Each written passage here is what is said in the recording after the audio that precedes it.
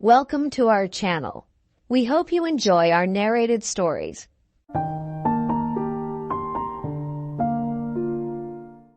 The Two Destinies by Wilkie Collins. The Prelude. The guest writes and tells the story of the dinner party.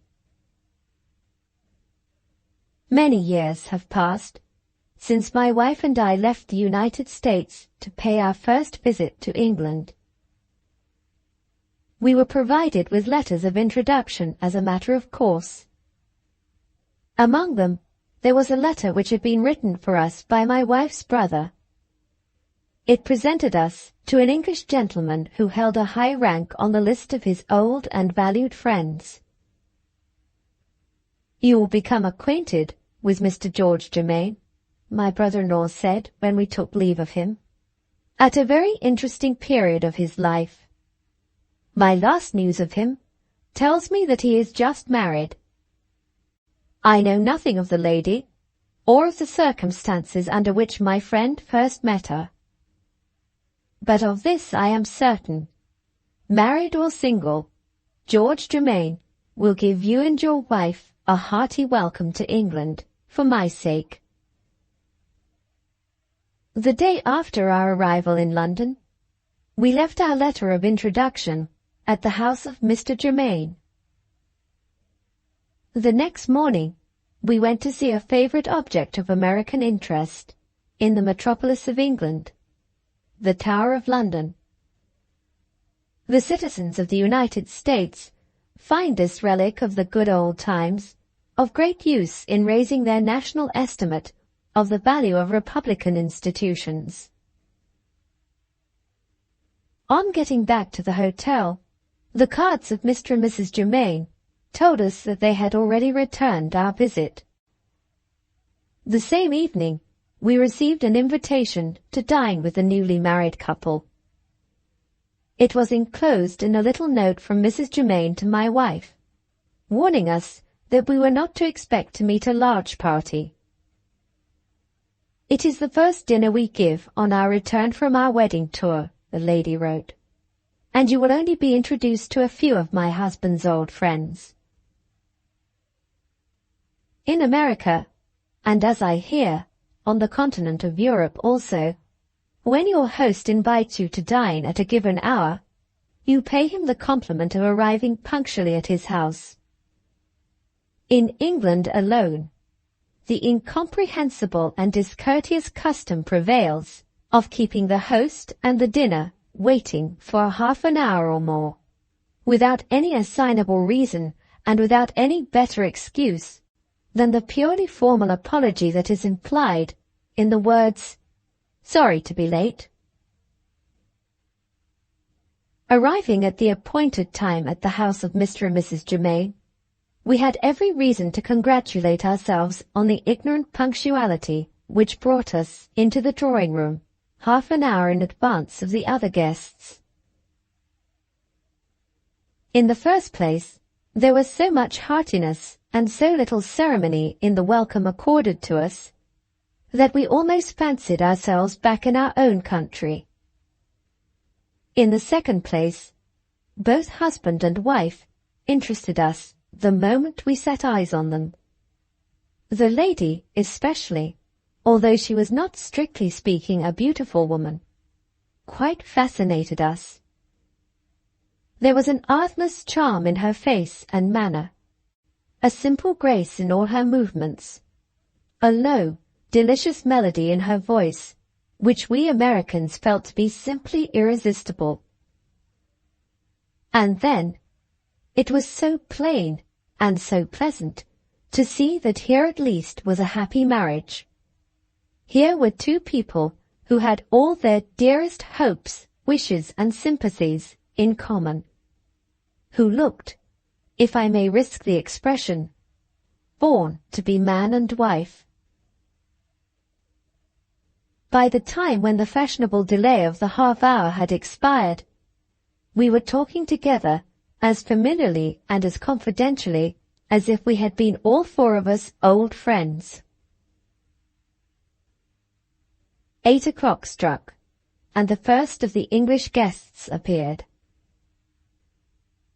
Having forgotten this gentleman's name, I must beg leave to distinguish him by means of a letter of the alphabet. Let me call him Mr. A. When he entered the room alone, our host and hostess both started, and both looked surprised. Apparently, they expected him to be accompanied by some other person. Mr. Germain put a curious question to his friend. "Where is your wife?" he asked. Mr. A answered for the absent lady by a neat little apology expressed in these words: "She has got a bad cold. She is very sorry. She begs to make her excuses." He had just time to deliver his message before another unaccompanied gentleman appeared. Reverting to the letters of the alphabet, let me call him Mr. B. Once more, I noticed that our host and hostess started when they saw him enter the room alone, and rather to my surprise, I heard Mr. Germain put his curious question again to the new guest. "Where is your wife?" The answer, with slight variations, was Mr. A's neat little apology, repeated by Mr. B.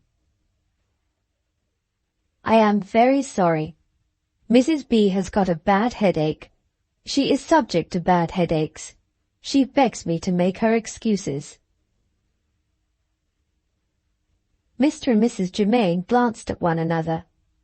The husband's face plainly expressed the suspicion which this second apology had roused in his mind. The wife was steady and calm. An interval passed, a silent interval. Mr. A and Mr. B retired together guiltily into a corner. My wife and I looked at the pictures.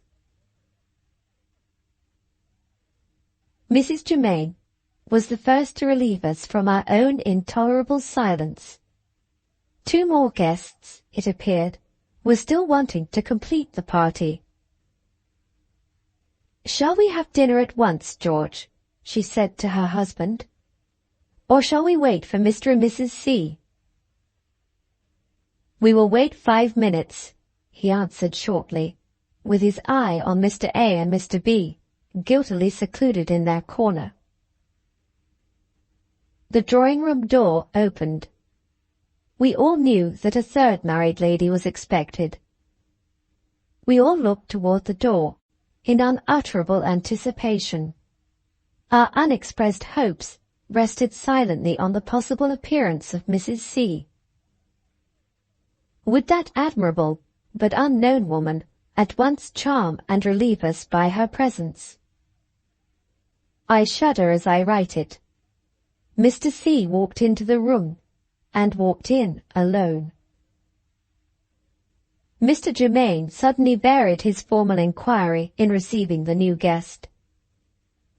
"Is your wife ill?" he asked. Mr. C was an elderly man. Mr. C had lived, judging by appearances, in the days when the old-fashioned laws of politeness were still in force. He discovered his two married brethren in their corner, unaccompanied by their wives, and he delivered his apology for his wife with the air of a man who felt unaffectedly ashamed of it. "Mrs. C is so sorry. She has got such a bad cold. She does so regret not being able to accompany me." At this third apology, Mr. Germain's indignation forced its way outward into expression in words.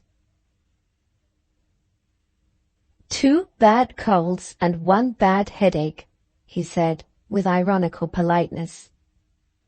"I don't know how your wives agree, gentlemen, when they are well, but when they are ill, their unanimity is wonderful."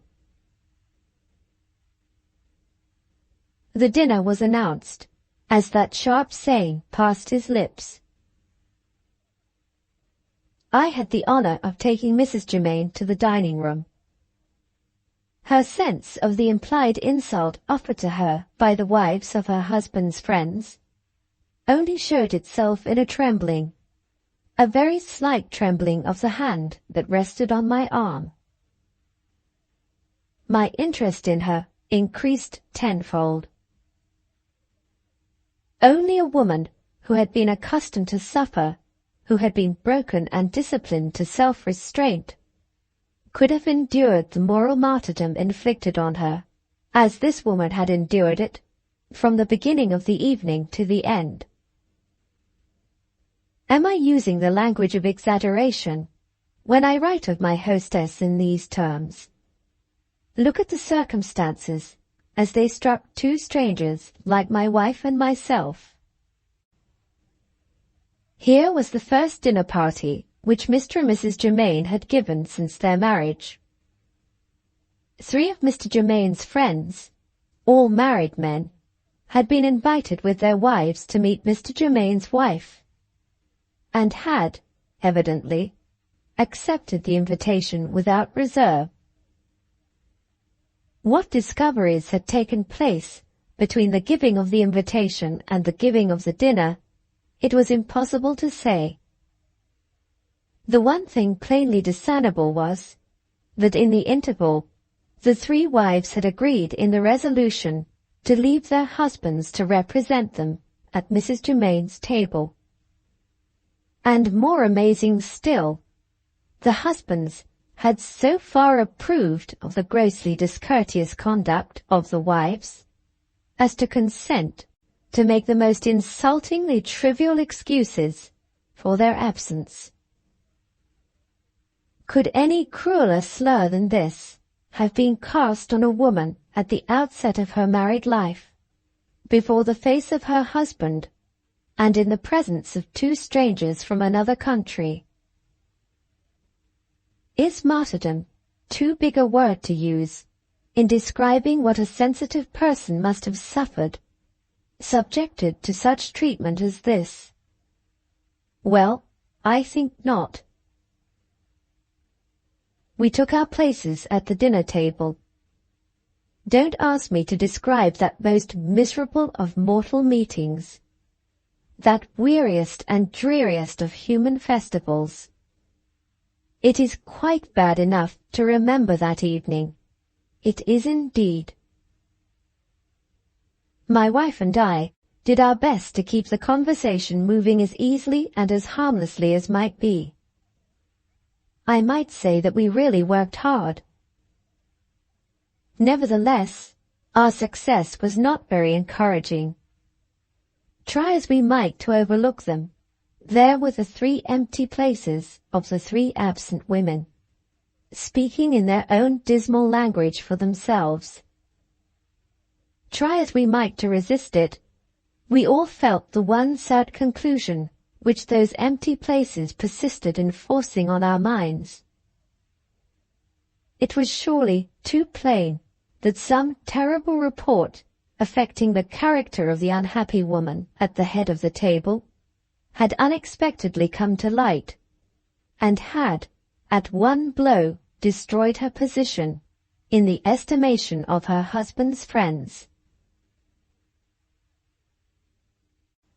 In the face of the excuses in the drawing-room, in the face of the empty places at the dinner-table, what could the friendliest guests do to any good purpose to help the husband and wife in their sore and sudden need? They could say good night at the earliest possible opportunity, and mercifully leave the married pair to themselves. Let it at least be recorded, to the credit of the 3 gentlemen, designated in these pages as A, B, and C, that they were sufficiently ashamed of themselves and their wives to be the first members of the dinner party who left the house. In a few minutes more, we rose to follow their example. Mrs. Germain earnestly requested that we would delay our departure. "Wait a few minutes," she whispered with a glance at her husband. I have something to say to you before you go." She left us, and taking Mr. Germain by the arm, led him away to the opposite side of the room. The two held a little colloquy together in low voices. The husband closed the consultation by lifting his wife's hand to his lips. "Do as you please, my love," he said to her. "I leave it entirely to you." He sat down sorrowfully, lost in his thoughts. Mrs. Germain unlocked a cabinet at the further end of the room, and returned to us alone, carrying a small portfolio in her hand. "No words of mine can tell you how gratefully I feel your kindness," she said, with perfect simplicity and with perfect dignity at the same time. "Under very trying circumstances, you have treated me with the tenderness and the sympathy which you might have shown to an old friend. The one return I can make for all that I owe to you is to admit you to my fullest confidence, and to leave you to judge for yourselves whether I deserve the treatment which I have received tonight." Her eyes filled with tears. She paused to control herself. We both begged her to say no more. Her husband, joining us, added his entreaties to ours. She thanked us, but she persisted. Like most sensitively organized persons, she could be resolute when she believed that the occasion called for it. "I have a few words more to say," she resumed, addressing my wife. "You are the only married woman who has come to our little dinner party. The marked absence of the other wives explains itself. It is not for me to say whether they are right or wrong in refusing to sit at our table.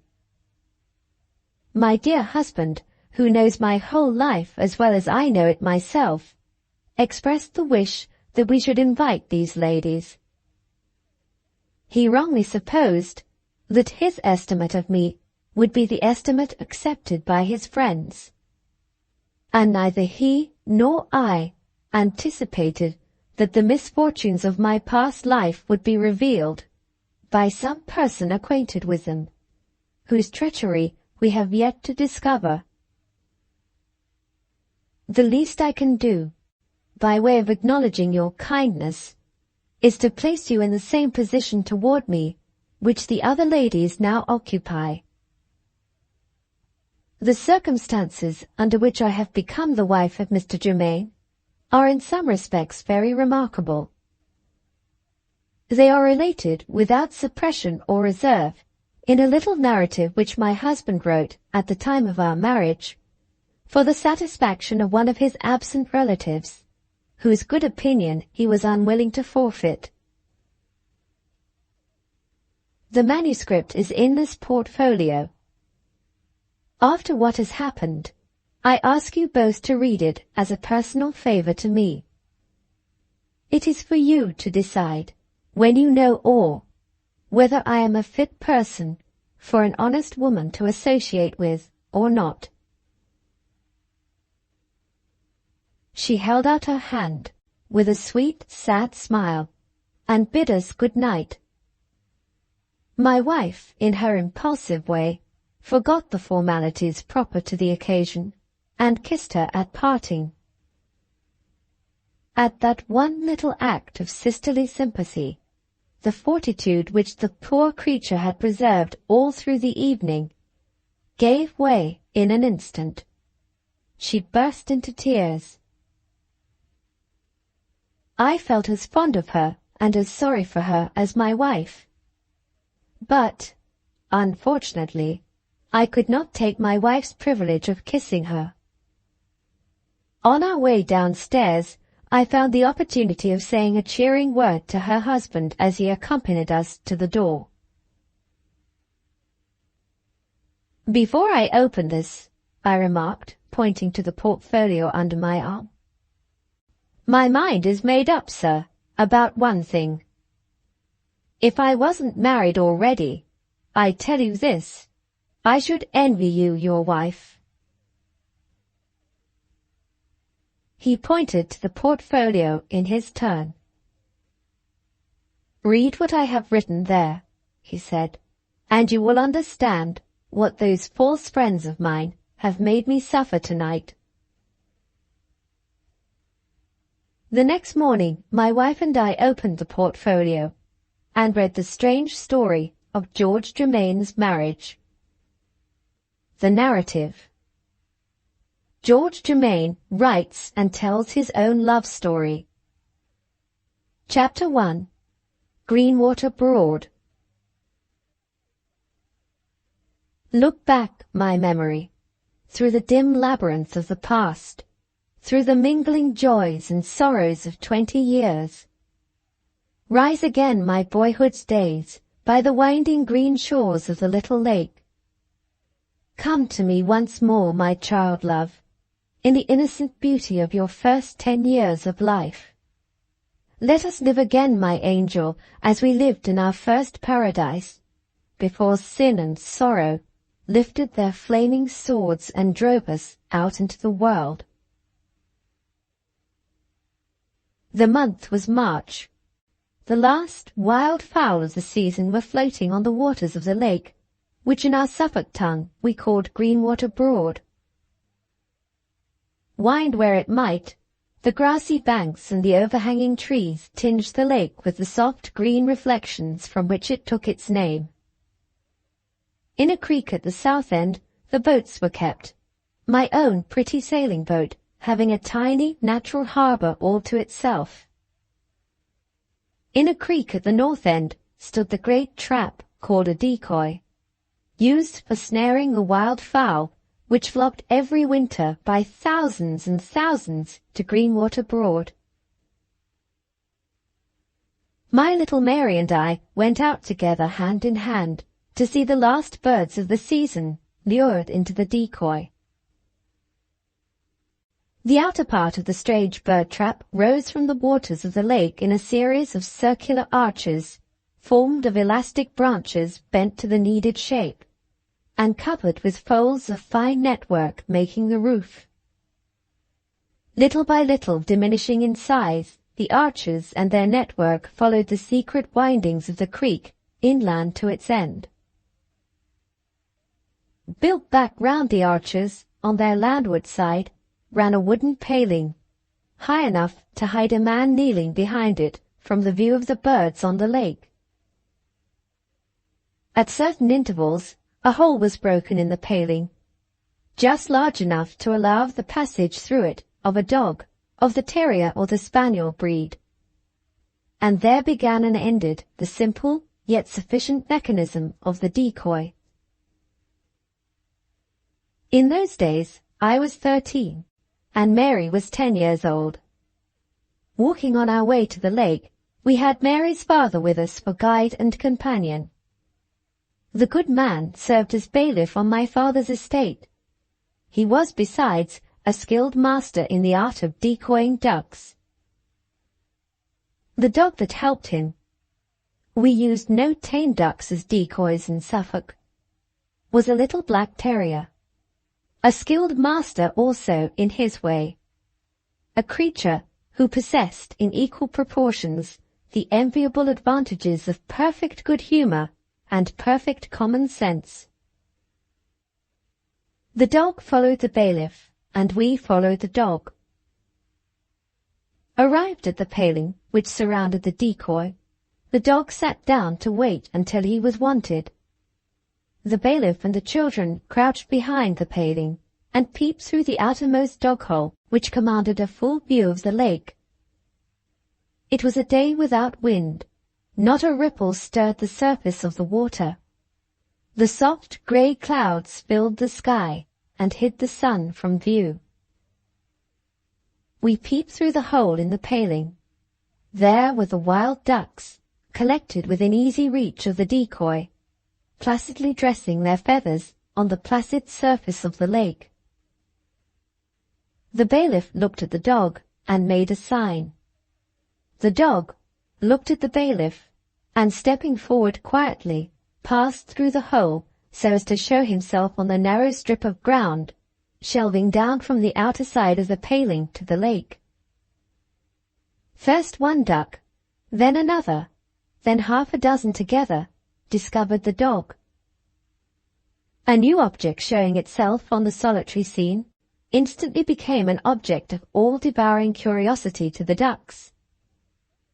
The outermost of them began to swim slowly toward the strange four-footed creature planted motionless on the bank. By twos and threes, the main body of the waterfowl gradually followed the advanced guard. Swimming nearer and nearer to the dog, the wary ducks suddenly came to a halt, and, poised on the water, viewed from a safe distance the phenomenon on the land. The bailiff, kneeling behind the paling, whispered, "Trim." Hearing his name, the terrier turned about, and retiring through the hole, became lost to the view of the ducks. Motionless on the water, the wild fowl wondered and waited. In a minute more, the dog had trotted round, and had shown himself through the next hole in the paling, pierced further inward, where the lake ran up into the outermost of the windings of the creek. The second appearance of the terrier instantly produced a second fit of curiosity among the ducks. With one accord, they swam forward again to get another and a nearer view of the dog. Then, judging their safe distance once more, they stopped for the second time under the outermost arch of the decoy. Again the dog vanished, and the puzzled ducks waited. An interval passed, and the third appearance of Trim took place through a third hole in the paling, pierced further inland up the creek. For the third time, irresistible curiosity urged the ducks to advance further and further inward, under the fatal arches of the decoy. A fourth and a fifth time the game went on, until the dog had lured the waterfowl from point to point into the inner recesses of the decoy. There, a last appearance of Trim took place. A last advance, a last cautious pause was made by the ducks. The bailiff touched the strings. The weighted network fell vertically into the water and closed the decoy. There, by dozens and dozens, were the ducks, caught by means of their own curiosity, with nothing but a little dog for a bait. In a few hours afterward, they were all dead ducks on their way to the London market. As the last act in the curious comedy of the decoy came to its end, little Mary laid her hand on my shoulder, and raising herself on tiptoe, whispered in my ear, "George, come home with me. I have got something to show you that is better worth seeing than the ducks." "What is it?" "It's a surprise. I won't tell you." "Will you give me a kiss?" The charming little creature put her slim, sunburned arms round my neck and answered, "As many kisses as you like, George." It was innocently said on her side. It was innocently done on mine. The good, easy bailiff, looking aside at the moment from his ducks, discovered us pursuing our boy and girl courtship in each other's arms. He shook his big forefinger at us with something of a sad and doubting smile.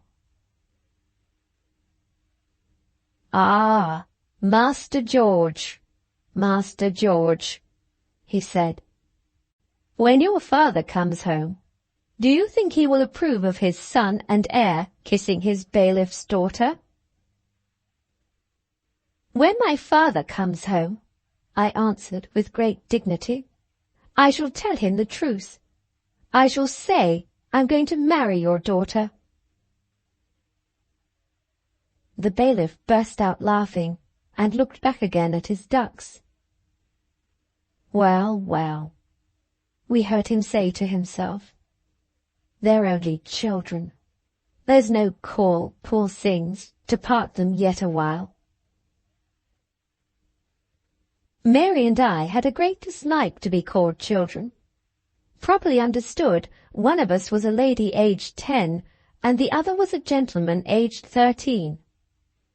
We left the good bailiff indignantly, and went away together, hand in hand, to the cottage. Chapter 2. Two Young Hearts. "He is growing too fast," said the doctor to my mother, "and he is getting a great deal too clever for a boy at his age. Remove him from school, ma'am, for 6 months. Let him run about in the open air at home, and if you find him with a book in his hand, take it away directly. There is my prescription." Those words decided my fate in life. In obedience to the doctor's advice, I was left an idle boy, without brothers, sisters, or companions of my own age, to roam about the grounds of our lonely country house.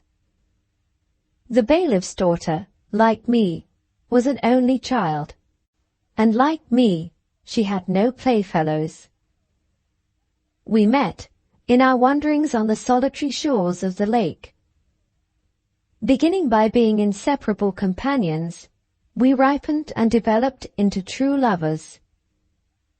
Our preliminary courtship concluded, we next proposed, before I returned to school, to burst into complete maturity by becoming man and wife. I am not writing in jest. Absurd as it may appear to sensible people, we 2 children were lovers, if ever there were lovers yet. We had no pleasures apart from the one all-sufficient pleasure which we found in each other's society. We objected to the night because it parted us. We entreated our parents on either side to let us sleep in the same room. I was angry with my mother, and Mary was disappointed in her father, when they laughed at us, and wondered what we should want next. Looking onward from those days to the days of my manhood, I can vividly recall such hours of happiness as have fallen to my share. But I remember no delights of that later time comparable to the exquisite and enduring pleasure that filled my young being when I walked with Mary in the woods, when I sailed with Mary in my boat on the lake, when I met Mary after the cruel separation of the night, and flew into her open arms as if we had been parted for months and months together. What was the attraction that drew us so closely one to the other, at an age when the sexual sympathies lay dormant in her and in me? We neither knew nor sought to know. We obeyed the impulse to love one another, as a bird obeys the impulse to fly. Let it not be supposed that we possessed any natural gifts or advantages, which singled us out as differing in a marked way from other children at our time of life. We possessed nothing of the sort. I had been called a clever boy at school, but there were thousands of other boys at thousands of other schools who headed their classes and won their prizes like me. Personally speaking, I was in no way remarkable, except for being, in the ordinary phrase, tall for my age. On her side, Mary displayed no striking attractions. She was a fragile child with mild grey eyes and a pale complexion, singularly undemonstrative, singularly shy and silent, except when she was alone with me. Such beauty as she had in those early days lay in a certain artless purity and tenderness of expression, and in the charming reddish-brown colour of her hair, varying quaintly and prettily in different lights. To all outward appearance, 2 perfectly commonplace children, we were mysteriously united by some kindred association of the spirit in her and the spirit in me, which not only defied discovery by our young selves, but which lay too deep for investigation by far older and far wiser heads than ours. You will naturally wonder whether anything was done by our elders to check our precocious attachment, while it was still an innocent love union between a boy and a girl. Nothing was done by my father, for the simple reason that he was away from home. He was a man of a restless and speculative turn of mind. Inheriting his estate burdened with debt, his grand ambition was to increase his small available income by his own exertions, to set up an establishment in London, and to climb to political distinction by the ladder of Parliament. An old friend who had emigrated to America had proposed to him a speculation in agriculture in one of the western states, which was to make both their fortunes. My father's eccentric fancy was struck by the idea. For more than a year past, he had been away from us in the United States, and all we knew of him, instructed by his letters, was that he might be shortly expected to return to us in the enviable character of one of the richest men in England. As for my poor mother, the sweetest and softest-hearted of women, to see me happy was all that she desired. The quaint little love romance of the two children amused and interested her. She jested with Mary's father about the coming union between the two families, without one serious thought of the future, without even a foreboding of what might happen when my father returned. Sufficient for the day is the evil or the good thereof, had been my mother's motto all her life. She agreed with the easy philosophy of the bailiff, already recorded in these pages. They're only children. There's no call, poor things, to part them yet awhile. There was one member of the family, however, who took a sensible and serious view of the matter. My father's brother paid us a visit in our solitude, discovered what was going on between Mary and me, and was at first, naturally enough, inclined to laugh at us. Closer investigation altered his way of thinking. He became convinced that my mother was acting like a fool, that the bailiff, a faithful servant if ever there was one yet, was cunningly advancing his own interests by means of his daughter, and that I was a young idiot who had developed his native reserves of imbecility at an unusually early period of life. Speaking to my mother under the influence of these strong impressions, my uncle offered to take me back with him to London, and keep me there until I had been brought to my senses by association with his own children, and by careful superintendence under his own roof. My mother hesitated about accepting this proposal. She had the advantage over my uncle of understanding my disposition. While she was still doubting, while my uncle was still impatiently waiting for her decision, I settled the question for my elders by running away. I left a letter to represent me in my absence, declaring that no mortal power should part me from Mary, and promising to return and ask my mother's pardon as soon as my uncle had left the house. The strictest search was made for me, without discovering a trace of my place of refuge. My uncle departed for London, predicting that I should live to be a disgrace to the family, and announcing that he should transmit his opinion of me to my father in America by the next mail. The secret of the hiding place in which I contrived to defy discovery is soon told. I was hidden, without the bailiff's knowledge, in the bedroom of the bailiff's mother. And did the bailiff's mother know it, you will ask? To which I answer, the bailiff's mother did it. and, what is more, gloried in doing it. Not, observe, as an act of hostility to my relatives, but simply as a duty that lay on her conscience. What sort of old woman, in the name of all that is wonderful, was this? Let her appear and speak for herself, the wild and weird grandmother of gentle little Mary, the Sibyl of modern times, known far and wide, in our part of Suffolk, as Dame Dermody. I see her again as I write, sitting in her son's pretty cottage parlour hard by the window, so that the light fell over her shoulder while she knitted or read. A little, lean, wiry old woman was Dame Dermody, with fierce black eyes, surmounted by bushy white eyebrows, by a high wrinkled forehead, and by thick white hair gathered neatly under her old-fashioned mob-cap. Report whispered, and whispered truly, that she had been a lady by birth and breeding, and that she had deliberately closed her prospects in life by marrying a man greatly her inferior in social rank.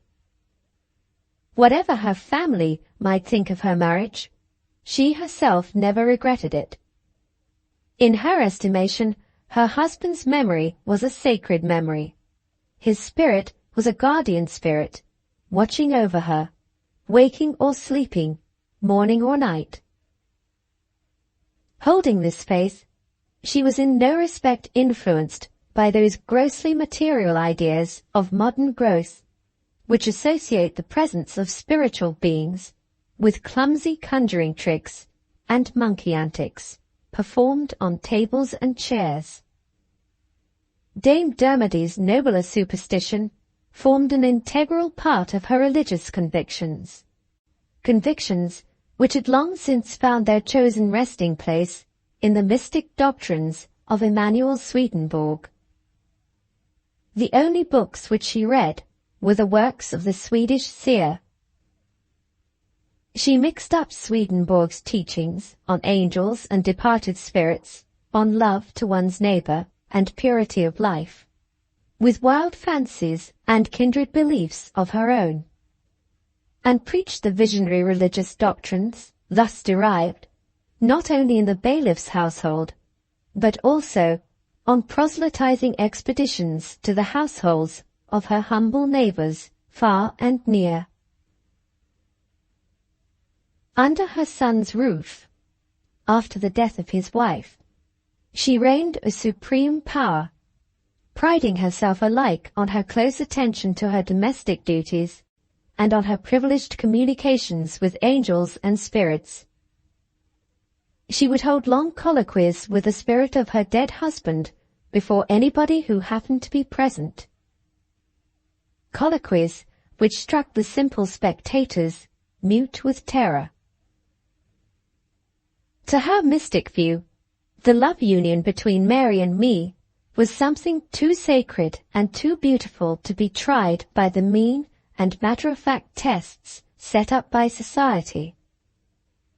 She wrote for us little formulas of prayer and praise, which we were to use when we met and when we parted, day by day. She solemnly warned her son to look upon us as two young consecrated creatures walking unconsciously on a heavenly path of their own, whose beginning was on earth, but whose bright end was among the angels in a better state of being. Imagine my appearing before such a woman as this, and telling her with tears of despair that I was determined to die rather than let my uncle part me from little Mary, and you will no longer be astonished at the hospitality which threw open to me the sanctuary of Dame Dermody's own room. When the safe time came for leaving my hiding place, I committed a serious mistake. In thanking the old woman at parting, I said to her, with a boy's sense of honour, "I won't tell upon you, dame. My mother shan't know that you hid me in your bedroom." The Sibyl laid her dry, fleshless hand on my shoulder and forced me roughly back into the chair from which I had just risen. "Boy," she said, looking through and through me with her fierce black eyes, "do you dare suppose that I ever did anything I was ashamed of? Do you think I am ashamed of what I have done now? Wait there. Your mother may mistake me too. I shall write to your mother." She put on her great round spectacles with tortoiseshell rims and sat down to her letter. Whenever her thoughts flagged, whenever she was at a loss for an expression, she looked over her shoulder as if some visible creature was stationed behind her, watching what she wrote. Consulted the spirit of her husband, exactly as she might have consulted a living man, smiled softly to herself, and went on with her writing. "There," she said, handing me the completed letter with an imperial gesture of indulgence. "His mind and my mind are written there. Go, boy. I pardon you. Give my letter to your mother." So she always spoke, with the same formal and measured dignity of manner and language. I gave the letter to my mother. We read it and marvelled over it together. Thus counselled by the ever-present spirit of her husband, Dame Dermody wrote, "Madam, I have taken what you may be inclined to think a great liberty.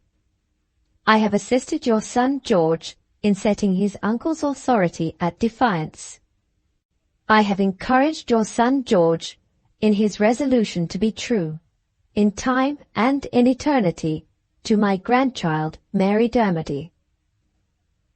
It is due to you and to me that I should tell you with what motive I have acted in doing these things. I hold the belief that all love that is true is foreordained and consecrated in heaven. Spirits destined to be united in the better world are divinely commissioned to discover each other and to begin their union in this world. The only happy marriages are those in which the two destined spirits have succeeded in meeting one another in this sphere of life. When the kindred spirits have once met, no human power can really part them. Sooner or later, they must, by divine law, find each other again and become united spirits once more. Worldly wisdom may force them into widely different ways of life. Worldly wisdom may delude them, or may make them delude themselves into contracting an earthly and a fallible union. It matters nothing. The time will certainly come when that union will manifest itself as earthly and fallible, and the two disunited spirits, finding each other again, will become united here for the world beyond this. United, I tell you, in defiance of all human laws and of all human notions of right and wrong. This is my belief. I have proved it by my own life. Maid, wife, and widow, I have held to it, and I have found it good. I was born, madam, in the rank of society to which you belong. I received the mean, material teaching which fulfills the worldly notion of education. Thanks be to God, my kindred spirit met my spirit while I was still young. I knew true love and true union before I was 20 years of age. I married, madam, in the rank from which Christ chose his apostles. I married a laboring man. No human language can tell my happiness while we lived united here. His death has not parted us. He helps me to write this letter. In my last hours I shall see him standing among the angels, waiting for me on the banks of the shining river. You will now understand the view I take of the tie which unites the young spirits of our children at the bright outset of their lives. Believe me, the thing which your husband's brother has proposed to you to do is a sacrilege and a profanation. I own to you freely that I look on what I have done toward thwarting your relative in this matter as an act of virtue. You cannot expect me to think it a serious obstacle to a union predestined in heaven, that your son is the squire's heir, and that my grandchild is only the bailiff's daughter. Dismiss from your mind, I implore you, the unworthy and unchristian prejudices of rank. Are we not all equal before God? Are we not all equal, even in this world, before disease and death? Not your son's happiness only, but your own peace of mind is concerned in taking heed to my words. I warn you, madam, you cannot hinder the destined union of these two child spirits in after years, as man and wife. Part them now, and you will be responsible for the sacrifices, degradations, and distresses through which your George and my Mary may be condemned to pass on their way back to each other in later life. Now my mind is unburdened. Now I have said all. If I have spoken too freely, or have in any other way unwittingly offended, I ask your pardon, and remain, madam, your faithful servant and well-wisher, Helen Dermody. So the letter ended. To me, it is something more than a mere curiosity of epistolary composition. I see in it the prophecy, strangely fulfilled in later years, of events in Mary's life and in mine, which future pages are now to tell. My mother decided on leaving the letter unanswered. Like many of her poorer neighbours, she was a little afraid of Dame Dermody, and she was, besides, habitually averse to all discussions which turned on the mysteries of spiritual life. I was reproved, admonished, and forgiven, and there was the end of it.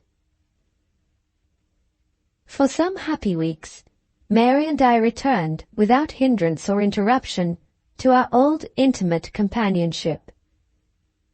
The end was coming, however, when we least expected it. My mother was startled one morning by a letter from my father, which informed her that he had been unexpectedly obliged to sail for England at a moment's notice, that he had arrived in London, and that he was detained there by business, which would admit of no delay. We were to wait for him at home, in daily expectation of seeing him the moment he was free. This news filled my mother's mind with foreboding doubts of the stability of her husband's grand speculation in America. The sudden departure from the United States and the mysterious delay in London were ominous to her eyes of misfortune to come. I am now writing of those dark days in the past, when the railway and the electric telegraph were still visions in the minds of inventors. Rapid communication with my father, even if he would have consented to take us into his confidence, was impossible. We had no choice but to wait and hope. The weary days passed, and still my father's brief letters described him as detained by his business. The morning came when Mary and I went out with Dermody the bailiff to see the last wild fowl of the season lured into the decoy. And still the welcome home waited for the master, and waited in vain. Chapter 3. Swedenborg and the Sibyl. My narrative may move on again from the point at which it paused in the first chapter, Mary and I, as you may remember, had left the bailiff alone at the decoy, and had set forth on our way together to Dermody's cottage. As we approached the garden gate, I saw a servant from the house waiting there. He carried a message from my mother, a message from me. "My mistress wishes you to go home, Master George, as soon as you can. A letter has come by the coach. My master means to take a post-chaise from London, and sends word that we may expect him in the course of the day." Mary's attentive face saddened when she heard those words. "Must you really go away, George?" she whispered, "before you see what I have got waiting for you at home?" I remembered Mary's promised surprise, the secret of which was only to be revealed to me when we got to the cottage. How could I disappoint her? My poor little lady-love looked ready to cry at the bare prospect of it. I dismissed the servant with a message of the temporizing sort. "My love to my mother, and I will be back at the house in half an hour." We entered the cottage. Dame Dermody was sitting in the light of the window as usual, with one of the mystic books of Emanuel Swedenborg open on her lap. She solemnly lifted her hand on our appearance, signing to us to occupy our customary corner without speaking to her. It was an act of domestic high treason to interrupt the Sibyl at her books. We crept quietly into our places. Mary waited until she saw her grandmother's grey head bend down, and her grandmother's bushy eyebrows contract attentively over her reading. Then, and only then, the discreet child rose on tiptoe, disappeared noiselessly in the direction of her bedchamber, and came back to me carrying something carefully wrapped up in her best cambric handkerchief. "Is that the surprise?" I whispered. Mary whispered back, "Guess what it is." "Something for me?" "Yes, go on guessing. What is it?" I guessed 3 times, and each guess was wrong. Mary decided on helping me by a hint. "Say your letters," she suggested, "and go on till I stop you." I began. A, B, C, D, E, F. There she stopped me. "It's the name of a thing," she said, "and it begins with F." I guessed fern, feather, fife, and here my resources failed me. Mary sighed and shook her head. "You don't take pains," she said. "You are 3 whole years older than I am. After all the trouble I have taken to please you, you may be too big to care for my present when you see it. Guess again." "I can't guess." "You must." "I give up." Mary refused to let me give it up. She helped me by another hint. "What did you once say you wished you had in your boat?" she asked. "Was it a long time ago?" I inquired, at a loss for an answer. "Long, long ago, before the winter, when the autumn leaves were falling and you took me out one evening for a sail." "Ah, George, you have forgotten." "Too true, of me and of my brethren, old and young alike. It is always his love that forgets, and her love that remembers. We were only 2 children, and we were types of the man and the woman already." Mary lost patience with me. Forgetting the terrible presence of her grandmother, she jumped up and snatched the concealed object out of the handkerchief. "There," she cried briskly, "now do you know what it is?" I remembered at last. The thing I had wished for in my boat all those months ago was a new flag. And here was the flag, made for me in secret by Mary's own hand. The ground was green silk, with a dove embroidered on it in white, carrying in its beak the typical olive branch wrought in gold thread. The work was the tremulous, uncertain work of a child's fingers, but how faithfully my little darling had remembered my wish, how patiently she had plied the needle over the traced lines of the pattern, how industriously she had laboured through the dreary winter days, and all for my sake. What words could tell my pride, my gratitude, my happiness? I too forgot the presence of the Sibyl, bending over her book. I took the little workwoman in my arms and kissed her till I was fairly out of breath and could kiss no longer. "Mary," I burst out in the first heat of my enthusiasm, "my father is coming home today. I will speak to him tonight, and I will marry you tomorrow." "Boy," said the awful voice at the other end of the room, "come here." Dame Dermody's mystic book was closed. Dame Dermody's weird black eyes were watching us in our corner. I approached her, and Mary followed me timidly by a footstep at a time. The Sibyl took me by the hand with a caressing gentleness which was new in my experience of her. "Do you prize that toy?" she inquired, looking at the flag. "Hide it," she cried before I could answer. "Hide it, or it may be taken from you." "Why should I hide it?" I asked.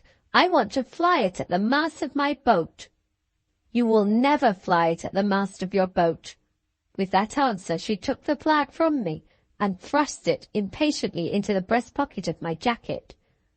"Don't crumple it, grandmother," said Mary courteously. I repeated my question. "Why shall I never fly it at the mast of my boat?" Dame Dermody laid her hand on the closed volume of Swedenborg lying in her lap. "3 times I have opened this book since the morning," she said. 3 times the word of the prophet warned me that there is trouble coming. Children, it is trouble that is coming to you. I look there," she went on, pointing to the place where a ray of sunlight poured slanting into the room, "and I see my husband in the heavenly light. He bows his head in grief, and he points his unerring hand at you. George and Mary, you are consecrated to each other. Be always worthy of your consecration. Be always worthy of yourselves." She paused. Her voice faltered. She looked at us with softening eyes, as those look who know sadly that there is a parting at hand. "Kneel," she said in low tones of awe and grief. "It may be the last time I bless you. It may be the last time I pray over you in this house. Kneel." We knelt close together at her feet. I could feel Mary's heart throbbing as she pressed nearer and nearer to my side. I could feel my own heart quickening its beat with a fear that was a mystery to me. God bless and keep George and Mary here and hereafter. God prosper in future days the union which God's wisdom has willed. Amen. So be it. Amen. As the last words fell from her lips, the cottage door was thrust open. My father, followed by the bailiff, entered the room. Dame Dermody got slowly to her feet and looked at him with stern scrutiny. "It has come," she said to herself. "It looks with the eyes, it will speak with the voice of that man." My father broke the silence that followed, addressing himself to the bailiff. "You see, Dermody," he said, "here is my son in your cottage when he ought to be in my house." He turned and looked at me as I stood with my arm round little Mary, patiently waiting for my opportunity to speak. "George," he said with a hard smile, which was peculiar to him when he was angry and was trying to hide it, "you are making a fool of yourself there. Leave that child and come to me." Now or never was my time to declare myself. Judging by appearances, I was still a boy. Judging by my own sensations, I had developed into a man at a moment's notice. "Papa," I said, "I am glad to see you home again. This is Mary Dermody. I am in love with her, and she is in love with me. I wish to marry her as soon as it is convenient to my mother and you." My father burst out laughing. Before I could speak again, his humour changed. He had observed that Dermody, too, presumed to be amused. He seemed to become mad with anger all in a moment. "I have been told of this infernal tomfoolery," he said, "but I didn't believe it till now. Who has turned the boy's weak head? Who has encouraged him to stand there hugging that girl? If it's you, Dermody, it shall be the worst day's work you ever did in your life." He turned to me again. before the bailiff could defend himself. "Do you hear what I say? I tell you to leave Dermody's girl and come home with me." "Yes, Papa," I answered, "but I must go back to Mary, if you please, after I have been with you." Angry as he was, my father was positively staggered by my audacity. "You young idiot! Your insolence exceeds belief," he burst out. "I tell you this, you will never darken these doors again. You have been taught to disobey me here. You have had things put into your head here which no boy of your age ought to know. I'll say more, which no decent people would have let you know." "I beg your pardon, sir," Dermody interposed very respectfully and very firmly at the same time. "There are many things which a master in a hot temper is privileged to say to the man who serves him. But you have gone beyond your privilege. You have shamed me, sir, in the presence of my mother, in the hearing of my child." My father checked him there. "You may spare the rest of it," he said. "We are master and servant no longer. When my son came hanging about your cottage and playing at sweethearts with your girl there, your duty was to close the door on him. You have failed in your duty. I trust you no longer. Take a month's notice, Dermody. You leave my service." The bailiff steadily met my father on his ground. He was no longer the easy, sweet-tempered, modest man who was the man of my remembrance. "I beg to decline taking your month's notice, sir," he answered. "You shall have no opportunity of repeating what you have just said to me. I will send in my accounts tonight, and I will leave your service tomorrow." "We agree for once," retorted my father. "The sooner you go, the better." He stepped across the room and put his hand on my shoulder. "Listen to me," he said, making a last effort to control himself. "I don't want to quarrel with you before a discarded servant. There must be an end to this nonsense. Leave these people to pack up and go and come back to the house with me." His heavy hand, pressing on my shoulder, seemed to press the spirit of resistance out of me. I so far gave way as to try to melt him by entreaties. "Oh, Papa, Papa," I cried, "don't part me from Mary. See how pretty and good she is. She has made me a flag for my boat. Let me come here and see her sometimes. I can't live without her." I could say no more. My poor little Mary burst out crying.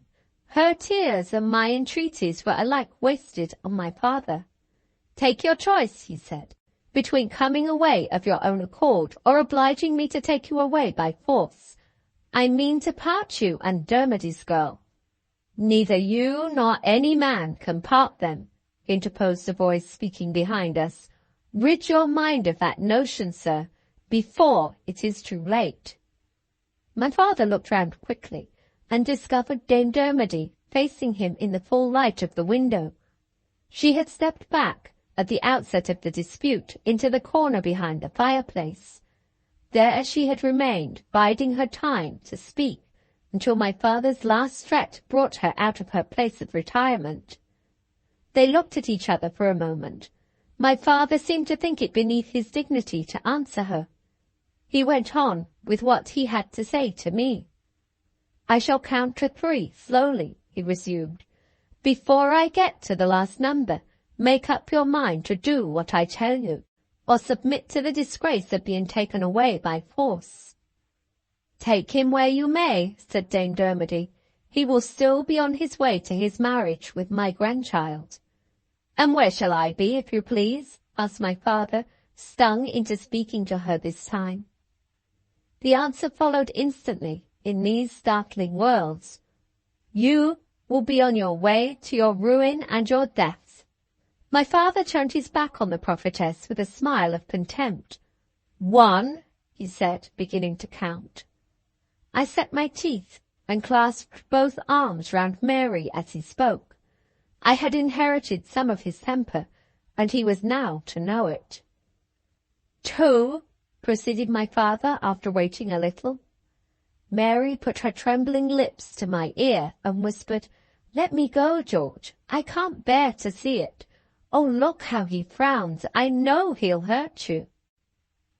My father lifted his forefinger as a preliminary warning before he counted 3.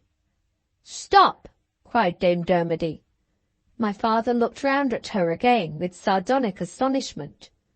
"I beg your pardon, ma'am. Have you anything particular to say to me?" he asked. "Man," returned the Sibyl, "you speak lightly. Have I spoken lightly to you? I warn you to bow your wicked will before a will that is mightier than yours. The spirits of these children are kindred spirits. For time and for eternity they are united one to the other. Put land and sea between them, they will still be together. They will communicate in visions. They will be revealed to each other in dreams. Bind them by worldly ties. Wed your son in the time to come to another woman, and my granddaughter to another man. In vain, I tell you, in vain. You may doom them to misery. You may drive them to sin. The day of their union on earth is still a day predestined in heaven. It will come. It will come. Submit while the time for submission is yours. You are a doomed man. I see the shadow of disaster. I see the seal of death on your face. Go and leave these consecrated ones to walk the dark ways of the world together, in the strength of their innocence, in the light of their love. Go, and God forgive you." In spite of himself, my father was struck by the irresistible strength of conviction which inspired those words. The bailiff's mother had impressed him as a tragic actress might have impressed him on the stage. She had checked the mocking answer on his lips, but she had not shaken his iron will. His face was as hard as ever when he turned my way once more. "The last chance, George," he said, and counted the last number. 3. I neither moved nor answered him. "You will have it?" he said, and he fastened his hold on my arm. I fastened my hold on Mary. I whispered to her, "I won't leave you." She seemed not to hear me. She trembled from head to foot in my arms. A faint cry of terror fluttered from her lips. Dermody instantly stepped forward. Before my father could wrench me away from her, he had said in my ear, "You can give her to me, Master George," and had released his child from my embrace. She stretched her little frail hands out yearningly to me as she lay in Dermody's arms. "Goodbye, dear," she said faintly. I saw her head sink on her father's bosom as I was dragged to the door. In my helpless rage and misery, I struggled against the cruel hands that had got me with all the strength I had left. I cried out to her, "I love you, Mary. I will come back to you, Mary. I will never marry anyone but you." Step by step I was forced further and further away. The last I saw of her, my darling's head was still resting on Dermody's breast.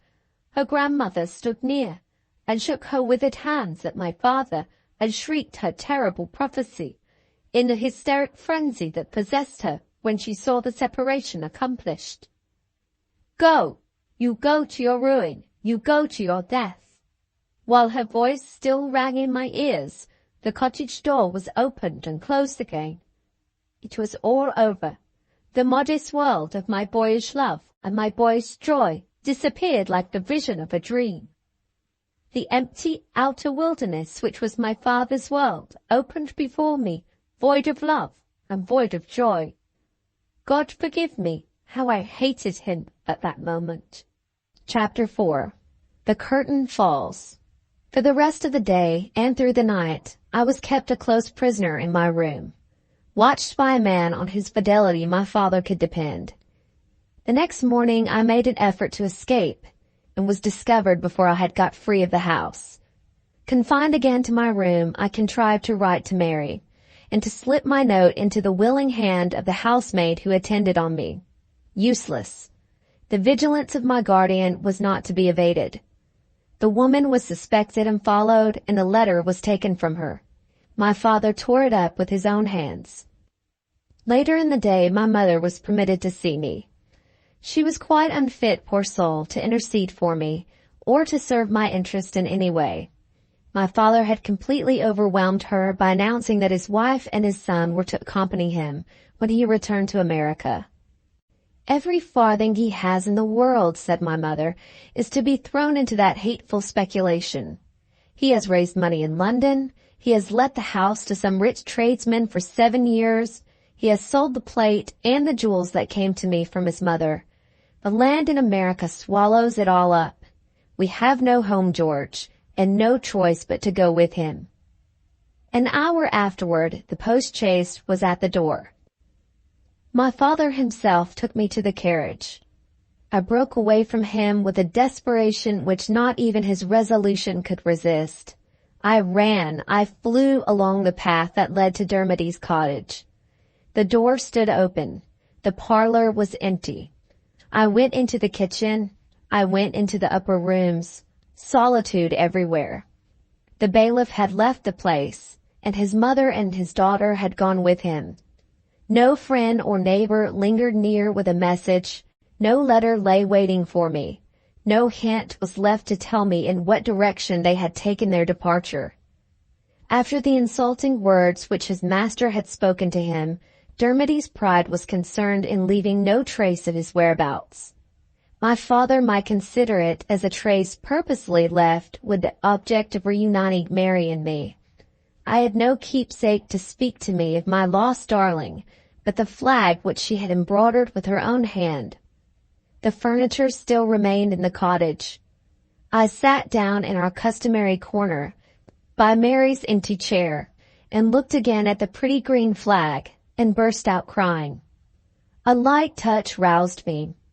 My father had so far yielded as to leave to my mother the responsibility of bringing me back to the traveling carriage. "We shall not find Mary here, George," she said gently, "and we may hear of her in London. Come with me." I rose and silently gave her my hand. Something low down on the clean white doorpost caught my eye as we passed it. I stooped and discovered some writing in pencil.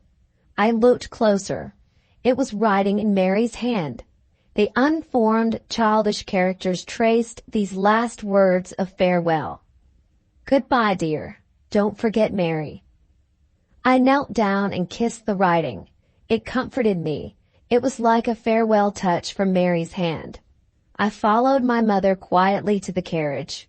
Late that night, we were in London. My good mother did all that the most compassionate kindness could do in her position to comfort me.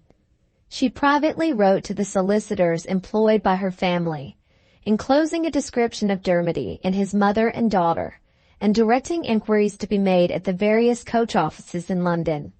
She also referred the lawyers to 2 of Dermody's relatives who lived in the city and who might know something of his movements after he left my father's service. When she had done this, she had done all that lay in her power. We neither of us possessed money enough to advertise in the newspapers.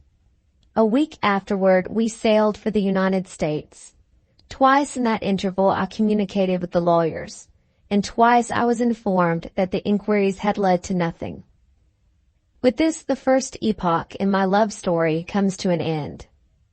For 10 long years afterward, I never again met with my little Mary. I never even heard whether she had lived to grow to womanhood or not. I still kept the green flag with the dove worked on it. For the rest, the waters of oblivion had closed over the old golden days at Greenwater Broad. My story.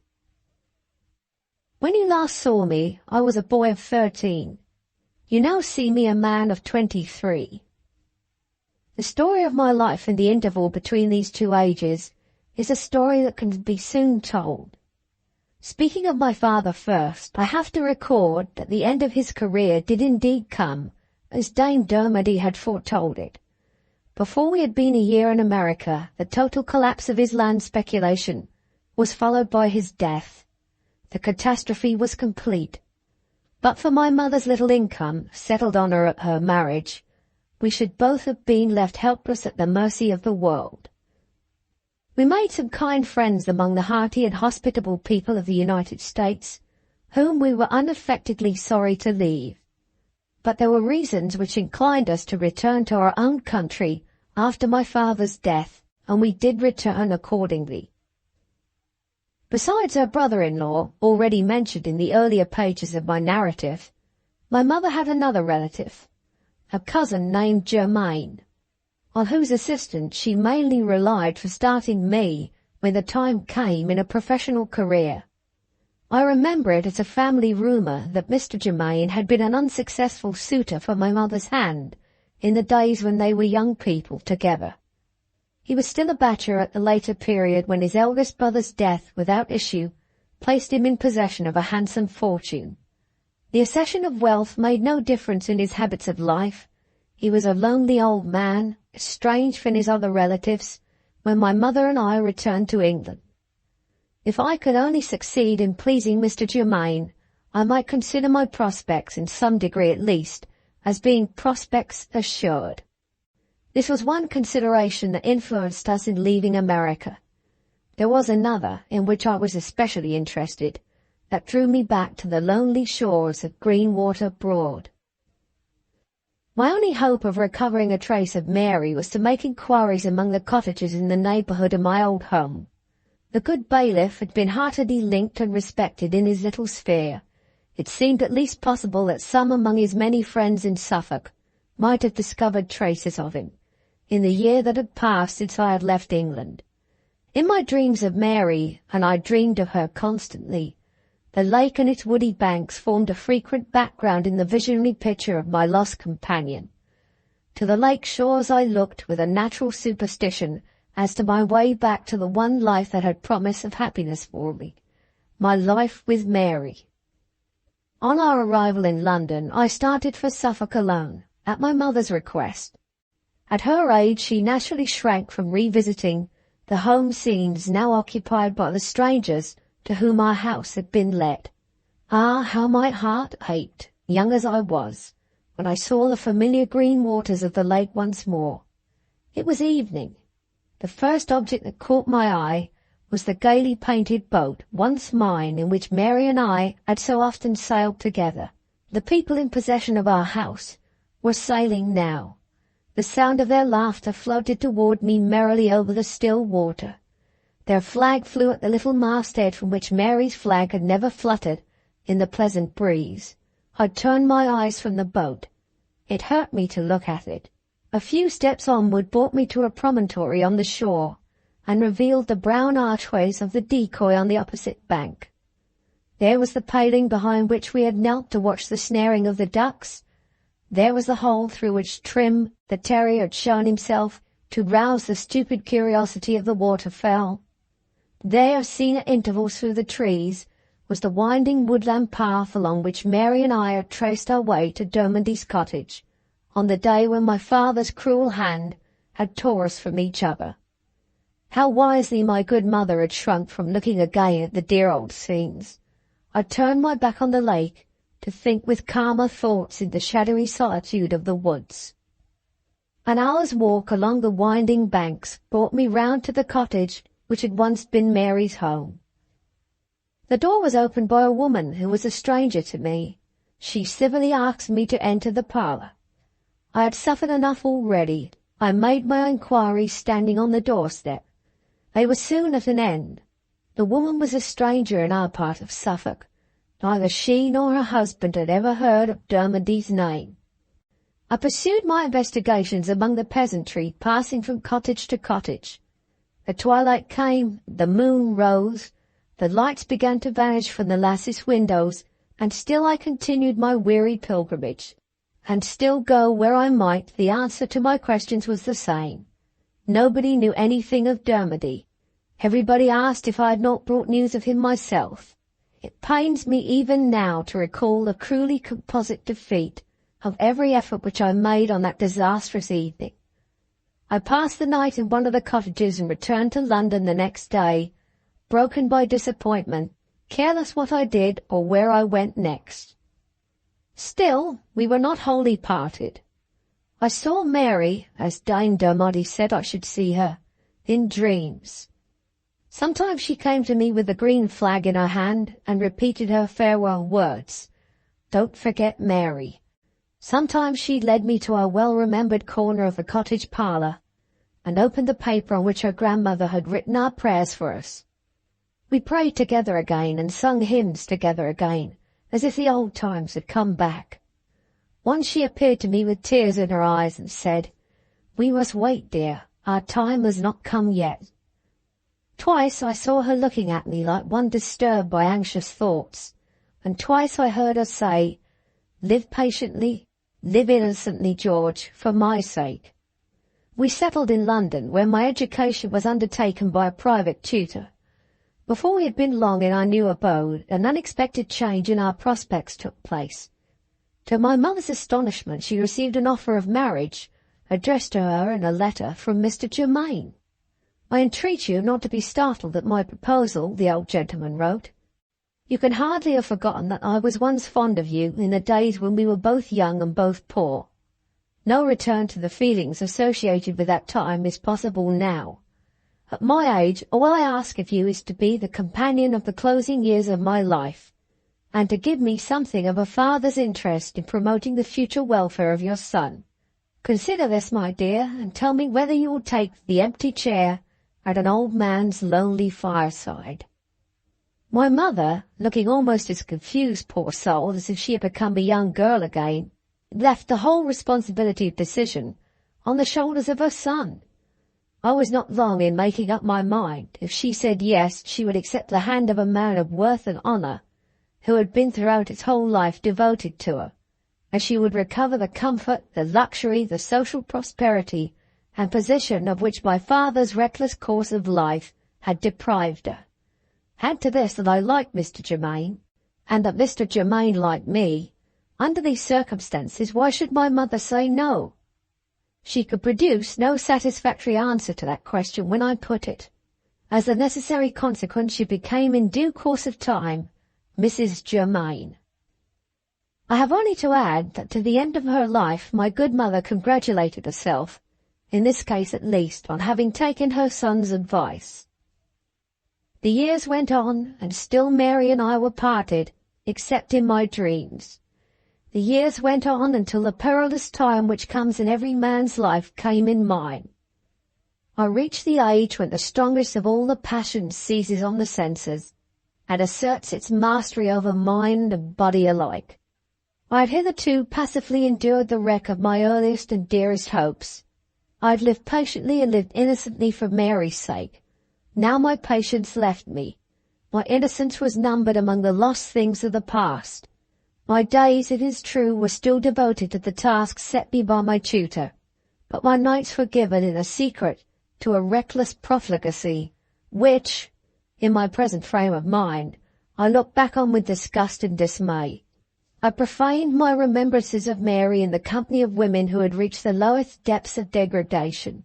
I impiously said to myself, "I have hoped for her long enough. I have waited for her long enough. The one thing now to do is enjoy my youth and forget her."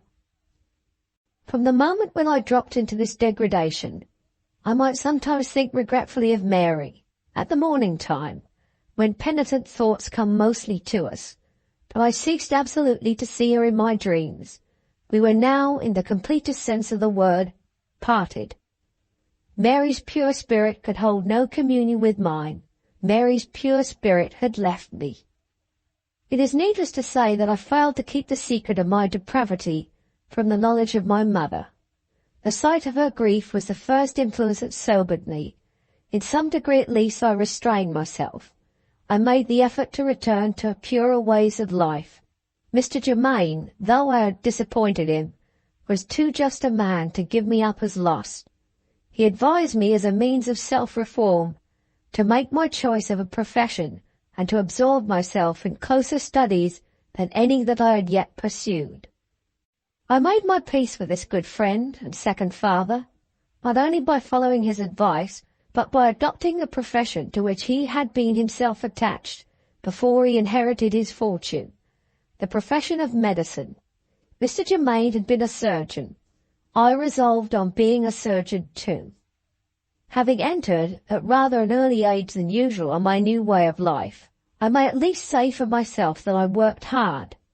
I won and kept the interest of the professors under whom I studied. On the other hand, it cannot be denied that my reformation was, morally speaking, far from being complete. I worked, but what I did was done selfishly, bitterly, with a hard heart. In religion and morals, I adopted the views of a materialist companion of my studies, a worn-out man of more than double my age. I believed in nothing but what I could see, taste, or feel. I lost all faith in humanity. With the one exception of my mother, I have no respect for women. My remembrances of Mary deteriorated until they became little more than a lost link of association with the past. I still preserved the green flag as a matter of habit, but it was no longer kept about me. It was left undisturbed in a drawer of my writing desk. Now and then a wholesome doubt whether my life was not utterly unworthy of me would rise in my mind, but it held no long possession of my thoughts. Despising others, it was in the logical order of things that I should follow my conclusions to their bitter end and constantly despise myself.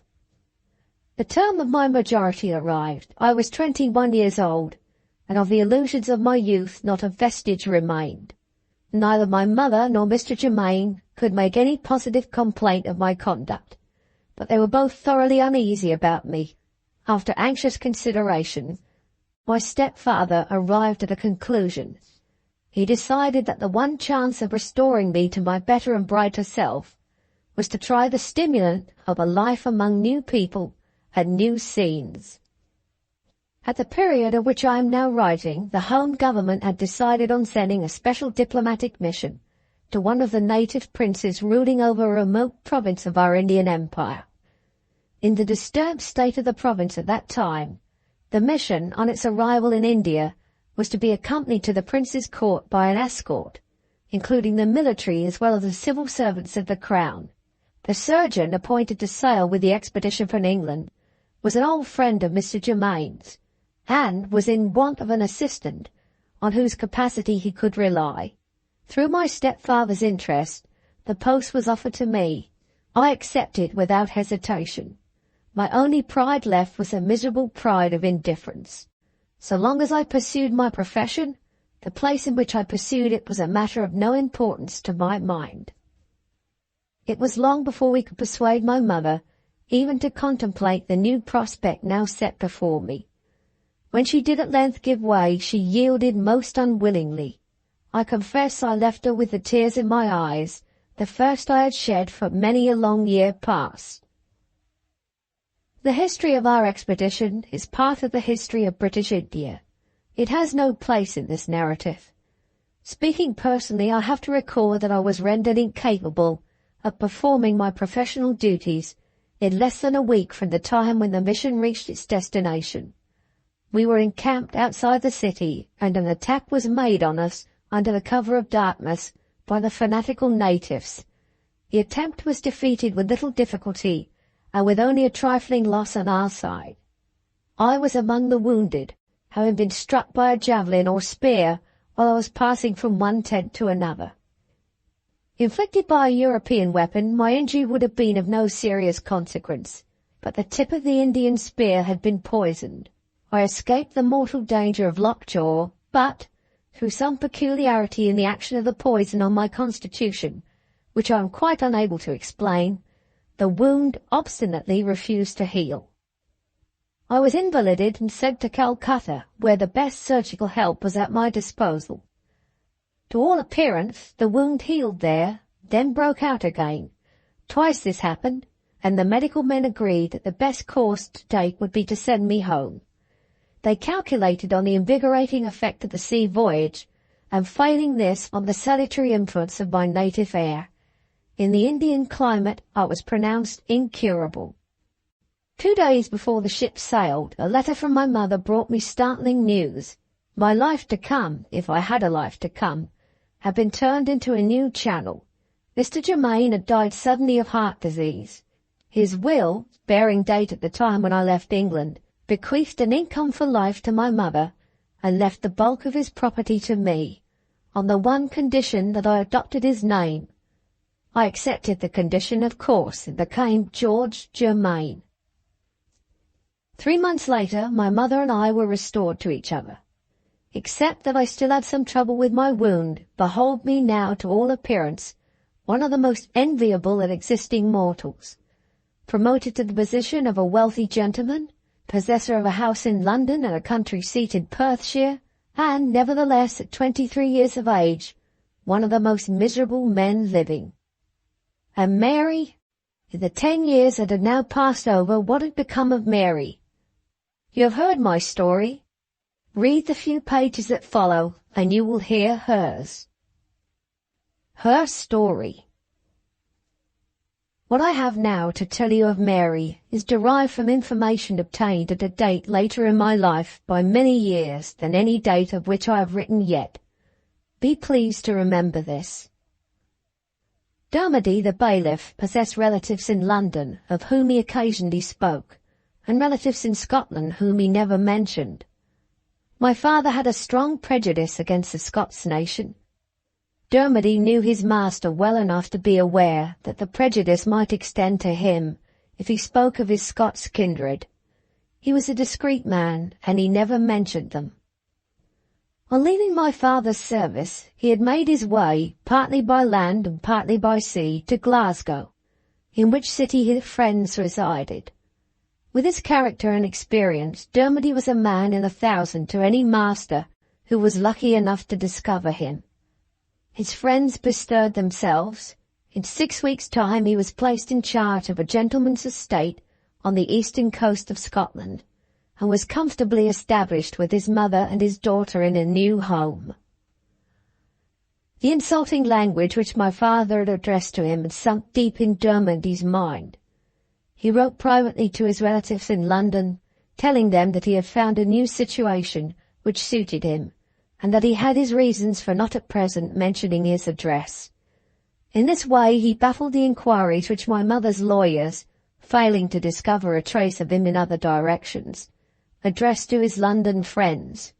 Stung by his old master's reproaches, he sacrificed his daughter, and he sacrificed me, partly to his own sense of self-respect, partly to his conviction that the difference between us in rank made it his duty to check all further intercourse before it was too late. Buried in their retirement in a remote part of Scotland, the little household lived, lost to me and lost to the world. In dreams I had seen and heard Mary. In dreams Mary saw and heard me. The innocent longings and wishes which filled my heart while I was still a boy were revealed to her in the mystery of sleep. Her grandmother, holding firmly to her faith in the predestined union between us, sustained the girl's courage and cheered her heart. She could hear her father say, as my father had said, that we were parted to meet no more, and could privately think of her happy dreams as the sufficient promise of another future than the future which Dermody had contemplated.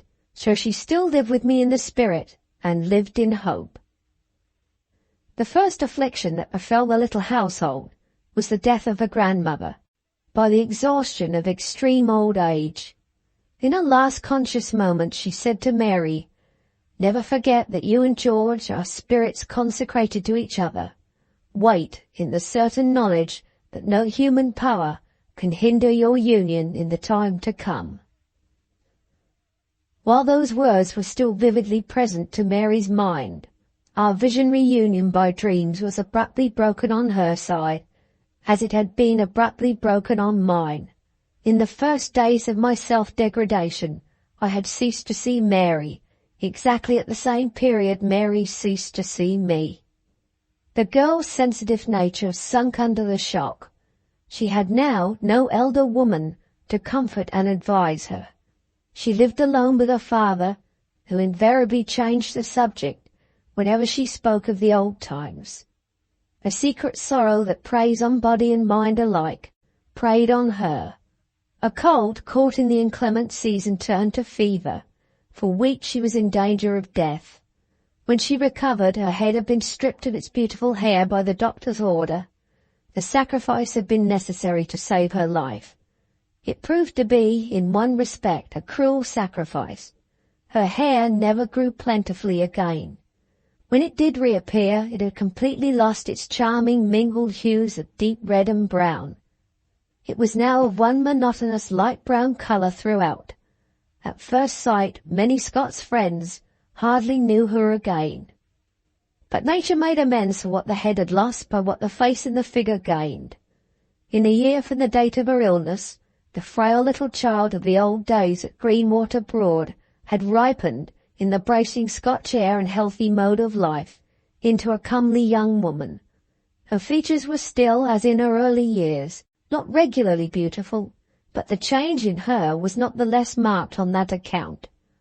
The wan face had filled out, and the pale complexion had found its colour. As to her figure, its remarkable development was perceived even by the rough people about her. Promising nothing when she was a child, it had now sprung into a womanly fullness, symmetry and grace. It was a strikingly beautiful figure, in the strictest sense of the word. Morally as well as physically, there were moments at this period of their lives when even her own father hardly recognized his daughter of former days.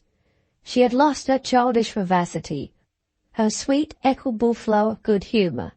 Silent and self-absorbed, she went through the daily routine of her duties enduringly. The hope of meeting me again had sunk to a dead hope in her by this time. She made no complaint. The bodily strength that she had gained in these days had its sympathetic influence in steadying her mind. When her father once or twice ventured to ask if she was still thinking of me, she answered quietly that she had brought herself to share his opinions. She could not doubt that I had long since ceased to think of her. Even if I had remained faithful to her, she was old enough now to know the difference between us in rank made our union by marriage an impossibility. It would be best, she thought, not to refer any more to the past, best to forget me as I had forgotten her. So she spoke now. So, tried by the test of appearances, Dame Dermody's confident forecast of our destinies had failed to justify itself, and had taken its place among the predictions that are never fulfilled. The next notable event in the family annals which followed Mary's illness happened when she had attained the age of 19 years. Even at this distance of time my heart sinks, my courage fails me at the critical stage in my narrative which I have now reached. A storm of unusual severity burst over the eastern coast of Scotland. Among the ships that were lost in the tempest was a vessel bound from Holland, which was wrecked on the rocky shore near Dermody's place of abode. Leading the way in all good actions, the bailiff led the way in rescuing the passengers and crew of the lost ship. He had brought one man alive to land, and was on his way back to the vessel, when two heavy seas, following in close succession, dashed him against the rocks. He was rescued at the risk of their own lives by his neighbours. The medical examination disclosed a broken bone and severe bruises and lacerations. So far, Dermody's sufferings were easy of relief, but after a lapse of time, symptoms appeared in the patient, which revealed to his medical attendant the presence of serious internal injury. In the doctor's opinion, he could never hope to resume the active habits of his life. He would be an invalid and a crippled man for the rest of his days. Under these melancholy circumstances, the bailiff's employer did all that could be strictly expected of him. He hired an assistant to undertake the supervision of the farm work, and he permitted Dermody to occupy his cottage for the next 3 months. This concession gave the poor man time to recover such relics of strength as were still left to him, and to consult his friends in Glasgow on the doubtful question of his life to come. The prospect was a serious one. Dermody was quite unfit for any sedentary employment, and the little money that he had saved was not enough to support his daughter and himself. The Scots friends were willing and kind, but they had domestic claims on them, and they had no money to spare. In this emergency, the passenger in the wrecked vessel, whose life Dermody had saved, came forward with a proposal which took the father and daughter alike by surprise. He made Mary an offer of marriage, on the express understanding, if she accepted him, that her home was to be her father's home also to the end of his life. The person who thus associated himself with the Dermodys in their time of trouble was a Dutch gentleman named Ernest van Brandt. He possessed a share in a fishing establishment on the shores of the Zuyder Zee, and he was on his way to establish a correspondence with the fisheries in the north of Scotland when the vessel was wrecked. Mary had produced a strong impression on him when they first met. He had lingered in the neighbourhood in the hope of gaining her favourable regard, with time to help him. Personally, he was a handsome man, in the prime of life, and he was possessed of a sufficient income to marry on. In making his proposal, he produced references to persons of high social position in Holland, who could answer for him so far as the questions of character and position were concerned. Mary was long in considering which course it would be best for her helpless father and best for herself to adopt. The hope of marriage with me had been a hope abandoned by her years since. No woman looks forward willingly to a life of cheerless celibacy. In thinking of her future, Mary naturally thought of herself in the character of a wife. Could she fairly expect in the time to come to receive any more attractive proposal than a proposal now addressed to her? Mr. Van Brandt had every personal advantage that a woman could desire. He was devotedly in love with her, and he felt a grateful affection for her father as the man to whom he owed his life. With no other hope in her heart, with no other prospect in view, what could she do better than marry Mr. Van Brandt? Influenced by these considerations, she decided on speaking the fatal word. She said yes. At the same time, she spoke plainly to Mr. Van Brandt, unreservedly acknowledging that she had contemplated another future than the future now set before her. She did not conceal that there had once been an old love in her heart, and that a new love was more than she could command. Esteem, gratitude, and regard she could honestly offer, and with time love might come. For the rest, she had long since disassociated herself from the past, and had definitely given up all the hopes and wishes once connected with it. Repose for her father, and tranquil happiness for herself, were the only favours that she asked of fortune now. These she might find under the roof of an honourable man who loved and respected her. She could promise on her side to make him a good and faithful wife if she could promise no more. It rested with Mr. Van Brandt to say whether he really believed that he would be consulting his own happiness in marrying her on these terms. Mr. Van Brandt accepted the terms without a moment's hesitation. They would have been married immediately but for an alarming change for the worse in the condition of Dermody's health. Symptoms showed themselves which the doctor confessed that he had not anticipated when he had given his opinion on the case. He warned Mary that the end might be near. A physician was summoned from Edinburgh, at Mr. Van Brandt's expense. He confirmed the opinion entertained by the country doctor. For some days longer the good bailiff lingered. On the last morning he put his daughter's hand in Van Brandt's hand. "Make her happy, sir," he said in his simple way, "and you will be even with me for saving your life." The same day he died quietly in his daughter's arms. Mary's future was now entirely in her lover's hands. The relatives in Glasgow had daughters of their own to provide for. The relatives in London resented Dermody's neglect of them. Van Brandt waited delicately and considerately until the first violence of the girl's grief had worn itself out, and then he pleaded irresistibly for a husband's claim to console her. The time at which they were married in Scotland was also the time at which I was on my way home from India. Mary had then reached the age of 20 years. The story of our 10 years' separation is now told, and the narrative leaves us at the outset of our new lives.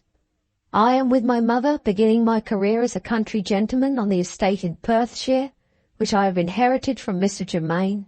Mary is with her husband enjoying her new privileges, learning her new duties as a wife. She too is living in Scotland, living by a strange fatality not very far distant from my country house. I have no suspicion that she is so near to me. The name of Mrs. Van Brandt, even if I had heard it, appeals to no familiar association in my mind. Still the kindred spirits are parted. Still there is no idea on her side, and no idea on mine, that we shall ever meet again. The Woman on the Bridge. My mother looked in at the library door and disturbed me over my books. "I've been hanging a little picture in my room," she said. "Come upstairs, my dear, and give me your opinion of it." I rose and followed her. She pointed to a miniature portrait hanging above the mantelpiece. "Do you know whose likeness that is?" she asked, half sadly, half playfully. "George, do you really not recognize yourself at 13 years old?" How should I recognize myself, worn by sickness and sorrow, browned by the sun on my long homeward voyage, my hair already growing thin over my forehead, my eyes already habituated to their one sad and weary look? What had I in common with the fair, plump, curly-headed, bright-eyed boy who confronted me in the miniature? The mere sight of the portrait produced the most extraordinary effect on my mind. It struck me with an overwhelming melancholy. It filled me with a despair of myself too dreadful to be endured. Making the best excuse I could to my mother, I left the room. In another minute I was out of the house. I crossed the park and left my own possessions behind me. Following a by-road, I came to a well-known river, so beautiful in itself, so famous among trout fishers throughout Scotland. It was not then the fishing season. No human being was in sight as I took my seat on the bank. The old stone bridge which spanned the stream was within 100 yards of me. The setting sun still tinged the swift-flowing water under the arches with its red dying light. Still the boy's face in the miniature pursued me. Still the portrait seemed to reproach me in a merciless language of its own. "Look at what you were once. Think of what you are now." I hid my face in the soft fragrant grass. I thought of the wasted years of my life between 13 and 23. How was it to end? If I lived to the ordinary life of man, what prospect had I before me? Love? Marriage? I burst out laughing as the idea crossed my mind. Since the innocently happy days of my boyhood, I had known no more of love than the insect that now crept over my hand, as it lay on the grass. My money, to be sure, would buy me a wife, but would my money make her dear to me, dear as Mary had once been, in the golden time when my portrait was first painted? Mary, was she still living? Was she married? Should I know her again if I saw her? Absurd. I had not seen her since she was 10 years old. She was now a woman as I was a man. Would she know me if we met? The portrait still pursuing me answered the question. Look at what you were once, think of what you are now. I rose and walked backward and forward and tried to turn the current of my thoughts in some new direction. It was not to be done. After a banishment of years, Mary had got back again into my mind. I sat down once more on the river bank. The sun was sinking fast. Black shadows hovered under the arches of the old stone bridge. The red light had faded from the swift-flowing water, and had left it overspread with one monotonous hue of steely grey. The first stars looked down peacefully from the cloudless sky. The first shiverings of the night breeze were audible among the trees, and visible here and there in the shallow places of the stream, and still the darker it grew, the more persistently my portrait led me back to the past. The more vividly the long-lost image of the child Mary showed itself to me in my thoughts. Was this the prelude of her coming back to me in dreams, in her perfect womanhood, in the young prime of her life? It might be so. I was no longer unworthy of her as I had once been. The effect produced on me by the sight of my portrait was in itself due to moral and mental changes in me for the better, which had been steadily proceeding since the time when my wound had laid me helpless among strangers in a strange land. Sickness, which has made itself teacher and friend to many a man, has made itself teacher and friend to me. I look back with horror at the vices of my youth, at the fruitless after days when I had impiously doubted all that is most noble, all that is most consoling in human life. Consecrated by sorrow, purified by repentance, was it vain in me to hope that her spirit and my spirit might yet be united again? Who could tell? I rose once more. could serve no good purpose to linger until night by the banks of the river. I had left the house feeling the impulse which drives us, in certain excited conditions of the mind, to take refuge in movement and change. The remedy had failed. My mind was as strangely disturbed as ever. My wisest course would be to go home and keep my good mother company over her favourite game of piquet. I turned to take the road back and stopped, struck by the tranquil beauty of the last faint light in the western sky, shining behind the black line formed by the parapet of the bridge. In the gathering of the night shadows, in the deep stillness of the dying day, I stood alone and watched the sinking light. As I looked, there came a change over the scene. Suddenly and softly a living figure glided into view on the bridge. It passed behind the black line of the parapet.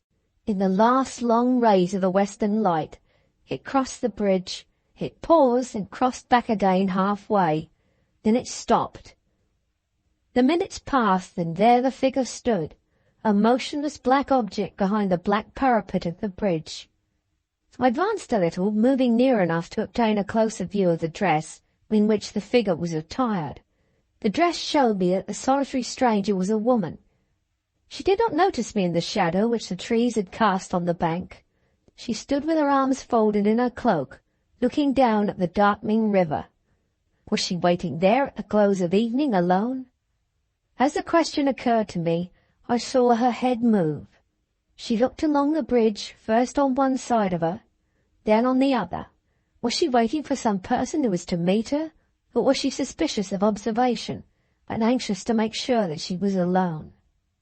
A sudden doubt of her purpose in seeking that solitary place, a sudden distrust of the lonely bridge and the swift-flowing river, set my heart beating quickly and roused me to instant action. I hurried up the rising ground which led from the river-bank to the bridge, determined on speaking to her while the opportunity was still mine. She neither saw nor heard me until I was close to her. I approached with an irrepressible feeling of agitation, not knowing how she might receive me when I spoke to her. The moment she turned and faced me, my composure came back. It was as if, expecting to see a stranger, I had unexpectedly encountered a friend. And yet she was a stranger. I have never before looked on that grave and noble face, on that grand figure whose exquisite grace and symmetry even her long cloak could not wholly hide. She was not perhaps strictly a beautiful woman. There were defects in her which were sufficiently marked to show themselves in the fading light. Her hair, for example, seen under a large garden hat she wore, looked almost as short as the hair of a man, and the colour of it was that dull, lustreless brown hue which is so commonly seen in English women of the ordinary type. Still, in spite of these drawbacks, there was a latent charm in her expression. There was an inbred fascination in her manner, which instantly found its way to my sympathies and its hold on my admiration. She won me in the moment when I first looked at her. "May I inquire if you have lost your way?" I asked. Her eyes rested on my face with a strange look of inquiry in them. She did not appear to be surprised or confused at my venturing to address her. "I know this part of the country well," I went on. "Can I be of any use to you?" She still looked at me with steady, inquiring eyes. For a moment, stranger as I was, my face seemed to trouble her, as if it had been a face she had seen and forgotten again. If she really had this idea, she at once dismissed it with a little toss of her head, and looked away at the river, as if she felt no further interest in me. "Thank you, I have not lost my way. I am accustomed to walking alone. Good evening." She spoke coldly but courteously. Her voice was delicious. Her bow as she left me was the perfection of unaffected grace. She left the bridge on the side by which I had first seen her approach it, and walked slowly away along the darkening track of the high road. Still I was not quite satisfied. There was something underlying the charming expression and the fascinating manner which my instinct felt to be something wrong. As I walked away towards the opposite end of the bridge, the doubt began to grow on me whether she had spoken the truth. In leaving the neighbourhood of the river, was she simply trying to get rid of me? I at once resolved to put this suspicion to the test. Leaving the bridge, I had only to cross the road beyond, to enter a plantation on the bank of the river. Here, concealed behind the first tree, which was large enough to hide me, I could command a view of the bridge, and I could fairly count on detecting her if she returned to the river while there was a ray of light to see her by. It was not easy, walking in the obscurity of the plantation. I had almost to grope my way to the nearest tree that suited my purpose. I had just steadied my foothold on the uneven ground behind the tree, when the stillness of the twilight hour was suddenly broken by the distant sound of a voice. The voice was a woman's. It was not raised to any high pitch. Its accent was the accent of prayer, and the words it uttered were these: "Christ, have mercy on me." There was silence again. A nameless fear crept over me as I looked out on the bridge. She was standing on the parapet. Before I could move, before I could cry out, before I could even breathe again freely, she leapt into the river. The current ran my way. I could see her as she rose to the surface, floating by in the light on the midstream. I ran headlong down the bank. She sank again. In the moment when I stopped to throw aside my hat and coat and kick off my shoes, I was a practiced swimmer. The instant I was in the water, my composure came back to me. I felt like myself again.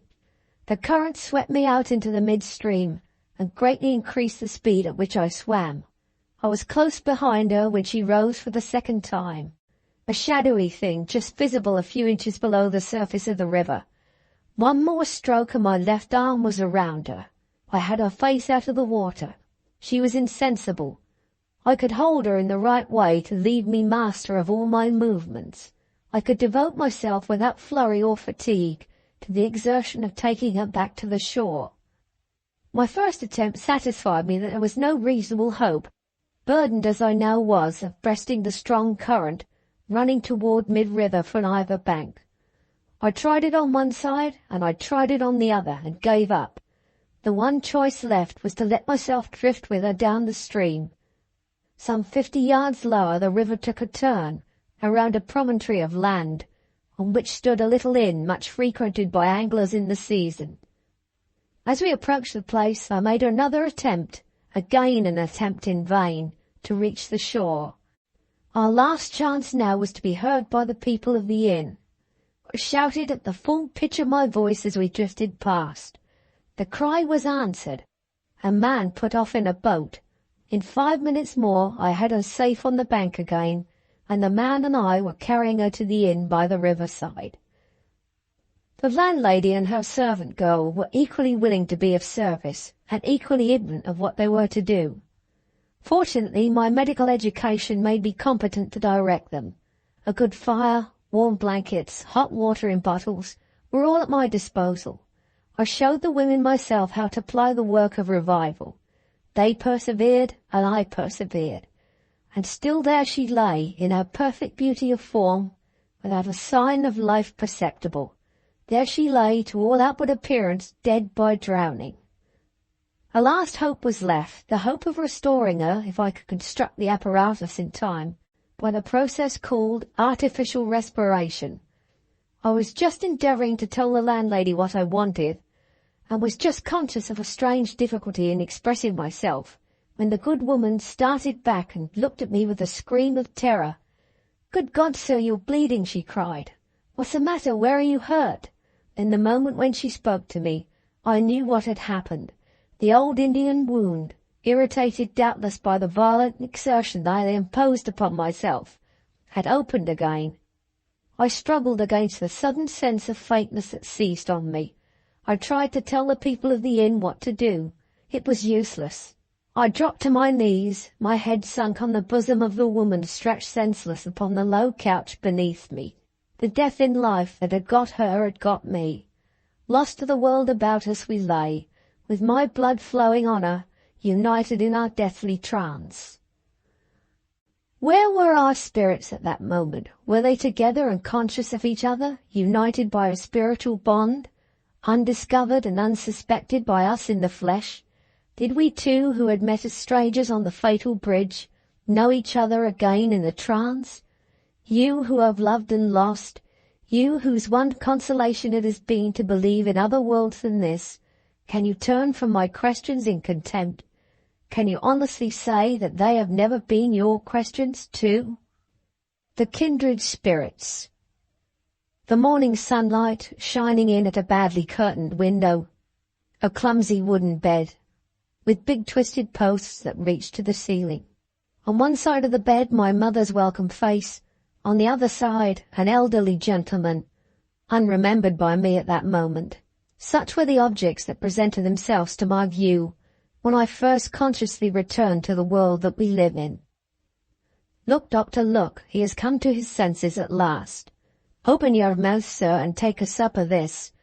My mother was rejoicing over me on one side of the bed, and the unknown gentleman addressed as doctor was offering me a spoonful of whiskey and water on the other. He called it the elixir of life, and he bid me remark, speaking in a strong Scotch accent, that he tasted it himself to show that he was in earnest. The stimulant did its good work. My head felt less giddy, my mind became clearer. I could speak collectedly to my mother. I could vaguely recall the more marked events of the previous evening. A minute or two more, and the image of the person in whom those events had centered became a living image in my memory. I tried to raise myself in the bed. I asked impatiently, "Where is she?" The doctor produced another spoonful of the elixir of life and gravely repeated his first address to me. "Open your mouth, sir, and take a sup of this." I persisted in repeating my question, "Where is she?" The doctor persisted in repeating his formula, "Take a sup of this." I was too weak to contest the matter. I obeyed. My medical attendant nodded across the bed to my mother and said, "Now he'll do." My mother had some compassion on me. She relieved my anxiety in these plain words. "The lady is quite recovered, George, thanks to the doctor here." I looked at my professional colleague with a new interest.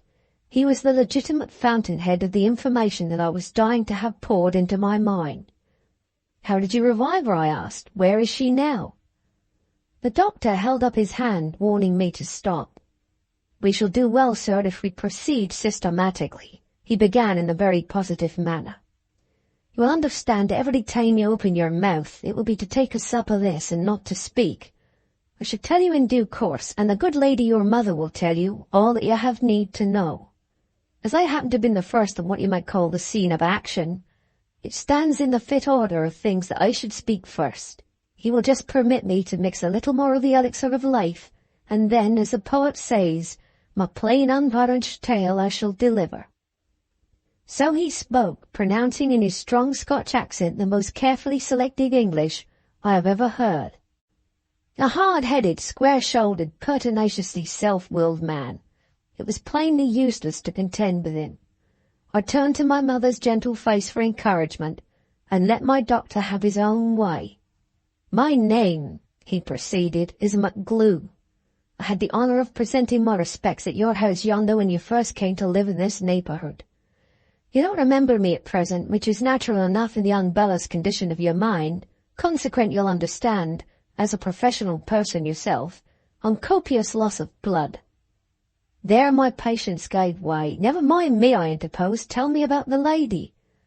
"You have opened your mouth, sir," said Mr. McGlue severely. "You know the penalty. Take a sup of this. I told you we should proceed systematically." He went on after he had forced me to submit to the penalty. "Everything in its place, Mr. Germain, everything in its place. I was speaking of your bodily condition. Well, sir, and how did I discover your bodily condition? Providentially for you, I was driving home yesterday evening by the lower road, which is the road by the river bank, and drawing near to the inn here, they call it a hotel, is nothing but an inn, I heard the screeching of the landlady half a mile off. A good woman enough, you'll understand, as times go, but a poor creature in any emergency. Keep still, I'm coming to it now. Well, I went in to see if the screeching related to anything wanted in the medical way, and there I found you and the stranger lady in a position which I may truthfully describe as standing in some need of improvement on the score of propriety. Tut-tut, I speak jocosely. You were both in a dead swoon. Having heard what the landlady had to tell me, and having to the best of my ability separated history from hysterics in the course of the woman's narrative, I found myself, as it were, placed between two laws. The law of gallantry, you see, pointed to the lady as the first object of my professional services, while the law of humanity, seeing that you were still bleeding, pointed no less imperatively to you. I am no longer a young man. I left a lady to wait. My word, it was no light matter, Mr. Germain, to deal with your case, and to get you carried up here out of the way. That old wound of yours, sir, is not to be trifled with. I'll bid you beware how you open it again. The next time you go out for an evening walk and you see a lady in the water, you would do well for your own health to leave her there. What's that I see? Are you opening your mouth again? Do you want another sup already? He wants to hear more about the lady, said my mother, interpreting my wishes for me. Oh, the lady, resumed Mr. McGlue with an air of a man who found no great attraction in the subject proposed to him. There's not much that I know of to be said about the lady. A fine woman, no doubt. If you could strip the flesh off her bones, you would find a splendid skeleton underneath. For mind this, there's no such thing as a finely made woman without a good bony scaffolding to build her on at starting. I don't think much of this lady, morally speaking, will understand. If I may be permitted to say so in your presence, ma'am, there's a man in the background of that dramatic scene of hers on the bridge. However, not being the man myself, I have nothing to do with that. My business with the lady was just to set her vital machinery going again, and heaven knows she proved a heavy handful. It was even a more obstinate case to deal with, sir, than yours. I never in all my experience met with two people more unwilling to come back to this world and its troubles than you two were. And when I'd done the business at last, when I was well nigh swinning myself with the work and the worry of it, I give you leave to speak for this once. Guess what were the first words the lady said to me when she came round herself again? I was much too excited to be able to exercise my ingenuity. I give up, I said impatiently. You may well give up, remarked Mr. McGlue. The first words she addressed, sir, to the man who had dragged her out of the very jaws of death were these. How dare you meddle with me? Why didn't you leave me to die? Her exact language, I take my Bible oath on it.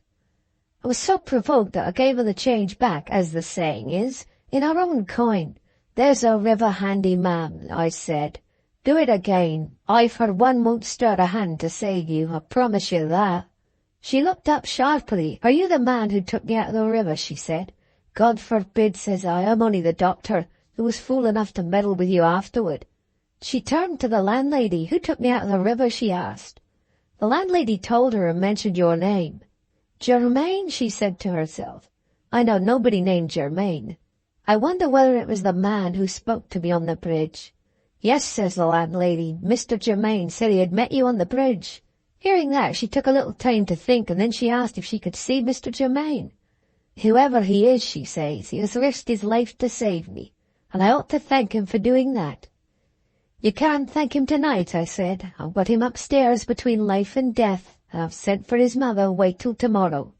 She turned on me, looking half frightened, half angry. I can't wait, she says. You don't know what you've done among you in bringing me back to life. I must leave this neighbourhood. I must be out of Persia tomorrow. And when does the first coach southward pass this way? Having nothing to do with the first coach southward, I referred her to the people of the inn. My business now, I'd done with a lady, was upstairs in this room to see how you were getting on. You were getting on as well as I could wish, and your mother was at your bedside. I went home to see what sick people might be waiting for me in the regular way. When I came back this morning, there was the foolish landlady with a new tale to tell. Gone, says she. Who's gone, says I. The lady, says she, by the first coach this morning. You don't mean to tell me that she has left the house, I exclaimed. Oh, but I do, said the doctor as positively as ever. Ask Madam your mother here, and she'll certify it to your heart's content. I've got other sick ones to visit, and I'm away on my rounds. You'll see no more of the lady, and so much the better, I'm thinking. In 2 hours' time I'll be back again, and if I don't find you in the worst in the interim, I'll see about having you transported from this strange place to the snug bed that knows you're at home. Don't let him talk, ma'am. Don't let him talk.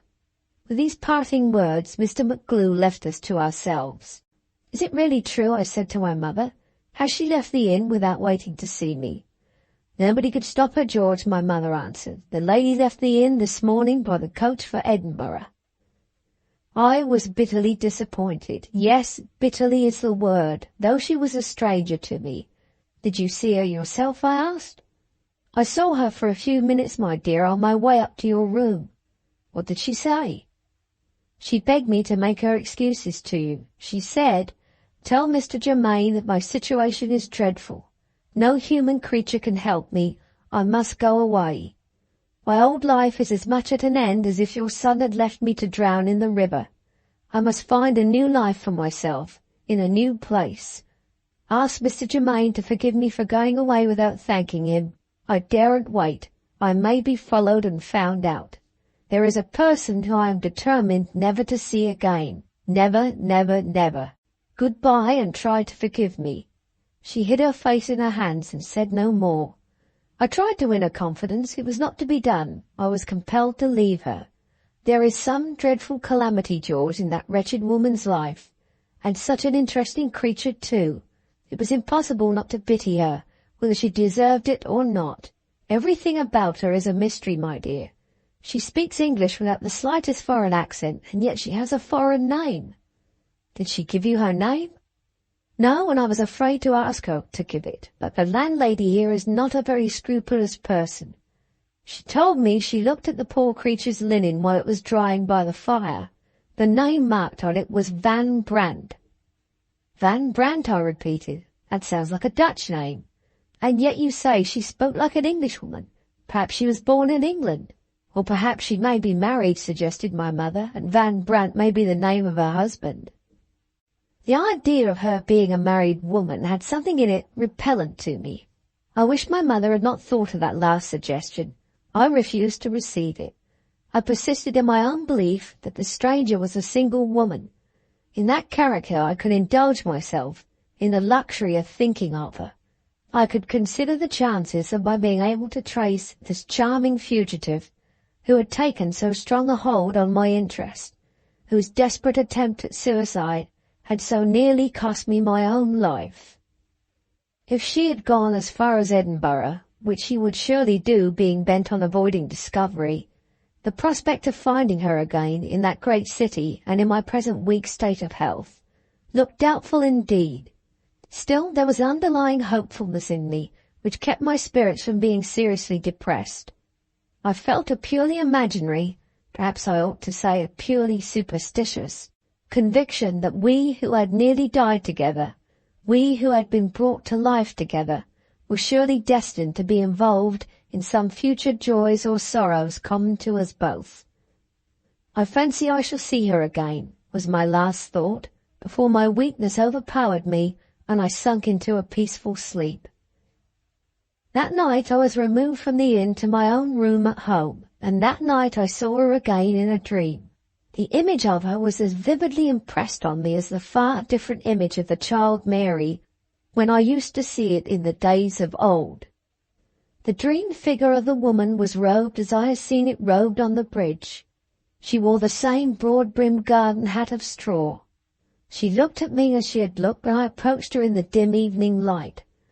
After a little her face brightened with a divinely beautiful smile, and she whispered in my ear, "Friend, do you know me?"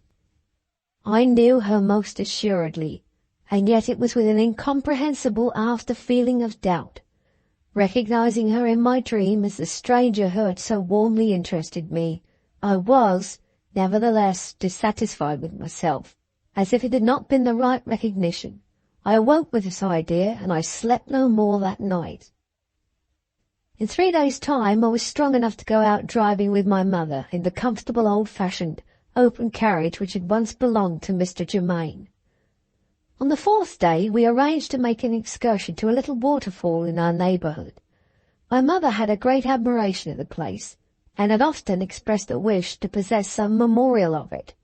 I resolved to take my sketch-book with me, on the chance that I might be able to please her by making a drawing of her favourite scene.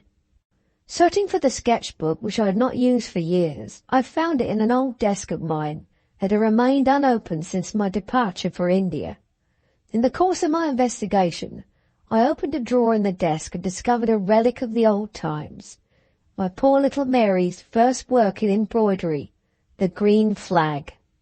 The sight of the forgotten keepsake took my mind back to the bailiff's cottage, and reminded me of Dame Dermody and her confident prediction about Mary and me. I smiled as I recalled the old woman's assertion that no human power could hinder the union of the kindred spirits of the children in the time to come. What had become of the prophesied dreams in which we were to communicate with each other through the term of our separation? Years had passed, and sleeping or waking, I had seen nothing of Mary. Years had passed, and the first vision of a woman that had come to me had been my dream a few nights since of the stranger whom I had saved from drowning. I thought of these chances and changes in my life, but not contemptuously or bitterly. The new love that was now stealing its way into my heart had softened and humanized me. I said to myself, poor little Mary, and I kissed the green flag in grateful memory of the days that were gone forever.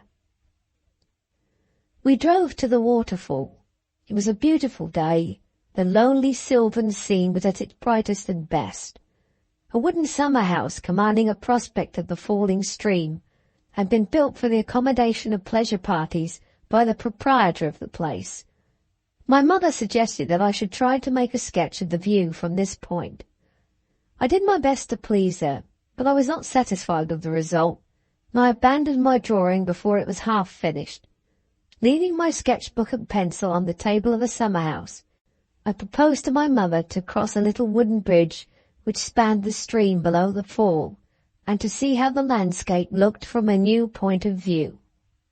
The prospect of the waterfall, as seen from the opposite bank, presented even greater difficulties to an amateur artist like me than the prospect which he had just left. We returned to the summer house. I was the first to approach the open door. I stopped, checked in my advance by an unexpected discovery.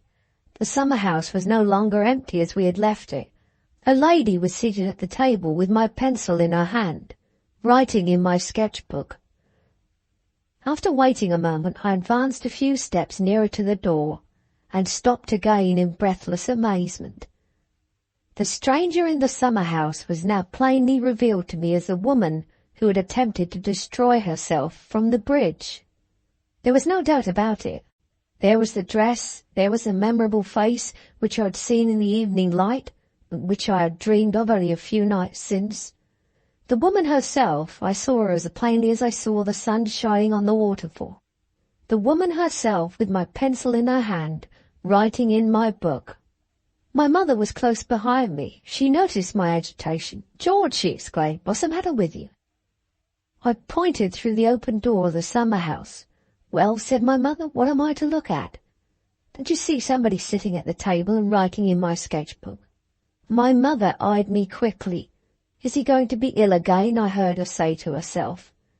At the same moment the woman laid down the pencil and slowly rose to her feet. She looked at me with sorrowful and pleading eyes.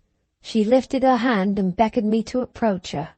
I obeyed, moving without conscious will of my own, drawn nearer and nearer to her by an irresistible power. I ascended the short flight of stairs which led into the summer house. Within a few paces of her I stopped. She advanced a step toward me and laid her hand gently upon my bosom. Her touch filled me with a strangely united sensation of rapture and awe. After a while she spoke in low, melodious tones, which mingled in my ear with the distant murmur of the falling water, until the two sounds became one. I heard the murmur, I heard in the voice these words: "Remember me, come to me." Her hand dropped from my bosom, a momentary obscurity passed like a flying shadow over the bright daylight in the room. I looked for her when the light came back. She was gone. My consciousness of passing events returned. I saw the lengthening shadows outside, which told me that the evening was at hand. I saw the carriage approaching the summer house to take us away. I felt my mother's hand on my arm, and heard her voice speaking to me anxiously. I was able to reply by a sign entreating her not to be uneasy about me, but I could do no more. I was absorbed, body and soul, in the one desire to look at the sketchbook. As certainly as I had seen the woman, so certainly had I seen her with my pencil in her hand, writing in my book. I advanced to the table on which the book was lying open. I looked at the blank space on the lower part of the page, under the foreground lines of my unfinished drawing. My mother, following me, looked at the page too. There was the writing. The woman had disappeared, but there were her written words left behind her, visible to my mother as well as to me, readable by my mother's eyes as well as by mine. These were the words we saw arranged in 2 lines, as I copy them here. When the full moon shines on St. Anthony's Well. Natural and supernatural. I pointed to the writing in the sketchbook and looked at my mother. I was not mistaken. She had seen it as I had seen it, but she refused to acknowledge that anything had happened to alarm her, plainly as I could detect it in her face. "Somebody's been playing a trick on you, George," she said. I made no reply. It was needless to say nothing. My poor mother was evidently as far from being satisfied with her own shallow explanation as I was.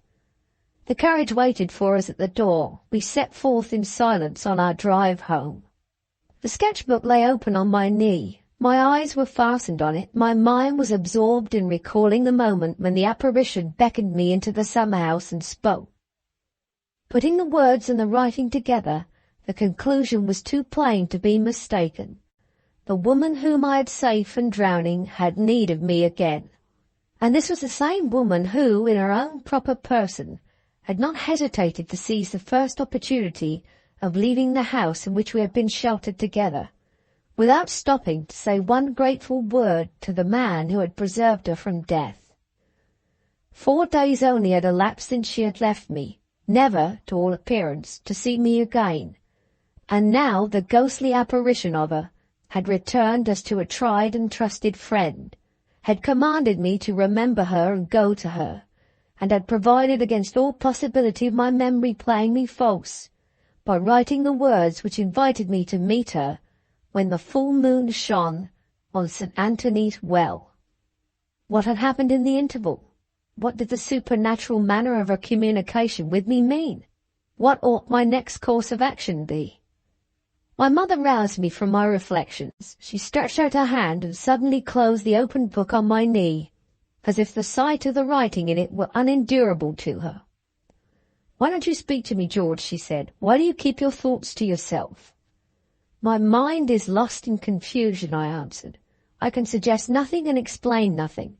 My thoughts are all bent on the one question of what I am to do next. On that point I believe I may say that my mind is made up." I touched the sketchbook as I spoke. "Come what may of it," I said, "I mean to keep the appointment." My mother looked at me as if she doubted the evidence of her own senses. "He talks as if it were a real thing," she exclaimed. "George, you don't really believe that you saw somebody in the summer house? The place was empty. I tell you positively, when you pointed to the summer house, the place was empty. You have been thinking and thinking of this woman till you persuade yourself that you've actually seen her." I opened the sketchbook again. "I thought I saw her writing on this page," I answered. "Look at it and tell me I was wrong." My mother refused to look at it, steadily as she persisted in taking the rational view. Nevertheless, the writing frightened her. "It is not a week yet," she went on, "since I saw you lying between life and death in your bed at the inn. How can you talk of keeping the appointment in your state of health?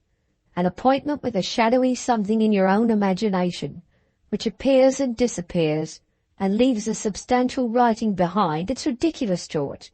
I wonder you can help laughing at yourself." She tried to set the example of laughing at me. With the tears in her eyes, poor soul, she made the useless effort. I began to regret having opened my mind so freely to her. "Don't take the matter too seriously, Mother," I said. "Perhaps I may not be able to find the place. I never heard of St. Anthony's Well. I've not the least idea where it is. Suppose I make the discovery, and suppose the journey turns out to be an easy one. Would you like to go with me?" "God forbid," cried my mother fervently. "I would have nothing to do with it, George. You are in a state of delusion. I shall speak to the doctor." "By all means, my dear mother. Mr. McGlue is a sensible person. We pass his house on our way home, and we will ask him to dinner. In the meantime, let us say no more on the subject till we see the doctor." I spoke lightly, but I really meant what I said. My mind was sadly disturbed. My nerves were so shaken that the slightest noises on the road startled me. The opinion of a man like Mr. McGlue, who looked at all mortal manners from the same immovably practical point of view, might really have its use, in my case, as a species of moral remedy. We waited until the dessert was on the table and the servants had left the dining room. Then I told my story to the Scots doctor, as I have told it here, and that done, I opened the sketchbook to let him see the writing for himself. Had I turned the wrong page? I started to my feet and held up the book close to the light of the lamp that hung over the dining table. Now I'd found the right page. There was my half-finished drawing of the waterfall. But where were the 2 lines of writing beneath? Gone. I strained my eyes, I looked and looked, and the blank white paper looked back at me. I placed the open leaf before my mother. "You saw as plainly as I did," I said. "Are my own eyes deceiving me? Look at the bottom of the page." My mother sunk back in her chair with a cry of terror. "Gone?" I asked. "Gone." I turned to the doctor. He took me completely by surprise. No incredulous smile appeared on his face. No jesting words passed his lips. He was listening to us attentively. He was waiting gravely to hear more. "I declare to you, on my word of honour," I said to him, "that I saw the apparition writing with my pencil at the bottom of that page. I declare that I took the book in my hand and saw these words written on it. When the full moon shines on St. Anthony's Well. Not more than 3 hours have passed since that time, and see for yourself, not a vestige of the writing remains." "Not a vestige of the writing remains," Mr. McGlue repeated quietly. "If you feel the slightest doubt of what I have told you," I went on, "ask my mother. She shall bear witness that she saw the writing too." "I don't doubt that you both saw the writing," answered Mr. McGlue with a composure that surprised me. "Can you account for it?" I asked.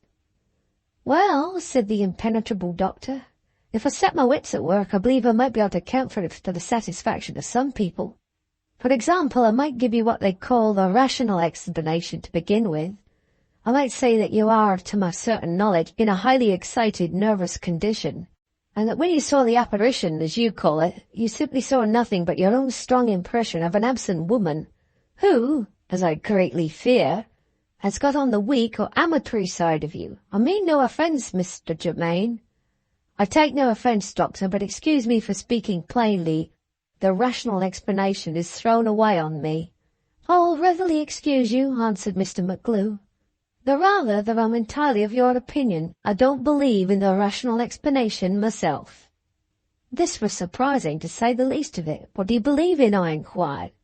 Mr. McGlue declined to let me hurry him. "Wait a little," he said. "There's the irrational explanation to try next. Maybe it will fit itself to the present state of your mind better than the other. We will say this time that you've really seen the ghost or double of a living person. Very good. If you can suppose a disembodied spirit to appear in earthly clothing, of a silk or of merino as the case may be, it's no great stretch to suppose next that this same spirit is capable of holding a mortal pencil of writing mortal words in a mortal sketching book. And if the ghost vanishes, which your ghost did, it seems supernaturally appropriate that the writing should follow the example and vanish too. And the reason of the vanishment may be, if you want a reason, either that the ghost does not like letting a stranger like me into its secrets, or that vanishing is a settled habit of ghosts and of everything associated with them, or that this ghost has changed its mind in the course of 3 hours, being the ghost of a woman, I'm sure that's not wonderful, and doesn't care to see you when the full moon shines on St. Anthony's Well. There's the irrational explanation for you. And, speaking for myself, I'm bound to add that I don't set a pin's value on the explanation either."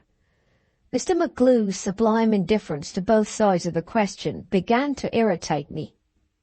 "In plain words, doctor," I said, "you don't think the circumstances that I have mentioned of you worthy of serious investigation?"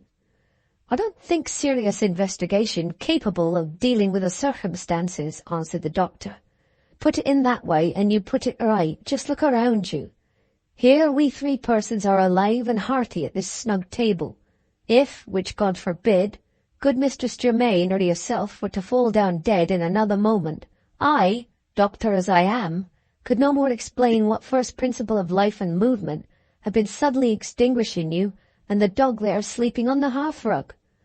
I am content to sit down ignorant in the face of such an impenetrable mystery as this, presented to me day after day, every time I see a living creature come into the world or go out of it. Why may I not sit down content in the face of your lady in the summer-house, and say she's altogether beyond my fathoming, and there is an end of her?" At these words my mother joined in the conversation for the first time. "Ah, sir," she said, "if you could only persuade my son to take your sensible view, how happy I should be. Would you believe it, he positively means, if he can find the place, to go to St. Anthony's Well." Even this revelation entirely failed to surprise Mr. McGlue. Aye, he means to keep his appointment with the ghost, does he? Well, I can be of some service to him if he sticks to his resolution. I can tell him of another man who kept a written appointment with a ghost and what came of it." This was a startling announcement. Did he really mean what he said? "Are you in jest or in earnest?" I asked. "I never joke, sir," said Mr. McGlue. "No sick person really believes in a doctor who jokes. I defy you to show me a man at the head of our profession who has ever been discovered in high spirits, in medical hours, by his nearest and dearest friend. You may have wondered, I dare say, at seeing me take your strange narrative as coolly as I do. It comes naturally, sir. Yours is not the first story of a ghost and a pencil that I have heard." "Do you mean to tell me," I said, "that you know of another man who has seen what I have seen?" "That's just what I mean to tell you," rejoined the doctor. "The man was a far-away Scots cousin of my late wife, who bore the honourable name of Bruce, and followed a seafaring life. I'll take another glass of sherry wine just to wet my whistle, as the vulgar saying is, before I begin.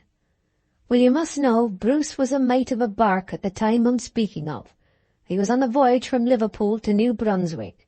At noon one day, he and the captain, having taken their observation of the sun, were hard at it below, working out the latitude and longitude on their slates. Bruce, in his cabin, looked across through the open door of the captain's cabin opposite. "What do you make of it, sir?" says Bruce. The man in the captain's cabin looked up. And what did Bruce see? The face of the captain? Devil a bit of it, the face of a total stranger. Up jumps Bruce with his heart going full gallop all in a moment, and searches for the captain on deck and finds him much as usual, with his calculations done and his latitude and longitude off his mind for the day. "There's somebody at your desk, sir," says Bruce. "He's writing on your slate, and he's a total stranger to me." "Stranger in my cabin?" says the captain. "Oh, Mr. Bruce, the ship has been 6 weeks out of port. How did he get on board?" Bruce doesn't know how, but he sticks to his story. Away goes the captain and bursts like a whirlwind into his cabin, and finds nobody there. Bruce himself is obliged to acknowledge that the place is certainly empty. "If I didn't know you were a sober man," says the captain, "I should charge you with drinking. As it is, I'll hold you accountable for nothing worse than dreaming. Don't do it again, Mr. Bruce." Bruce sticks to his story. Bruce swears he saw the man writing on the captain's slate. The captain takes up the slate and looks at it. "Lord save us and bless us," says he. "Here is the writing, sure enough." Bruce looks at it too, and sees the writing as plainly as can be, in these words: "Steer to the nor'west, that and no more." "Ah, goodness me, the writing is dry work, Mr. Germain. With your leave I'll take another drop of the sherry wine." "Well, it's a fine old wine that. Look at the early drops running down the glass." Well, steering to the northwest, you will understand, was out of the captain's course. Nevertheless, finding no solution of the mystery on board the ship, and the weather at the time being fine, the captain determined, while the daylight lasted, to alter his course and see what came of it. Toward 3 o'clock in the afternoon, an iceberg came of it, with a wrecked ship stove in and frozen fast to the ice, and the passengers and crew nigh to death with the cold and exhaustion. Wonderful enough, you will say, but more remains behind. As the mate was helping one of the rescued passengers up the side of the bar, who should he turn out to be but the very man whose ghostly appearance Bruce had seen in the captain's cabin, writing on the captain's slate. And more than that, if your capacity for being surprised isn't clean worn out by this time, The passenger recognized the bark as the very vessel which he had seen in a dream at noon that day. He had even spoken of it to one of the officers on board the wrecked ship when he woke. "We shall be rescued today," he had said, and he had exactly described the rig of the bark, hours and hours before the vessel herself hove in view. "Now you know, Mr. Germain, how my wife's far-away cousin kept an appointment with a ghost and what came of it." Concluding his story in these words, the doctor helped himself to another glass of the sherry wine. I was not satisfied yet. I wanted to know more. "The writing on the slate," I said, "did it remain there or did it vanish like the writing in my book?" Mr. McGlue's answer disappointed me. He had never asked and he had never heard whether the writing had remained or not. He had told me all that he knew, and he had but one thing more to say, and that was in the nature of a remark with a moral attached to it. "There is a remarkable resemblance, Mr. Germain, between your story and Bruce's story. The main difference as I see it is this: the passenger's appointment that proved to be the salvation of the whole ship's company. I very much doubt whether the lady's appointment will prove to be the salvation of you." I silently reconsidered the strange narrative which had just been related to me. Another man had seen what I had seen, had done what I proposed to do. My mother noticed with grave displeasure the strong impression which Mr. McGlue had produced on my mind. "I wish you had kept your story to yourself, Doctor," she said sharply. "May I ask why, madam?" "You have confirmed my son, sir, in his resolution to go to St. Anthony's Well." Mr. McGlue quietly consulted his pocket almanac before he replied. "It's the full moon on the 9th of the month," he said. "That gives Mr. Germain some days of rest, ma'am, before he takes the journey. If he travels in his own comfortable carriage, whatever I may think morally speaking of his enterprise, I can't say, medically speaking, that I believe it will do him much harm." "You know where St. Anthony's Well is?" I interposed. "I must be mighty ignorant of Edinburgh not to know that," replied the doctor.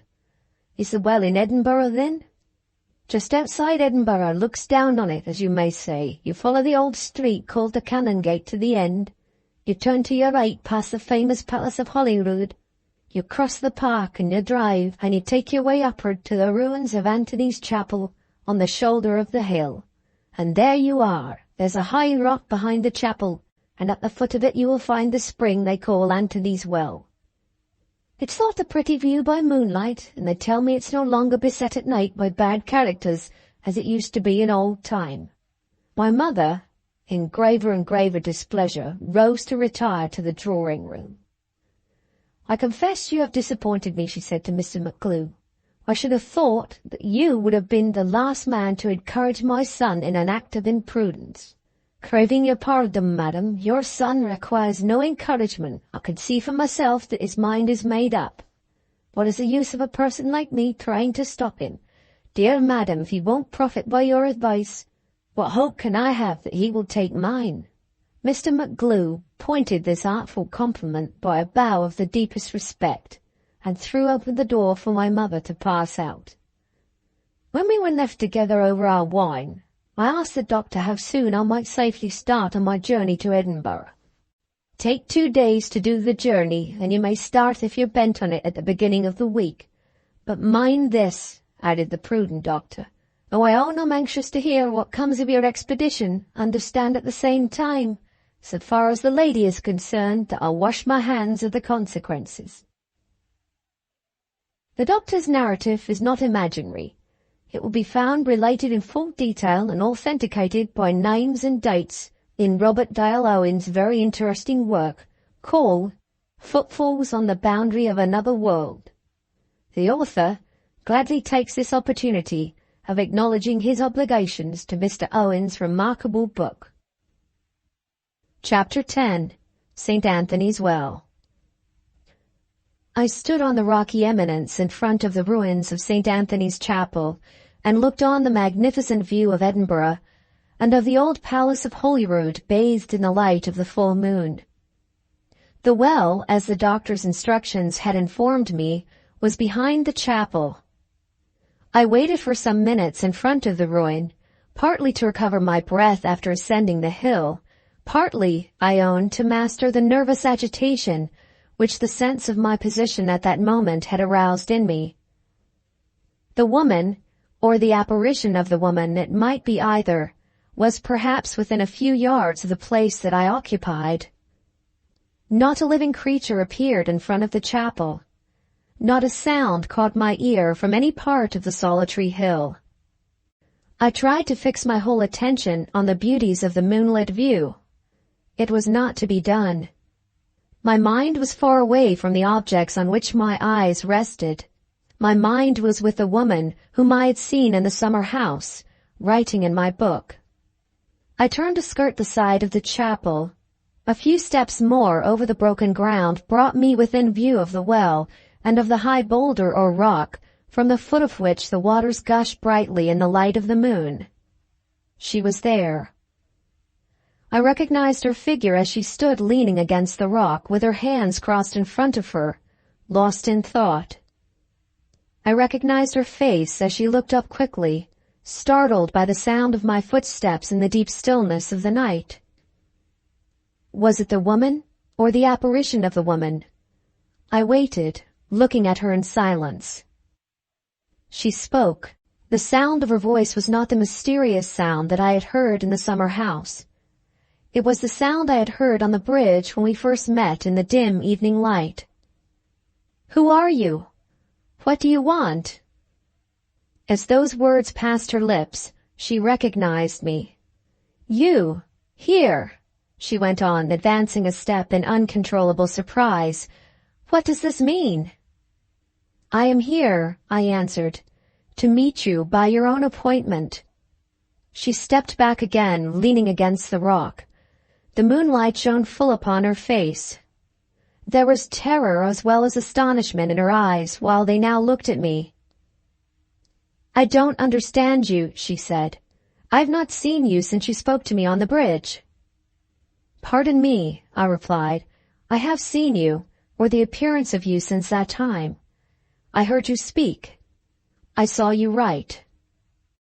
She looked at me with the strangest expression of mingled resentment and curiosity. "What did I say?" she asked. "What did I write?" "You said, 'Remember me. Come to me.' You wrote, 'When the full moon shines on St. Anthony's Well.'" "Where?" she cried. "Where did I do that?"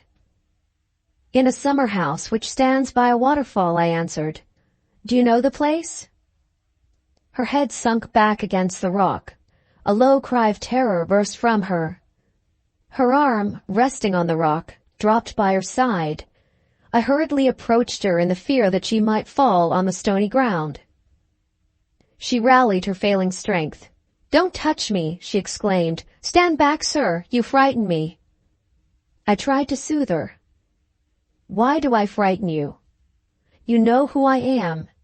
Can you doubt my interest in you after I've been the means of saving your life?" Her reserve vanished in an instant. She advanced without hesitation and took me by the hand. "I ought to thank you," she said, "and I do. I am not so ungrateful as I seem. I am not a wicked woman, sir. I was mad with misery when I tried to drown myself. Don't distrust me. Don't despise me." She stopped. I saw the tears on her cheeks. With a sudden contempt for herself, she dashed them away. Her whole tone and manner altered once more. Her reserve returned. She looked at me with a strange flash of suspicion and defiance in her eyes. "Mind this," she said loudly and abruptly. "You were dreaming when you thought you saw me writing. You didn't see me. You never heard me speak. How could I say those familiar words to a stranger like you? It is all your fancy, and you try to frighten me by talking of it as if it was a real thing." She changed again. Her eyes softened to the sad and tender look which made them so irresistibly beautiful. She drew her cloak round her with a shudder, as if she felt the chill of the night air. "What is the matter with me?" I heard her say to herself. "Why do I trust this man in my dreams? And why am I ashamed of it when I wake?" That strange outburst encouraged me. I risked letting her know that I had overheard her last words. If you trust me in your dreams, you only do me justice, I said. Do me justice now. Give me your confidence. You are alone. You are in trouble. You want a friend's help. I am waiting to help you. She hesitated. I tried to take her hand. The strange creature drew it away with a cry of alarm. Her one great fear seemed to be the fear of letting me touch her.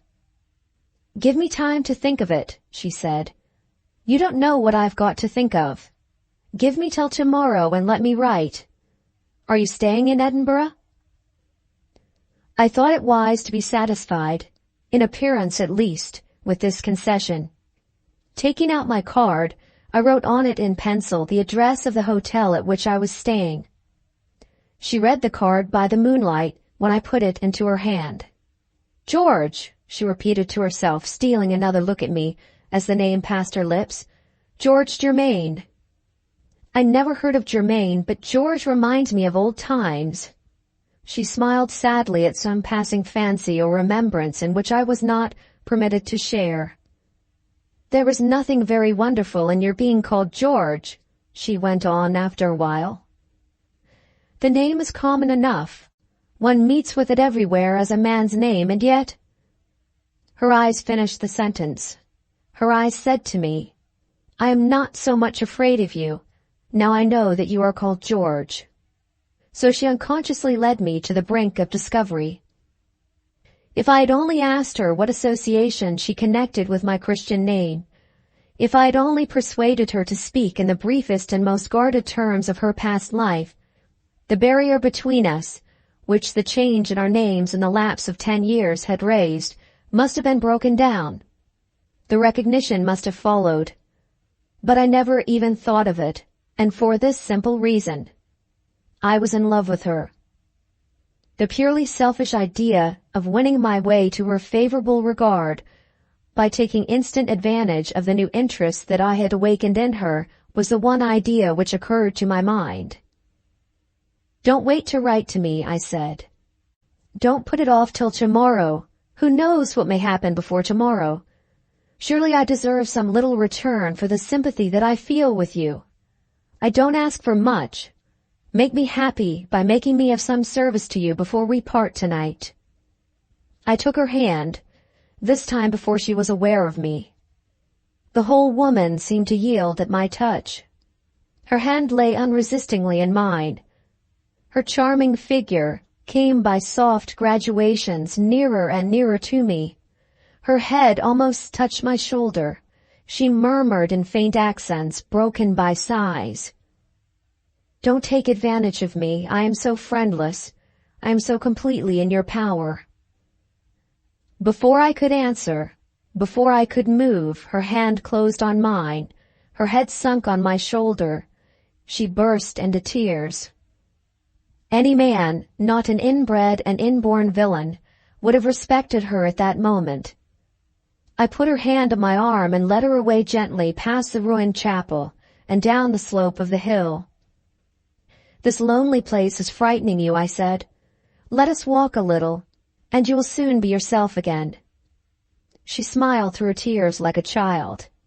Yes, she said eagerly, but not that way. I'd accidentally taken the direction which led away from the city. She begged me to turn toward the houses and the streets. We walked back toward Edinburgh. She eyed me as we went on in the moonlight with innocent, wondering looks. What an unaccountable influence you have over me, she exclaimed. Did you ever see me? Did you ever hear my name before we met that evening on the river? Never. And I never heard your name, and never saw you before. Strange, very strange. Ah, I remember somebody, only an old woman, sir, who might once have explained it. Where shall I find the like of her now? She sighed bitterly. The lost friend or relative had evidently been dear to her. A relation of yours? I inquired, more to keep her talking than because I felt any interest in any member of her family but herself. We were again on the brink of discovery, and yet again it was decreed that we were to advance no further. Don't ask me about my relations, she broke out.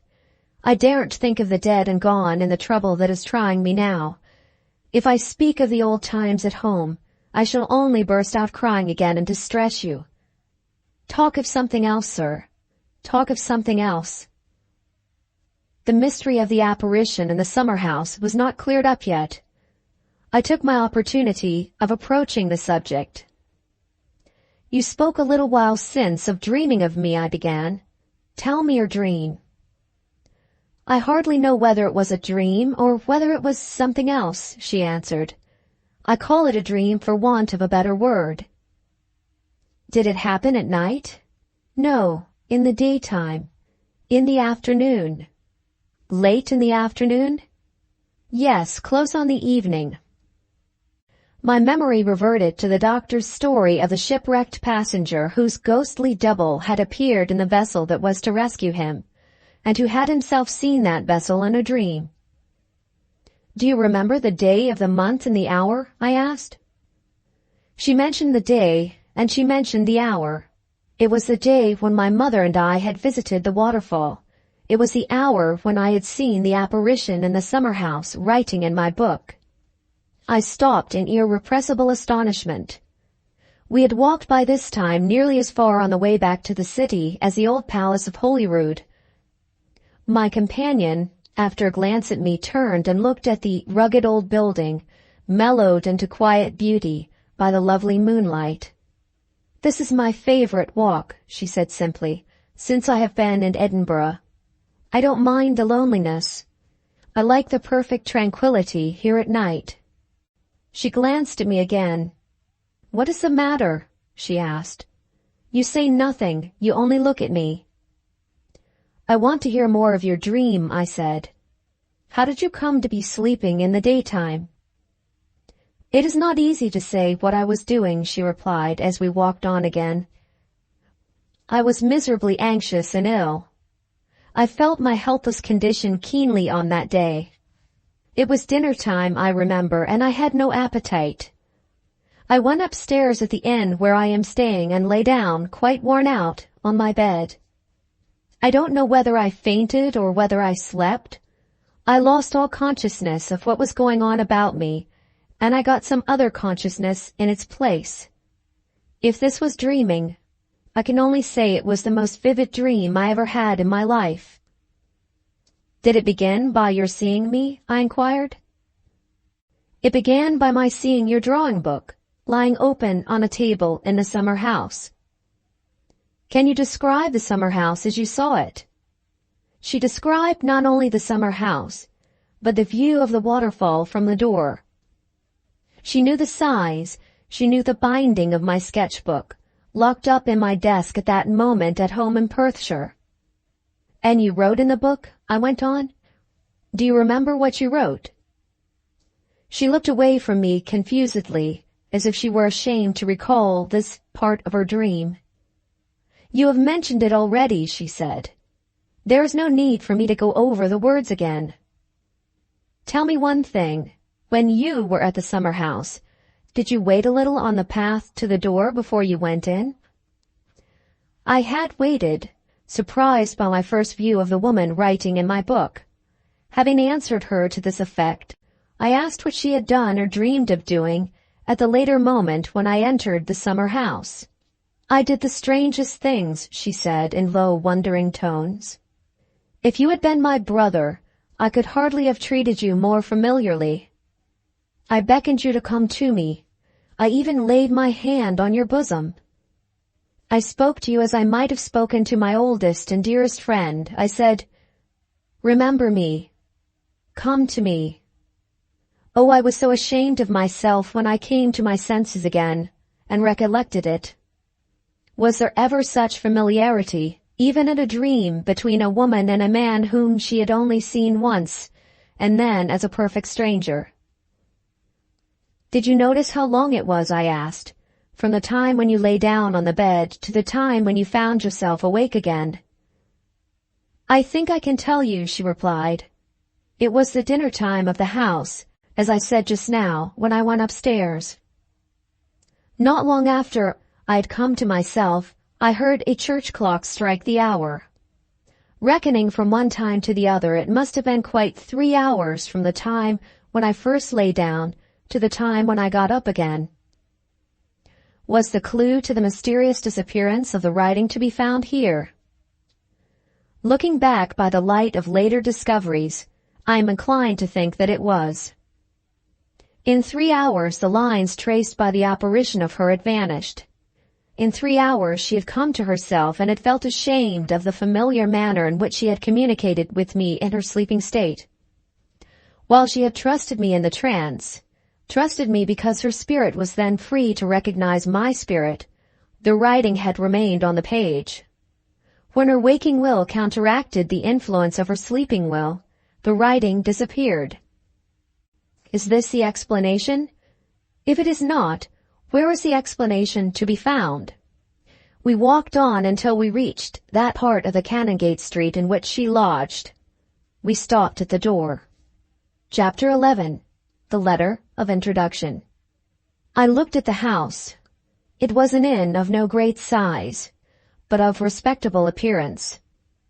If I was to be of any use to her that night, the time had come to speak of other subjects than the subject of dreams. After all that you have told me, I said, I will not ask you to admit me further into your confidence until we meet again. Only let me hear how I can relieve your most pressing anxieties. What are your plans? Can I do anything to help them before you go to rest tonight? She thanked me warmly and hesitated, looking up the street and down the street in evident embarrassment what to say next. Do you propose staying in Edinburgh? I asked. Oh no, I don't wish to remain in Scotland. I want to go much further away. I think I should do better in London at some respectable milliner's if I could be properly recommended. I'm quick at my needle, and I understand cutting out. Or I could keep accounts if anybody would trust me.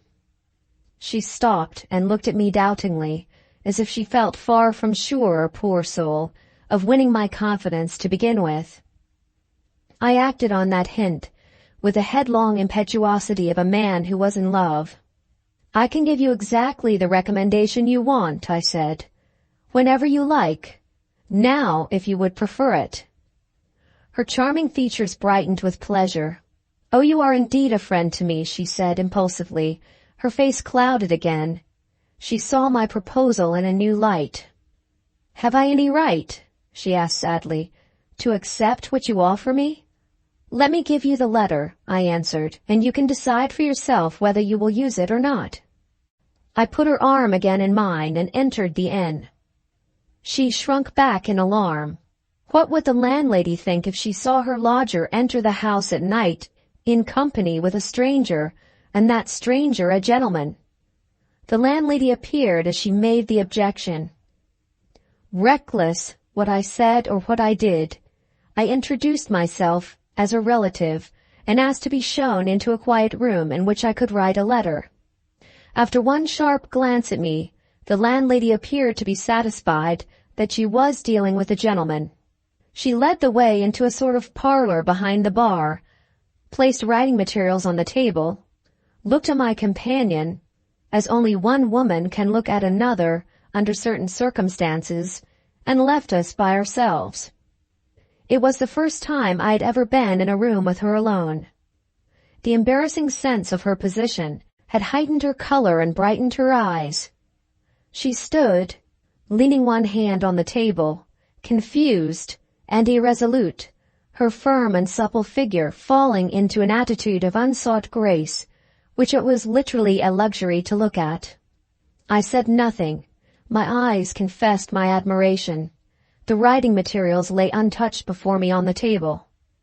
How long the silence might have lasted, I cannot say. She abruptly broke it. Her instinct warned her that silence might have its dangers in our position. She turned to me with an effort. She said uneasily, I don't think you ought to write your letter tonight, sir. Why not? You know nothing of me. Surely you ought not to recommend a person who is a stranger to you, and I am worse than a stranger. I am a miserable wretch who has tried to commit a great sin. I've tried to destroy myself. Perhaps the misery I was in might be some excuse for me if you knew it. You ought to know it. But it's so late tonight, and I am so sadly tired. And there are some things, sir, which it is not easy for a woman to speak of in the presence of a man. Her head sunk on her bosom. Her delicate lips trembled a little. She said no more. The way to reassure and console her lay plainly enough before me if I chose to take it. Without stopping to think, I took it. Reminding her that she had herself proposed writing to me when we met that evening, I suggested that she should wait to tell the sad story of her troubles until it was convenient to her to send me the narrative in the form of a letter. In the meantime, I added, I have the most perfect confidence in you, and I beg, as a favor, that you will let me put it to the proof. I can introduce you to a dressmaker in London, who is at the head of a large establishment, and I will do it before I leave you tonight. I dipped my pen in the ink as I said the words. Let me confess frankly the lengths to which my infatuation led me. The dressmaker to whom I had alluded had been my mother's maid in former years, and had been established in business with money lent by my late stepfather, Mr. Germain. I used both their names without scruple, and I wrote my recommendation in terms which the best of living women and the ablest of existing dressmakers could never have hoped to merit. Will anybody find excuses for me? Those rare persons who have been in love and who have not completely forgotten it yet may perhaps find excuses for me. It matters little. I don't deserve them. I handed her the open letter to read. She blushed delightfully. She cast one tenderly grateful look at me, which I remembered but too well for many an after-day. The next moment, to my astonishment, this changeable creature changed again. Some forgotten consideration seemed to have occurred to her. She turned pale. The soft lines of pleasure in her face hardened, little by little. She regarded me with the saddest look of confusion and distress. Putting the letter down before me on the table, she said timidly, Would you mind adding a postscript, sir? I suppressed all appearance of surprise as well as I could, and took up the pen again. Would you please say, she went on, that I am only to be taken on trial at first? I am not to be engaged for more. Her voice sunk lower and lower so that I could barely hear the next words. For more than 3 months, certain.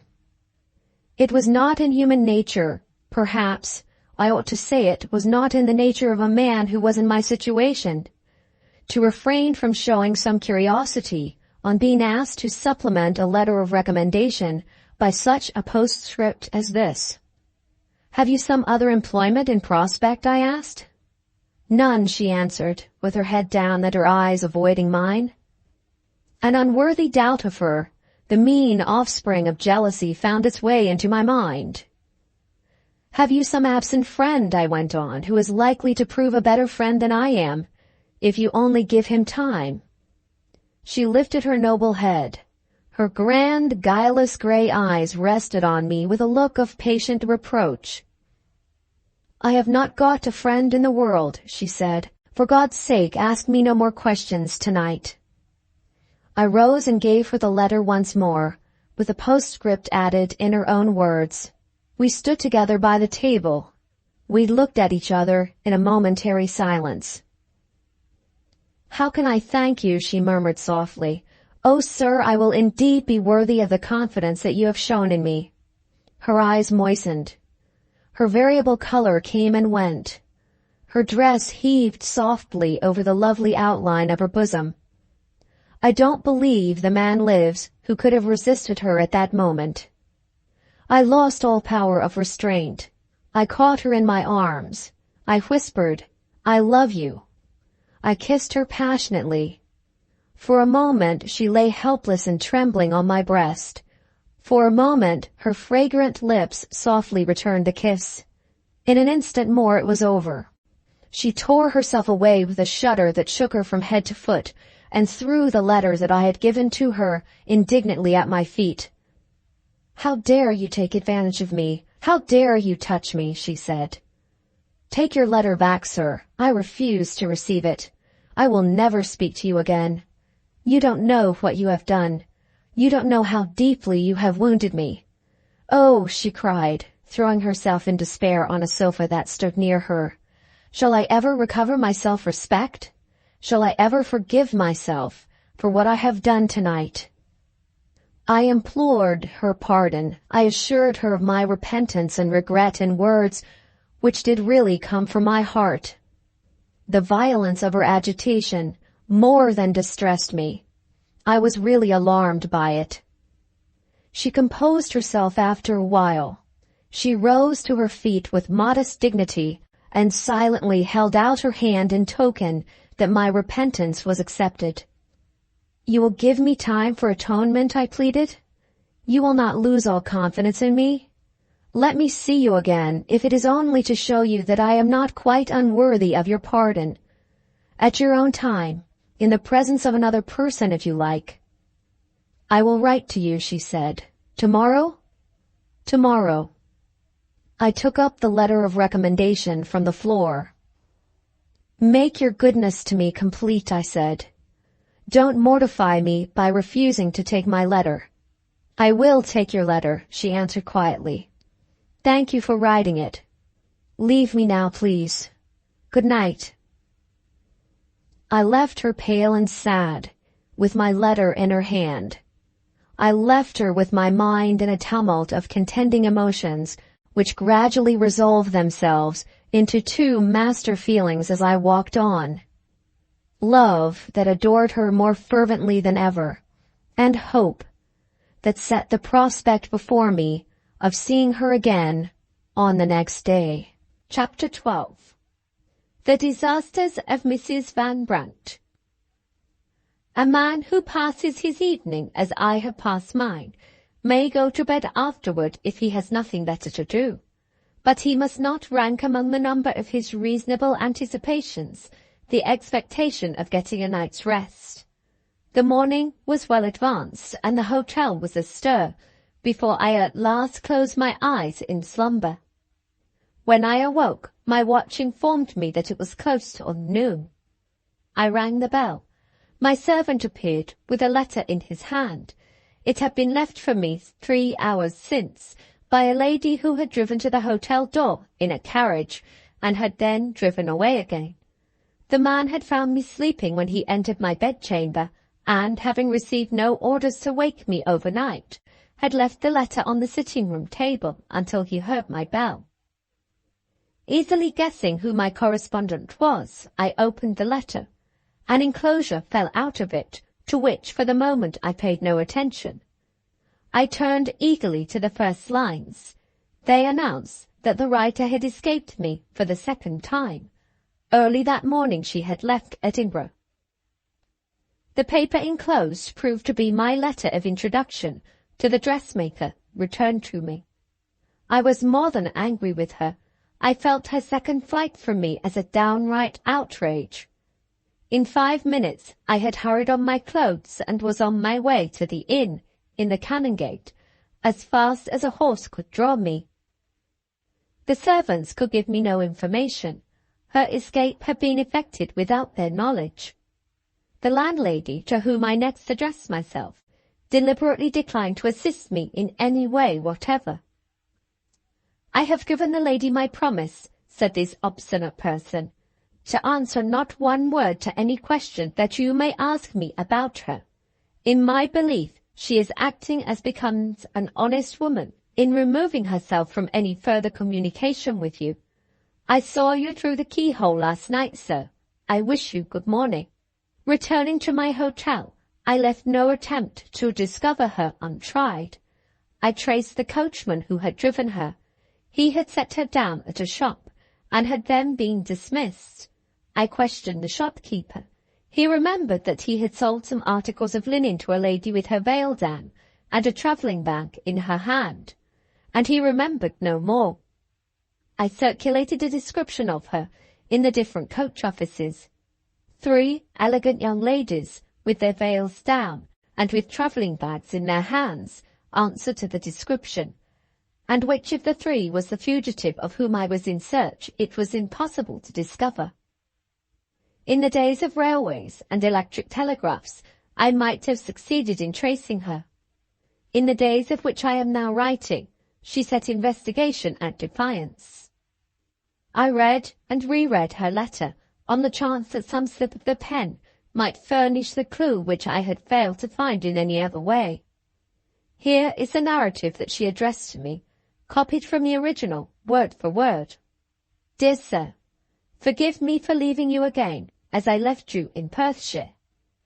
After what took place last night, I have no other choice, knowing my own weakness and the influence that you seem to have over me, than to thank you gratefully for your kindness and to bid you farewell.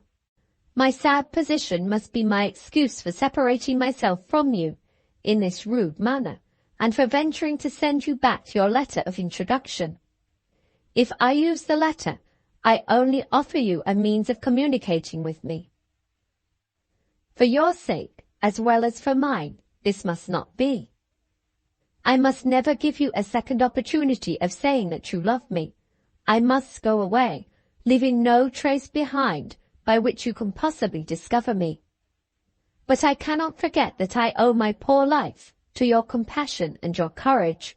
You, who saved me, have a right to know what the provocation was that drove me to drowning myself, and what my situation is now that I am, thanks to you, still a living woman.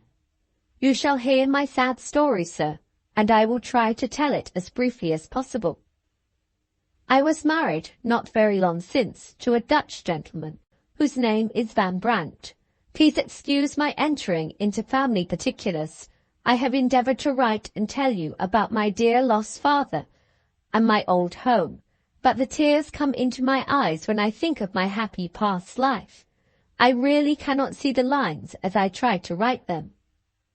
Let me then only say that Mr. Van Brandt was well recommended to my good father before I married. I have only now discovered that he obtained these recommendations from his friends under a false pretence, which is needless to trouble you by mentioning in detail. Ignorant of what he had done, I lived with him happily. I cannot truly declare that he was the object of my first love, but he was the one person in the world whom I had to look up to after my father's death. I esteemed him and respected him, and, if I may say so without vanity, I did indeed make him a good wife.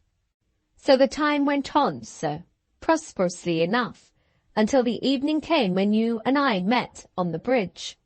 I was out alone in our garden trimming the shrubs, when the maidservant came and told me there was a foreign lady in a carriage at the door, who desired to say a word to Mrs. Van Brandt. I sent the maid on before, to show her into the sitting-room, and I followed to receive my visitor as soon as I had made myself tidy. She was a dreadful woman, with a flushed, fiery face and impudent bright eyes. "Are you Mrs. Van Brandt?" she said. I answered yes. "Are you really married to him?" she asked. That question, naturally enough, I think, upset my temper. I said, "How dare you doubt it?" She laughed in my face. "Send for Van Brandt," she said. I went out into the passage and called him down from the room upstairs in which he was writing. "Ernest," I said, "here is a person who has insulted me. Come down directly."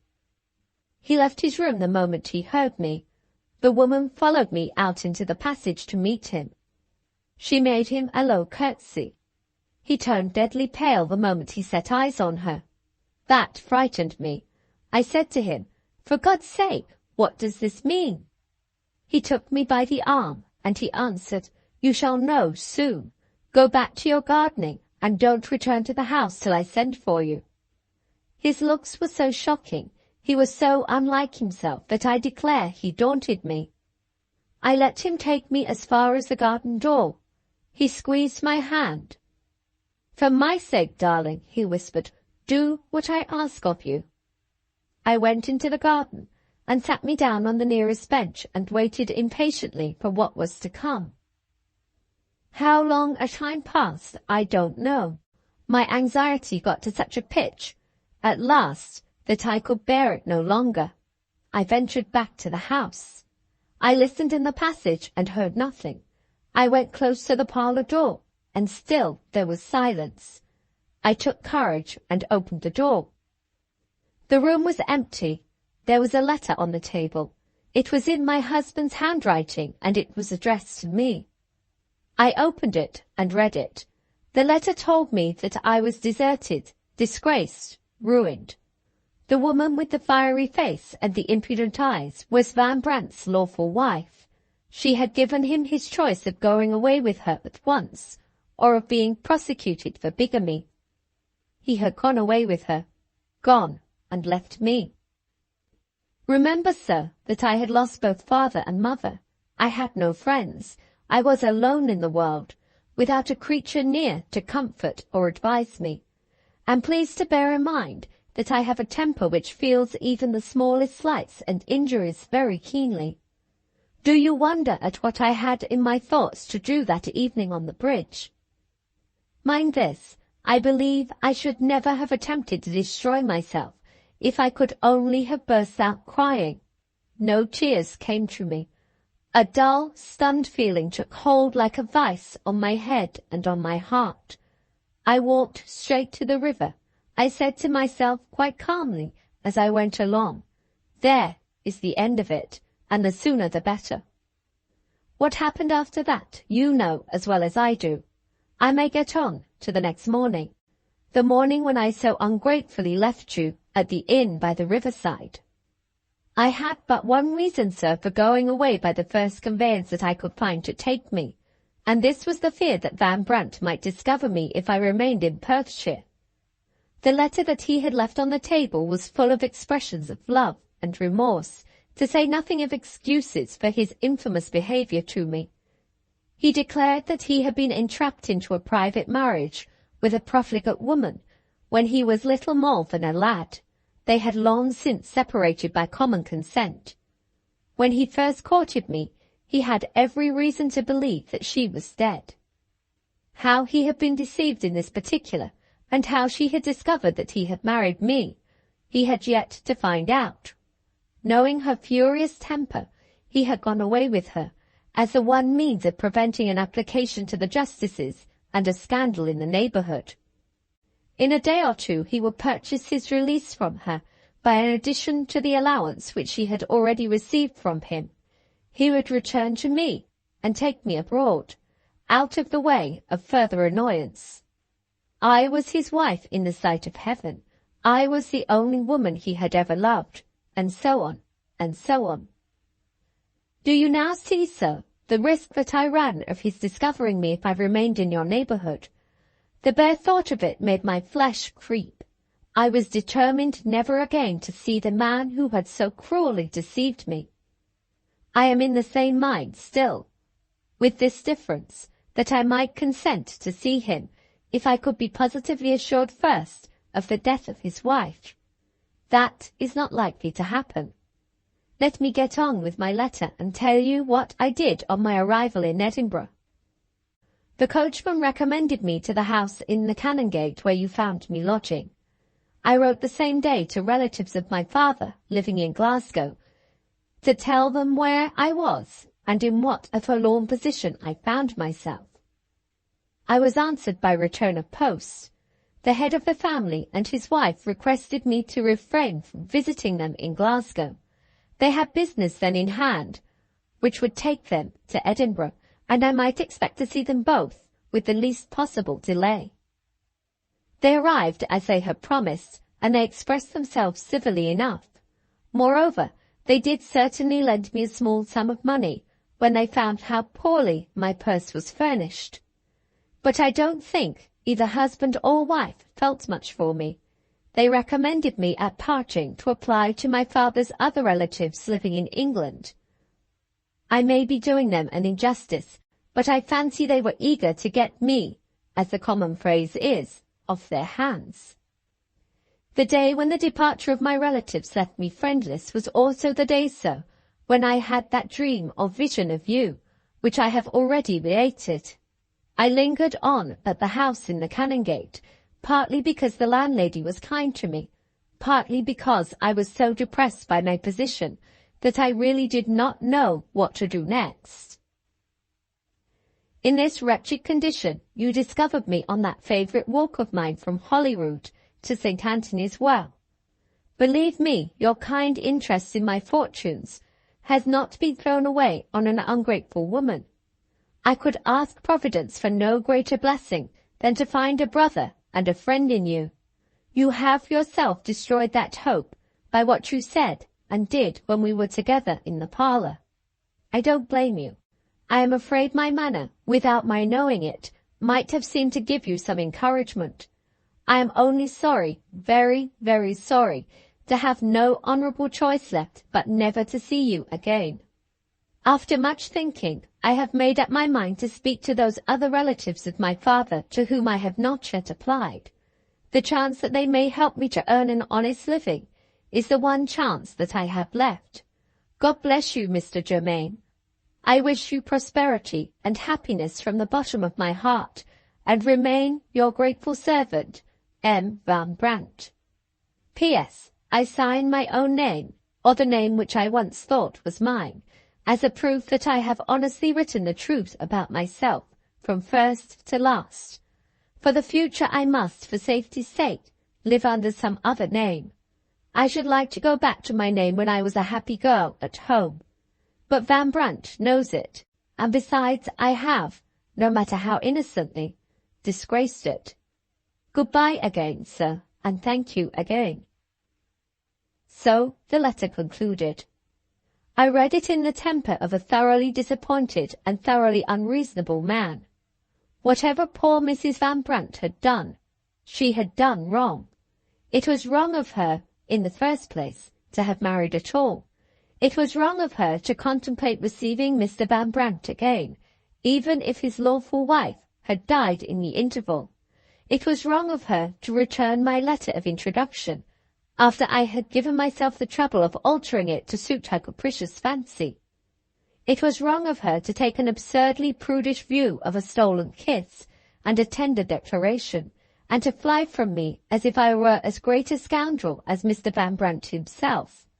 And last, and more than all, it was wrong of her to sign her Christian name, in initial only. Here I was, passionately in love with a woman, and not knowing by what fond name to identify her in my thoughts. M. Van Brandt, I might call her Maria, Margaret, Martha, Mabel, Magdalene, Mary. Oh, not Mary. The old boyish love was done and gone, but I owed some respect to the memory of it. If the Mary of my early days was still living, and if I had met another, would she have treated me as this woman had treated me? Never. It was an injury to Mary to think even of that heartless creature by her name. Why think of her at all? Why degrade myself by trying to puzzle out a means of tracing her by her letter? It was sheer folly to attempt to trace a woman who had gone, I knew not whither, and who herself informed me that she meant to pass under an assumed name. Had I lost all pride, all self-respect? In the flower of my age, with a handsome fortune, with the world before me full of interesting female faces and charming female figures, what course did it become me to take? To go back to my country house and mope over the loss of a woman who had deliberately deserted me? Or to send for a courier and a travelling carriage and forget her gaily among foreign people and foreign scenes? In the state of my temper at the moment, the idea of a pleasure tour of Europe fired my imagination. I first astonished the people at the hotel by ordering all further inquiries after the missing Mrs. Van Brandt to be stopped. And then I opened my writing desk and wrote to tell my mother frankly and fully of my new plans. The answer arrived by return of post. To my surprise and delight, my good mother was not satisfied with only formally approving of my new resolution.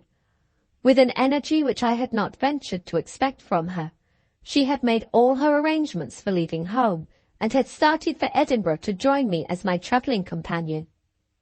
"You shall not go away alone, George," she wrote, "while I have strength and spirits to keep you company." In 3 days from the time when I read those words, our preparations were completed, and we were on our way to the continent. Chapter 13. Not cured yet. We visited France, Germany, and Italy, and we were absent from England nearly 2 years. Had time and change justified my confidence in them? Was the image of Mrs. Van Brandt an image long since dismissed from my mind? No.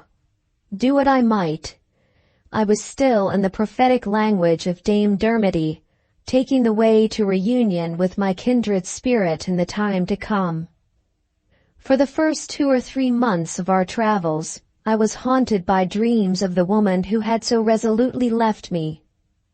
Seeing her in my sleep, always graceful, always charming, always modestly tender towards me, I waited in the ardent hope of again beholding the apparition of her in my waking hours, of again being summoned to meet her at a given place and time. My anticipations were not fulfilled. No apparition showed itself. The dreams themselves grew less frequent and less vivid, and then ceased altogether. Was this a sign that the days of her adversity were at an end?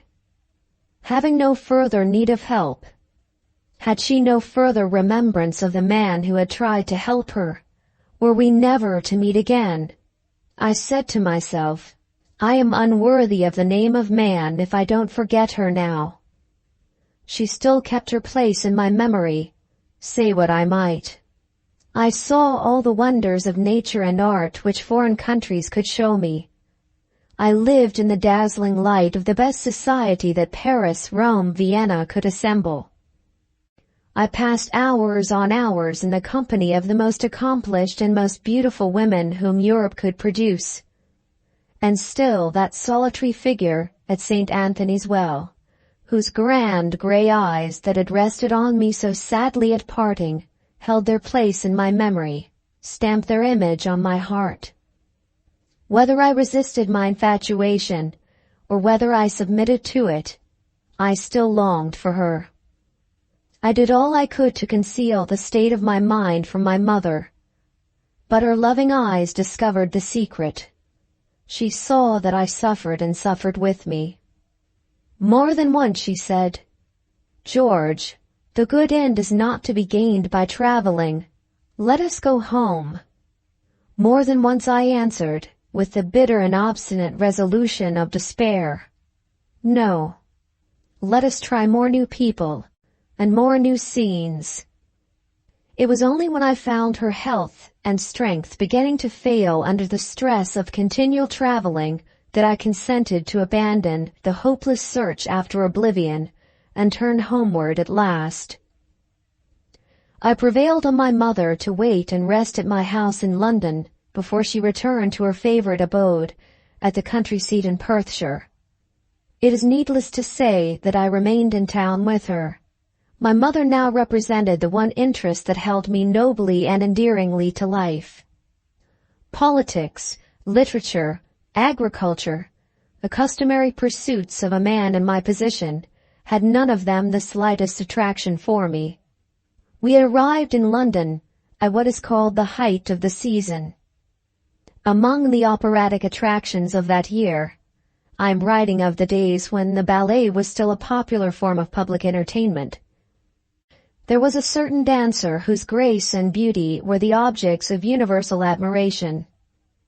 I was asked if I had seen her wherever I went, until my social position, as the one man who was indifferent to the reigning goddess of the stage, became quite unendurable. On the next occasion, when I was invited to take a seat in a friend's box, I accepted the proposal, and, far from willingly, I went the way of the world. In other words, I went to the opera. The first part of the performance had concluded when we got to the theatre, and the ballet had not yet begun. My friends amused themselves with looking for familiar faces in the boxes and stalls. I took a chair in a corner and waited, with my mind far away from the theater, far from the dancing that was to come. The lady who sat nearest to me, like ladies in general, disliked the neighborhood of a silent man. She determined to make me talk to her. "Do tell me, Mr. Germain," she said, "did you ever see a theater anywhere so full as this theater is tonight?" She handed me her opera glass as she spoke. I moved to the front of the box to look at the audience. It was certainly a wonderful sight. Every available atom of space, as I gradually raised the glass from the floor to the ceiling of the building, appeared to be occupied. Looking upward and upward, my range of view gradually reached the gallery. Even at that distance, the excellent glass which had been put into my hands brought the faces of the audience close to me. I looked first at the persons who occupied the front row of seats in the gallery stalls. Moving the opera glass slowly along the semicircle formed by the seats, I suddenly stopped when I reached the middle. My heart gave a great leap, as if it would bound out of my body. There was no mistaking that face among the commonplace faces near it. I had discovered Mrs. Van Brandt. She sat in front, but not alone. There was a man in the stall immediately behind her, who bent over her and spoke to her from time to time. She listened to him, so far as I could see, with something of a sad and weary look. Who was the man? I might or might not find that out. Under any circumstances, I determined to speak to Mrs. Van Brandt. The curtain rose for the ballet. I made the best excuse I could to my friends and instantly left the box. It was useless to attempt to purchase my admission to the gallery. My money was refused. There was not even standing room left in that part of the theater. But one alternative remained. I returned to the street to wait for Mrs. Van Brandt at the gallery door until the performance was over. Who was the man in attendance on her? The man whom I had seen sitting behind her and talking familiarly over her shoulder. While I paced backward and forward before the door, that one question held the possession of my mind until the oppression of it grew beyond endurance. I went back to my friends in the box simply and solely to look at the man again. What excuses I made to account for my strange conduct, I cannot now remember. Armed once more with the lady's opera glass, I borrowed it and kept it without scruple. I alone, of all that vast audience, turned my back on the stage and riveted my attention on the gallery stalls. There he sat, in his place behind her, to all appearance spellbound by the fascinations of the graceful dancer. Mrs. Van Brandt, on the contrary, seemed to find but little attraction in the spectacle presented by the stage. She looked at the dancing, so far as I could see, in an absent, weary manner. When the applause broke out in a perfect frenzy of cries and clapping of hands, she sat perfectly unmoved by the enthusiasm which pervaded the theater. The man behind her, annoyed as I supposed by the marked indifference which she showed to the performance, tapped her impatiently on the shoulder, as if he thought that she was quite capable of falling asleep in her stall. The familiarity of the action, confirming the suspicion in my mind which had already identified him, Van Brandt, so enraged me that I said or did something which obliged one of the gentlemen in the box to interfere. "If you can't control yourself," he whispered, "you had better leave us." He spoke with the authority of an old friend. I had sense enough left to take his advice and returned to my post at the gallery door. A little before midnight the performance ended. The audience began to pour out of the theater. I drew back into a corner behind the door, facing the gallery stairs, and watched for her. After an interval, which seemed to be endless, she and her companion appeared, slowly descending the stairs. She wore a long dark cloak. Her head was protected by a quaintly shaped hood, which looked on her the most becoming headdress that a woman could wear. As the two passed me, I heard the man speak to her in a tone of sulky annoyance. "It's wasting money," he said, "to go to the expense of taking you to the opera." "I am not well," she answered with her head down and her eyes on the ground. "I am out of spirits tonight." "Will you ride home or walk?" "I will walk if you please." I followed them unperceived, waiting to present myself to her until the crowd about them had dispersed. In a few minutes they turned into a quiet street. I quickened my pace until I was close at her side, and then I took off my hat and spoke to her. She recognized me with a cry of astonishment. For an instant her face brightened radiantly with the loveliest expression of delight that I ever saw on any human countenance. The moment, after all, was changed. The charming features saddened and hardened. She stood before me like a woman overwhelmed by her shame, without uttering a word, without taking my offered hand. Her companion broke the silence. "Who is this gentleman?" he asked, speaking in a foreign accent, with an underbred insolence of tone and manner. She controlled herself the moment he addressed her. "This is Mr. Germain," she answered, "a gentleman who was very kind to me in Scotland." She raised her eyes for a moment to mine, and took refuge, poor soul, in a conventionally polite inquiry after my health. "I hope you are quite well, Mr. Germain," said the soft, sweet voice, trembling piteously. I made the customary reply, and explained that I had seen her at the opera. "Are you staying in London?" I asked. "May I have the honor of calling on you?" Her companion answered for her before she could speak. "My wife thanks you, sir, for the compliment you pay her. She doesn't receive visitors. We both wish you good night." Saying those words, he took off his hat with a sardonic assumption of respect, and holding her arm in his, forced her to walk on abruptly with him.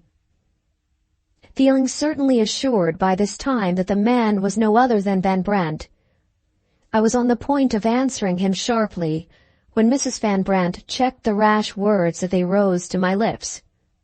"For my sake," she whispered over her shoulder, with an imploring look that instantly silenced me. After all, she was free, if she liked, to go back to the man who had so vilely deceived and deserted her. I bowed and left them, feeling with no common bitterness the humiliation of entering into rivalry with Mr. Van Brandt. I crossed to the other side of the street. Before I had taken 3 steps away from her, the old infatuation fastened its hold on me again. I submitted without a struggle against myself to the degradation of turning spy and following them home. Keeping well behind on the opposite side of the way, I tracked them to their own door and entered in my pocketbook the name of the street and the number of the house. The hardest critic who reads these lines cannot feel more contemptuously toward the man than I felt toward myself.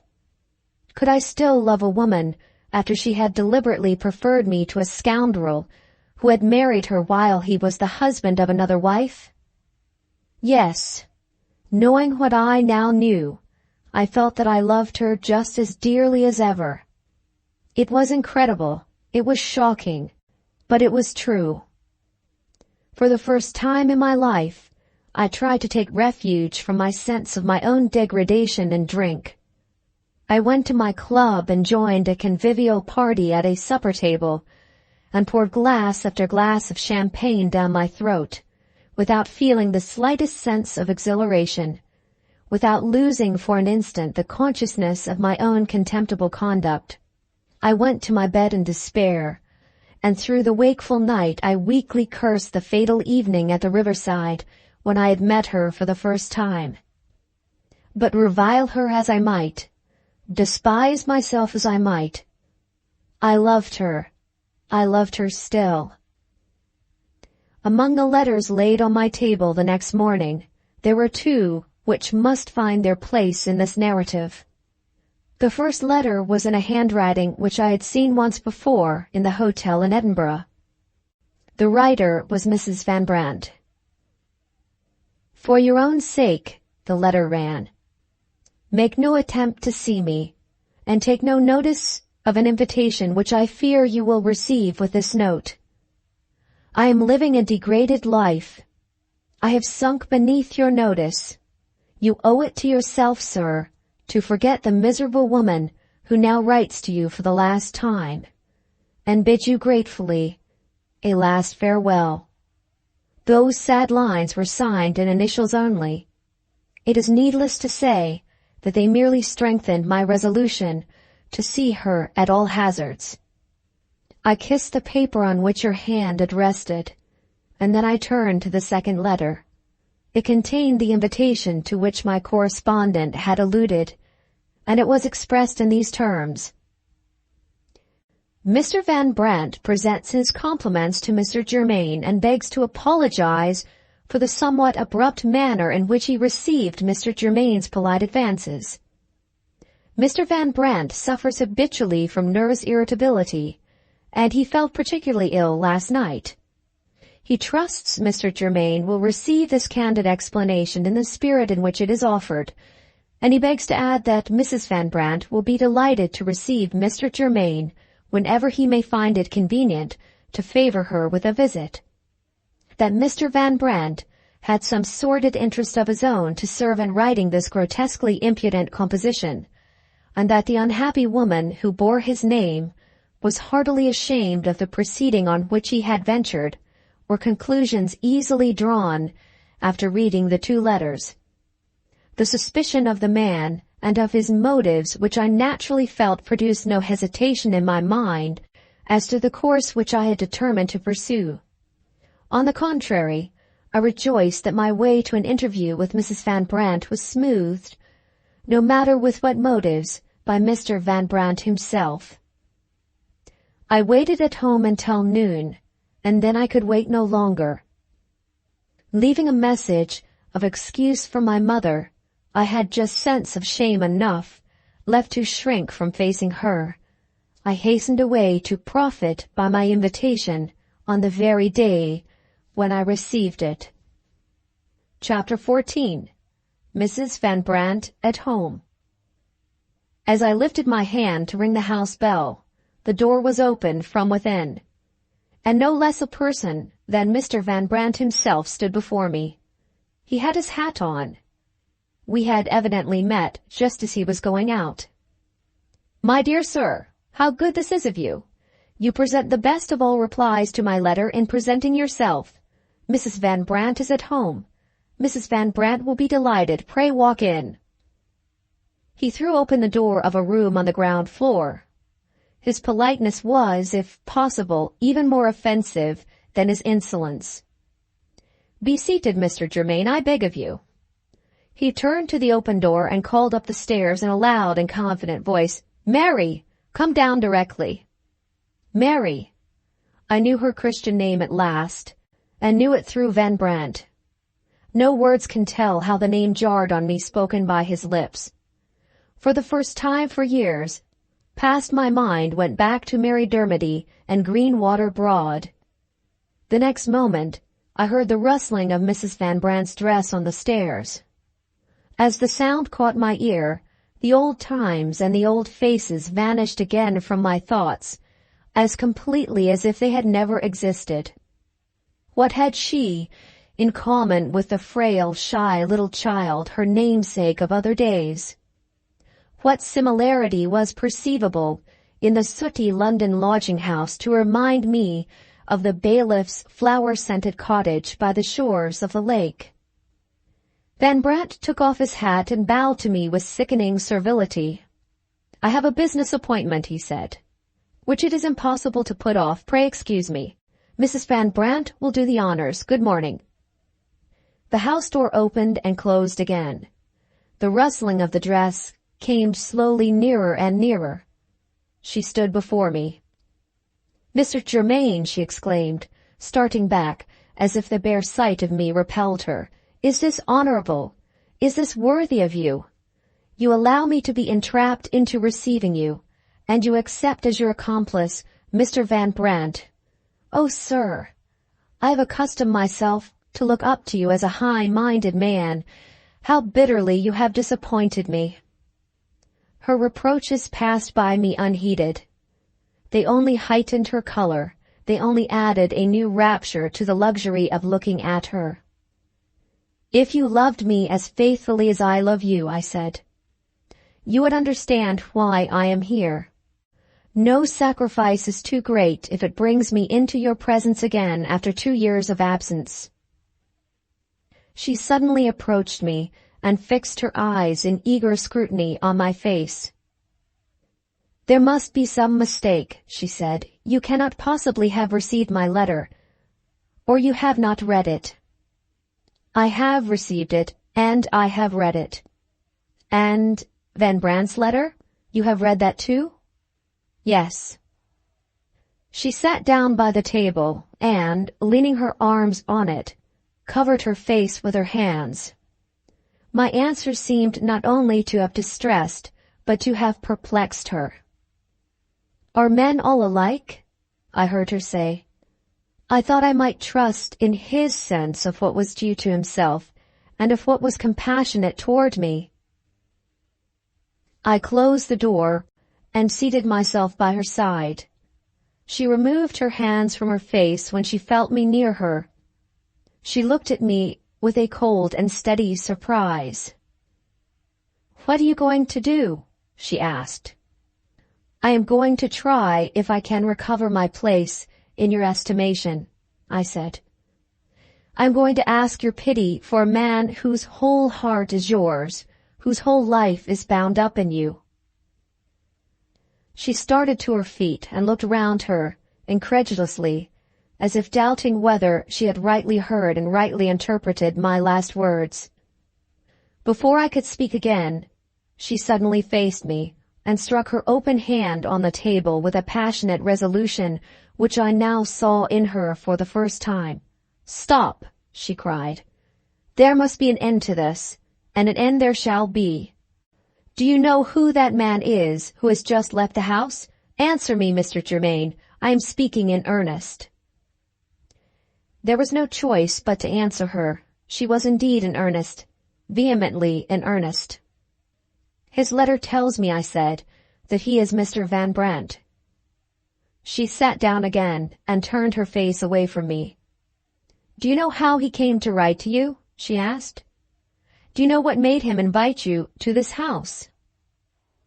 I thought of the suspicion that had crossed my mind when I read Van Brandt's letter. I made no reply. You force me to tell you the truth, she went on. He asked me who you were last night on our way home. I knew that you were rich, and that he wanted money. I told him I knew nothing of your position in the world. He was too cunning to believe me. He went out to the public house and looked at a directory. He came back and said, Mr. Germain has a house in Berkeley Square and a country seat in the Highlands. He is not a man for a poor devil like me to offend. I mean to make a friend of him, and I expect you to make a friend of him too. He sat down and wrote to you. I am living under that man's protection, Mr. Germain. His wife is not dead, as you may suppose. She is living, and I know her to be living. I wrote to you that I was beneath your notice, and you have obliged me to tell you why.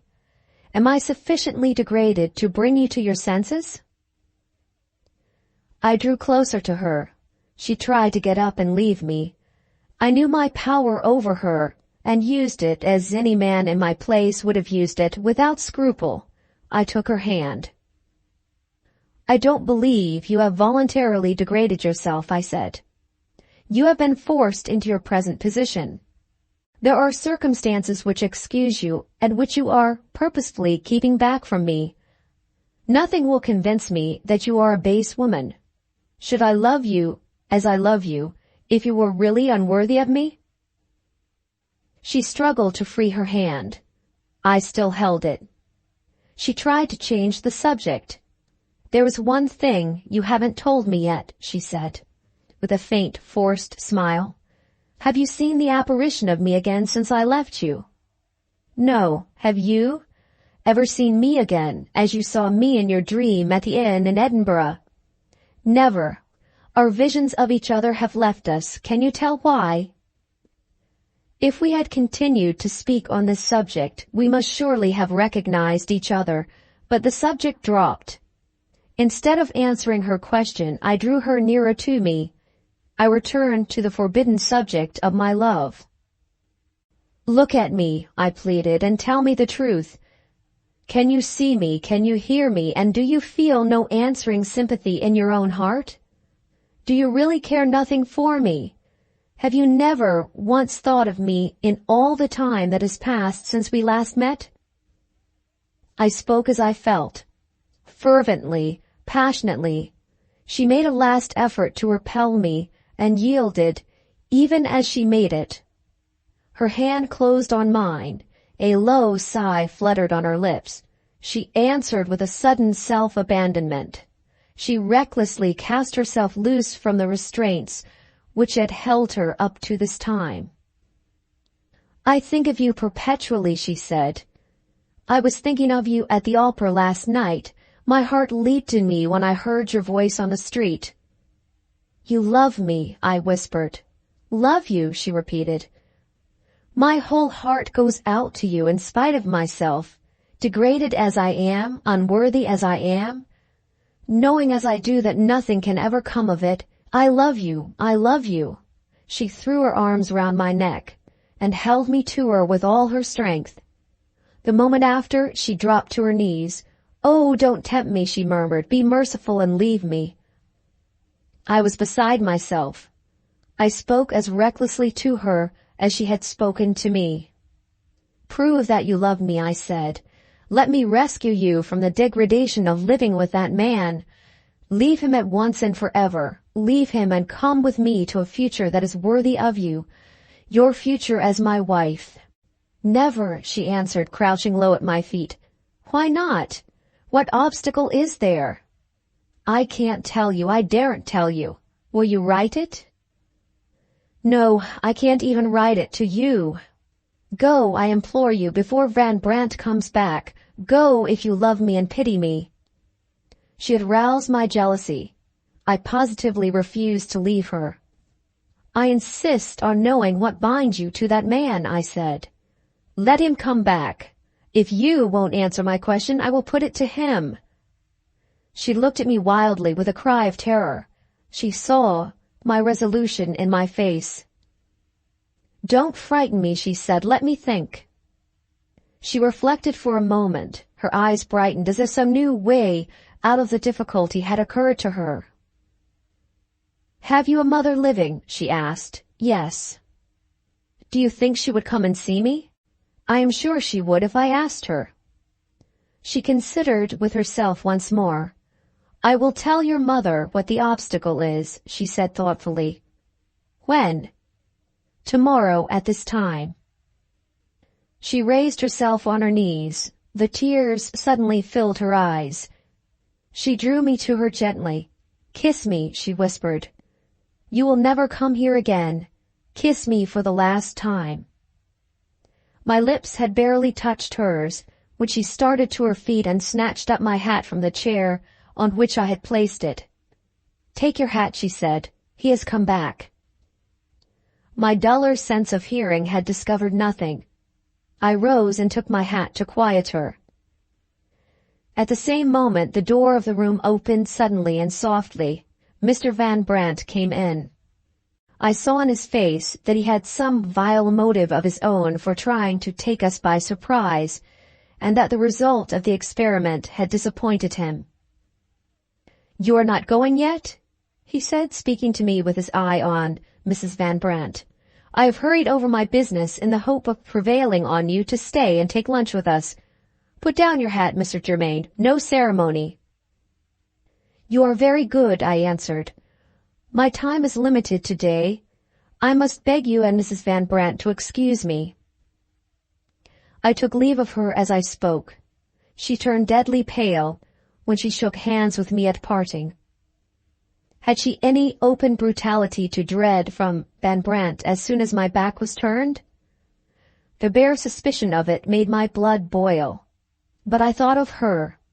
In her interests, the wise thing and the merciful thing to do was to conciliate the fellow before I left the house. "I am sorry not to be able to accept your invitation," I said, as we walked together to the door. "Perhaps you'll give me another chance." His eyes twinkled cunningly. "What do you say to a quiet little dinner here?" he asked. "A slice of mutton, you know, and a bottle of good wine. Only our 3 selves and one old friend of mine to make up 4. We will have a rubber of whist in the evening. Mary and you partners, eh? When shall it be? Shall we say the day after tomorrow?" She had followed us to the door, keeping behind Van Brandt while he was speaking to me. When he mentioned the old friend and the rubber of whist, her face expressed the strongest emotions of shame and disgust. The next moment, when she had heard him fix the date of the dinner for the day after tomorrow, her features became composed again, as if a sudden sense of relief had come to her. What did the change mean? Tomorrow was the day she had appointed for seeing my mother. Did she really believe, when I had heard what passed at the interview, that I should never enter the house again and never attempt to see her more? And was this the secret of her composure when she heard the date of the dinner appointed for the day after tomorrow? Asking myself these questions, I accepted my invitation and left the house with a heavy heart. That farewell kiss, that sudden composure when the day of the dinner was fixed, weighed on my spirits. I would have given 12 years of my life to have annihilated the next 12 hours. In this frame of mind, I reached home and presented myself in my mother's sitting room.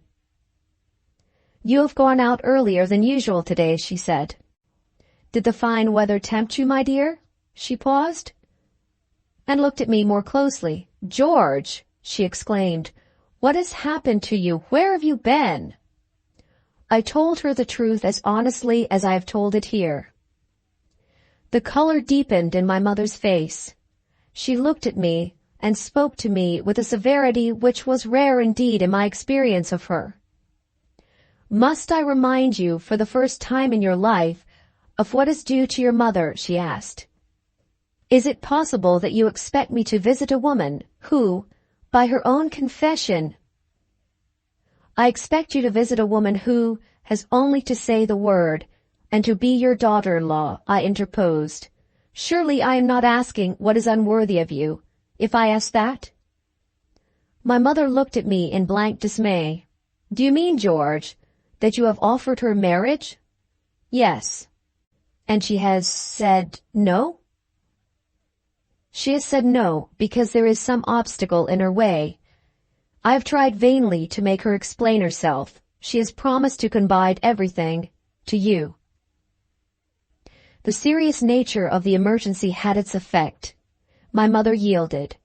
She handed me the little ivory tablets on which she was accustomed to record her engagements. "Write down the name and address," she said resignedly. "I will go with you," I answered, "and wait in the carriage at the door. I want to hear what has passed between you and Mrs. Van Brandt the instant you have left her." "Is it as serious as that, George?" "Yes, Mother, it is as serious as that." Chapter 15. The Obstacle Beats Me. How long was I left alone in the carriage at the door of Mrs. Van Brandt's lodgings? Judging by my sensations, I waited half a lifetime. Judging by my watch, I waited half an hour. When my mother returned to me, the hope which I had entertained of a happy result from her interview with Mrs. Van Brandt was a hope abandoned before she had opened her lips. I saw in her face that an obstacle which was beyond my power of removal did indeed stand between me and the dearest wish of my life. "Tell me the worst," I said, as we drove away from the house, "and tell it at once." "I must tell it to you, George," my mother answered, sadly, as she told it to me. She begged me herself to do that. We must disappoint him, she said, but pray let it be done as gently as possible. Beginning in those words, she confided to me the painful story which you know already, the story of her marriage. From that she passed to her meeting with you at Edinburgh, and to the circumstances which have led her to live as she is living now. This latter part of her narrative she especially requested me to repeat to you. Do you feel composed enough to hear it now, or would you rather wait? Let me hear it now, mother, and tell it as nearly as you can in her own words. I will repeat what she said to me, my dear, as faithfully as I can. After speaking of her father's death, she told me that she had only 2 relatives living. I have a married aunt in Glasgow and a married aunt in London, she said. When I left Edinburgh, I went to my aunt in London. She and my father had not been on good terms together. She considered that my father had neglected her, but his death had softened her toward him and towards me. She received me kindly, and she got me a situation in a shop. I kept my situation for 3 months, and then I was obliged to leave it. My mother paused. I thought directly of the strange postscript which Mrs. Van Brandt had made me add to the letter that I wrote for her at the Edinburgh Inn. In that case also, she had only contemplated remaining in her employment for 3 months' time. Why was she obliged to leave her situation, I asked. I put that question to her myself, replied my mother. She made no direct reply. She changed color and looked confused. I will tell you afterward, madame, she said. Please let me go on now. My aunt was angry with me for leaving my employment, and she was more angry still when I told her the reason. She said I had failed in duty toward her in not speaking frankly at first. We parted coolly. I had saved a little money from my wages, and I did well enough while my savings lasted. When they came to an end, I tried to get employment again, and I failed. My aunt said, and said truly, that her husband's income was barely enough to support his family. She could do nothing for me, and I could do nothing for myself. I wrote to my aunt at Glasgow and received no answer. Starvation stared me in the face when I saw in a newspaper an advertisement addressed to me by Mr. Van Brandt. He implored me to write to him. He declared that his life without me was too desolate to be endured. He solemnly promised that there should be no interruption to my tranquility if I would return to him. If I had only myself to think of, I would have begged my bread in the streets rather than return to him. I interrupted the narrative at that point. What other person could she have had to think of, I said. Is it possible, George, my mother rejoined, that you have no suspicion of what she was alluding to when she said those words? The question passed by me unheeded. My thoughts were dwelling bitterly on Van Brandt and his advertisement. She answered the advertisement, of course, I said. And she saw Mr. Van Brandt, my mother went on. She gave me no detailed account of the interview between them. He reminded me, she said, of what I knew to be true, that the woman who had entrapped him into marrying her was an incurable drunkard, and that his ever living with her again was out of the question. Still she was alive, and she had a right to the name at least of his wife. I won't attempt to excuse my returning to him, knowing the circumstances as I did. I will only say that I could see no other choice before me in my position at the time. It is needless to trouble you with what I have suffered since, or to speak of what I may suffer still. I am a lost woman. Be under no alarm, madame, about your son. I shall remember proudly to the end of my life that he once suffered me the honor and the happiness of becoming his wife. But I know what is due to him and to you. I have seen him for the last time. The one thing that remains to be done is to satisfy him that our marriage is impossible. You are a mother. You will understand why I reveal the obstacle which stands between us, not to him, but to you. She rose saying those words, and opened the folding doors which led from the parlor into a back room. After an absence of a few moments only, she returned. At that crowning point in the narrative, my mother stopped. Was she afraid to go on? Or did she think it needless to say more? Well, I said. Must I really tell it to you in words, George? Can't you guess how it ended, even yet? There were two difficulties in the way of my understanding her. I had a man's bluntness of perception, and I was half maddened by suspense. Incredible as it may appear, I was too dull to guess the truth even now. When she returned to me, my mother resumed, she was not alone. She had with her a lovely little girl, just old enough to walk with the help of her mother's hand. She tenderly kissed the child, and then she put it on my lap. There is my only comfort, she said simply, and there is the obstacle to my ever becoming Mr. Germain's wife. Van Brandt's child? Van Brandt's child? The postscript which he had made me add to my letter. The incomprehensible withdrawal from the employment in which she was prospering. The disheartening difficulties which had brought her to the brink of starvation. The degrading return to the man who had cruelly deceived her. All was explained, all was excused now. With an infant at the breast, how could she obtain a new employment? With famine staring her in the face, what else could the friendless woman do but return to the father of her child? What claim had I on her by comparison with him? What did it matter, now that the poor creature secretly returned the love that I felt for her? There was the child an obstacle between us. There was his hold on her. Now that he had got her back, what was my hold worth? All social proprieties and all social laws answered the question. Nothing. My head sunk on my breast. I received the blow in silence. My good mother took my hand. You understand it now, George? She said sorrowfully. Yes, mother, I understand it.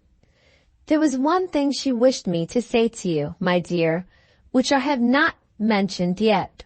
She entreats you not to suppose that she had the faintest idea of her situation when she attempted to destroy herself. Her first suspicion that it was possible she might become a mother was conveyed to her at Edinburgh, in a conversation with her aunt. It is impossible, George, not to feel compassionately toward this poor woman, regrettable as her position is. I cannot see that she is to blame for it. She was the innocent victim of a vile fraud when that man married her. She has suffered undeservedly since, and she has behaved nobly to you and to me.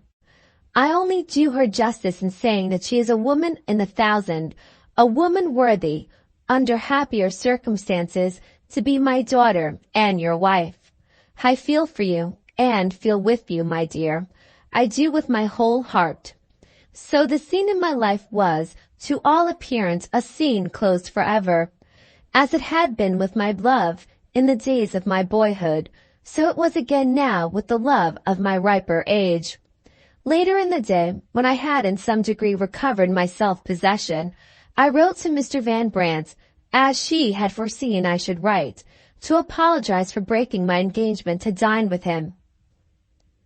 Could I trust to a letter also to say the farewell words for me to the woman whom I had loved and lost? No.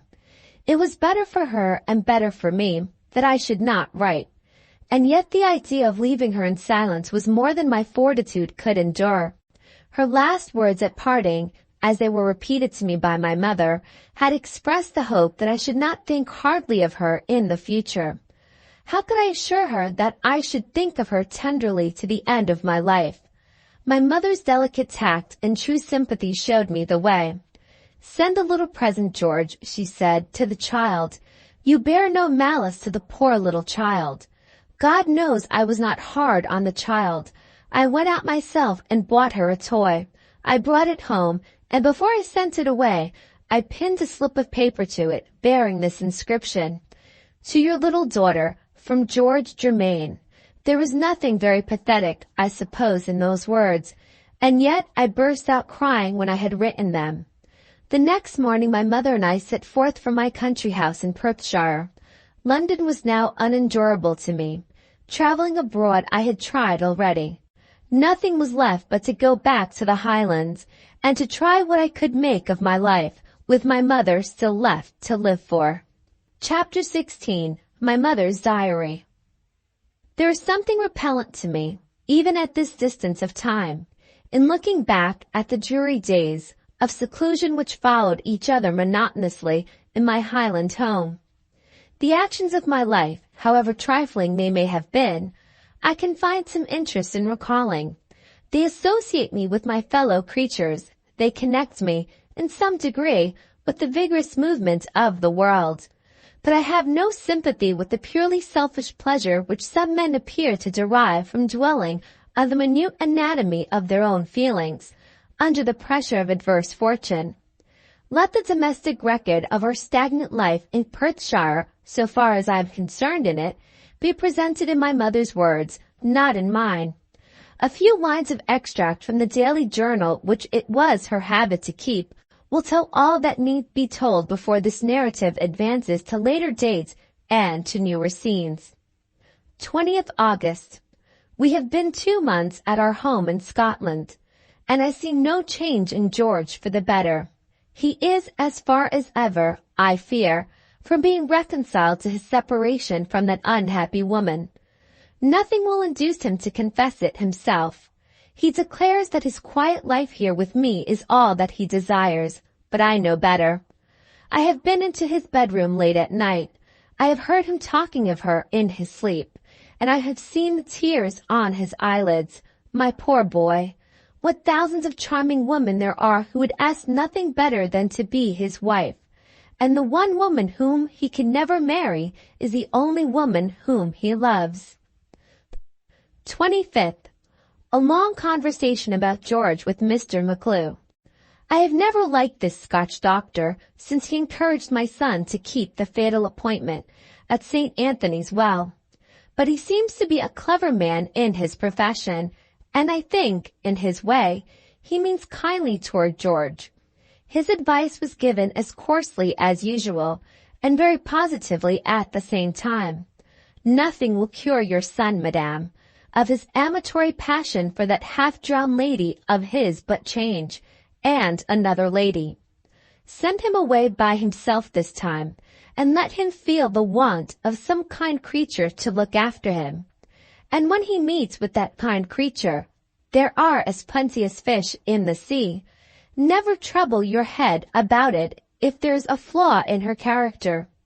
I have got a cracked teacup which has served me for 20 years. Marry him, ma'am, to the new one with the utmost speed and impetuosity which the law will permit.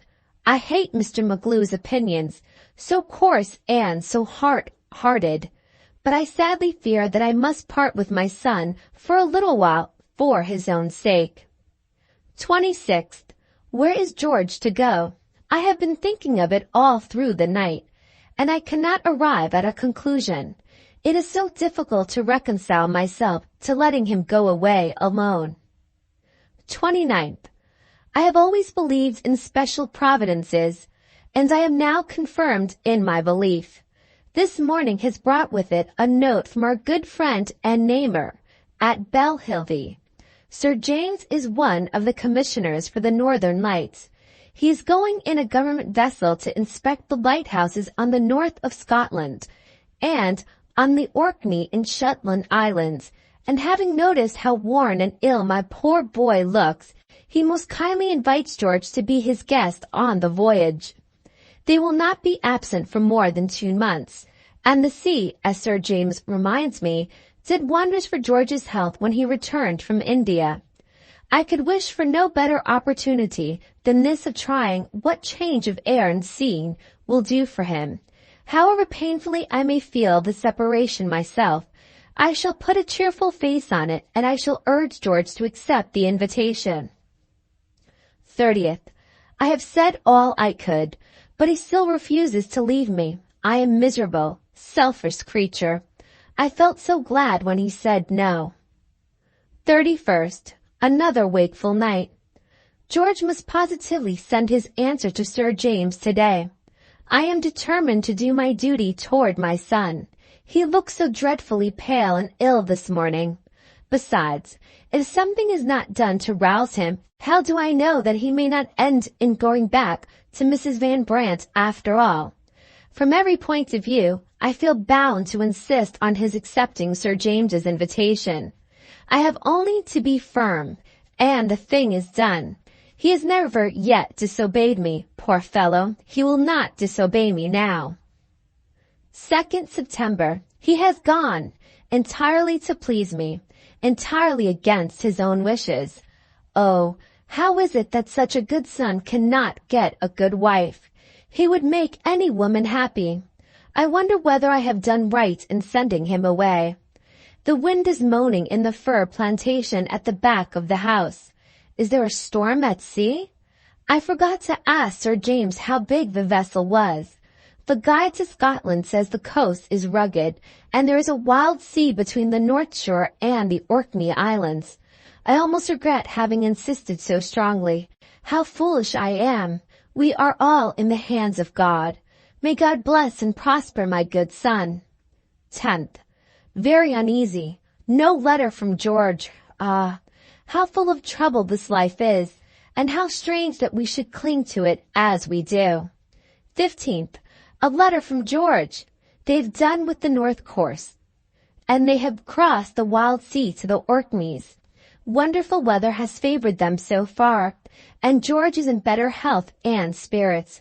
Ah, how much happiness there is in life if we only have the patience to wait for it.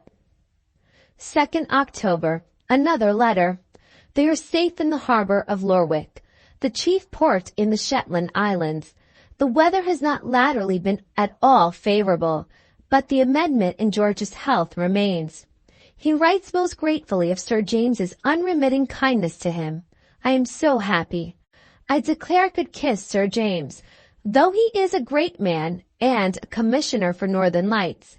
In 3 weeks more, wind and weather permitting, they hope to get back. Never mind my lonely life here.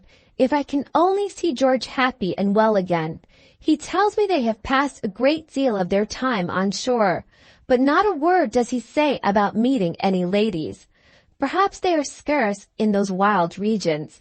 I have heard of Shetland shawls and Shetland ponies. Are there any Shetland ladies? I wonder. Chapter 17. Shetland Hospitality. Guide, where are we? I can't say for certain. Have you lost your way? The guide looks slowly all around him and then looks at me. That is his answer to my question. And that is enough. The lost persons are 3 in number.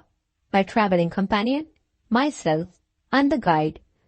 They are seated on 3 Shetland ponies, so small in stature that we 2 strangers were at first literally ashamed to get on their backs. We are surrounded by dripping white mist, so dense that we become invisible to one another at a distance of half a dozen yards. We know that we are somewhere on the mainland of the Shetland Isles. We see under the feet of our ponies a mixture of moorland and bog. Here, the strip of firm ground we are standing on, and there, a few feet off, the strip of watery peat bog, which is deep enough to suffocate us if we step into it. Thus far, and no further, our knowledge extends. The question of the moment is, what are we to do next? The guide lights his pipe and reminds me that he warned us against the weather before we started for our ride.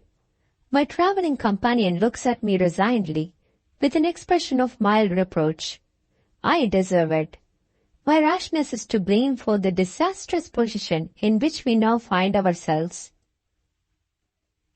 In writing to my mother, I have been careful to report favorably of my health and spirits, but I have not confessed that I still remember the day when I parted with one hope and renounced the one love which made life precious to me. My torpid condition of mind at home has simply given place to perpetual restlessness produced by the excitement of my new life. I must now always be doing something, no matter what, so long as it diverts me from my own thoughts. Inaction is unendurable. Solitude has become horrible to me. With the other members of the party, which has accompanied Sir James on his voyage of inspection among the lighthouses, are content to wait in the harbour of Lerwick for a favourable change in the weather. I am obstinately bent on leaving the comfortable shelter of the vessel to explore some inland ruin of prehistoric times, of which I never heard and for which I care nothing. The moment is all I want. The ride will fill the hateful void of time. I go, in defiance of sound advice offered to me on all sides. The youngest member of our party catches the infection of my recklessness, in virtue of his youth, and goes with me. And what has come of it? We are blinded by mist, we are lost on a moor, and the treacherous speed bogs are round us in every direction. What is to be done? Just leave it to the ponies, the guide says. Do you mean leave the ponies to find the way? That's it, says the guide. Drop the bridle and leave it to the ponies. See for yourselves. I'm way on my pony. He drops his bridle on the pommel of his saddle, whistles to his pony, and disappears in the mist, riding with hands in his pockets and his pipe in his mouth, as composedly as if he were sitting on his own fireside at home. We have no choice but to follow his example or to be left alone on the moor. The intelligent little animals, relieved from our stupid supervision, trot off with their noses to the ground, like hounds on the scent. Where the intersecting tract of a bog is wide, they skirt around. Where it is narrow enough to be leaped over, they cross it by a jump. Trot, trot. Away the hardy little creatures go, never stopping, never hesitating. Our superior intelligence, perfectly useless in the emergency, wonders how it will end. Our guide, in front of us, answers that it will end in the ponies finding their way, certainly to the nearest village or the nearest house. Let the brittles be, is his one warning to us. Come what may of it, let the bridles be. It is easy for the guide to let his bridle be. He is accustomed to pace himself in that helpless position under stress of circumstances, and he knows exactly what his pony can do. To us, however, the situation is a new one, and it looks dangerous in the extreme.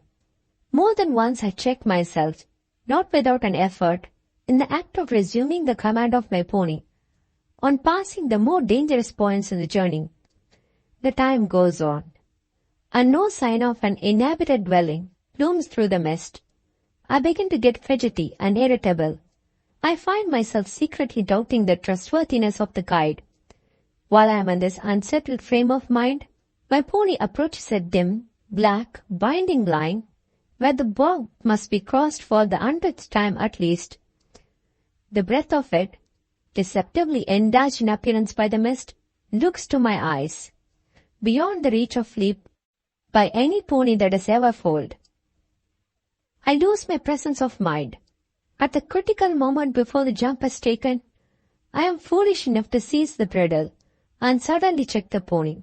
He starts, throws up his head, and falls back instantly as if he had been shot. My right hand, as we drop on the ground together, gets twisted under me, and I feel that I have sprained my wrist. If I escape with no worse injury than this, I may consider myself well off. But no such good fortune is reserved for me. In a struggle to rise, before I have completely extricated myself from him, the pony kicks me. And, as my ill luck will have it, his hoof strikes just where the poisoned spear struck me in the past days of my service in India. The old wound opens again, and there I lie bleeding on the barren Shetland moor. This time my strength has not been exhausted in attempting to breast the current of a swift-flowing river with a drowning woman to support. I preserve my senses, and I am able to give the necessary directions for bandaging the wound, with the best materials which we have at our disposal. To mount my pony again is simply out of the question. I must remain where I am, with my travelling companion to look after me, and the guide must trust his pony to discover the nearest place of shelter to which I can be removed. Before he abandons us on the moor, the man, at my suggestion, takes our bearings, as correctly as he can by the help of my pocket compass. This done, he disappears in the mist, with the bridle hanging loose and the pony's nose to the ground as before. I am left, under my young friend's care, with a cloak to lie on and a saddle for a pillow.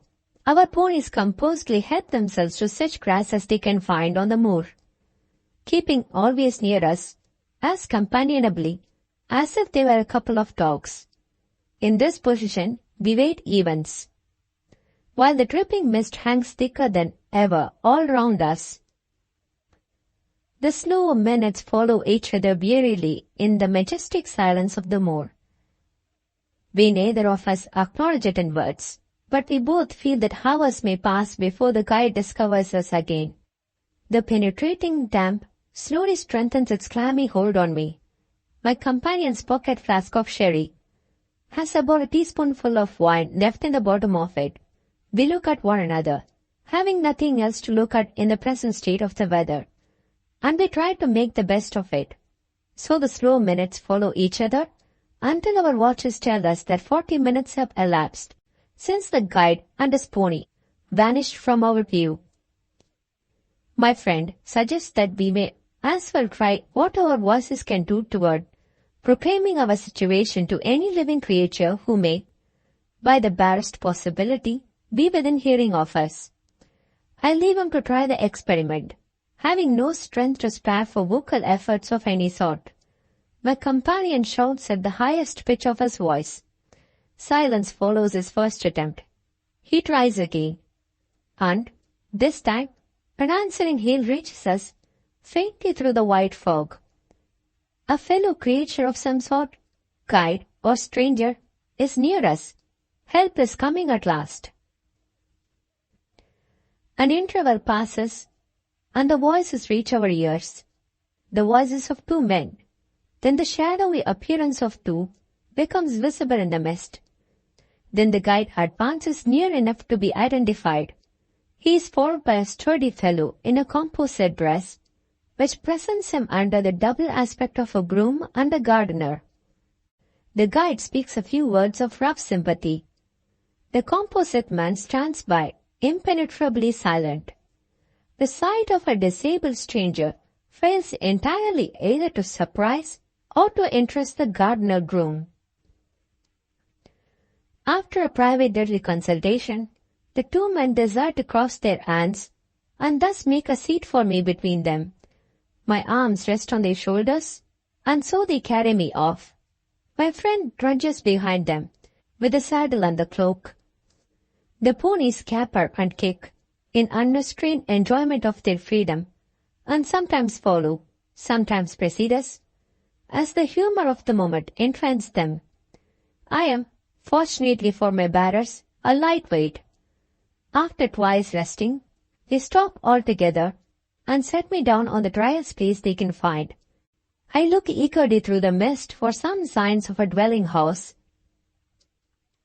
and I see nothing but a little shelving beach and a sheet of dark water beyond. Where are we? The gardener groom vanishes and appears again on the water, looming large in a boat. I am laid down in the bottom of the boat with my saddle pillow, and we shove off, leaving the ponies to desolate freedom of the moor. They will pick up plenty to eat, the guide says, and when the night comes on, they will find their way to the shelter in a village hard by. The last I see of the hardy little creatures, they were taking a drink of water side by side and biting each other sportively, in higher spirits than ever. Slowly, we float over the dark water, not a river, as I had first supposed, but a lake, until we reach the shores of a little island. A flat, lonely, barren patch of ground. I am carried along the rough pathway, made of great flat stones, until we reach the firmer earth and discover a human dwelling place at last. It is a long, low house of 1 story high, forming, as well as I can see, 3 sides of a square. The doors stand hospitably open. The hall within is bare and cold and dreary. The men open an inner door, and we enter a long corridor, comfortably warmed by a peat fire. On one wall, I noticed the closed oaken doors of rooms. On the other, rows on rows of well-filled bookshelves met my eye. Advancing to the end of the first passage, we turn at right angles into a second. Here a door is opened at last. I find myself in a spacious room, completely and tastefully furnished, having 2 beds in it, and a large fire burning in the grate. The change to this warm and cheerful place of shelter from the chilly and misty solitude of the moor is so luxuriously delightful that I am quite content, for the first few minutes, to stretch myself on a bed in lazy enjoyment of my new position, without caring to enquire into whose house we have intruded, without even wondering at the strange absence of the master, mistress, or member of the family to welcome our arrival under their hospitable roof. After a while, the first scene of relief passes away. My dormant curiosity revives. I begin to look about me. The gardener groom has disappeared. I discover my travelling companion at the further end of the room, evidently occupied in questioning the guide. A word from me brings him to my bedside. What discoveries has he made? Whose is the house in which we are sheltered? And how is it that no member of the family appears to welcome us? My friend relates his discoveries. The guide listens as attentively to the second-hand narrative as if it were quite new to him. The house that shelters us belongs to a gentleman of the ancient northern lineage, whose name is Dunross. He has lived in unbroken retirement on the barren island for 20 years past, with no other companion than a daughter, who is his only child. He is generally believed to be one of the most learned men living. The inhabitants of Shetland know him far and wide, under a name in their dialect, which means, being interpreted, the master of books. The one occasion on which he and his daughter have been known to leave their island retreat was at a past time when a terrible epidemic disease broke out among the villages in the neighborhood. Father and daughter labored day and night among their poor and afflicted neighbors with a courage which no danger could shake, with a tender care which no fatigue could exhaust. The father had escaped infection, and the violence of the epidemic was beginning to wear itself out when the daughter caught the disease. Her life had been preserved, but she never completely recovered her health. She is now an incurable sufferer from some mysterious nervous disorder which nobody understands, and which has kept her a prisoner on the island, self-withdrawn from all human observation for years past. Among the poor inhabitants of the district, the father and daughter are worshipped as semi-divine beings. Their names come after the sacred name in the prayers which the parents teach to their children. Such is the household, so far as the guide's story goes, on whose privacy we have intruded ourselves. The narrative has a certain interest of its own, no doubt, but it has one defect. It fails entirely to explain the continued absence of Mr. Dunross. Is it possible that he is not aware of our presence in his house? We apply the guide and make a few further inquiries of him. Are we here? I ask, by permission of Mr. Dunross? The guide stares. If I had spoken to him in Greek or Hebrew, I could hardly have puzzled them more effectually. My friend tries him with a simpler form of words. Did you ask leave to bring us here when you found your way to the house?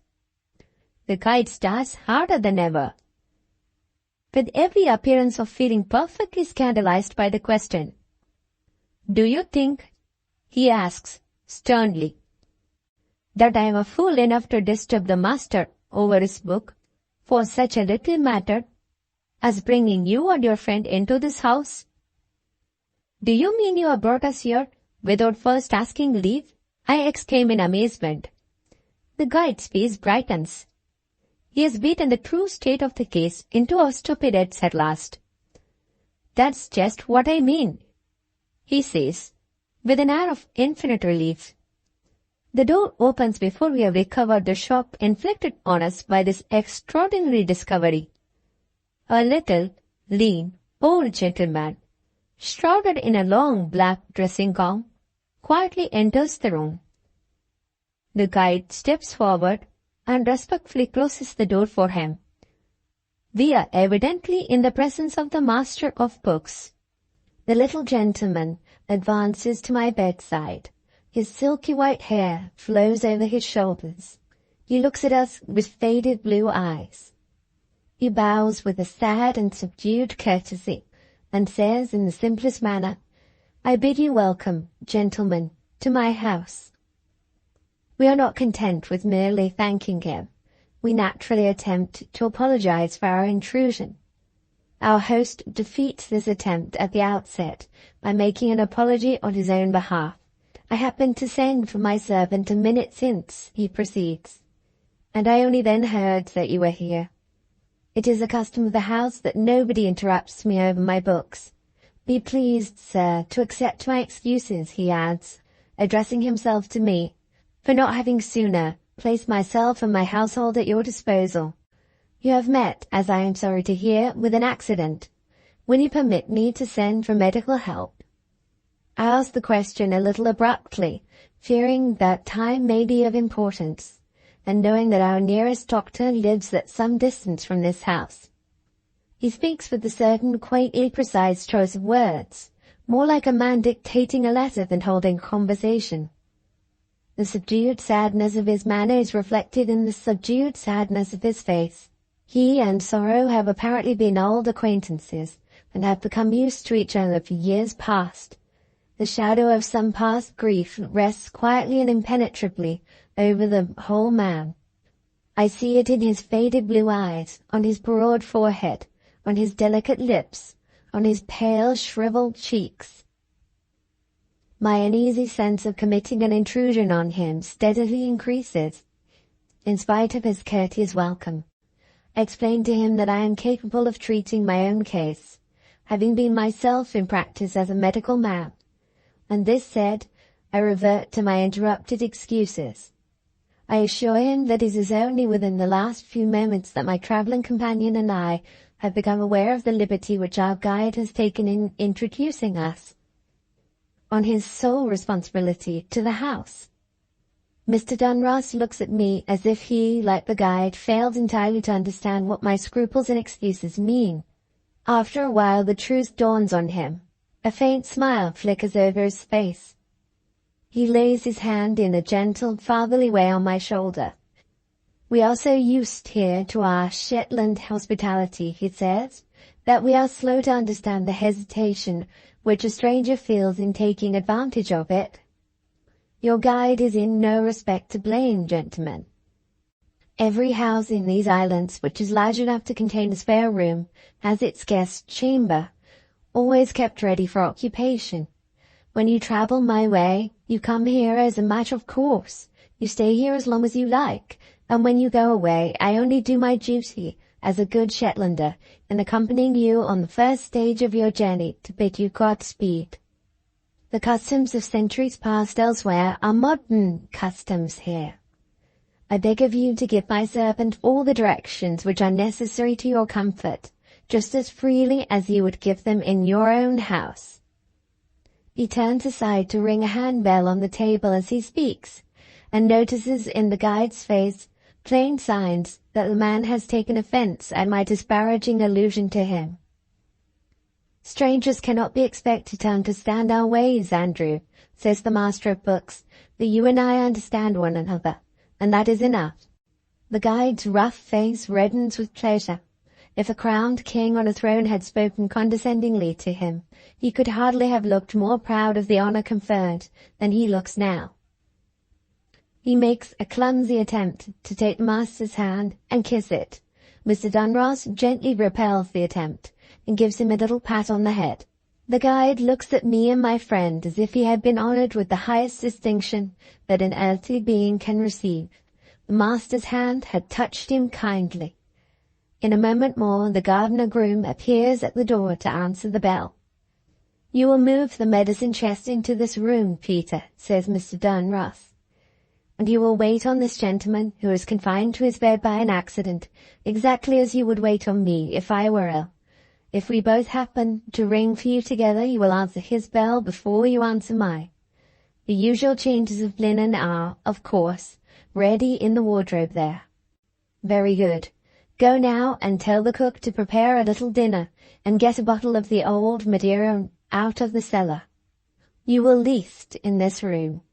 These two gentlemen will be best pleased to dine together. Return here in 5 minutes' time in case you are wanted, and show my guest, Peter, that I am right in believing you to be a good nurse as well as a good servant." The silent and surly Peter brightens under the expression of the master's confidence in him, as the guide brightened under the influence of the master's caressing touch. The two men leave the room together. We take advantage of the momentary silence that follows to introduce ourselves, by name, to our host, and to inform him of the circumstances under which we happen to be visiting Shetland. He listens in his subdued, courteous way, but he makes no inquiries about our relatives.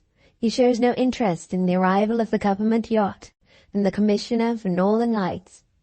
All sympathy with the doings of the outer world, all curiosity about persons of social position and notoriety, is evidently at an end in Mr. Dunross. For 20 years the little round of his duties and his occupations has been enough for him.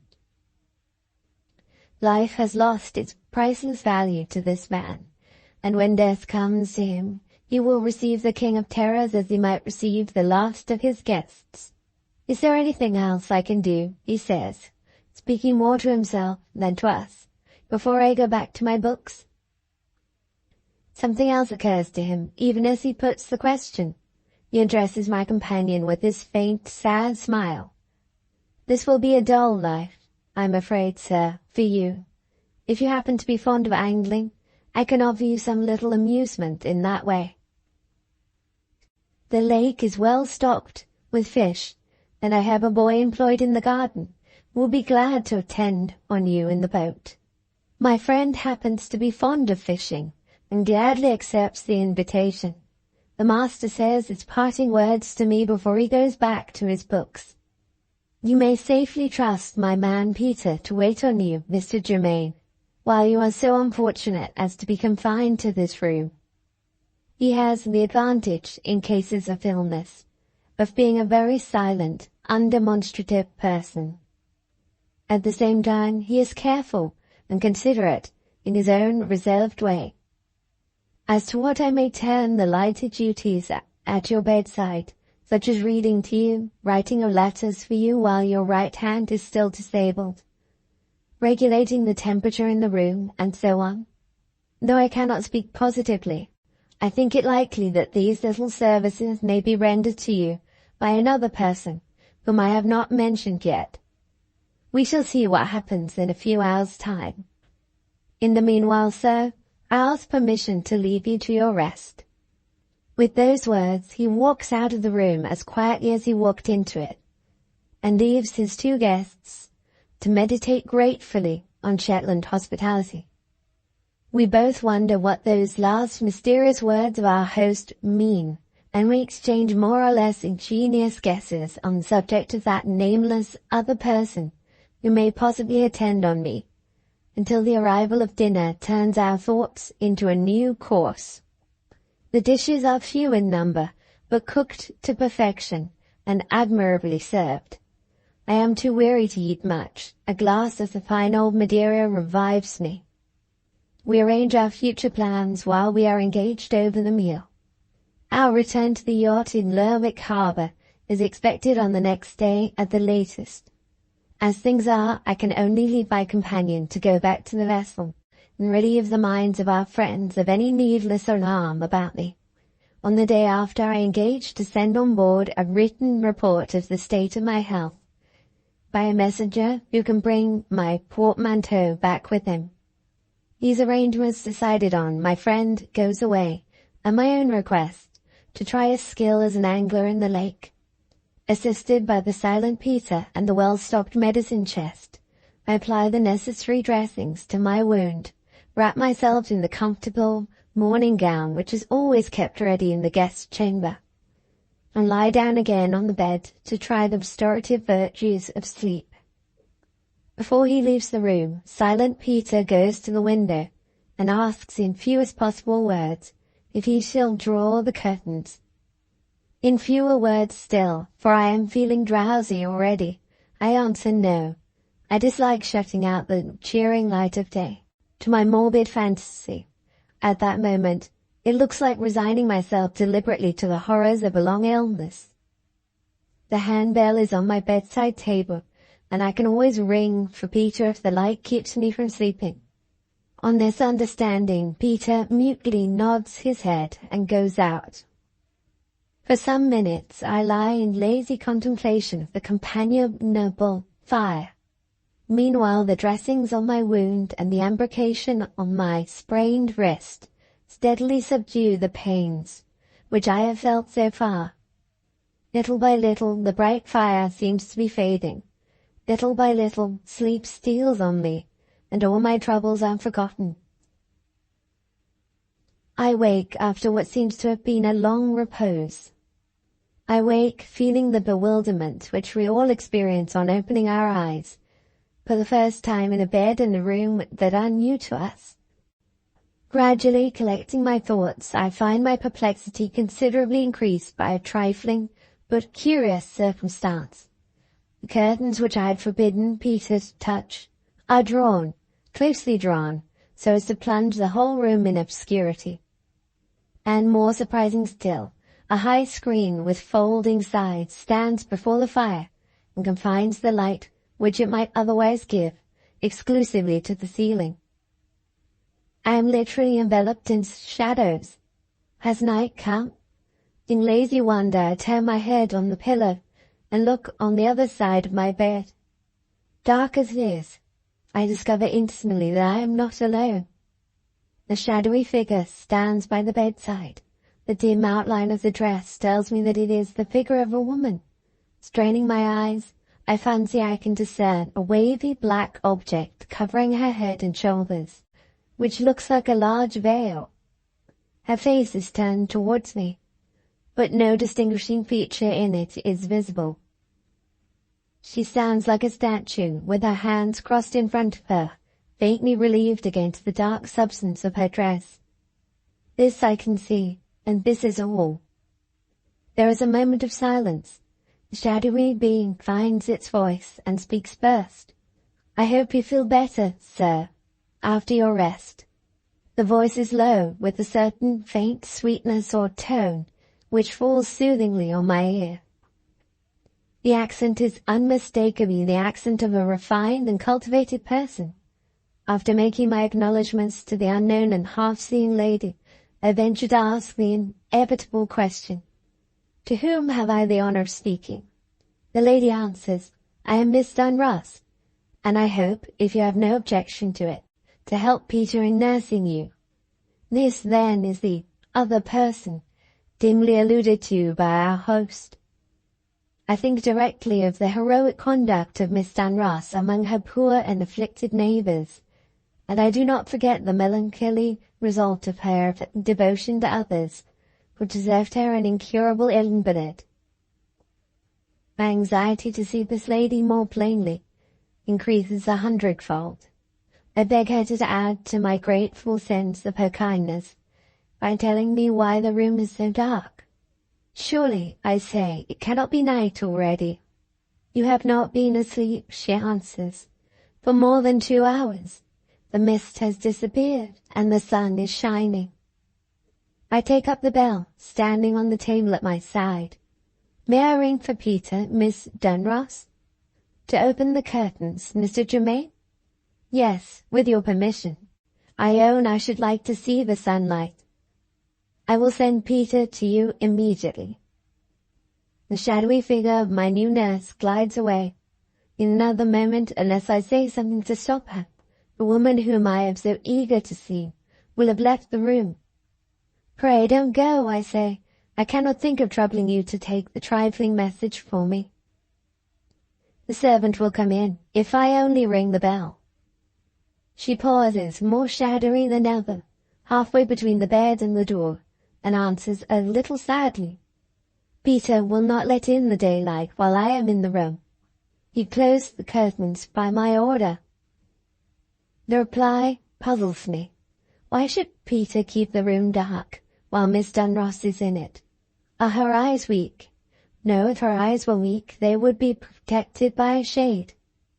Dark as it is, I can see that she does not wear a shade. Why is the room being darkened, if not for me? I cannot venture on asking the question. I can only make my excuses in due form. Invalids only think of themselves, I say. I suppose that you had kindly darkened the room on my account. She glides back to my bedside before she speaks again.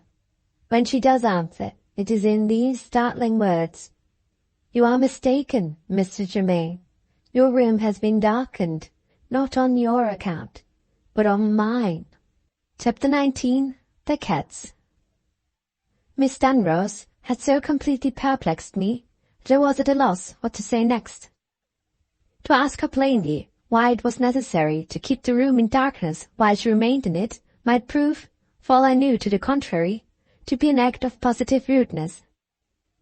To venture on any general expression of sympathy with her, knowing absolutely nothing of the circumstances, might place us both in an embarrassing position at the outset of our acquaintance.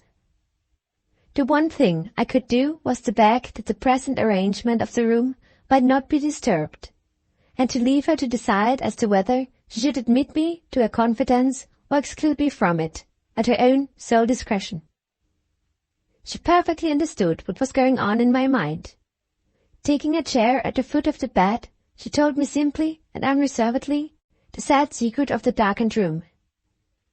If you wish to see much of me, Mr. Germain, she began, you must accustom yourself to the world of shadows in which it is my lot to live. Some time since, a dreadful illness raged among the people in our part of this island, and I was so unfortunate as to catch the infection.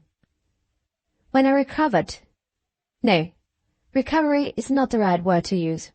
Let me say, when I escaped death, I found myself afflicted with a nervous malady which has defied medical help from that time to this. I am suffering, as the doctors explained it to me, from a morbidly sensitive condition of the nerves near the surface of the action of light. If I were to draw the curtains and look out of that window, I should feel the acutest pain all over my face. If I covered my face and drew the curtains with my bare hands, I should feel the same pain in my hands. You can just see, perhaps, that I have a very large and very thick veil on my head. I let it fall over my face and neck and hands when I have occasion to pass along the corridors or to enter my father's study, and I find it protection enough. Don't be too ready to deplore my sad condition, sir. I have got so used to living in the dark that I can see quite well enough for all the purposes of my poor existence.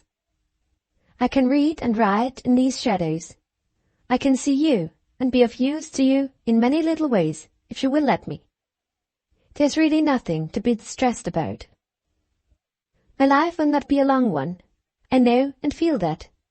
But I hope to be spared long enough to be my father's companion through the closing years of his life. Beyond that, I have no prospect. In the meanwhile, I have my pleasures, and I mean to add to my scanty little stack the pleasure of attending on you. You are quite an event in my life. I look forward to reading to you and writing for you, as some girls look forward to a new dress or a first ball. Do you think it very strange of me to tell you so openly just what I have in my mind? I can't help it. I say what I think to my father and to our poor neighbours hereabouts, and I can't alter my ways to a moment's notice. I own it when I like people, and I own it when I don't. I have been looking at you while you were asleep, and I've read your face as I might read a book. There are signs of sorrow on your forehead and your lips, which it is strange to see in so young a face as yours. I'm afraid I shall trouble you with many questions about yourself when we become better acquainted with each other. Let me begin with a question in my capacity as nurse. Are your pillows comfortable? I can see they want shaking up. Shall I send for Peter to raise you? I am unhappily not strong enough to be able to help you in that way. No? You are able to raise yourself? Wait a little. There. Now lie back and tell me if I know how to establish the right sort of sympathy between a tumbled pillow and a weary head. She had so indescribably touched and interested me, stranger as I was, that the sudden cessation of her faint, sweet tones affected me almost with a sense of pain. In trying, clumsily enough, to help her with the pillows, I accidentally touched her hand. It felt so cold and so thin, and even a momentary contact with it startled me. I tried vainly to see her face, now that it was more within reach of my range of view. The merciless darkness kept it as complete a mystery as ever. Had my curiosity escaped her notice? Nothing escaped her notice. Her next words told me plainly that I had been discovered. You have been trying to see me, she said. Has my hand warned you not to try again? I felt that it startled you when I touched it just now.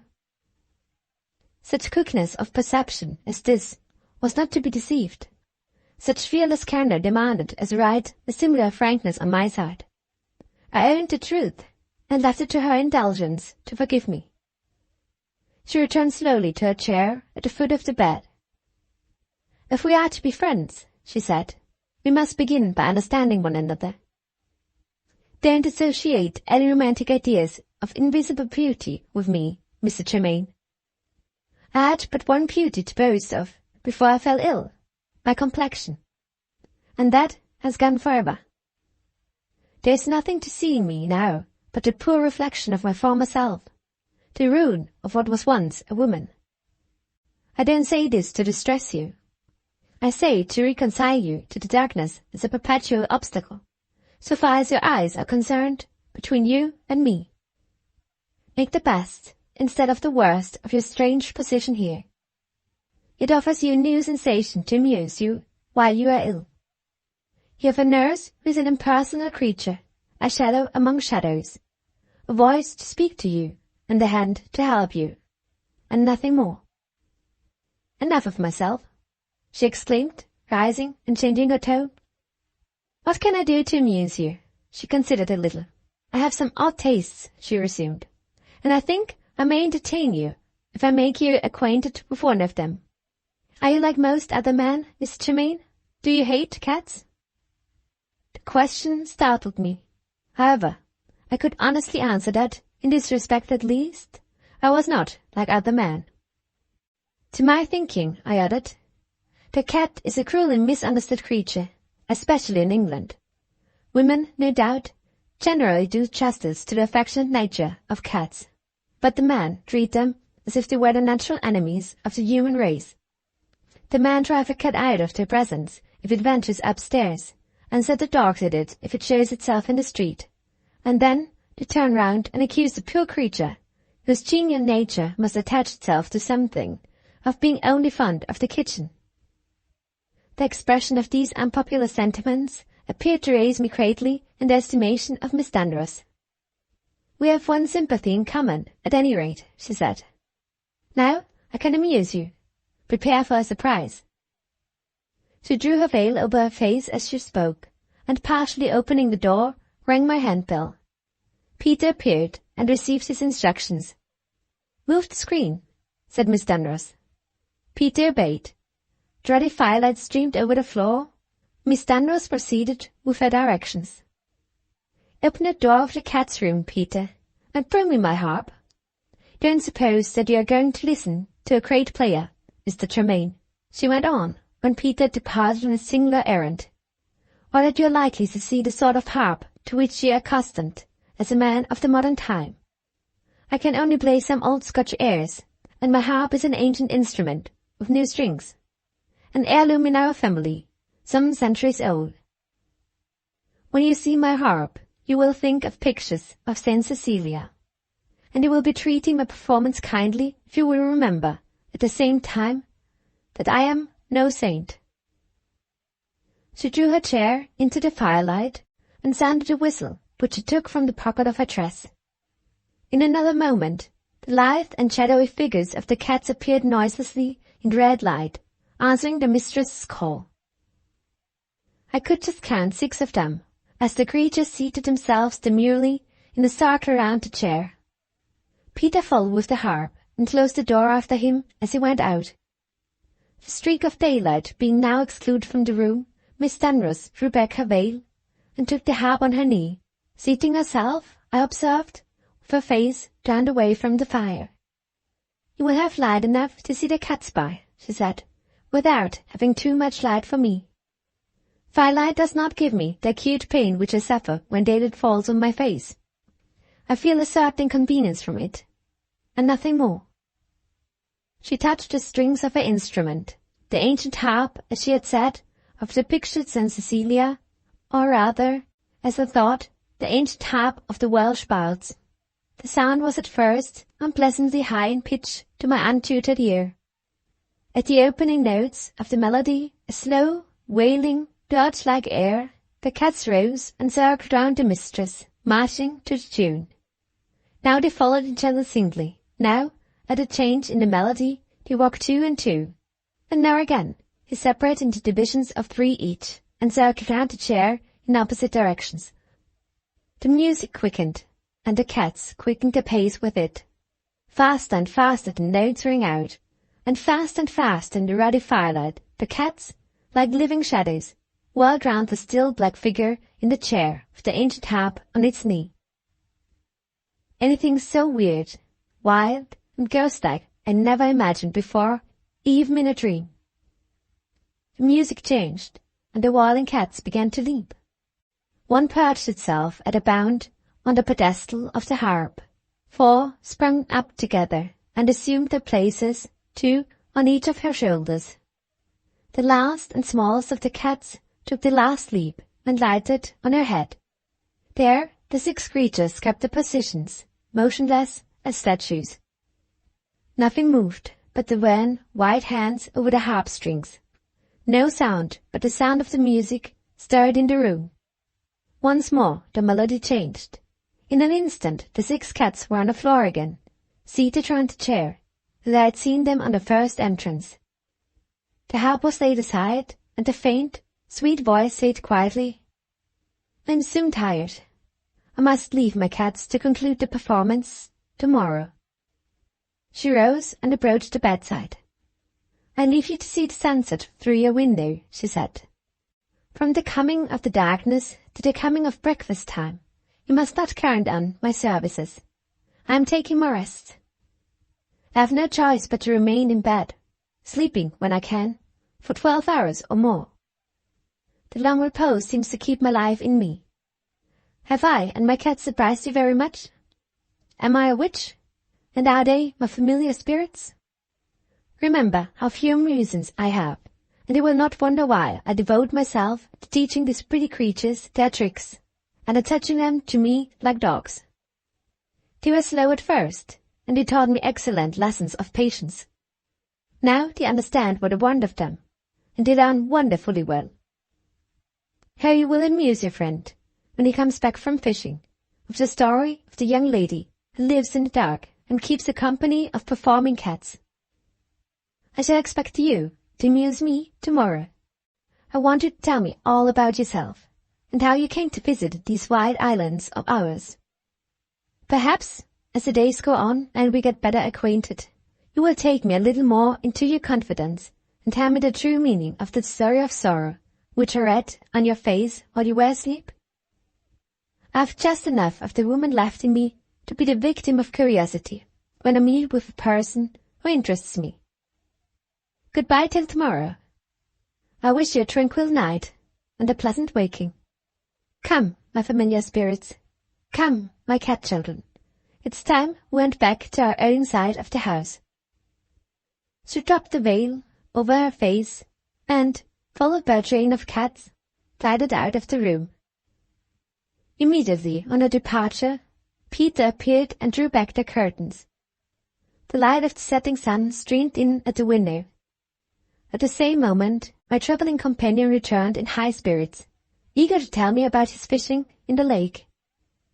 The contrast between what I saw and heard now, and what I had seen and heard only a few minutes since, was so extraordinary and so startling that I almost doubted whether the veiled figure with the harp and the dance of cats were not the fantastic creations of a dream. I actually asked my friend whether he had found me awake or asleep when he came into the room. Evening marched into night. The master of books made his appearance to receive the latest news of my health. He spoke and listened absently, as if his mind was still preoccupied by his studies, except when I referred gratefully to his daughter's kindness to me. At her name, his faded blue eyes brightened. His drooping head became erect. His sad, subdued voice strengthened in tone. "Do not hesitate to let her attend on you," he said. "Whatever interests or amuses her lengthens her life. In her life is the breath of mine. She is more than my daughter. She is the guardian angel of the house. Go where she may, she carries the air of heaven with her. When you say your prayers, sir, pray God to leave my daughter here a little longer." He sighed heavily. His head dropped again on his breast. He left me. The hour advanced. The evening meal was set by my bedside. Silent Peter, taking his leave for the night, developed into speech. "I sleep next door," he said. "Ring when you want me." My travelling companion, taking the second bed in the room, reposed in the happy sleep of youth. In the house there was dead silence. Out of the house, the low song of the night wind, rising and falling over the lake and the moor, was the one sound to be heard. So the first day ended, in the hospital Shetland house. Chapter 20. The Green Flag. I congratulate you, Mr. Germain, on your power of painting in words. Your description gives me a vivid idea of Mrs. Van Brandt. Does the portrait please you, Miss Dunross? May I speak as plainly as usual? Certainly. Well then, plainly, I don't like your Mrs. Van Brandt. 10 days had passed, and thus far Miss Dunross had made her way into my confidence already. By what means had she induced me to trust her with those secret and sacred sorrows of my life, which I had hitherto kept for my mother's ear alone? I can easily recall the rapid and subtle manner in which her sympathies twined themselves round mine, but I fail entirely to trace the infinite gradations of approach by which she surprised and conquered my habitual reserve. The strongest influence of all, the influence of the eye, was not hers. When the light was admitted into the room, she was shrouded in her veil. At all other times the curtains were drawn, the screen was before the fire. I could see dimly the outline of her face, and I could see no more. The secret of her influence was perhaps partly attributable to the simple and sisterly manner in which she spoke to me, and partly to the indescribable interest which associated itself with her mere presence in the room. Her father had told me that she carried the air of heaven with her. In my experience, I can only say that she carried something with her which softly and inscrutably possessed itself of my will, and made me as unconsciously obedient to her wishes as if I had been her dog. The love story of my boyhood, in all its particulars, down even to the gift of the green flag, the mystic predictions of Dame Dermody, the loss of every trace of my little Mary of former days, the rescue of Mrs. Van Brandt from the river, the apparition of her in the summer house, the after-meetings with her in Edinburgh and in London, and final parting which had left its mark of sorrow on my face. All these events, all these sufferings, I confided to her as unreservedly as I have confided them to these pages. And the result, as she sat by me in the darkened room, was summed up with a woman's headlong impetuosity of judgment. In the words that I have just written, I don't like your Mrs. Van Brandt. Why not? I asked. She answered instantly, because you ought to love nobody but Mary. But Mary has been lost to me since I was a boy of 13. Be patient, and you will find her again. Mary is patient. Mary is waiting for you. When you meet her, you will be ashamed to remember that you ever loved Mrs. Van Brandt. You will look on your separation from that woman as the happiest event of your life. I may not live to hear of it, but you will live to own that I was right. Her perfectly baseless conviction that time would yet bring about my meeting with Mary partly irritated, partly amused me. You seem to agree with Dame Dermody, I said. You believe that our two destinies are one. No matter what time may elapse or what may happen in the time, you believe my marriage with Mary is still a marriage delayed and nothing more.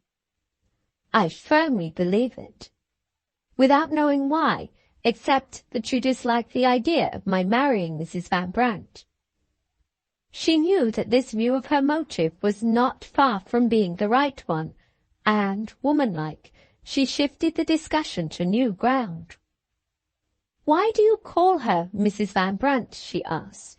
Mrs. Van Brandt is the namesake of your first love. If you are so fond of her, why don't you call her Mary? I was ashamed to give the true reason.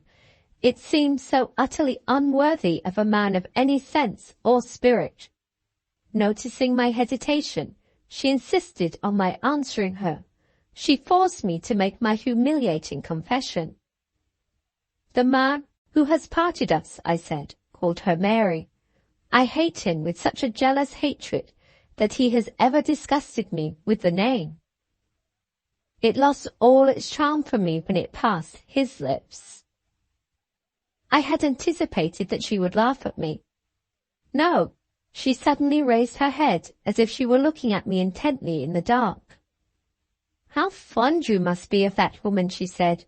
Do you dream of her now? I never dream of her now. Do you expect to see the apparition of her again? It may be so, if a time comes when she is in sore need of help, and when she has no friend to look to but me. Did you ever see the apparition of your little Mary? Never. But you used once to see her, as Dame Dermody predicted in dreams. Yes, when I was a lad. And in the aftertime it was not Mary, but Mrs. Van Brandt who came to you in dreams, who appeared to you in the spirit, when she was far away from you in the body. Poor old Dame Dermody. She little thought in her lifetime that her prediction would be fulfilled by the wrong woman. To that result her inquiries had inscrutably conducted her. If she had only pressed them a little further, if she had not unconsciously led me astray again by the very next question that fell from her lips, she must have communicated to my mind the idea obscurely germinating in hers, the idea of a possible identity between the Mary of my first love and Mrs. Van Brandt. Tell me, she went on, if you met with your little Mary now, what would she be like? What sort of woman would you expect to see? I could hardly help laughing. How can I tell? I rejoined. At this distance of time. Try, she said. Reasoning my way from the known personality to the unknown, I searched my memory for the image of the frail and delicate child of my remembrance, and I drew the picture of a frail and delicate woman, the most absolute contrast imaginable to Mrs. Van Brandt. The half-realized idea of identity in the mind of Miss Dunross dropped out of it instantly, expelled by the substantial conclusion which the contrast implied. Alike ignorant of the aftergrowth of health, strength, and beauty, which time and circumstances had developed in the Mary of my youthful days, we had alike completely and unconsciously misled one another. Once more, I had missed the discovery of the truth, and missed it by a hairbreadth. "I infinitely prefer your portrait of Mary," said Miss Dunross, "to your portrait of Mrs. Van Brandt. Mary realizes my idea of what a really attractive woman ought to be. How you can have felt any sorrow for the loss of that other person, I detest buxom women, passes my understanding. I can't tell you how interested I am in Mary. I want to know more about her. Where is that pretty present of needlework, which the poor little thing embroidered for you so industriously? Do let me see the green flag."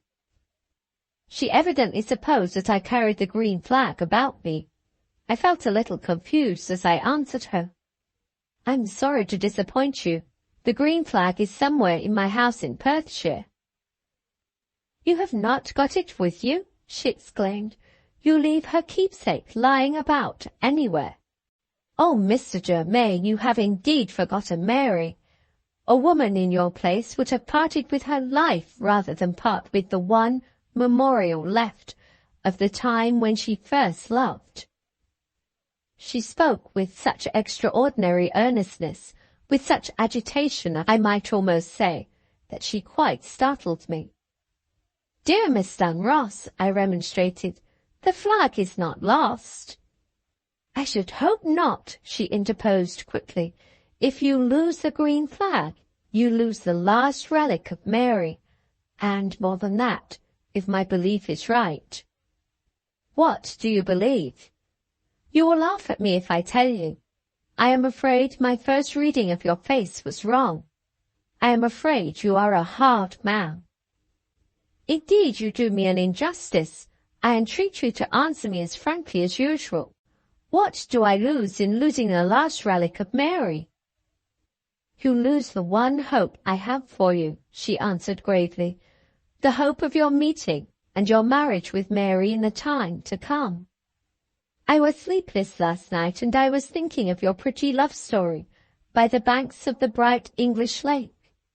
The longer I thought, the more firmly I felt the conviction that the poor child's green flag is destined to have its innocent influence in forming your future life. Your happiness is waiting for you in that artless little keepsake.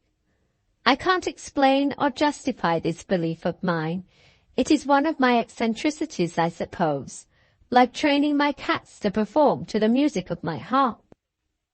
But if I were your friend, instead of being only your friend of a few days, I would leave you no peace. I would beg and entreat and persist, as only a woman can persist, until I had made Mary's gift as close a companion of yours as your mother's portrait in the locket there at your watch-chain. While the flag is with you, Mary's influence is with you. Mary's love is still binding you by the dear old tie, and Mary and you, after years of separation, will meet again." The fancy was in itself pretty and poetical. The earnestness which had given expression to it would have had its influence over a man of a far harder nature than mine. I confess she had made me ashamed, if she had done nothing more, of my neglect of the green flag. "I will look for it the moment I am home again," I said, "and I will take care that it is carefully preserved for the future." "I want more than that," she rejoined. "If you can't wear the flag about you, I want it always to be with you, to go wherever you go. When they brought your luggage here from the vessel at Lerwick, you were particularly anxious about the safety of your travelling writing desk, the desk there on the table. Is there anything very valuable in it?" "It contains my money and other things that I prize far more highly, my mother's letters and some family relics which I should be very sorry to lose. Besides, the desk itself has its own familiar interest as my constant travelling companion of many years past." Miss Dunross rose and came close to the chair in which I was sitting. "Let Mary's flag be your constant travelling companion," she said. "You have spoken far too gratefully of my services here as your nurse. Reward me beyond my deserts. Make allowances, Mr. Germain. for the superstitious fancies of a lonely, dreamy woman. Promise me that the green flag shall take its place among the other little treasures in your desk." It is needless to say that I made the allowances and gave the promise, gave it, resolving seriously to abide by it. For the first time since I had known her, she put her poor wasted hand in mine and pressed it for a moment. Acting heedlessly under my first grateful impulse, I lifted her hand to my lips before I released it. She started, trembled, and suddenly and silently passed out of the room. Chapter 21. She Comes Between Us. What emotion had I thoughtlessly aroused in Miss Dunross? Had I offended or distressed her?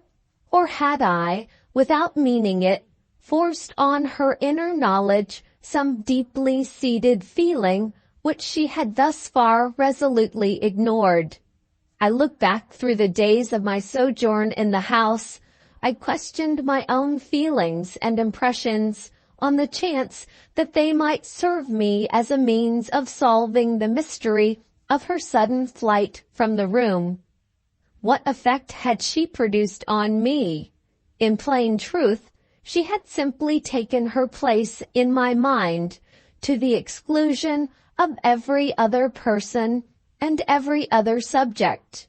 In 10 days, she had taken a hold on my sympathies of which other women would have failed to possess themselves in so many years. I remembered, to my shame, that my mother had but seldom occupied my thoughts. Even the image of Mrs. Van Brandt, except when the conversation had turned on her, had become a faint image in my mind. As to my friends at Lerwick, from Sir James downward, they had all kindly come to see me, and I had secretly and gratefully rejoiced when their departure left the scene free for the return of my nurse. In 2 days more, the government vessel was to sail on the return voyage. My wrist was still painful when I tried to use it, but the far more serious injury presented by the reopened wound was no longer a subject of anxiety to myself or to anyone about me. I was sufficiently restored to be capable of making the journey to Lerwick, if I rested for one night at a farm halfway between the town and Mr. Dunross's house. Knowing this, I had nevertheless left the question of rejoining the vessel undecided to the very latest moment. The motive which I pleaded to my friends was uncertainty as to the sufficient recovery of my strength. The motive which I now confessed to myself was reluctance to leave Miss Dunross. What was the secret of her power over me? What emotion, what passion had she awakened in me? Was it love? No, not love. The place which Mary had once held in my heart, the place which Mrs. Van Brandt had taken in the aftertime, was not the place occupied by Miss Dunross. How could I, in the ordinary sense of the word, be in love with a woman whose face I had never seen, whose beauty had faded never to bloom again, whose wasted life hung by a thread which the accident of a moment might snap? The senses have their share in all love between the sexes which is worthy of the name. They had no share in the feeling with which I regarded Miss Dunross. What was the feeling then? I can only answer the question in one way. The feeling lay too deep in me for my sounding. What impression had I produced on her? What sensitive chord had I ignorantly touched when my lips touched her hand? I confess I recoiled from pursuing the inquiry which I had deliberately set myself to make. I thought of her shattered health, of her melancholy existence in shadow and solitude, of the rich treasures of such a heart and such a mind as hers, wasted with her wasting life, and I said to myself, let her secret be sacred. Let me never again, by word or deed, bring the trouble which tells of it to the surface. Let her heart be veiled from me in the darkness which veils her face. In this frame of mind toward her, I waited her return. I had no doubt of seeing her again, sooner or later, on that day.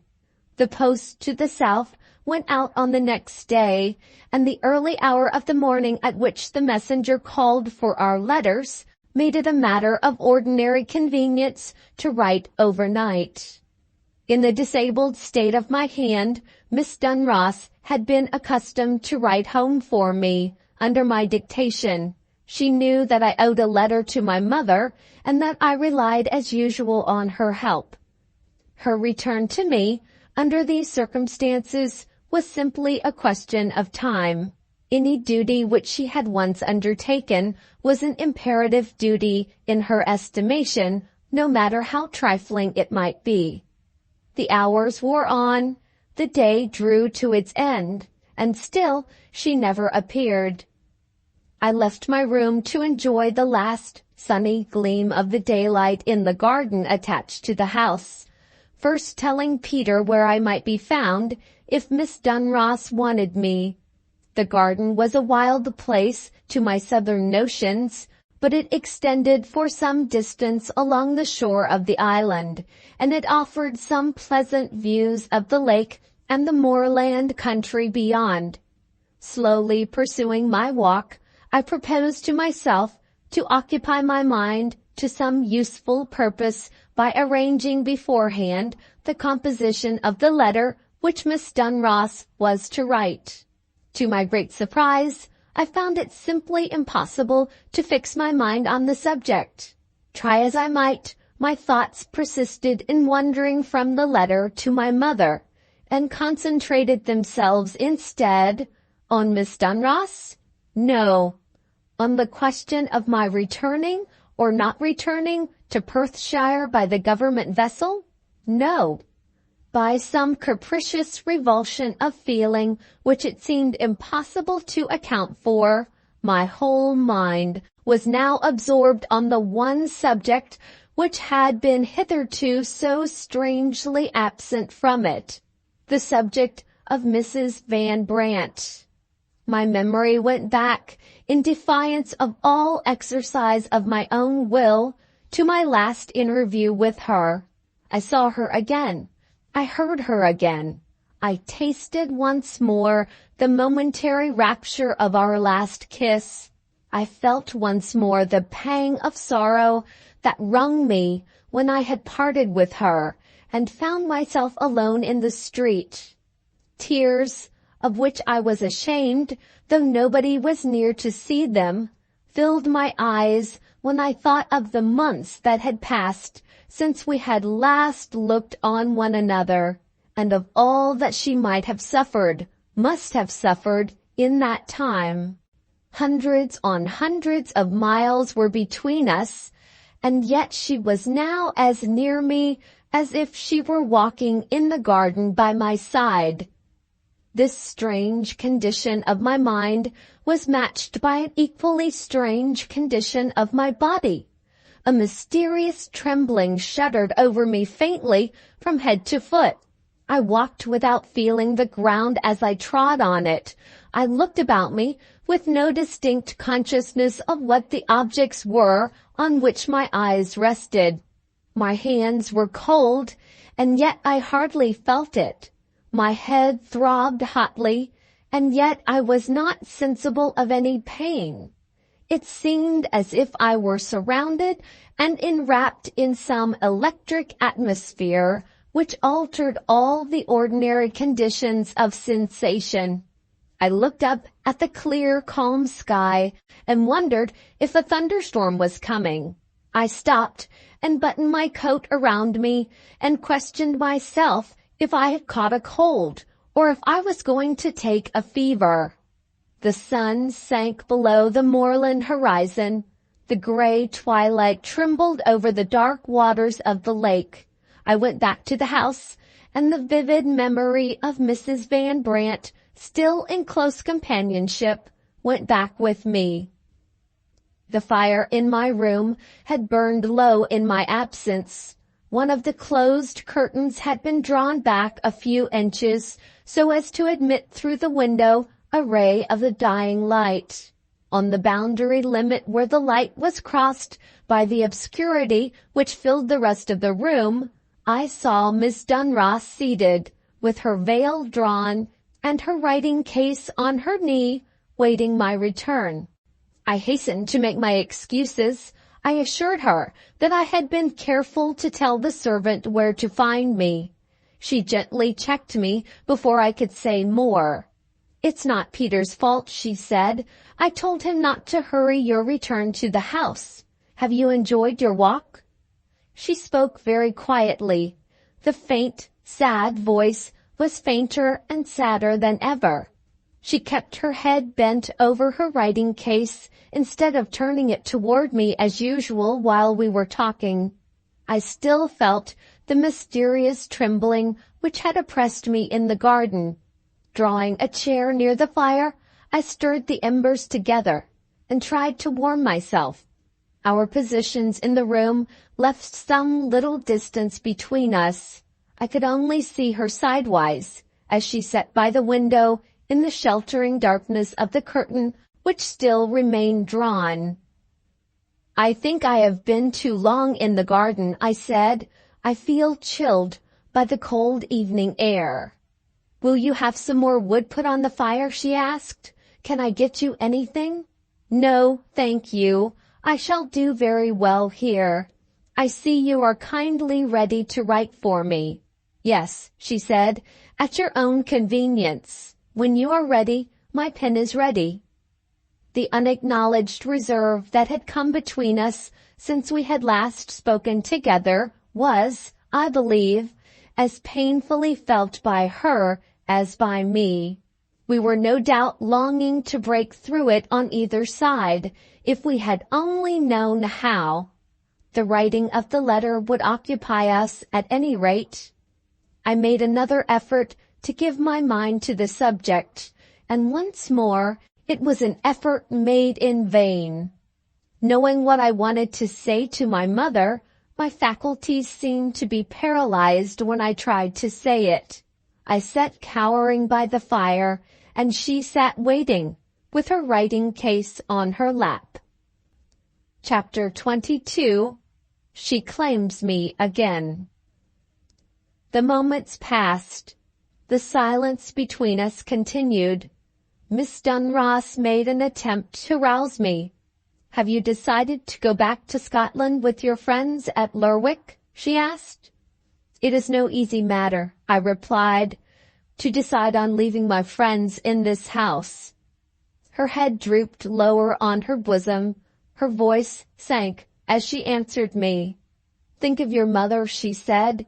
"The first duty you owe is your duty to her. Your long absence is a heavy trial to her. Your mother is suffering." "Suffering?" I repeated.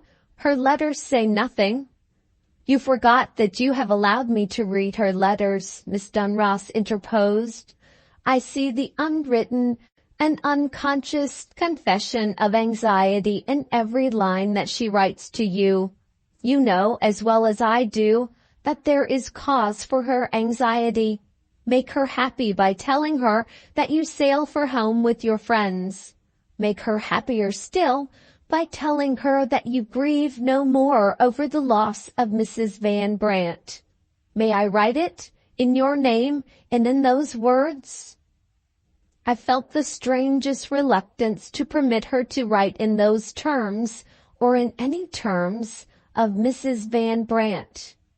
The unhappy love story of my manhood had never been a forbidden subject between us on former occasions. Why did I feel as if it had become a forbidden subject now? Why did I evade giving her a direct reply? "We have plenty of time before us," I said. "I want to speak to you about yourself." She lifted her hand in the obscurity that surrounded her as if to protest against the topic to which I had returned. I persisted, nevertheless, in returning to it. "If I must go back," I went on, "I may venture to say to you at parting what I have not said yet. I cannot, and will not, believe that you are an incurable invalid. My education, as I have told you, has been the education of a medical man. I am well acquainted with some of the greatest living physicians in Edinburgh as well as in London. Will you allow me to describe your malady, as I understand it, to men who are accustomed to treat cases of intricate nervous disorder, and will you let me write and tell you the result?" I waited for her reply. Neither by word nor sign did she encourage the idea of any future communication with her. I ventured to suggest another motive which might induce her to receive a letter from me. "In any case, I may find it necessary to write to you," I went on. "You firmly believe that I and my little Mary are destined to meet again. If your anticipations are realized, you will expect me to tell you of it, surely." Once more I waited. She spoke, but it was not to reply, it was only to change the subject. "The time is passing," was all she said. "We have not begun your letter to your mother yet." It would have been cruel to contend with her any longer. Her voice warned me that she was suffering. The faint gleam of light through the parted curtains was fading fast. It was time, indeed, to write the letter. I could find other opportunities of speaking to her before I left the house. "I am ready," I answered. "Let us begin." The first sentence was easily dictated to my patient secretary. I informed my mother that my sprained wrist was nearly restored to use, and that nothing prevented my leaving Shetland when the lighthouse commissioner was ready to return.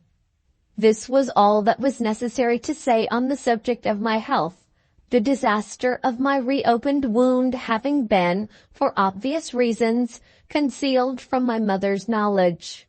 Miss Dunross silently wrote the opening lines of the letter and waited for the words that were to follow. In my next sentence, I announced the date at which the vessel was to sail on the return voyage, and I mentioned the period at which my mother might expect to see me, weather permitting. Those words, also, Miss Dunross wrote, and waited again. I set myself to consider what I should say next. To my surprise and alarm, I found it impossible to fix my mind on the subject. My thoughts wandered away, in the strangest manner, from my letter to Mrs. Van Brandt. I was ashamed of myself. I was angry with myself. I resolved, no matter what I said, that I would positively finish the letter. No, try as I might, the utmost effort of my will availed me nothing. Mrs. Van Brandt's words at our last interview were murmuring in my ears. Not a word of my own would come to me. Miss Dunross laid down her pen and slowly turned her head to look at me. "Surely you have something more to add to your letter?" she asked. "Certainly," I answered. "I don't know what is the matter with me. The effort of dictating seems to be beyond my power this evening." "Can I help you?" she asked. I gladly accepted the suggestion. "There are many things," I said, "which my mother would be glad to hear if I were not too stupid to think of them.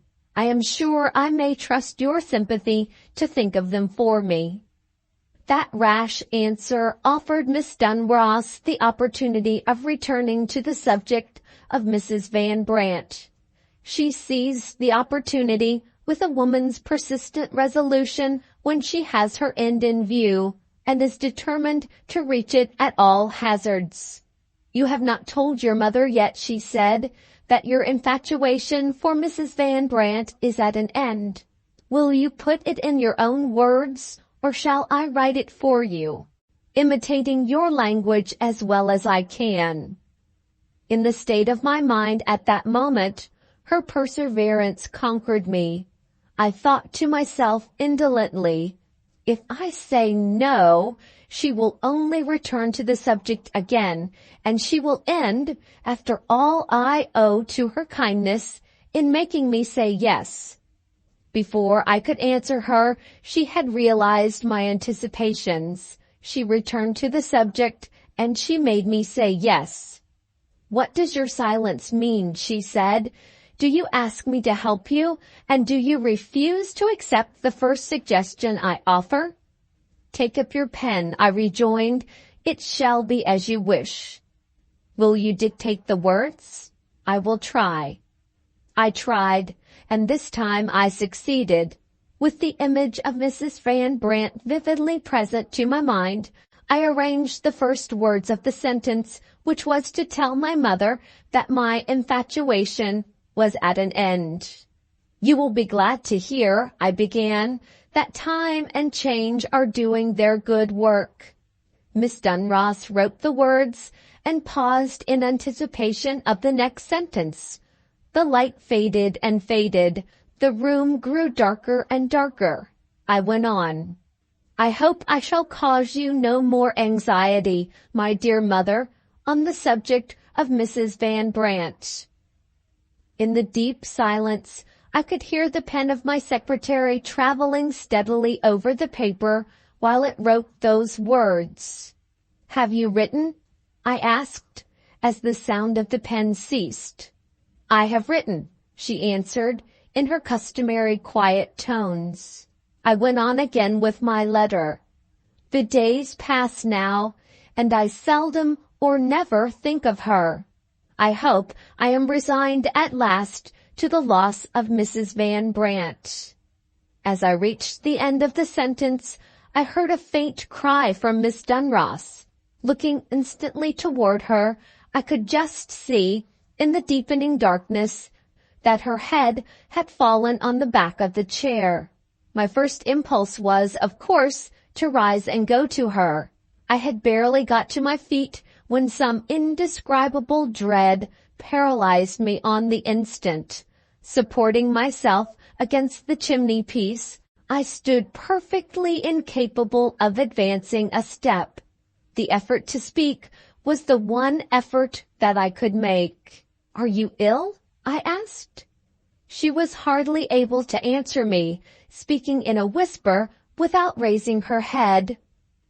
"I am frightened," she said. "What has frightened you?" I heard her shudder in the darkness. Instead of answering me, she whispered to herself, "What am I to say to him?" "Tell me what has frightened you," I repeated. "You know you can trust me with the truth." She rallied her sinking strength. She answered in these strange words, "Something has come between me and the letter that I am writing for you." "What is it?" "I can't tell you." "Can you see it?" "No." "Can you feel it?" "Yes." "What is it like?" "Like a breath of cold air between me and the letter." "Has the window come open?" "The window is closed shut." "And the door?" "The door is shut also, as well as I can see." "Make sure of it yourself. Where are you? What are you doing?" I was looking toward the window. As she spoke her last words, I was conscious of a change in that part of the room. In the gap between the parted curtains there was a new light shining, not a dim gray twilight of nature, but a pure and starry radiance, a pale, unearthly light. While I watched it, the starry radiance quivered as if some breath of air had stirred it. When it was still again, there dawned on me through the unearthly luster the figure of a woman. By fine and slow gradations, it became more and more distinct. I knew the noble figure. I knew the sad and tender smile. For the second time, I stood in the presence of the apparition of Mrs. Van Brandt. She was robed, not as I had last seen her, but in the dress which she had worn on the memorable evening when we met on the bridge, in the dress in which she had first appeared to me by the waterfall in Scotland. The starry night shone round her like a halo. She looked at me with sorrowful and pleading eyes, as she had looked when I saw the apparition of her in the summer house. She lifted her hand, not beckoning me to approach her as before, but gently signing to me to remain where I stood. I waited, feeling awe, but no fear. My heart was all hers as I looked at her. She moved, gliding from the window to the chair in which Miss Dunross sat, winding her way slowly round it until she stood at the back. By the light of the pale halo that encircled the ghostly presence and moved with it, I could see the dark figure of the living woman seated immovable in the chair. The writing case was on her lap, with the letter and the pen lying on it. Her arms hung helpless at her sides. Her veiled head was now bent forward. She looked as if she had been struck to stone in the act of trying to rise from her seat. A moment passed, and I saw the ghostly presence stoop over the living woman. It lifted the writing case from her lap. It rested the writing case on her shoulder. Its white fingers took the pen and wrote on the unfinished letter. It put the writing case back on the lap of the living woman. Still standing behind the chair, it turned toward me. It looked at me once more, and now it beckoned to me to approach. Moving without conscious will of my own, as I had moved when I first saw her in the summer house, drawn nearer and nearer by an irresistible power, I approached and stopped within a few paces of her. She advanced and laid her hand on my bosom. Again, I felt those strangely mingled sensations of rapture and awe which had once before filled me when I was conscious, spiritually, of her touch. Again she spoke, in the low, melodious tones which I recalled so well. Again she said the words, "Remember me. Come to me." Her hand dropped from my bosom. The pale light in which she stood quivered, sunk, vanished. I saw the twilight glimmering between the curtains, and I saw no more. She had spoken. She had gone. I was near Miss Dunross, near enough when I put out my hand to touch her. She started and shuddered like a woman suddenly awakened from a dreadful dream. "Speak to me," she whispered. "Let me know that it is you who touched me." I spoke a few composing words before I questioned her. "Have you seen anything in the room?" She answered, "I have been filled with a deadly fear. I have seen nothing but the writing case lifted from my lap." "Did you see the hand that lifted it?" "No." "Did you see a starry light and a figure standing in it?" "No." "Did you see the writing case after it was lifted from your lap?" "I saw it resting on my shoulder." "Did you see writing on the letter which was not your writing?" "I saw a darker shadow on the paper than the shadow in which I am sitting." "Did it move?" "It moved across the paper." "As a pen moves in writing?" "Yes, as a pen moves in writing." "May I take the letter?" She handed it to me. "May I light a candle?" She drew her veil more closely over her face and bowed in silence. I lighted the candle on the mantelpiece and looked for the writing. There, on the blank space in the letter, as I had seen it before on the blank space in the sketchbook, there were the written words which the ghostly presence had left behind, arranged once more in 2 lines as I copy them here. "At the month's end, in the shadow of St. Paul's. Chapter 23. The Kiss. She had need of me again. She had claimed me again. I felt all the old love, all the old devotion, owning her power once more. Whatever had mortified or angered me at our last interview was forgiven and forgotten now. My whole being still thrilled with the mingled awe and rapture of beholding the vision of her that had come to me for the second time. The minutes passed, and I stood by the fire like a man entranced, thinking only of her spoken words. Remember me. Come to me. Looking only at her mystic writing. At the month's end, in the shadow of St. Paul's. The month's end was still far off. The apparition of her had shown itself to me under some subtle previsions of trouble that was still in the future. Ample time was before me for the pilgrimage to which I was self-dedicated already. My pilgrimage to the shadow of St. Paul's. Other men in my position might have hesitated as to the right understanding of the place to which they were bidden. Other men might have wearied their memories by recalling churches, the institutions, the streets, towns in foreign countries, all consecrated to Christian reverence by the great apostle's name, and might have fruitlessly asked themselves in which direction they were first to turn their steps. No such difficulty troubled me. My first conclusion was the one conclusion that was acceptable to my mind. St. Paul's meant the famous Cathedral of London. Where the shadow of the great church fell, there, at the month's end, I should find her, or the trace of her. In London once more, and nowhere else, I was destined to see the woman I loved in the living body, as certainly as I had just seen her in the ghostly presence. Who could interpret the mysterious sympathies that still united us, in defiance of distance, in defiance of time? Who could predict to what end our lives were tending in the years that were to come? Those questions were still present to my thoughts. My eyes were still fixed on the mysterious writing, when I became instinctively aware of the strange silence in the room. Instantly, the lost remembrance of Miss Dunross came back to me.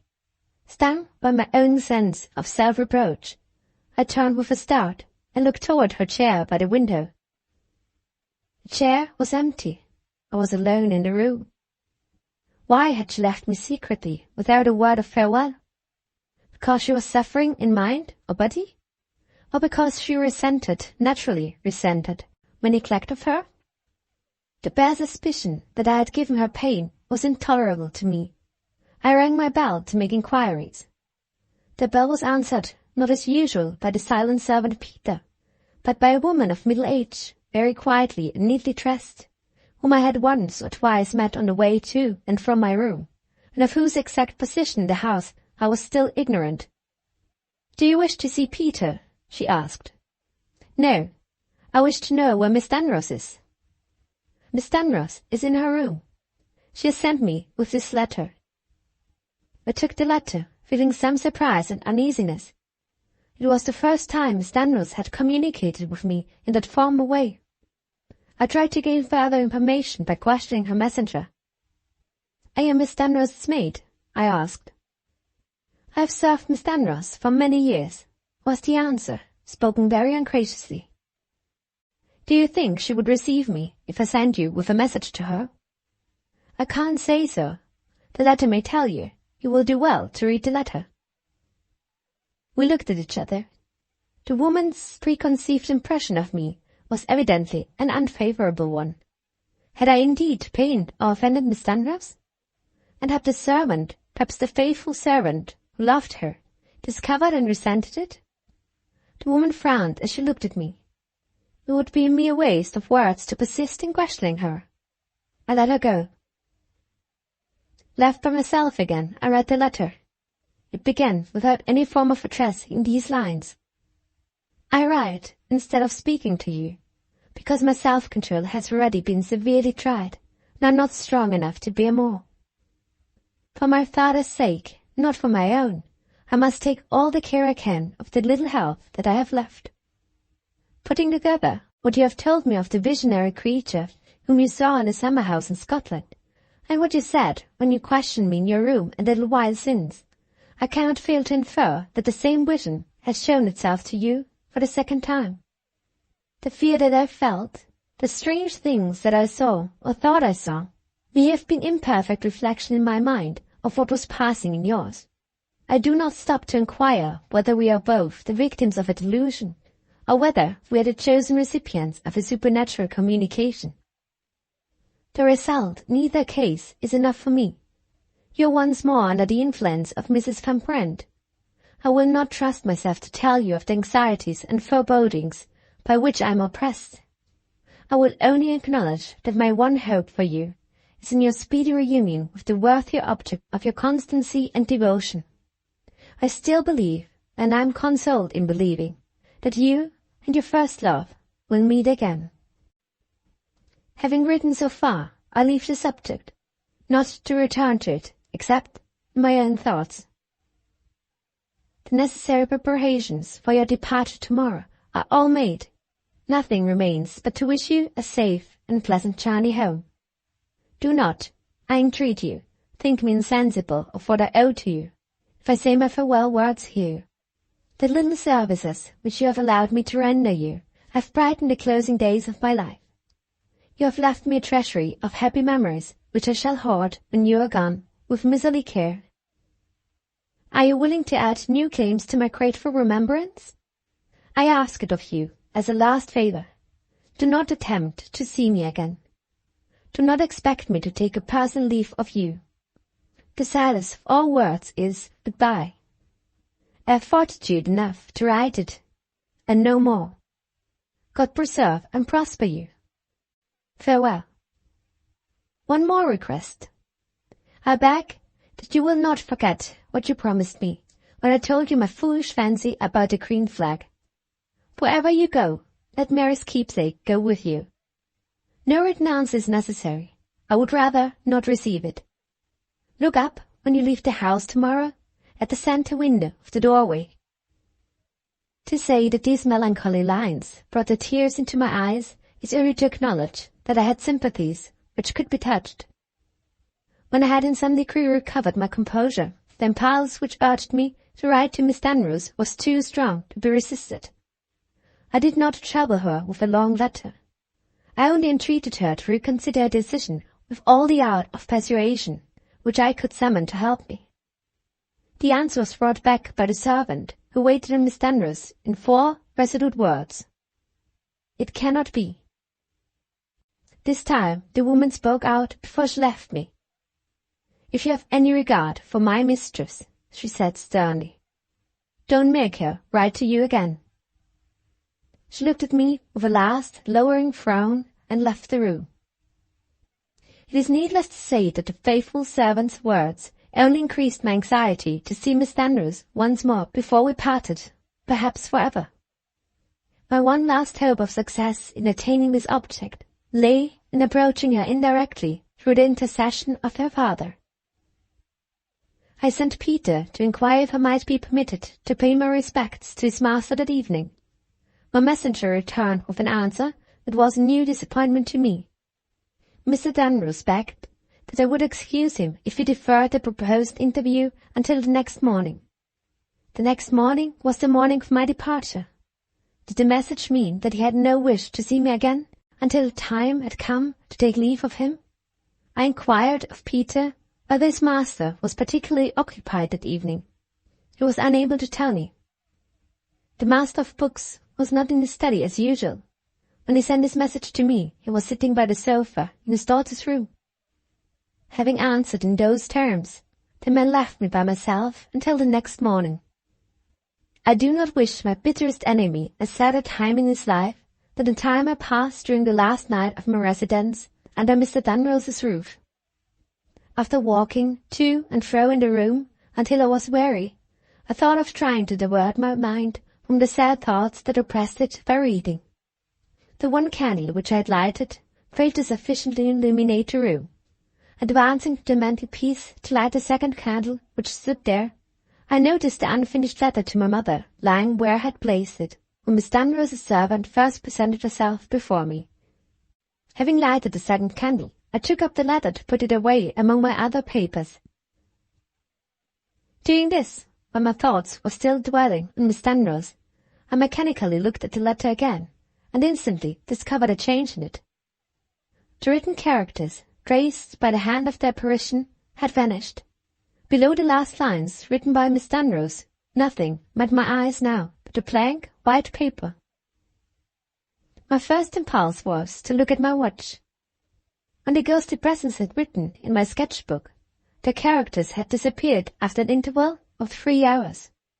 On this occasion, as nearly as I could calculate, the writing had vanished in 1 hour only.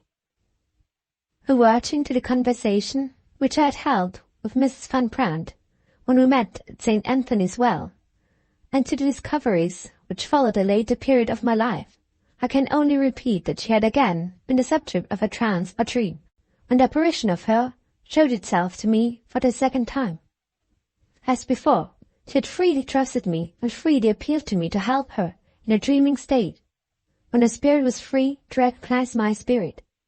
When she had come to herself after an interval of an hour, she had again felt ashamed of the familiar manner in which she had communicated with me in the trance, had again unconsciously counteracted by her waking will the influence of her sleeping will, and had thus caused the writing once more to disappear, in an hour from the moment when her pen had traced, or seemed to trace, it. This is still the one explanation that I can offer. At the time when the incident happened, I was far from being fully admitted to the confidence of Mrs. Van Brandt, and I was necessarily incapable of arriving at any solution of the mystery, right or wrong. I could only put away the letter, doubting vaguely whether my own senses had not deceived me. After the distressing thoughts which Miss Dunrose's letter had roused in my mind, I was in no humour to employ my ingenuity in finding a clue to the mystery of the vanished writing. My nerves were irritated. I felt a sense of angry discontent with myself and with others. Go where I may, I thought impatiently, the disturbing influence of women seems to be the only influence that I am fated to feel. As I still paced backward and forward in my room, it was useless to think now of fixing my attention on the book.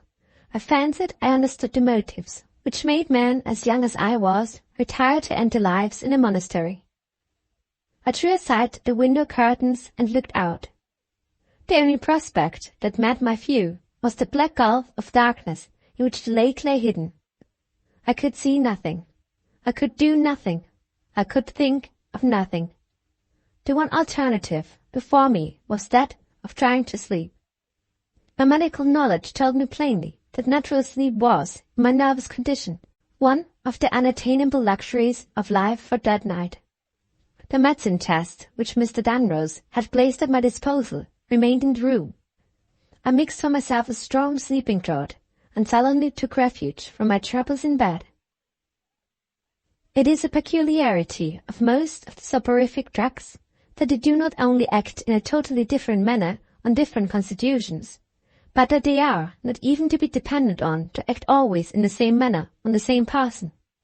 I had taken care to extinguish the candles before I got into my bed. Under ordinary circumstances, after I had lain quietly in the darkness for half an hour, the draughts that I had taken would have sent me to sleep.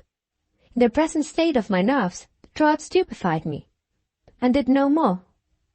Hour after hour, I lay perfectly still, with my eyes closed in the same sleeping, semi-wakeful state, which is so curiously characteristic of the ordinary repose of a dog. As the night wore on, such a sense of heaviness oppressed my eyelids that it was literally impossible for me to open them. Such a masterful languor possessed all my muscles that I could no more move on my pillow than if I had been a corpse. And yet, in this somnolent condition, my mind was able to pursue lazy trains of pleasant thought. My sense of hearing was so acute that it caught the faintest sounds made by the passage of the night breeze through the rushes of the lake. Inside my bedchamber, I was even more keenly sensible of those weird night noises in the heavy furniture of a room, of those sudden settlements of extinct coals in a grate, so familiar to bad sleepers, so startling to overwrought nerves. It is not a scientifically correct statement, but it exactly describes my condition that night, to say that one half of me was asleep and the other half awake. How many hours of the night had passed when my irritable sense of hearing became aware of a new sound in the room, I cannot tell. I can only relate that I found myself on a sudden listening intently with fast closed eyes. The sound that disturbed me was the faintest sound imaginable, as of something soft and light travelling slowly over the surface of the carpet and brushing it just loud enough to be heard. Little by little the sound came nearer and nearer to my bed, and then suddenly stopped, just as I fancied it was close by me. I still lay immovable with closed eyes, drowsily waiting for the next sound that might reach my ears, drowsily content with the silence if the silence continued. My thoughts, if thoughts they could be called, were drifting back again into their former course, when I became suddenly conscious of soft breathing just above me. The next moment I felt a touch on my forehead, light, soft, tremulous, like the touch of lips that had kissed me. There was a momentary pause. Then a low sigh trembled through the silence. Then I heard again the still, small sound of something brushing its way over the carpet, travelling this time from my bed, and moving so rapidly that in a moment more it was lost in the silence of the night. Still stupefied by the track that I had taken, I could lazily wonder what had happened, and I could do no more. Had living lips really touched me? Was the sound that I had heard really the sound of a sigh? Or was it all delusion, beginning and ending in a dream? The time passed without my deciding or caring to decide those questions. Minute by minute, the composing influence of the thought began at last to strengthen its hold on my brain. A cloud seemed to pass softly over my last waking impressions. One after another, the ties broke gently that held me to conscious life. I drifted peacefully into perfect sleep. Shortly after sunrise, I awoke. When I regained the use of my memory, my first clear recollection was the recollection of the soft breathing which I had felt above me, then of the touch on my forehead, and of the sigh which I had heard after it. Was it possible that someone had entered my room in the night? It was quite possible. I had not locked the door. I had never been in the habit of locking the door during my residence under Mr. Dunross's roof. After thinking it over a little, I rose to examine my room. Nothing in the shape of a discovery rewarded me until I reached the door. Though I had not locked it overnight, I had certainly satisfied myself that it was closed before I went to bed. It was now ajar. Had it opened again, through being imperfectly shut? Or had a person, after entering and leaving my room, forgotten to close it? Accidentally looking downward while I was weighing these probabilities, I noticed a small black object on the carpet lying just under the key on the inner side of the door. I picked the thing up and found that it was a torn morsel of black lace. The instant I saw the fragment, I was reminded of the long, black veil hanging below her waist, which it was the habit of Miss Dunross to wear. Was it her dress, then, that I had heard softly travelling over the carpet? Her kiss that had touched my forehead? Her sigh that had trembled through the silence? Had the ill-fated and noble creature taken a last leave of me in the dead of night, trusting the preservation of a secret to deceitful appearances which persuaded her that I was asleep? I looked again at the fragment of black lace. A long veil might easily have been caught and torn by the projecting key as she passed rapidly through the door, on her way out of my room. Sadly and reverently I laid the morsel of lace among the treasured memorials which I had brought with me from home. To the end of her life, I vowed it, she should be left undisturbed in the belief that the secret was safe in her own breast. Ardently, as I still longed to take her hand at parting, I now resolved to make no further effort to see her. I might not be master of my own emotions. Something in my face or in my manner might betray me to a quick and delicate perception. Knowing what I now knew, the last sacrifice I could make to her would be to obey her wishes. I made the sacrifice. In an hour more, Peter informed me that the ponies were at the door, and that the master was waiting for me in the outer hall. I noticed that Mr. Dunross gave me his hand without looking at me. His faded blue eyes, during the few minutes while we were together, were not once raised from the ground. "God speed you on your journey, sir, and guide you safely home," he said. "I beg you to forgive me if I fail to accompany you on the first 2 miles of your journey. There are reasons which oblige me to remain with my daughter in the house." He was scrupulously, almost painfully courteous, but there was something in his manner which, for the first time in my experience, seemed designedly to keep me at a distance from him. Knowing the intimate sympathy, the perfect confidence which existed between the father and daughter, a doubt crossed my mind whether the secret of the past night was entirely a secret to Mr. Dunross. His next words set the doubt at rest and showed me the truth. In thanking him for his good wishes, I attempted also to express to him, and through him to Miss Dunross, my sincere sense of gratitude for the kindness which I had received under his roof. He stopped me, politely and resolutely, speaking with the quaintly precise choice of language which I had remarked as characteristic of him at our first interview. "It is in your power, sir," he said, "to return any obligation which you may think you have incurred on leaving my house. If you will be pleased to consider your residence here as an unimportant episode in your life, which absolutely ends with your departure, you will more than repay any kindness that you may have received as my guest. In saying this, I speak under a sense of duty which does entire justice to you as a gentleman and a man of honor. In return, I can only trust to you not to misjudge my motives if I abstain from explaining myself any further." A faint color flushed his pale cheeks. He waited, with a certain proud resignation, for my reply. I respected her secret, respected it more resolutely than ever, before her father. "After all that I owe to you, sir," I answered, "your wishes are my commands." Saying that, and saying no more, I bowed to him with marked respect and left the house. Mounting my pony at the door, I looked up at the centre window as she had bidden me. It was open, but dark curtains, jealously closed, kept out the light from the room within. At the sound of the pony's hoofs on the rough island road, as the animal moved, the curtains were parted for a few inches only. Through the gap in the dark draperies, a wan, white hand appeared, waved tremulously a last farewell, and vanished from our view. The curtains closed again on her dark and solitary life. The dreary wind sounded its long, low dirge over the rippling waters of the lake. The ponies took their places in the ferry boat, which was kept for the passage of animals to and from the island. With slow, regular strokes, the men rowed us to the mainland and took their leave. I looked back at the distant house. I thought of her in the dark room, waiting patiently for death. Burning tears blinded me. The guide took my bridle in his hand. "You are not well, sir," he said. "I will lead the pony."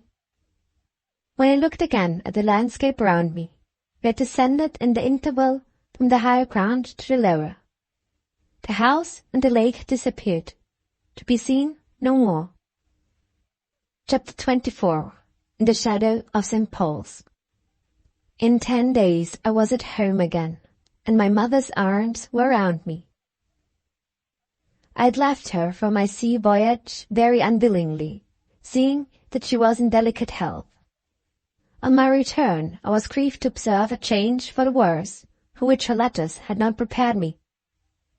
Consulting our medical friend, Mr. McClue, I found that he, too, had noticed my mother's fading health, but that he attributed it to an easily removable cause, to the climate of Scotland. My mother's childhood and early life had been passed on the southern shores of England. The change to the raw, keen air of the north had been a trying change to a person at her age. In Mr. McClue's opinion, the wise course to take would be to return to the south before the autumn was further advanced, and to make our arrangements for passing the coming winter at Penzance or Torquay.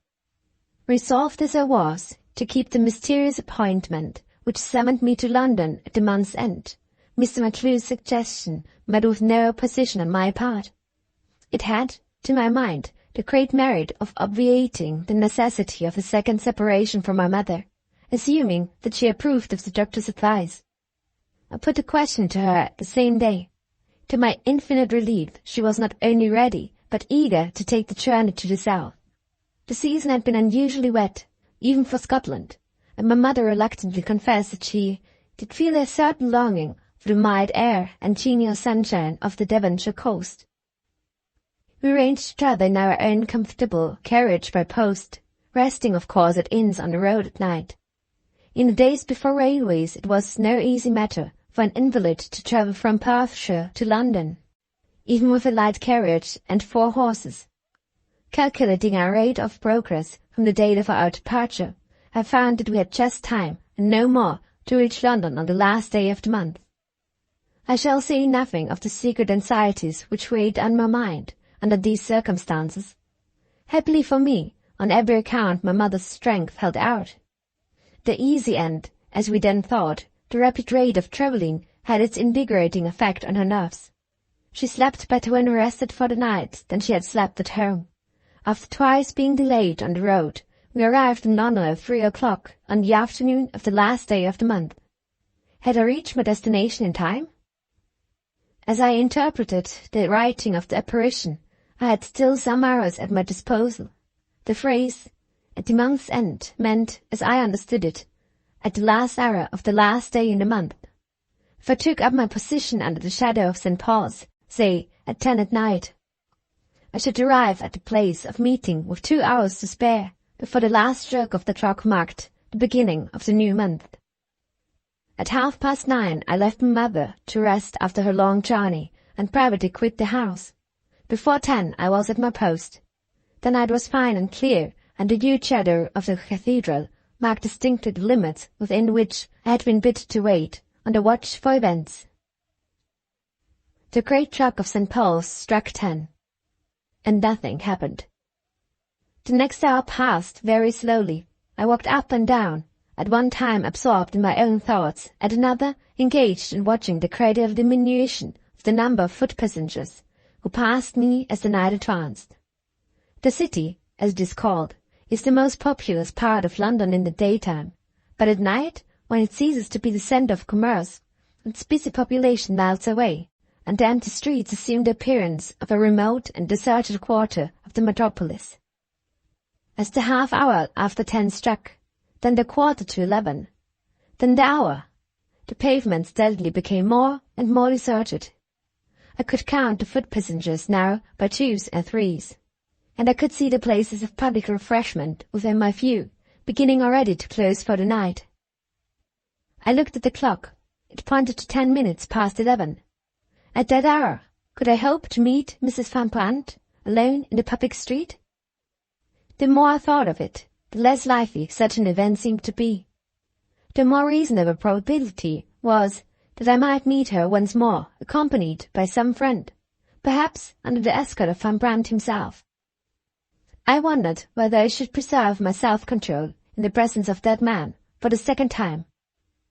While my thoughts were still pursuing this direction, my attention was recalled to passing events by a sad little voice, putting a strange little question close at my side.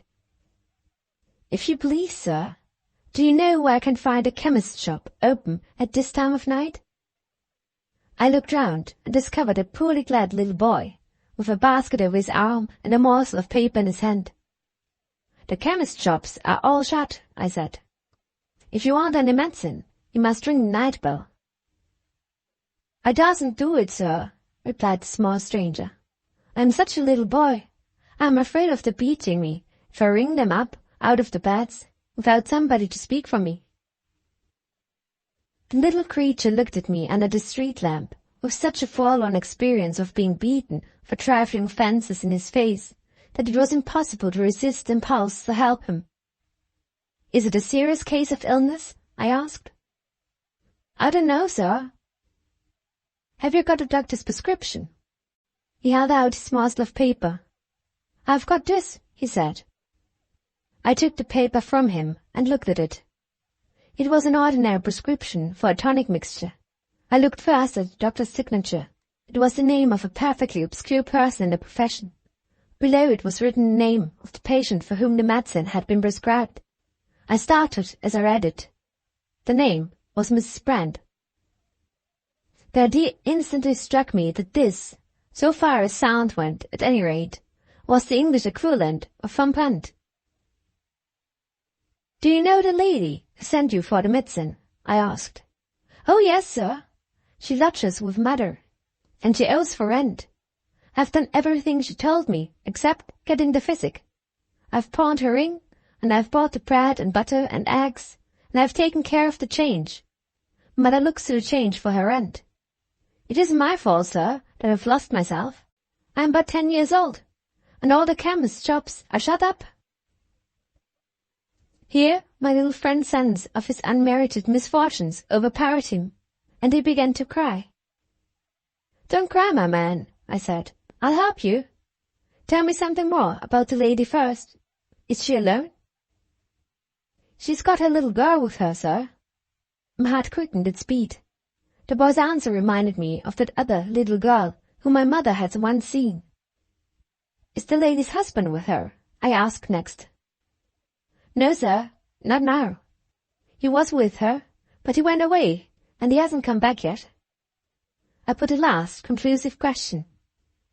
"Is her husband an Englishman?" I inquired. "Mother says he's a foreigner," the boy answered. I turned away to hide my agitation. Even the child might have noticed it. Passing under the name of Mrs. Brand. Poor, so poor that she was obliged to pawn her ring, left by a man who was a foreigner, alone with a little girl. Was I on the trace of her at the moment? Was this lost child destined to be the innocent means of leading me back to the woman I loved, in the direst need of sympathy and help?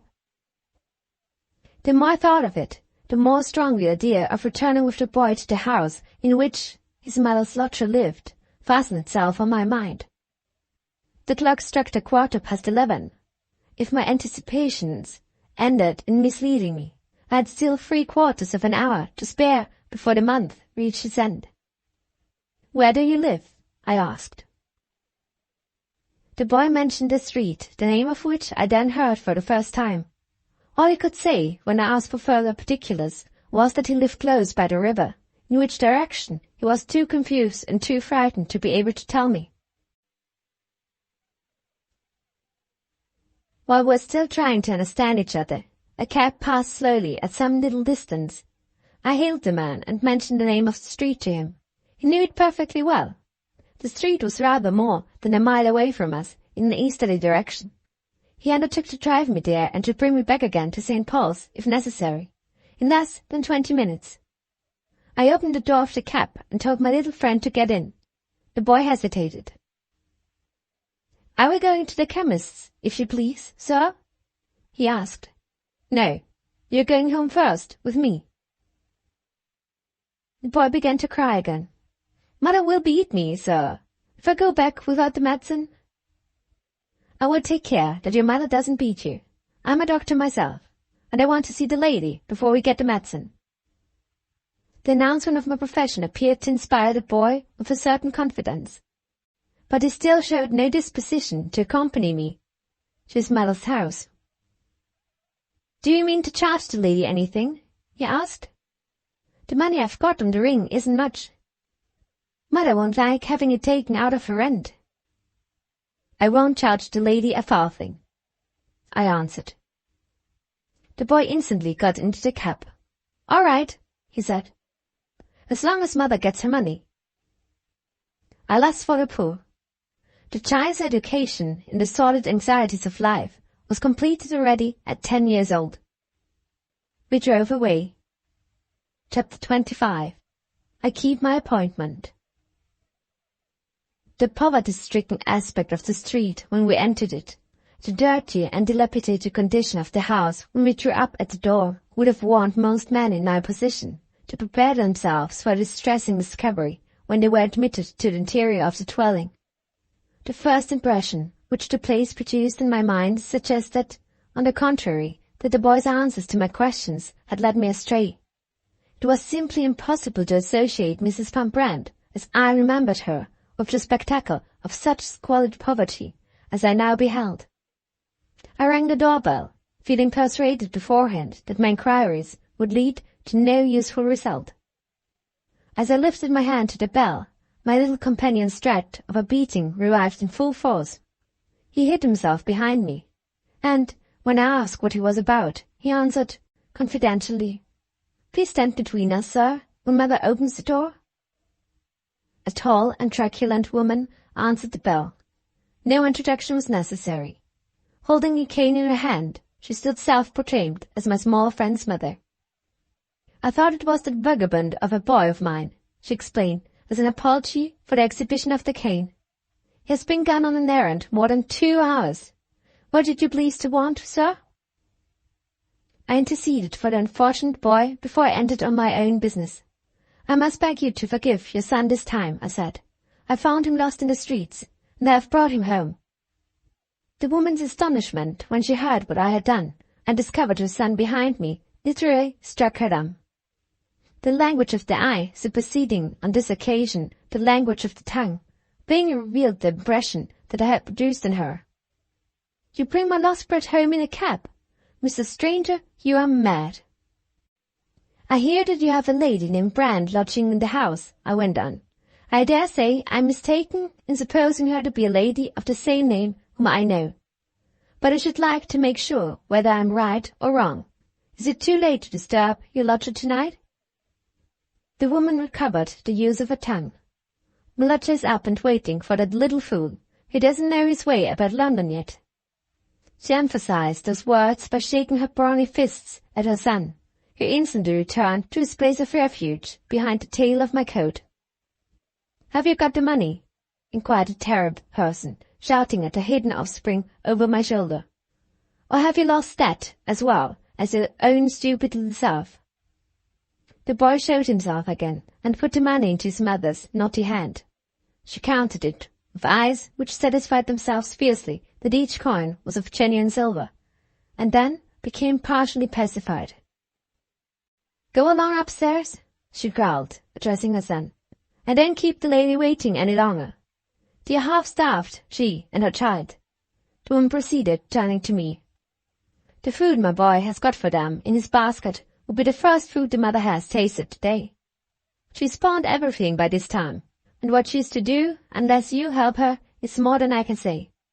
The doctor does what he can, but he told me today if she wasn't better nourished, it was no use sending for him. Follow the boy, and see for yourself if it's the lady you know." I listened to the woman, still feeling persuaded that I had acted under a delusion in going to her house. How was it possible to associate the charming object of my heart's worship with the miserable story of destitution which I had just heard? I stopped the boy on the first landing and told him to announce me simply as a doctor who had been informed of Mrs. Brand's illness and who had called to see her. We ascended the second flight of stairs and the third. I arrived now at the top of the house. The boy knocked at the door that was nearest to us on the landing. No audible voice replied. He opened the door without ceremony and went in. I waited outside to hear what was said. The door was left ajar. If the voice of Mrs. Brand was, as I believe it would prove to be, the voice of a stranger, I resolved to offer her delicately such help as lay within my power, and to return forthwith to my post under the shadow of St. Paul's. The first voice that spoke to the boy was the voice of a child. "I'm so hungry, Jemmy. I'm so hungry." "All right, missy. I've got you something to eat." "Be quick, Jemmy. Be quick." There was a momentary pause, and then I heard the boy's voice once more. "There's a slice of bread and butter, missy. You must wait for your egg till I can boil it. Don't you eat too fast, or you'll choke yourself." "What's the matter with your mamma?" "Are you asleep, ma'am?" I could barely hear the answering voice. It was so faint, and it uttered but one word. "No." The boy spoke again. "Cheer up, missus. There's a doctor outside waiting to see you."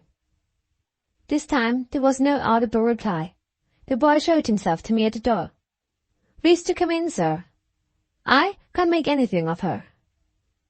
It would have been misplaced delicacy to have hesitated any longer to enter the room. I went in.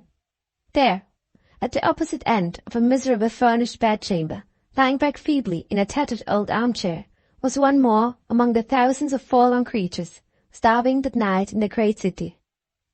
A white handkerchief was laid over her face as if to screen it from the flame of the fire hard by. She lifted the handkerchief, startled by the sound of my footsteps as I entered the room. I looked at her, and saw in the white, wan, death-like face the face of the woman I loved. For a moment the horror of discovery turned me faint and giddy. In another instant I was kneeling by her chair. My arm was round her, her head lay on my shoulder. She was past speaking, past crying out. She trembled silently, and that was all. I said nothing.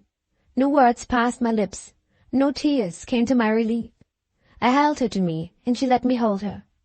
The child, devouring its bread and butter at the little round table, stared at us. The boy, on his knees before the grate, mending the fire, stared at us.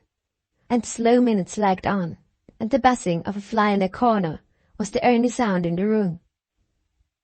The instincts of the profession to which I had been trained, rather than any active sense of the horror of the situation in which I was placed, roused me at last. She was starving. I saw it in the deadly color of her skin. I felt it in the faint, quick flutter of her pulse. I called the boy to me and sent him to the nearest public house for wine and biscuits. "Be quick about it," I said, "and you shall have more money for yourself than ever you had in your life." The boy looked at me, spit on the coins in his hand, said, "That's for luck," and ran out of the room as never boy ran yet. I turned to speak my first words of comfort to the mother. The cry of the child stopped me. "I'm so hungry! I'm so hungry!"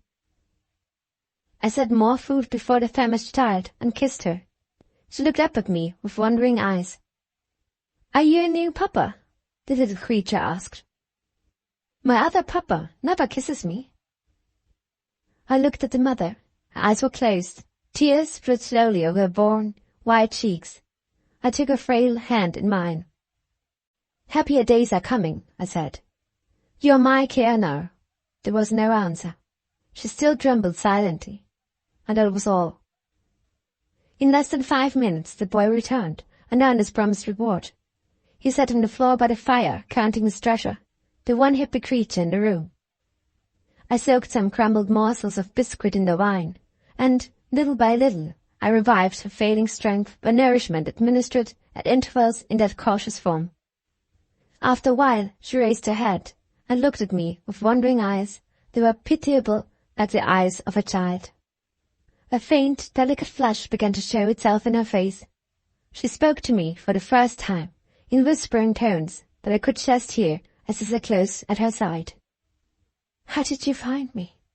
Who showed you the way to this place?"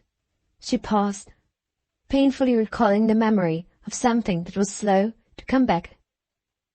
Her color deepened. She found the lost remembrance and looked at me with a timid curiosity. "What brought you here?" she asked. "Was it my dream?" "Wait, dearest, till you are stronger, and I will tell you all."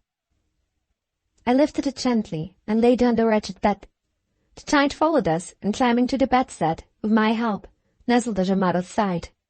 I sent the boy away to tell the mistress of the house that I should remain with my patient, watching her progress toward recovery through the night.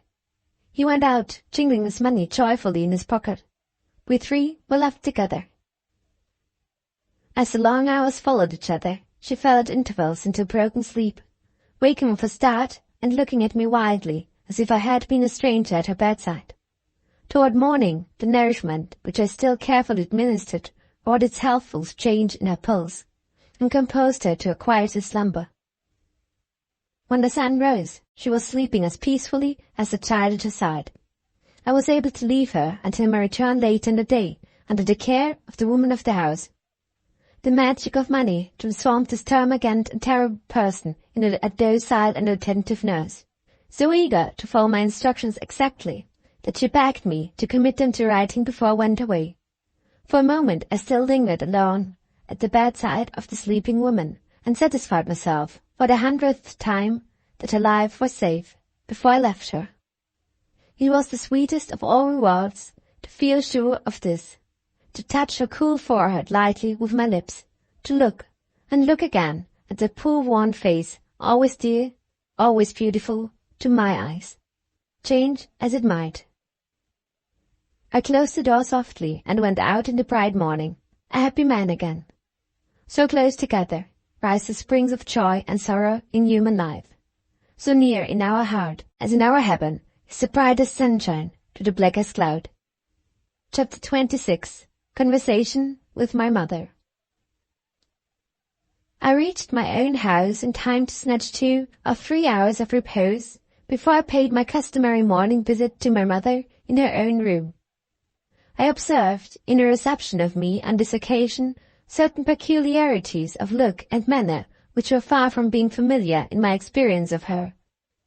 When our eyes first met, she regarded me with a wistful, questioning look, as if she were troubled by some doubt which she shrank from expressing in words. And when I inquired after her health, as usual, she surprised me by answering as impatiently as if she resented my having mentioned the subject. For a moment I was inclined to think these changes signified that she had discovered my absence from home during the night, and that she had some suspicion of the true cause of it. But she never alluded, even in the most distant manner, to Mrs. Van Brandt, and not a word dropped from her lips which implied, directly or indirectly, that I had pained or disappointed her. I could only conclude that she had something important to say in relation to herself or to me, and that for reasons of her own she unwillingly abstained from giving expression to it at that time. Reverting to our ordinary topics of conversation, we touched on the subject, always interesting to my mother, of my visit to Shetland. Speaking of this, we naturally spoke also of Miss Dunross. Here again, when I least expected it, there was another surprise in store for me. "You were talking the other day," said my mother, "of the green flag which poor de Mody's daughter worked for you when you were both children. Have you really kept it all this time?" "Yes." "Where have you left it? In Scotland?" "I have brought it with me to London." "Why?" "I promised Miss Dunross to take the green flag with me, wherever I might go." My mother smiled. "Is it possible, George? Do you think about this as the young lady in Shetland thinks? After all the years that have passed, you believe in a green flag being the means of bringing Mary de Mody and yourself together again?" "Certainly not. I am only humouring one of the fancies of poor Miss Dunross. Could I refuse to grant a trifling request after all I owed to her kindness?" The smile left my mother's face. She looked at me attentively. "Miss Dunross seems to have produced a very favourable impression on you," she said. "I own it. I feel deeply interested in her. If she had not been an incurable invalid, George, I too might have become interested in Miss Dunross, perhaps in the character of my daughter-in-law. It is useless, mother, to speculate on what might have happened. The sad reality is enough." My mother paused a little before she put the next question to me. "Did Miss Dunross always keep her veil drawn in your presence, when there happened to be light in the room?" "Always." "She never even let you catch a momentary glance at her face?" "Never." "And the only reason she gave you was that the light caused her a painful sensation if it fell on her uncovered skin?" "You say that, mother, as if you doubted whether Miss Dunross told me the truth." "No, George. I only doubt whether she told you all the truth." "What do you mean?" "Don't be offended, my dear. I believe Miss Dunross has some more serious reason for keeping her face hidden than the reason that she gave you." I was silent. The suspicion which those words implied had never occurred to my mind. I had read in medical books of cases of morbid nervous sensitiveness, exactly similar to the case of Miss Dunross as described by herself, and that had been enough for me. Now that my mother's idea had found its way from her mind to mine, the impression produced in me was painful in the last degree. Horrible imaginings of deformity possessed my brain and profaned all that was purest and dearest in my recollections of Miss Dunross. It was useless to change the subject. The evil influence that was on me was too potent to be charmed away by talk. Making the best excuse that I could think of for leaving my mother's room, I hurried away to seek a refuge for myself, where alone I could hope to find it, in the presence of Mrs. Van Brandt. Chapter 27. Conversation with Mrs. Van Brandt. The landlady was taking the air at her own door when I reached the house. Her reply to my inquiries justified my most hopeful anticipations. The poor lodger looked already like another woman, and the child was at that moment posted on the stairs, watching for the return of her new papa. "There's one thing I should wish to say to you, sir, before you go upstairs," the woman went on. "Don't trust the lady with more money at a time than the money that is wanted for the day's housekeeping. If she has any to spare, it is likely as not to be wasted on her good-for-nothing husband." Absorbed in the higher and dearer interests that filled my mind, I had thus far forgotten the very existence of Mr. Van Brandt. "Where is he?" I asked. "Where he ought to be," was the answer. "In prison for debt." In those days, a man imprisoned for debt was not infrequently a man imprisoned for life. There was little fear of my visit being shortened by the appearance on the scene of Mr. Van Brandt. Ascending the stairs, I found the child waiting for me on the upper landing with a rag doll in her arms. I had bought a cake for her on my way to the house. She forthwith turned over the doll to my care, and trotting before me into the room with her cake in her arms, announced my arrival in these words: "Mamma, I like this papa better than the other." "You like him better too?" The mother's wasted face reddened for a moment, then turned pale again as she held out her hand to me. I looked at her anxiously and discerned the welcome signs of recovery clearly revealed. Her grand grey eyes rested on me again with a glimmer of their old light. The hand that had lain so cold in mine on the past night had life and warmth in it now. "Should I have died before the morning if you had not come here?" she asked softly. "Have you saved my life for the second time? I can well believe it." Before I was aware of her, she bent her head over my hand and touched it tenderly with her lips. "I am not an ungrateful woman," she murmured, "and yet I don't know how to thank you." The child looked up quickly from her cake. "Why don't you kiss him?" the quaint little creature asked, with a broad stare of astonishment. Her head sank on her breast. She sighed bitterly.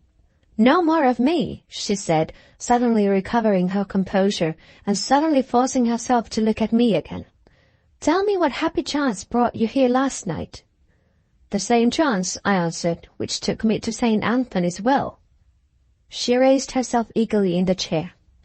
"You have seen me again, as you saw me in the summer house by the waterfall," she exclaimed. "Was it in Scotland once more?" "No, further away than Scotland, as far away as Shetland." "Tell me about it. Pray tell me about it." I related what had happened as exactly as I could, consistently with maintaining the strictest reserve on one point. Concealing from her the very existence of Miss Dunross, I left her to suppose that the master of the house was the one person whom I had found to receive me during my sojourn under Mr. Dunross's roof. "That is strange," she exclaimed, after she had heard me attentively to the end. "What is strange?" I asked. She hesitated, searching my face earnestly with her large grave eyes. "I hardly like speaking of it," she said, "and yet I ought to have no concealments in such a matter from you. I understand everything that you have told me, with one exception.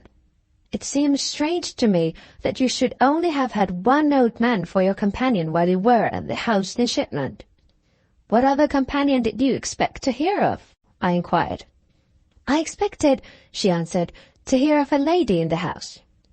I cannot positively say that the reply took me by surprise.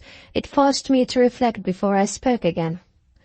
I knew, by my past experience, that she must have seen me, in my absence from her, while I was spiritually present to her mind in a trance or dream.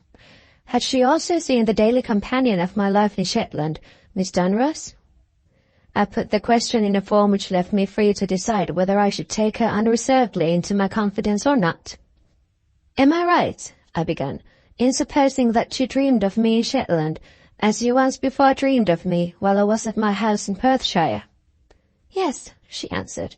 It was at the close of evening this time. I fell asleep, or became insensible, I cannot say which. And I saw you again, in a vision or a dream. Where did you see me? I first saw you on the beach of the Scotch River, just as I met you on the evening when you saved my life. After a while the stream and the landscape about it faded, and you faded with them into darkness. I waited a little, and the darkness melted away slowly.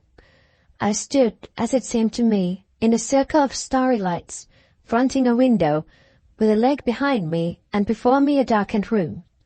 And I looked into the room, and the starry light showed you to me again. When did this happen? Do you remember the date? I remember that it was at the beginning of the month.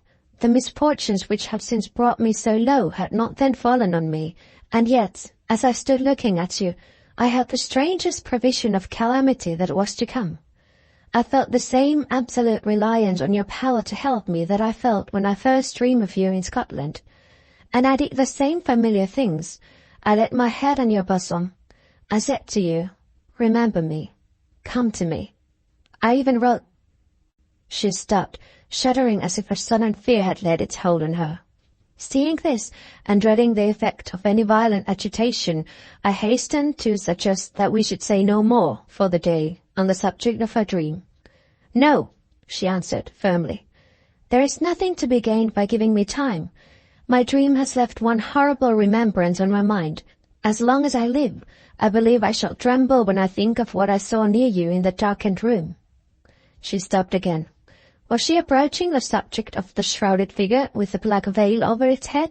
Was she about to describe her first discovery in the dream of Miss Danvers? Tell me one thing first, she resumed. Have I been right in what I have said to you so far? Is it true that you were in a darkened room when you saw me? Quite true. Was the date the beginning of the month? And was the hour the close of evening? Yes. Were you alone in the room? Answer me truly. I was not alone.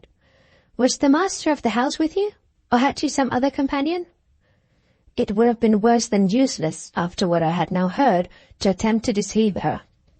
I had another companion, I answered. The person in the room with me was a woman. Her face showed, as I spoke, that she was again shaken by the terrifying recollection to which she had just alluded. I had, by this time, some difficulty myself in preserving my composure. Still, I was determined not to let a word escape me which could operate as a suggestion on the mind of my companion. Have you any other question to ask me? Was all I said. One more, she answered. Was there anything unusual in the dress of your companion? Yes, she wore a long black veil, which hung over her head and face and dropped to below her waist. Mrs. Van Brandt leaned back in her chair and covered her eyes with her hands. I understand your motive for concealing from me the presence of that miserable woman in the house, she said. It is good and kind, like all your motives, but it is useless. While I lay in the trance, I saw everything exactly as it was in the reality, and I, too, saw that frightful face. Those words literally electrified me. My conversation of that morning with my mother instantly recurred to my memory. I started to my feet. Good God! I exclaimed. What do you mean? Don't you understand yet? She asked in amazement on her side. Must I speak more plainly still? When you saw the apparition of me, did you see me write? Yes, on a letter that the lady was writing for me. I saw the words afterward, the words that brought me to you last night, at the month's end, in the shadow of St. Paul's. How did I appear to write on the unfinished letter? You lifted the writing case, on which the letter and the pen lay, off the lady's lap, and while you wrote, you rested the case on her shoulder. Did you notice if the lifting of the case produced any effect on her? I saw no effect produced, I answered. She remained immovable in her chair. I saw it differently in my dream.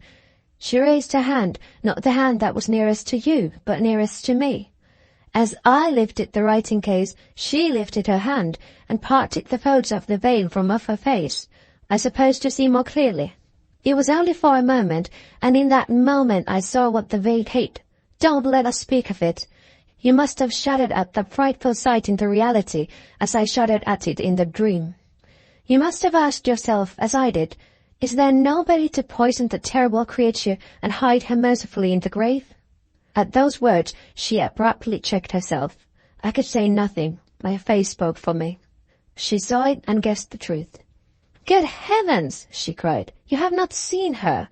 She must have kept her face hidden from me behind the veil. Oh, why did you cheat me into talking of it? I will never speak of it again. See, we are frightening the child. Come here, darling, there's nothing to be afraid of. Come and bring your cake with you. You shall be a great lady, giving a grand dinner, and we will be 2 friends whom you have invited to dine with you, and the doll shall be the little girl who comes in after dinner and has fruit at dessert." So she ran on, trying vainly to forget the shock that she had inflicted on me in talking nursery nonsense to the child. Recovering my composure in some degree, I did my best to second the effort that she had made. My quieter thoughts suggested that she might well be self-deceived in believing the horrible spectacle presented to her in the vision to be an actual reflection of the truth. In common justice towards Miss Dunross, I ought surely not to accept the conviction of her deformity on no better evidence than the evidence of a dream. Reasonable as it undoubtedly was, this view left certain doubts still lingering in my mind. The child's instinct soon discovered that her mother and I were playfellows who felt no genuine enjoyment of the game. She dismissed her make-believe guest without ceremony and went back with her doll to the favorite playground on which I had met her, the landing at the door. No persuasion on her mother's part or on mine succeeded in luring her back to us. We were left together, to face each other as best we might, with the forbidden subject of Miss Dunross between us. Chapter 28. Love and Money. Feeling the embarrassment of the moment most painfully on her side, Mrs. Van Brandt spoke first. "You have said nothing to me about yourself," she began.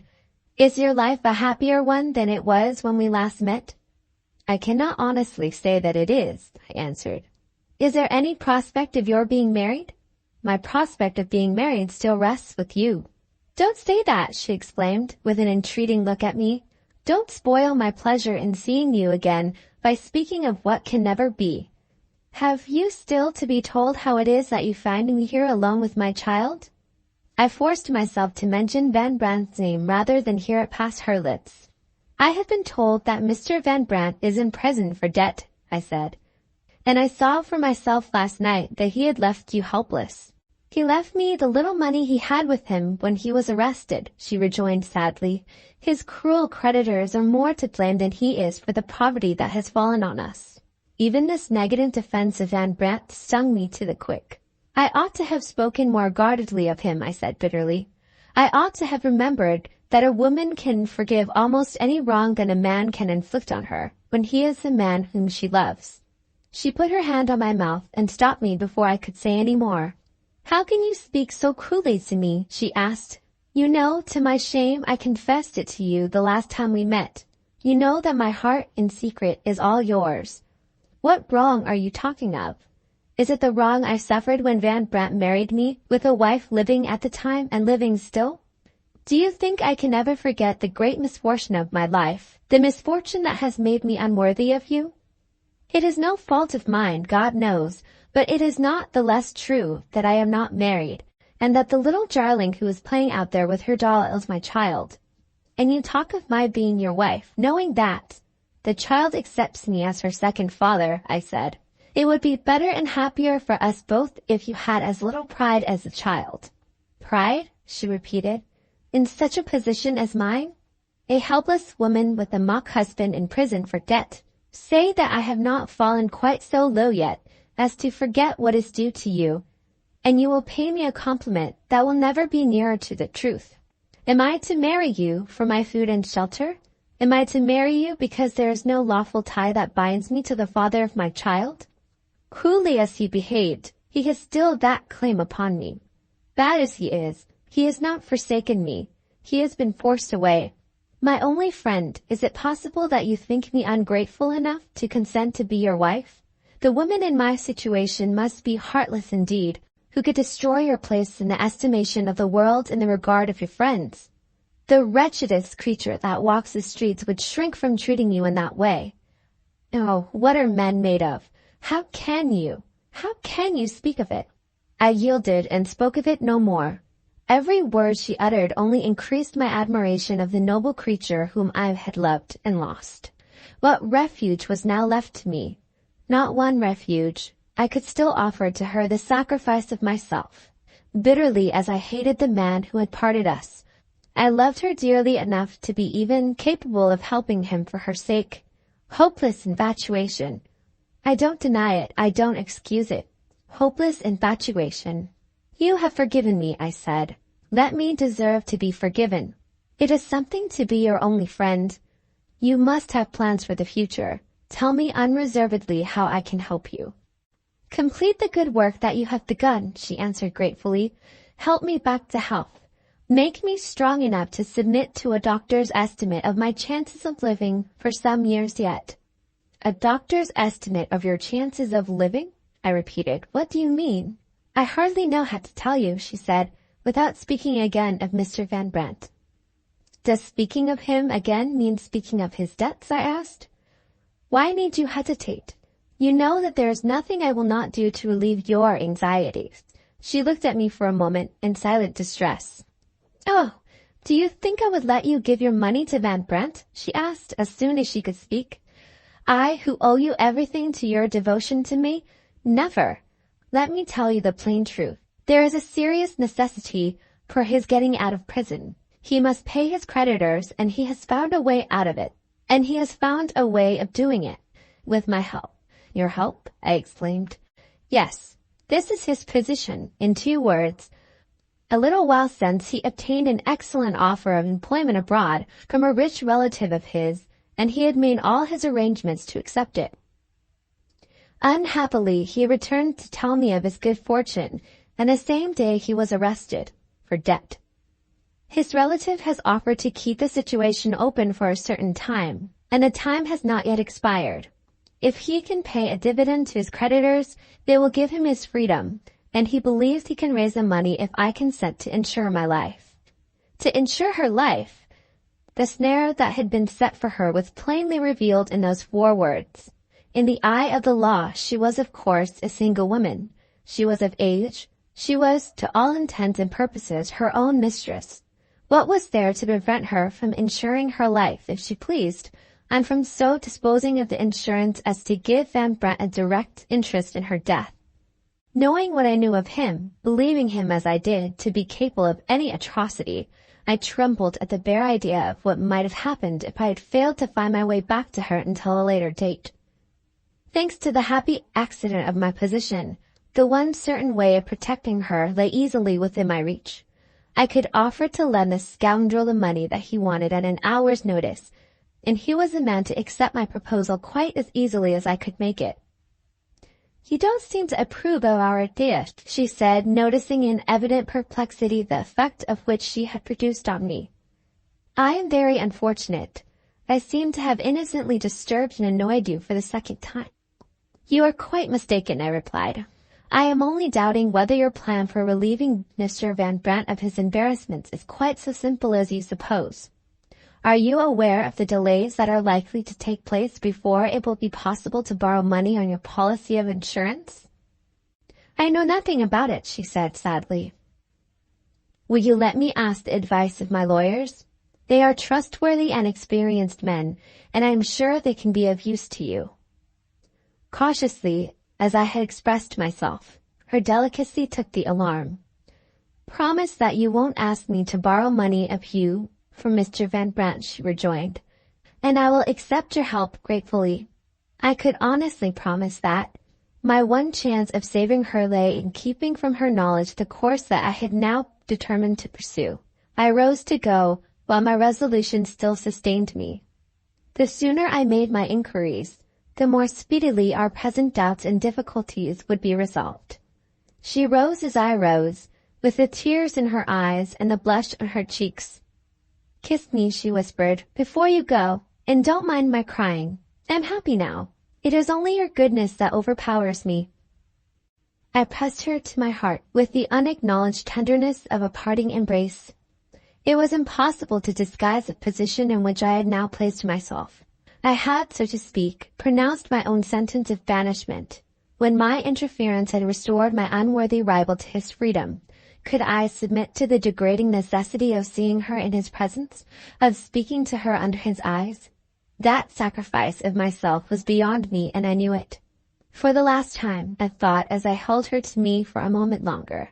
For the last time. The child ran to meet me with open arms when I stepped out onto the landing. My manhood had sustained me through the parting with the mother. It was only when the child's round, innocent little face laid itself lovingly against mine that my fortitude gave way. I was past speaking. I put her down gently in silence and waited on the lower flight of stairs until I was fit to face the world outside. Chapter 29. Our Destinies Part Us. Descending to the ground floor of the house, I sent to request a moment's interview with the landlady. I had yet to learn in which of the London prisons Van Brandt was confined, and she was the only person to whom I could venture to address the question. Having answered my inquiries, the woman put her own sordid construction on my motive for visiting the prisoner. "Has the money you left upstairs gone into his greedy pockets already?" she asked. "If I was as rich as you are, I should let it go. In your place, I wouldn't touch him with a pair of tongs." The woman's coarse warning actually proved useful to me. It started a new idea in my mind. Before she spoke, I had been too dull or too preoccupied to see that it was quite needless to degrade myself by personally communicating with Van Brandt in his prison. It only now occurred to me that my legal advisers were, as a matter of course, the proper persons to represent me in this matter. With this additional advantage, that they could keep my share in the transaction a secret, even from Van Brandt himself. I drove at once to the office of the lawyers. The senior partner, the tried friend and adviser of our family, received me. My instructions, naturally enough, astonished him. He was immediately to satisfy the prisoner's creditors on my behalf, without mentioning my name to anyone, and he was gravely to accept as security for repayment Mr. Van Brandt's note of hand.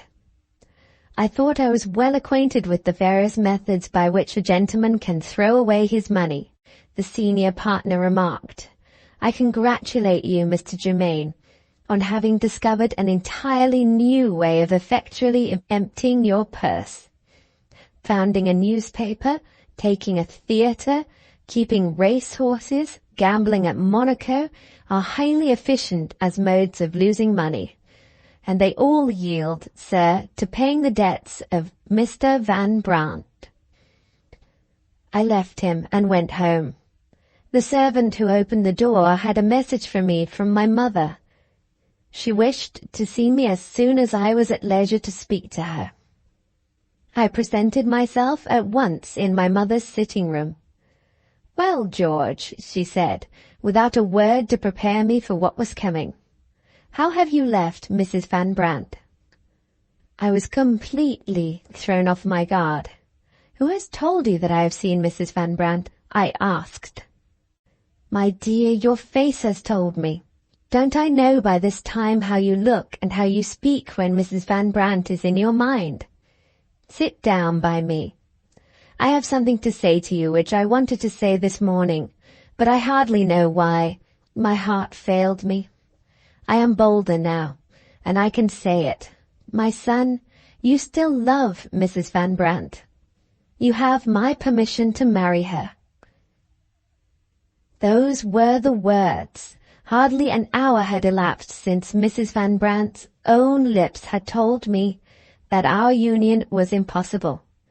Not even half an hour had passed since I had given the directions which would restore to liberty the man who was the one obstacle to my marriage, and this was the time that my mother had innocently chosen for consenting to receive as her daughter-in-law Mrs. Van Brandt. "I see that I surprise you," she resumed. "Let me explain my motive as plainly as I can. I should not be speaking the truth, George, if I told you that I have ceased to feel the same serious objections that there are to your marrying this lady. The only difference in my way of thinking is that I am now willing to set my objections aside out of regard for your happiness. I am an old woman, my dear. In the course of nature, I cannot hope to be with you much longer. When I am gone, who will be left to care for you and love you in the place of your mother? No one will be left unless you marry Mrs. Van Brandt. Your happiness is my first consideration, and the woman you love, sadly as she has been led astray, is a woman worthy of a better fate. Marry her. I could not trust myself to speak. I could only kneel at my mother's feet and hide my face on her knees, as if I had been a boy again. Think of it, George, she said, and come back to me when you are composed enough to speak as quietly of the future as I do. She lifted my head and kissed me. As I rose to leave her, I saw something in the dear old eyes that mine met so tenderly, which struck a sudden fear through me, keen and cutting, like a stroke from a knife. The moment I had closed the door, I went downstairs to the porter in the hall. "Has my mother left the house?" I asked, "while I have been away?" "No, sir." "Have any visitors called?" "One visitor has called, sir." "Do you know who it was?" The porter mentioned the name of a celebrated physician, a man at the head of his profession in those days. I instantly took my hat and went to his house. He had just returned from his round of visits. My card was taken to him, and was followed at once by my admission to his consulting room. "You have seen my mother," I said. "Is she taken seriously ill? And have you not concealed it from her?" "For God's sake, tell me the truth. I can bear it." The great man took me kindly by the hand. "Your mother stands in no need of any warning. She is herself aware of the critical state of her health," he said. "She sent for me to confirm her own conviction.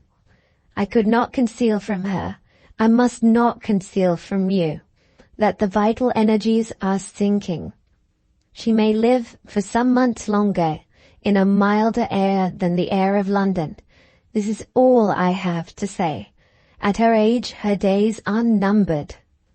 He gave me time to steady myself under the blow, and then he placed his vast experience, his matured and consummate knowledge, at my disposal. From his dictation, I committed to writing the necessary instructions for watching over the frail tenure of my mother's life. "Let me give you one word of warning," he said, as we parted. "Your mother is especially desirous that you should know nothing of the precarious condition of her health. Her one anxiety is to see you happy. If she discovers your visit to me, I will not answer for the consequences. Make the best excuse you can think of for at once taking her away from London, and whatever you may feel in secret, keep up an appearance of good spirits in her presence." That evening I made my excuse. It was easily found. I had only to tell my poor mother of Mrs. Van Brandt's refusal to marry me, and there was an intelligible motive assigned for my proposing to leave London. The same night I wrote to inform Mrs. Van Brandt of the sad event which was the cause of my sudden departure, and to warn her that there no longer existed the slightest necessity for ensuring her life. "My lawyers," I wrote, "have undertaken to arrange Mr. Van Brandt's affairs immediately. In a few hours he will be at liberty to accept the situation that has been offered to him." The last lines of the letter assured her of my unalterable love, and entreated her to write to me before she left England. This done, all was done. I was conscious, strange to say, of no acutely painful suffering at this saddest time of my life. There is a limit, morally as well as physically, to our capacity for endurance. I can only describe my sensations under the calamities that had now fallen on me in one way. I felt like a man whose mind had been stunned. The next day, my mother and I set forth on the first stage of our journey to the south coast of Devonshire. Chapter 30. The prospect darkens. 3 days after my mother and I had established ourselves at Torquay, I received Mrs. Van Brandt's answer to my letter. After the opening sentences, informing me that Van Brandt had been set at liberty under circumstances painfully suggestive to the writer of some unacknowledged sacrifice on my part, the letter proceeded in these terms. The new employment which Mr. Van Brandt is to undertake secures to us the comforts, if not the luxuries, of life. For the first time since my troubles began, I have the prospect before me of a peaceful existence among a foreign people from whom all that is false in my position may be concealed, not for my sake, but for the sake of my child. To more than this, to the happiness which some women enjoy, I must not, I dare not aspire. We leave England for the continent early tomorrow morning. Shall I tell you in what part of Europe my new residence is to be? No, you might write to me again, and I might write back. The one poor return I can make to the good angel of my life is to help him forget me. What right have I to cling to my usurped place in your regard? The time will come when you will give your heart to a woman who is worthier of it than I am. Let me drop out of your life, except as an occasional remembrance, when you sometimes think of the days that have gone forever. I shall not be without some consolation on my side when I looked back at the past. I have been a better woman since I met you. Live as long as I may, I shall always remember that. Yes, the influence that you have had over me has been from the first to last an influence for good, allowing that I have done wrong in my position to love you, and worse even than that, to own it. Still, the love has been innocent, and the effort to control it has been an honest effort at least.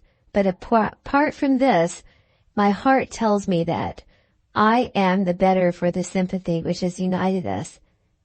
I may confess to you what I've never yet acknowledged, now that we are so widely parted and so little likely to meet again.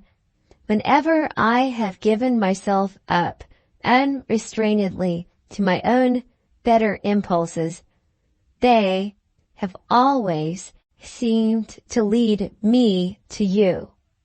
Whenever my mind has been most truly at peace, and I have been able to pray with a pure and a penitent heart, I have felt if there was some unseen tie that was drawing us nearer and nearer together. And, strange to say, this has always happened just as my dreams of you have always come to me. When I have been separated from Van Brandt, at such times, thinking or dreaming, it has always appeared to me that I knew you far more familiarly than I know you when we meet face to face. Is there really such a thing, I wonder, as a former state of existence? And were we once constant companions in some other sphere, thousands of years since? These are idle guesses. Let it be enough for me to remember that I have been the better for knowing you, without inquiring how or why. Farewell, my beloved benefactor, my only friend. The child sends you a kiss, and the mother signs herself your grateful and affectionate M. Van Brandt. When I first read those lines, they once more recalled to my memory, very strangely, as I then thought, the predictions of Dame Dermody in the days of my boyhood. Here were the foretold sympathies which were spiritually to unite me to Mary, realized by a stranger whom I had met by chance in the later years of my life. Thinking in this direction, did I advance no further? Not a step further. Not a suspicion of the truth presented itself to my mind even yet. Was my own dullness of apprehension to blame for this? Would another man in my position have discovered what I had failed to see? I look back along the chain of events which runs through my narrative, and I ask myself, where are the possibilities to be found, in my case or in the case of any other man, of identifying the child who was Mary Dermody with the woman who was Mrs. Van Brandt? Was there anything left in our faces when we met again by the Scotch River to remind us of our younger selves? We had developed in the interval from boy and girl to man and woman. No outward traces were discernible in us of the George and Mary of other days. Disguised from each other by our faces, we were also disguised by our names. Her mock marriage had changed her surname. My stepfather's will had changed mine. Her Christian name was the commonest of all names in women, and mine was almost as far from being remarkable among the names of men. Turning next to the various occasions on which we had met, we had seen enough of each other to drift into recognition on either side in the ordinary course of talk. We had met but 4 times in all, once on the bridge, once again in Edinburgh, twice more in London. On each of these occasions, the absorbing anxieties and interests at the passing moment had filled her mind and mine, had inspired her words and mine. When had the events which had brought us together left us with leisure enough and tranquility enough to look back idly throughout our lives and calmly to compare the recollections of our youth? Never! From first to last, the course of events had borne us further and further away from any results that could have been led to even a suspicion of the truth. She could only believe when she wrote to me on leaving England, and I could only believe when I read her letter, that we had first met at the river, and that our divergent destinies had ended in parting us forever. Reading her farewell letter in later days, by the light of my matured experience, I note how remarkably Dame Dermody's faith in the purity of the tie that united us as kindred spirits was justified by the result. It was only when my unknown Mary was parted from Van Brandt, in other words, it was only when she was a pure spirit, that she felt my influence over her as a refining influence on her life, and that the apparition of her communicated with me in the visible and perfect likeness of herself. On my side, when was it that I dreamed of her, as in Scotland, or felt the mysterious warning of her presence in my waking moments, as in Shetland? Always, at the time when my heart opened most tenderly toward her and toward others, when my mind was most free from the bitter doubts, the self-seeking aspirations which degrade the divinity within us, then, and only then, my sympathy with her was the perfect sympathy which holds its fidelity unassailable by the chances and changes, the delusions and temptations of mortal life. I am writing prematurely of the time when the light came to me. My narrative must return to the time when I was still walking in darkness. Absorbed in watching over the closing days of my mother's life, I found in the performance of this sacred duty my only consolation under the overthrow of my last hope of marriage with Mrs. Van Brandt. By slow degrees, my mother felt the reviving influences of a quiet life and a soft, pure air. The improvement in her health could, as I but too well knew, be only an improvement for a time. Still, it was a relief to see her free from pain and innocently happy in the presence of her son. Accepting those hours of the day and night which were dedicated to repose, I was never far away from her. To this day, I remember with a tenderness which attaches to no other memories of mine the books that I read to her, the sunny corner on the seashore where I sat with her, the games of cards that we played together, the little trivial gossip that amused her when she was strong enough for nothing else. These are my imperishable relics. These are the deeds of my life that I shall love best to look back on when the all-enfolding shadows of death are closing round me.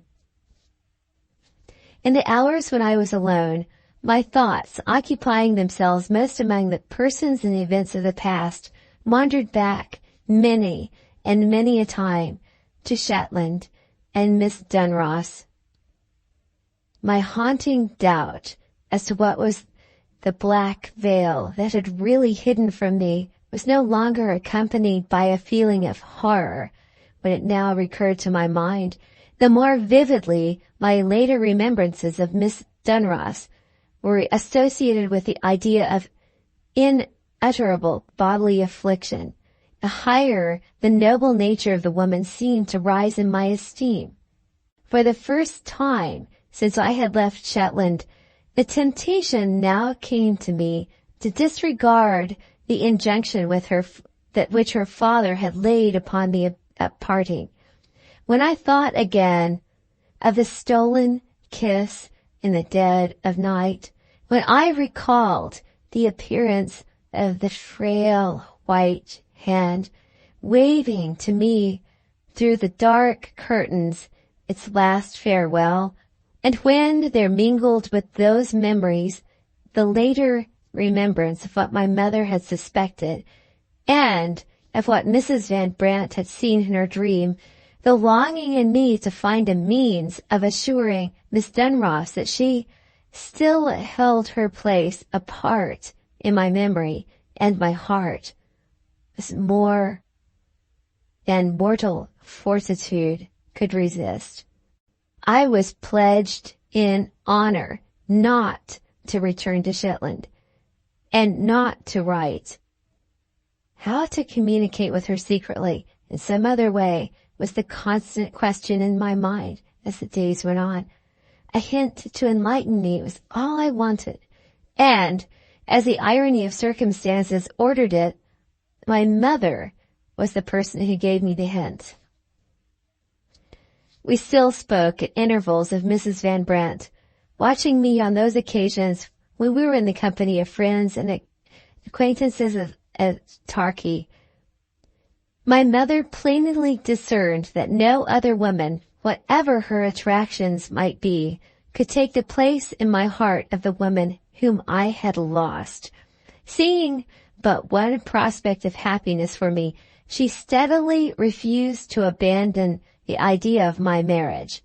When a woman has owned that she loves a man, so my mother used to express her opinion, it is that man's fault, no matter what the obstacles might be, if he fails to make her his wife. Reverting to this view in various ways, she pressed it on my consideration one day in these words. "There's one drawback, George, to my happiness in being here with you. I am an obstacle in the way of your communicating with Mrs. Van Brandt." You forget," I said, "that she has left England without telling me where to find her." If you were free from the encumbrance of your mother, my dear, you would easily find her. Even as things are, you might surely write to her. Don't mistake my motives, George.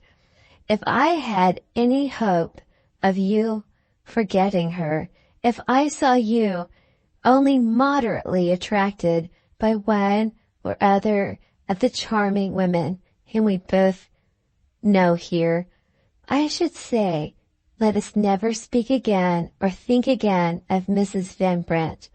But, my dear, your heart is closed to every woman but one. Be happy in your own way, and let me see it before I die.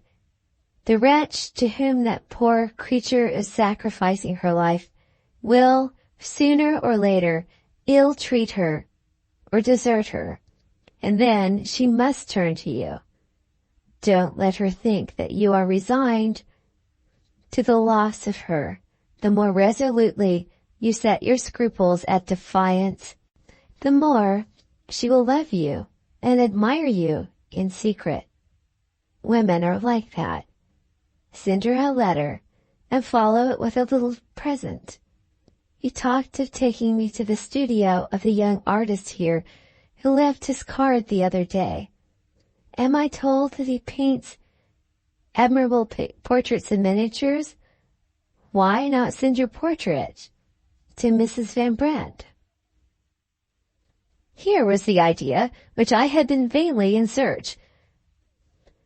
Quite superfluous as a method of pleading my cause with Mrs. Van Brandt, the portrait offered the best of all means of communicating with Miss Dunross without absolutely violating the engagement which her father had pledged me. In this way, without writing a word, without even sending a message, I might tell her how gratefully she was remembered, and I might remind her of me tenderly in the bitterest moments of her sad and solitary life. The same day I went to the artist privately. The sittings were afterward continued during the hours while my mother was resting in her room, until the portrait was completed. I caused it to be enclosed in a plain gold locket with a chain attached, and I forwarded my gift, in the first instance, to the one person I could trust to assist me in arranging for the conveyance of it to its destination. This was the old friend alluded to in those pages as Sir James, who had taken me with him to Shetland in the government yacht. I had no reason in writing the necessary explanations to express myself to Sir James with any reserve. On the voyage back, we had more than once spoken together confidentially of Miss Dunross. Sir James had heard her sad story from the resident medical man at Lerwick, who had been an old companion of his in their college days.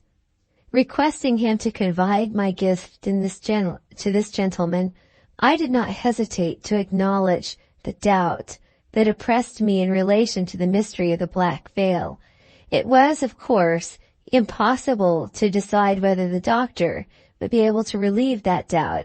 I could only venture to suggest that the question might be guardedly put in making the customary inquiries after the health of Miss Dunross. In those days of slow communication, I had to wait, not for days, but for weeks, before I could expect to receive Sir James's answer.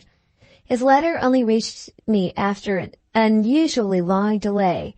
For this, or for some other reason that I cannot divine, I felt so strongly the foreboding of bad news that I abstained from breaking the seal in my mother's presence.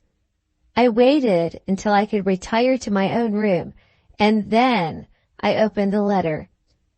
My presentiment had not deceived me. Sir James's reply contained these words only. The letter enclosed tells its own sad story without help from me. I cannot grieve for her, but I can feel sorry for you. The letter thus described was addressed to Sir James by the doctor at Lerwick. I copy it without comment in these words. The late stormy weather has delayed the vessel by means of which we communicate with the mainland. I have received your letter today. With it, there has arrived a little box containing a gold locket and chain, being the present which you ask me to convey privately to Miss Dunross, from a friend of yours whose name you're not at liberty to mention. In transmitting these instructions, you have innocently placed me in a position of extreme difficulty. The poor lady for whom the gift is intended is near the end of her life, a life of such complicated and terrible suffering that death comes, in her case, literally as a mercy and a deliverance. Under these melancholy circumstances, I am, I think, not to blame if I hesitate to give her the locket in secret, not knowing with what associations this keepsake may be connected, or if what serious agitation may not possibly be the cause. In this state of doubt, I have ventured on opening the locket, and my hesitation is naturally increased. I am quite ignorant of the remembrances which my unhappy patient may connect with the portrait. I don't know whether it will give her pleasure or pain to receive it. In her last moments on earth, I can only decide to take it with me when I see her tomorrow, and to let circumstances determine whether I shall risk letting her see it or not. Our post to the south only leaves this place in 3 days' time. I can keep my letter open and let you know the results. I have seen her, and I have just returned to my own house. My distress of mind is great, but I will do my best to write intelligibly and fully of what has happened. Her sinking energies, when I first saw her this morning, had rallied for the moment. The nurse informed me that she had slept during the early hours of the new day. Previously to this, there were symptoms of fever, accompanied by some slight delirium. The words that escaped her in this condition appear to have related mainly to an absent person whom she spoke of by the name of George. Her one anxiety, I am told, was to see George again before she died. Hearing this, it struck me as barely possible that the portrait in the locket might be the portrait of the absent person. I sent her nurse out of the room and took her hand in mine, trusting partly to her own admirable courage and strength of mind, and partly to the confidence which I knew she placed in me as an old friend and adviser. I adverted to the words which had fallen from her in her feverish state. And then I said, "You know that any secret of yours is safe in my keeping. Tell me, do you expect to receive any little keepsake or memorial from George?" It was a risk to run. The black veil which she always wears was over her face. I had nothing to tell me of the effect which I was producing on her, except the changing temperature or the partial movement of her hand as it lay in mine, just under the silk coverlet of the bed. She said nothing at first. Her hand turned suddenly from cold to hot, and closed with a quick pressure on mine. Her breathing became oppressed. When she spoke, it was with difficulty. She told me nothing. She only put a question. "Is he here?" she asked. I said, "Nobody is here but myself." "Is there a letter?" I said, "No." She was silent for a while. Her hand turned cold. The grasp of her fingers loosened. She spoke again. "Be quick, doctor. Whatever it is, give it to me." before I die. I risked the experiment. I opened the locket and I put it into her hand. As far as I could discover, she refrained from looking at it at first. She said, "Turn me in the bed with my face to the wall." I obeyed her. With her back turned toward me, she lifted her veil, and then, as I suppose, she looked at the portrait. A long, low cry, not of sorrow or pain, a cry of rapture and delight burst from her. I heard her kiss the portrait. Accustomed as I am in my profession to piteous sights and sounds, I never remember so completely losing my self-control as I lost it at that moment. I was obliged to turn away to the window. Hardly a minute could have passed before I was back at the bedside. In that brief interval she had changed. Her voice had sunk again. It was so weak, I could only hear what she was said by leaning over her and placing my ear close to her lips. "Put it round my neck," she whispered. I clasped the chain of the locket round her neck. She tried to lift her hand to it, but her strength failed her. "Help me to hide it," she said. I guided her hand. She hid the locket in her bosom, under the white dressing gown which she wore that day. The oppression in her breathing increased. I raised her on the pillow. The pillow was not high enough. I rested her head on my shoulder. I partially opened her veil. She was able to speak once more, feeling a momentary relief. "Promise," she said, "that no stranger's hand shall touch me. Promise to bury me as I am now." I gave her my promise. Her failing breath quickened. She was just able to articulate the next word. "Cover my face again." I drew the veil over her face. She rested a while in silence. Suddenly the sound of her laboring respiration ceased. She started. She raised her head from my shoulder. "Are you in pain?" I asked. "Oh, I am in heaven," she answered. Her head dropped back on my breast as she spoke. In that last outburst of joy, her last breath had passed. The moment of her supreme happiness and the moment of her death were one. The mercy of God had found her at last. I return to my letter before the post goes out. I have taken the necessary measures for the performance of my promise. She will be buried with the portrait hidden in her bosom, with the black veil over her face. No nobler creature ever breathed the breath of life. Tell the stranger who sent her his portrait that her last moments were joyful moments, through his remembrance of her as expressed by his gift. I observe a passage in your letter to which I have not yet replied. You ask me if there was any more serious reason for the persistent hiding of her face under the veil than the reason which she was accustomed to give to the persons about her.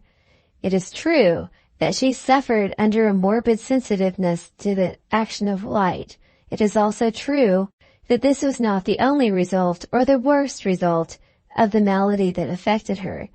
She had another reason for keeping her face hidden, a reason known to only two persons, to the doctor who lives in the village near her father's house, and to myself.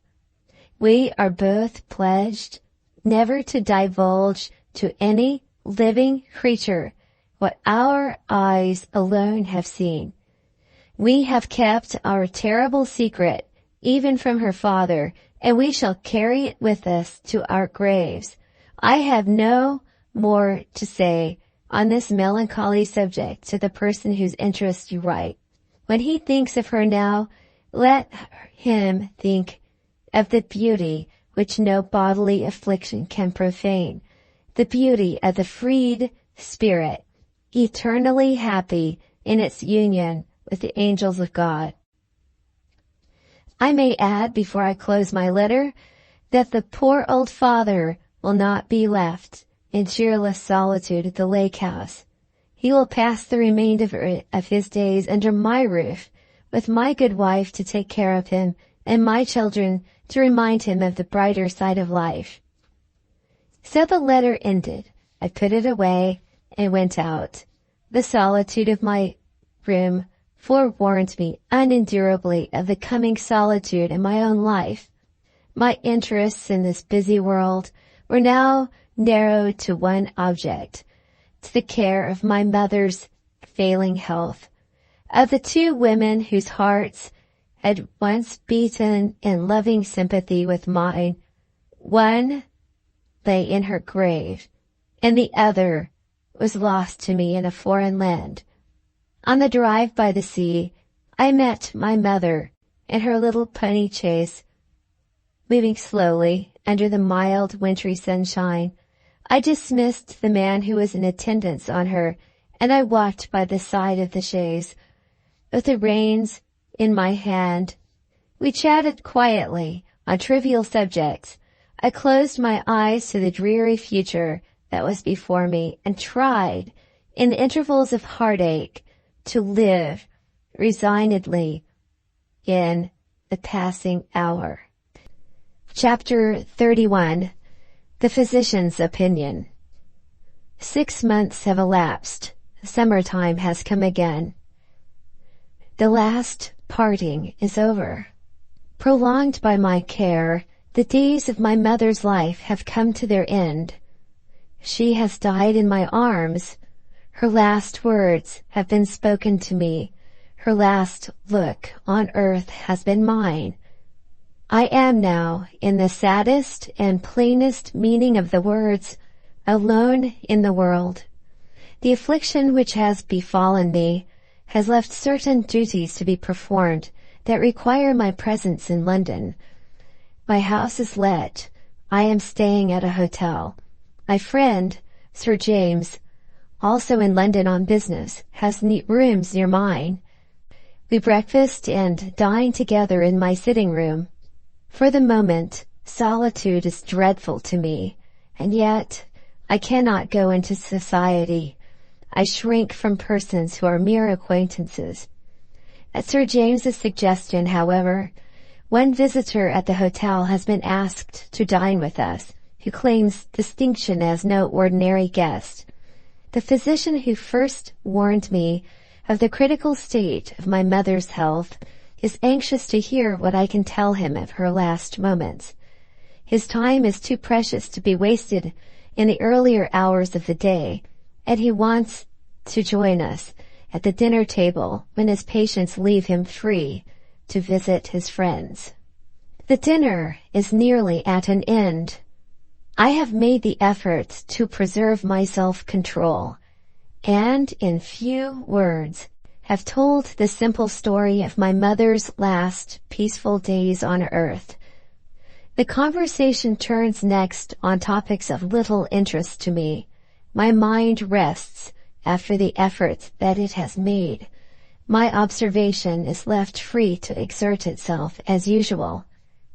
Little by little, while the talk goes on, I observe something in the conduct of the celebrated physician which first puzzles me, and then arouses my suspicion of some motive for his presence which has not been acknowledged, and in which I am concerned. Over and over again, I discover that his eyes are resting on me with a furtive interest and attention which he seems anxious to conceal. Over and over again, I notice that he contrives to divert the conversation from general topics and to lure me into talking of myself, And, stranger still, unless I am quite mistaken, Sir James understands and encourages him. Under various pretenses, I am questioned about what I have suffered in the past and what plans of life I have formed for the future. Among other subjects of personal interest to me, the subject of supernatural appearances is introduced. I am asked if I believe in occult spiritual sympathies and in ghostly apparitions of dead or distant persons. I am dexterously led into hinting that my views on this difficult and debatable question are in some degree influenced by experiences of my own. Hints, however, are not enough to satisfy the doctor's innocent curiosity. He tries to induce me to relate in detail what I have myself seen and felt, but by this time I am on my guard. I make excuses. I steadily abstain from taking my friend into my confidence. It is more and more plain to me that I am being made the subject of an experiment in which Sir James and the physician are equally interested.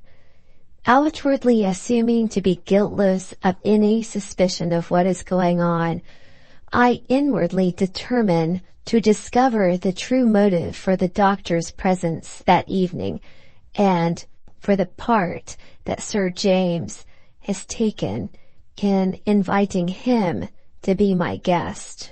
Events favor my purpose soon after the dessert has been placed on the table. The waiter enters the room with a letter for me and announces that the bearer waits to know if there is any answer. I open the envelope and find inside a few lines from my lawyers announcing the completion of some formal matter of business. I at once seize the opportunity that is offered to me. Instead of sending a verbal message downstairs, I make my apologies and use the letter as a pretext for leaving the room. Dismissing the messenger who waits below, I return to the corridor in which my rooms are situated and softly open the door of my bedchamber. A second door communicates with the sitting room and has a ventilator in the upper part of it. I have only to stand under the ventilator, and every word of the conversation between Sir James and the physician reaches my ears. "Then you think I am right?" are the first words I hear in Sir James's voice. "Quite right," the doctor answers. "I have done my best to make him change his dull way of life," Sir James proceeds. "I have asked him to pay a visit to my house in Scotland. I have proposed traveling with him on the continent. I have offered to take him with me on my next voyage in the yacht. He has but one answer. He simply says no to everything that I can suggest. You have heard from his own lips that he has no definite plans for the future. What is to become of him? What had we better do?" "It is not easy to say," I hear the physician reply. "To speak plainly, the man's nervous system is seriously deranged. I noticed something strange in him when he first came to consult with me about his mother's health. The mischief has not been caused entirely by the affliction of her death. In my belief, his mind has been, what shall I say, unhinged. For some time past, he is a very reserved person. I suspect he has been oppressed by anxieties, which he has kept secret from everyone. At his age, the unacknowledged troubles of life are, generally, troubles caused by women. It is his temperament to take the romantic view of love, and some matter-of-fact woman of the present day may have bitterly disappointed him. Whatever may be the cause, the effect is plain. His nerves have broken down. His brain is necessarily affected by whatever affects his nerves. I have known men in his condition who have ended badly. He may drift into insane delusions if his present course of life is not altered. Did you hear what he said when he talked of ghosts? Sheer nonsense, Sir James remarked. Sheer delusion would be the more correct form of expression, the doctor rejoins, and other delusions may grow out of it at any moment. What is to be done? Persists Sir James. I may really say for myself, Doctor, that I feel a fatherly interest in the poor fellow. His mother was one of my oldest and dearest friends, and he has inherited many of her engaging and endearing qualities. I hope you don't think the case is bad enough to be a case for restraint. Certainly not as yet, answers the doctor. So far there is no positive brain disease, and there is accordingly no sort of reason for placing him under restraint. It is essentially a difficult and doubtful case. Have him privately looked after by a competent person and thwart him in nothing, if you can possibly help it. The merest trifle may excite his suspicions, and if that happens, we lose all control over him. You don't think he suspects us already, do you, Doctor? I hope not. I saw him once or twice look at me very strangely, and he has certainly been a long time out of the room. Hearing this, I wait to hear no more. I return to the sitting room by way of the corridor and resume my place at the table. The indignation that I feel, naturally enough, I think, under the circumstances, makes a good actor of me for once in my life. I invent the necessary excuse for my long absence and take my part in the conversation, keeping the strictest guard on every word that escapes me, without betraying any appearance of restraint in my manner. Early in the evening, the doctor leaves us to go to a scientific meeting. For half an hour or more, Sir James remains with me, by way, I suppose, of farther testing the state of my mind. He renews the invitation to his house in Scotland. I pretend to feel flattered by his anxiety to secure me as his guest. I undertake to reconsider my first refusal and to give him a definite answer when we meet the next morning at breakfast. Sir James is delighted. We shake hands cordially and wish each other good night. At last, I am left alone. My resolution as to my next course of proceeding is formed without a moment's hesitation. I determine to leave the hotel privately the next morning before Sir James is out of his bedroom. To what destination I am to betake myself is naturally the next question that arises, and this I also easily decide. During the last days of my mother's life, we spoke together frequently of the happy past days when we were living together on the banks of the Greenwater Lake. The longing thus inspired to look once more at the old scenes, to live for a while again among the old associations, has grown on me since my mother's death. I have, happily for myself, not spoken of this feeling to Sir James or to any other person. When I am missed at the hotel, there will be no suspicion of the direction in which I have turned my steps. To the old home in Suffolk, I resolve to go the next morning. Wandering among the scenes of my boyhood, I can consider with myself how I may best bear the burden of the life that lies before me. After what I have heard that evening, I confide in nobody. For all that I know to the contrary, my own servant may be employed tomorrow as the spy who watches my actions. When the man makes his appearance to take his orders for the night, I tell him to wake me at 6 the next morning and release him from further attendance. I next employ myself in writing 2 letters.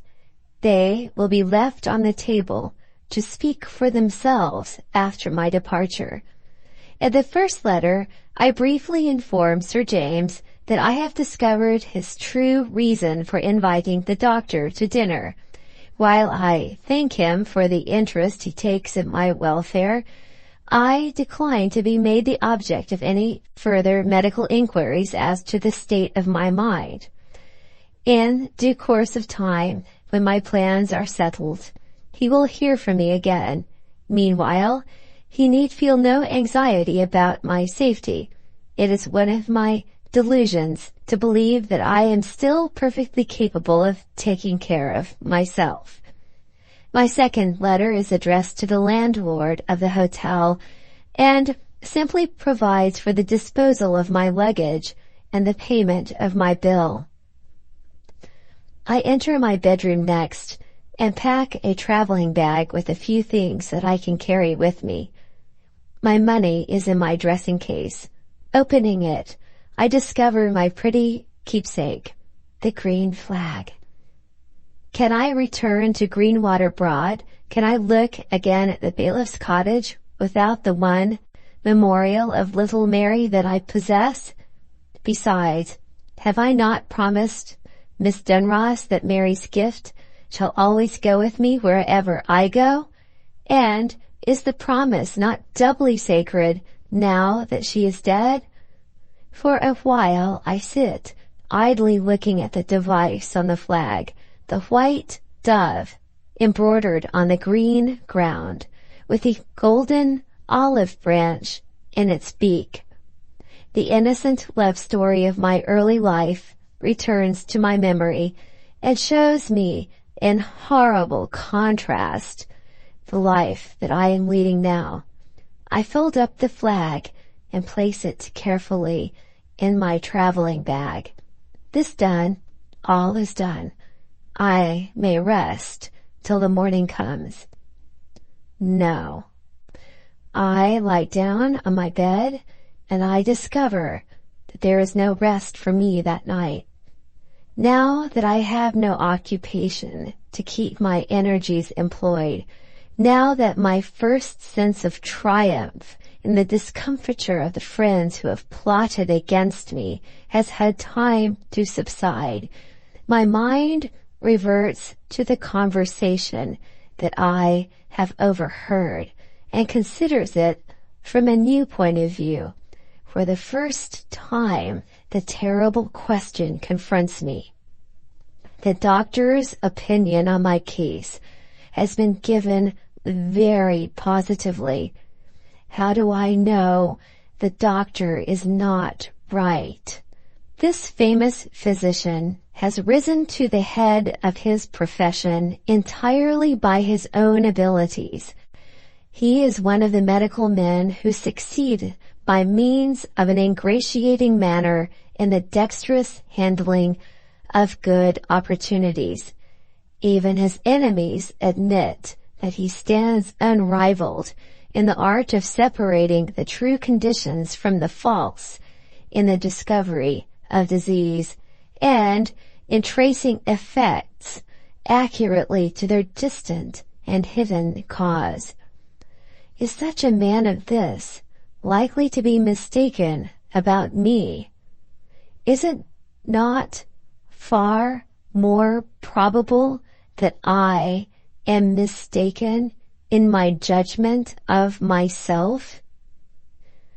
When I look back over the past years, am I quite sure that the strange events which I recall may not, in certain cases, be the visionary product of my own disordered brain? Realities to me and to no one else? What are the dreams of Mrs. Van Brandt? What are the ghostly apparitions of her which I believe myself to have seen? Delusions which have been the steady growth of the years? Delusions which are leading me by slow degrees nearer and nearer to madness in the end? Is it insane suspicion which has made me so angry with the good friends who have been trying to save my reason? Is it insane terror which sets me on escaping from the hotel like a criminal escaping from prison? These are the questions which torment me when I am alone in the dead of night. My bed becomes a place of unendurable torture. I rise and dress myself and wait for the daylight, looking through my open window into the street. The summer night is short. The gray light of dawn comes to me like a deliverance. The glow of the glorious sunrise cheers my soul once more. Why should I wait in the room that is still haunted by my horrible doubts of the night? I take up my traveling bag. I leave my letters on the sitting room table, and I descend the stairs to the house door. The night porter at the hotel is slumbering in his chair. He wakes as I pass him, and, God help me, he too looks as if he thought I was mad. "Going to leave us already, sir?" he says, looking at the bag in my hand. Mad or sane, I am ready with my reply. I tell him I am going out for a day in the country, and to make it a long day, I must start early. The man still stares at me. He asks if he shall find someone to carry my bag. I decline to let anybody be disturbed. He inquires if I have any messages to leave for my friend. I inform him that I have left written messages upstairs for Sir James and the landlord. Upon this, he draws the bolts and opens the door. To the last, he looks at me as if he thought I was mad. Was he right or wrong? Who can answer for himself? How can I tell? Chapter 32. A last look at Greenwater Broad. My spirits rose as I walked through the bright empty streets and breathed the fresh morning air. Taking my way eastward through the great city, I stopped at the first office that I passed, and secured my place by the early coach to Ipswich. Thence I travelled with post horses to the market town, which was nearest to Greenwater Broad. A walk of a few miles in the cool evening brought me, through well-remembered by-roads, to our old house. By the last rays of the setting sun, I looked at the familiar row of windows in front, and saw that the shutters were all closed. Not a living creature was visible anywhere. Not even a dog barked as I rang the great bell at the door. The place was deserted. The house was shut up. After a long delay, I heard heavy footsteps in the hall. An old man opened the door. Changed as he was, I remembered him as one of our tenants in the bygone time. To his astonishment, I greeted him by his name. On his side, he tried hard to recognize me, and tried in vain. No doubt I was the more sadly changed of the two. I was obliged to introduce myself. The poor fellow's withered face brightened slowly and timidly, as if he were half incapable, half afraid, of indulging in the unaccustomed luxury of a smile. In his confusion he bid me welcome home again, as if the house had been mine. Taking me into the little back room which he inhabited, the old man gave me all he had to offer, a supper of bacon and eggs, and a glass of home-brewed beer. He was evidently puzzled to understand me when I informed him that the only object of my visit was to look once more at the familiar scenes round my old home. But he willingly placed his services at my disposal, and he engaged to do his best, if I wished it, to make me up a bed for the night. The house had been closed, and the establishment of servants had been dismissed for more than a year past. A passion for horse racing, developed late in life, had ruined the rich retired tradesman who had purchased the estate at the time of our family troubles. He had gone abroad with his wife to live on the little income that had been saved from the wreck of his fortune, and he had left the house and lands in such a state of neglect that no new purchaser had thus far been found to take them. My old friend, now past his work, had been put in charge of the place. As for Dermody's cottage, it was empty. Like the house, I was at perfect liberty to look over it if I liked. There was the key of the door on the bunch with the others, and here was the old man, with his old hat on his head, ready to accompany me wherever I pleased to go. I declined to trouble him to accompany me or to make up a bed in the lonely house. The night was fine, the moon was rising. I had supped, I had rested. When I had seen what I wanted to see, I could easily walk back to the market town and sleep at the inn. Taking the key in my hand, I set forth alone on the way through the grounds which led to Dermody's cottage. Again I followed the woodlands paths, along which I had once idled so happily with my little Mary. At every step I saw something that reminded me of her. Here was the rustic bench on which we had sat together under the shadow of the old cedar tree, and vowed to be constant to each other to the end of our lives. There was the bright little water spring from which we drank when we were weary and thirsty in sultry summer days, still bubbling its way downward to the lake as cheerily as ever.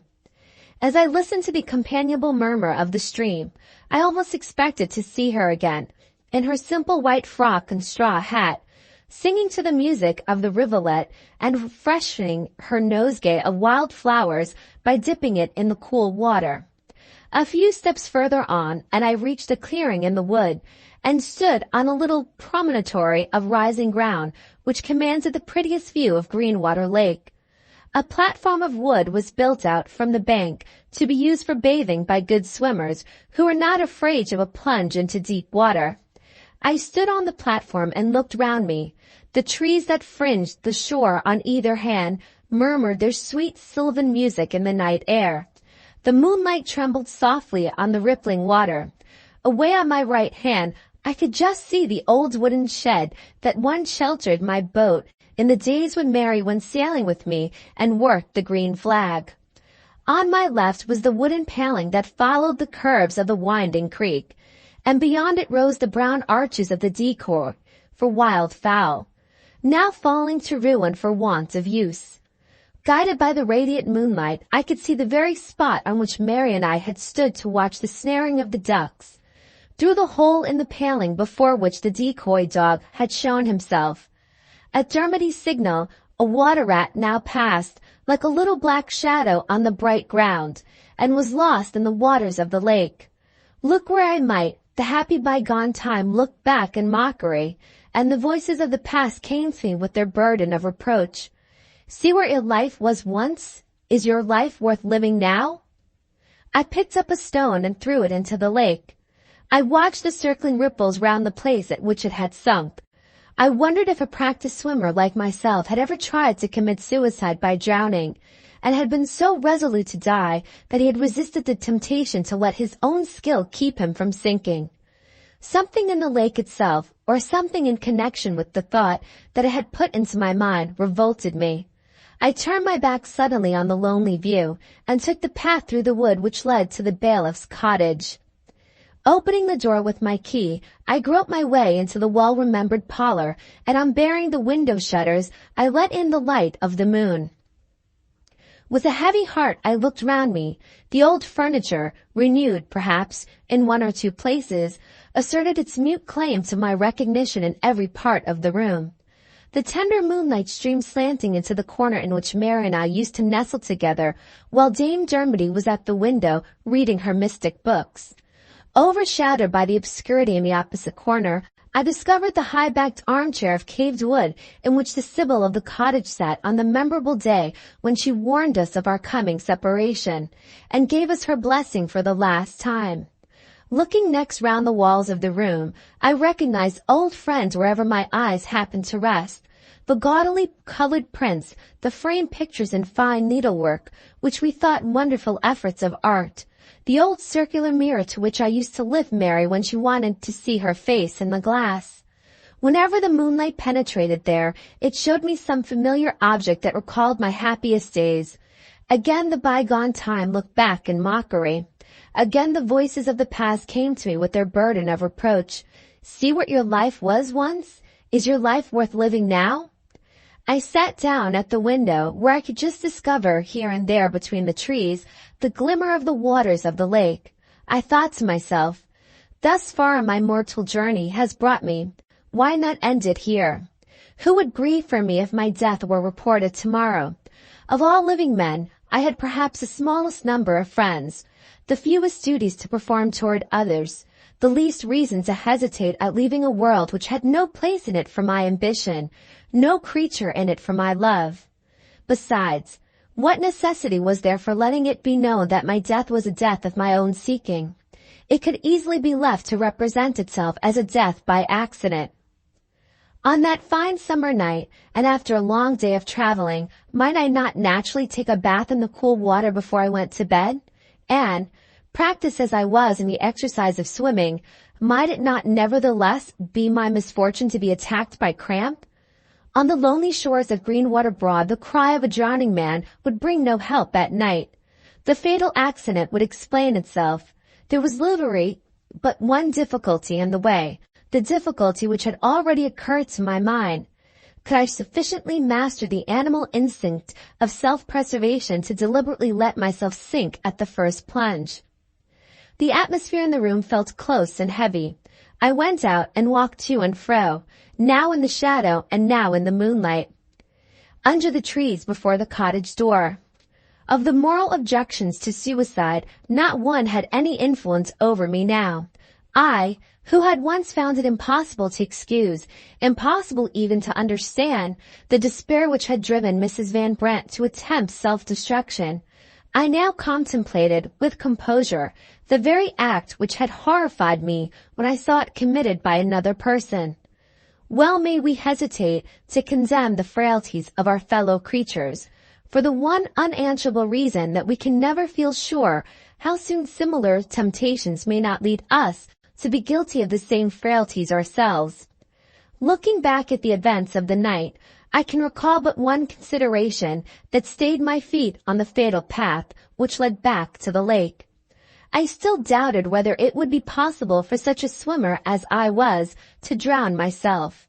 This was all that troubled my mind. For the rest, my will was made, and I had few other affairs which remained unsettled. No lingering hope was left in me of a reunion in the future with Mrs. Van Brandt. She had never written to me again. I had forgiven her for having forgotten me. My thoughts of her and of others were the forbearing thoughts of a man whose mind was withdrawn already from the world, whose views were narrowing fast to the one idea of his own death. I grew weary of walking up and down. The loneliness of the place began to oppress me. The sense of my own indecision irritated my nerves. After a long look at the lake through the trees, I came to a positive conclusion at last. I determined to try if a good swimmer could drown himself. Chapter 33. A Vision of the Night. Returning to the cottage parlor, I took a chair by the window and opened my pocketbook at a blank page. I had certain directions to give to my representatives, which might spare them some trouble and uncertainty in the event of my death. Disguising my last instructions under the commonplace heading of Memoranda on my return to London, I began to write. I had filled one page of the pocketbook and had just turned to the next, when I became conscious of a difficulty in fixing my attention on the subject that was before it. I was at once reminded of the similar difficulty which I felt in Shetland, when I had tried vainly to arrange the composition of the letter to my mother which Miss Dunross was to write. By way of completing the parallel, my thoughts wandered now, as they had wandered then, to my latest remembrance of Mrs. Van Brandt. In a minute or two I began to feel once more the strange physical sensations which I had first experienced in the garden at Mr. Dunross's house. The same mysterious trembling shuddered through me from head to foot. I looked about me again, with no distinct consciousness of what the objects were on which my eyes rested. My nerves trembled on that lovely summer night, as if there had been an electric disturbance in the atmosphere, and a storm coming. I laid my pocketbook and pencil on the table, and rose to go out again under the trees. Even the trifling effort to cross the room was an effort made in vain. I stood rooted to the spot, with my face turned toward the moonlight streaming in at the open door. An interval passed, and as I still looked out through the door, I became aware of something moving far down among the trees that fringed the shore of the lake. The first impression produced on me was of two gray shadows winding their way slowly toward me between the trunks of the trees. By fine degrees the shadows assumed a more and more marked outline, until they presented themselves in the likeness of two robed figures, one taller than the other. While they glided nearer and nearer, their gray obscurity of hue melted away. They brightened softly with an inner light of their own as they slowly approached the open space before the door. For the third time I stood in the ghostly presence of Mrs. Van Brandt, and with her, holding her hand, I beheld a second apparition never before revealed to me, the apparition of her child. Hand in hand, shining in their unearthly brightness through the bright moonlight itself, the two stood before me. The mother's face looked at me once more with the sorrowful and pleading eyes which I remembered so well. But the face of the child was innocently radiant with an angelic smile. I waited in unutterable expectation for the word that was to be spoken, for the movement that was to come. The movement came first. The child released its hold on the mother's hand, and floating slowly upward, remained poised in midair, a softly glowing presence shining out of the dark background of the trees. The mother glided into the room, and stopped at the table on which I had laid my pocketbook and pencil when I could no longer write. As before, she took the pencil and wrote on the blank page. As before, she beckoned to me to step nearer to her. I approached her outstretched hand, and felt once more the mysterious rapture of her touch on my bosom, and heard once more her low, melodious tones repeating the words, "Remember me, come to me." Her hand dropped from my bosom. The pale light which revealed her to me quivered, sunk, vanished. She had spoken. She had gone. I drew to me the open pocketbook, and this time I saw, in the writing of the ghostly hand, these words only, "Follow the child." I looked out again at the lonely night landscape.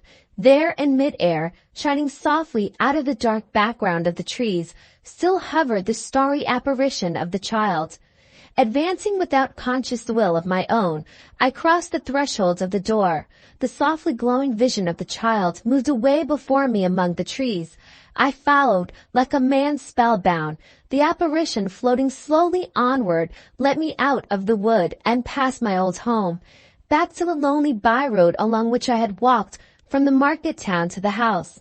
From time to time, as we two went on our way, the bright figure of the child paused, hovering low in the cloudless sky. Its radiant face looked down smiling on me. It beckoned me with its little hand and floated on again, leading me as the star led the eastern sages in the olden time. I reached the town. The airy figure of the child paused, hovering over the house at which I had left my traveling carriage in the evening. I ordered the horses to be harnessed again for another journey. The postilion waited for his further directions. I looked up. The child's hand was pointing southward along the road that led to London. I gave the man his instructions to return to the place at which I had hired the carriage. At intervals, as we proceeded, I looked out through the window. The The bright figure of the child still floated on before me, gliding low in the cloudless sky. Changing the horses stage by stage, I went on till the night ended, went on till the sun rose in the eastern heaven, and still, whether it was dark or whether it was light, the figure of the child floated on before me in its changeless and mystic light. Mile after mile, it still led the way southward, till we left the country behind us, and passing through the din and turmoil of the great city, stopped under the shadow of the ancient tower, within view of the river that runs by it. The postillion came to the carriage door to ask if I had further need of his services. I had called to him to stop. When I saw the figure of the child pause on its airy course, I looked upward again. The child's hand pointed toward the river. I paid the postillion and left the carriage. Floating on before me, the child led the way to a wharf crowded with travelers and their luggage. A vessel lay alongside of the wharf ready to sail. The child led me on board the vessel and paused again, hovering over me in the smoky air. I looked up. The child looked back at me with its radiant smile, and pointed eastward down the river toward the distant sea. While my eyes were still fixed on the softly glowing figure, I saw it fade away upward and upward into the higher light, as the lark vanishes upward and upward in the morning sky. I was alone again with my earthly fellow beings, left with no clue to guide me but the remembrance of the child's hand pointing eastward to the distant sea. A sailor was near me coiling the loosened mooring rope on the deck. I asked him to what port the vessel was bound. The man looked at me in surly amazement and answered, "To Rotterdam." Chapter 34. By Land and Sea. It mattered little to me what port the vessel was bound. Go where I might, I knew I was on my way to Mrs. Van Brandt. She had need of me again. She had claimed me again. Where the visionary hand of the child had pointed, thither I was destined to go. Abroad or at home, it mattered nothing. When I next set my foot on the land, I should be further directed on the journey which lay before me. I believed this as firmly as I believed that I had been guided thus far by the vision of the child. For 2 nights I had not slept. My weariness overpowered me. I descended to the cabin and found an unoccupied corner in which I could lie down to rest. When I awoke, it was night already, and the vessel was at sea. I went on deck to breathe the fresh air. Before long, the sensation of drowsiness returned. I slept again for hours together. My friend, the physician, would no doubt have attributed this prolonged need of repose to the exhausted condition of my brain, previously excited by delusions which had lasted uninterruptedly for many hours together. Let the cause be what it might. During the greater part of the voyage, I was awake at intervals only. The rest of the time, I lay like a weary animal, lost in sleep. When I stepped on shore at Rotterdam, my first proceeding was to ask my way to the English consulate. I had but a small sum of money with me, and, for all I knew to the contrary, it might be well, before I did anything else, to take the necessary measures for replenishing my purse. I had my traveling bag with me. On the journey to Greenwater Broad, I had left it at the inn in the market town, and the waiter had placed it in the carriage when I started on my return to London. The bag contained my checkbook and certain letters which assisted me in proving my identity to the consul. He kindly gave the necessary introduction to the correspondence at Rotterdam of my bankers in London. Having obtained my money, and having purchased certain necessaries of which I stood in need, I walked slowly along the street, knowing nothing of what my next proceeding was to be, and waiting confidently for the event which was to guide me. I had not walked 100 yards before I noticed the name of Van Brandt inscribed on the window blinds of a house which appeared to be devoted to mercantile purposes. The street door stood open. A second door on one side of the passage led into the office. I entered the room and inquired for Mr. Van Brandt. A clerk who spoke English was sent for to communicate with me. He told me there were 3 partners of that name in the business and inquired which of them I wished to see. I remembered Van Brandt's Christian name and mentioned it. No such person as Mr. Ernest Van Brandt was known at the office. "We are only the branch house of the firm of Van Brandt here," the clerk explained. "The head office is at Amsterdam. They may know where Mr. Ernest Van Brandt is to be found if you inquire there." It mattered nothing to me where I went, so long as I was on my way to Mrs. Van Brandt. It was too late to travel that day. I slept at a hotel. The night passed quietly and uneventfully.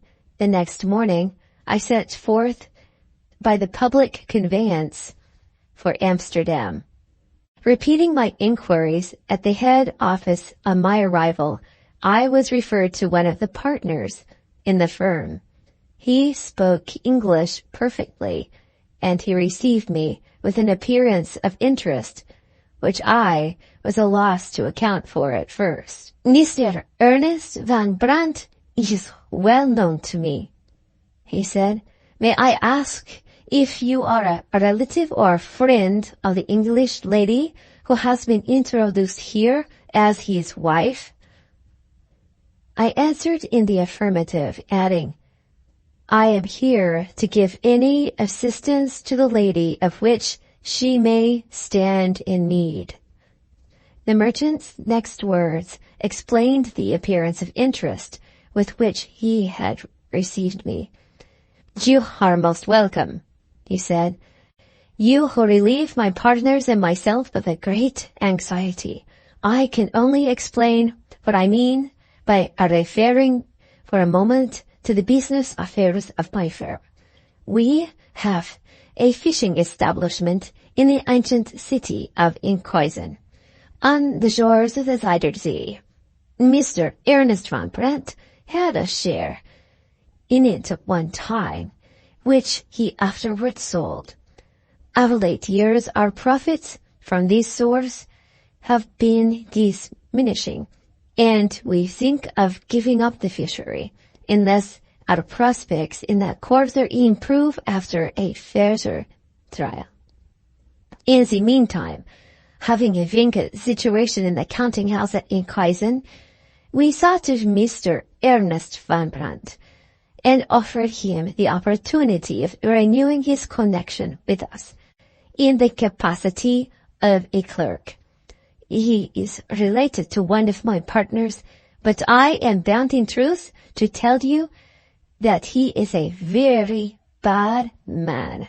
He has awarded us for our kindness to him by embezzling our money, and he has taken to flight, in what direction we have not yet discovered. The English lady and her child are left deserted at Enkhuizen, and until you came here today, we were quite at a loss to know what to do with them.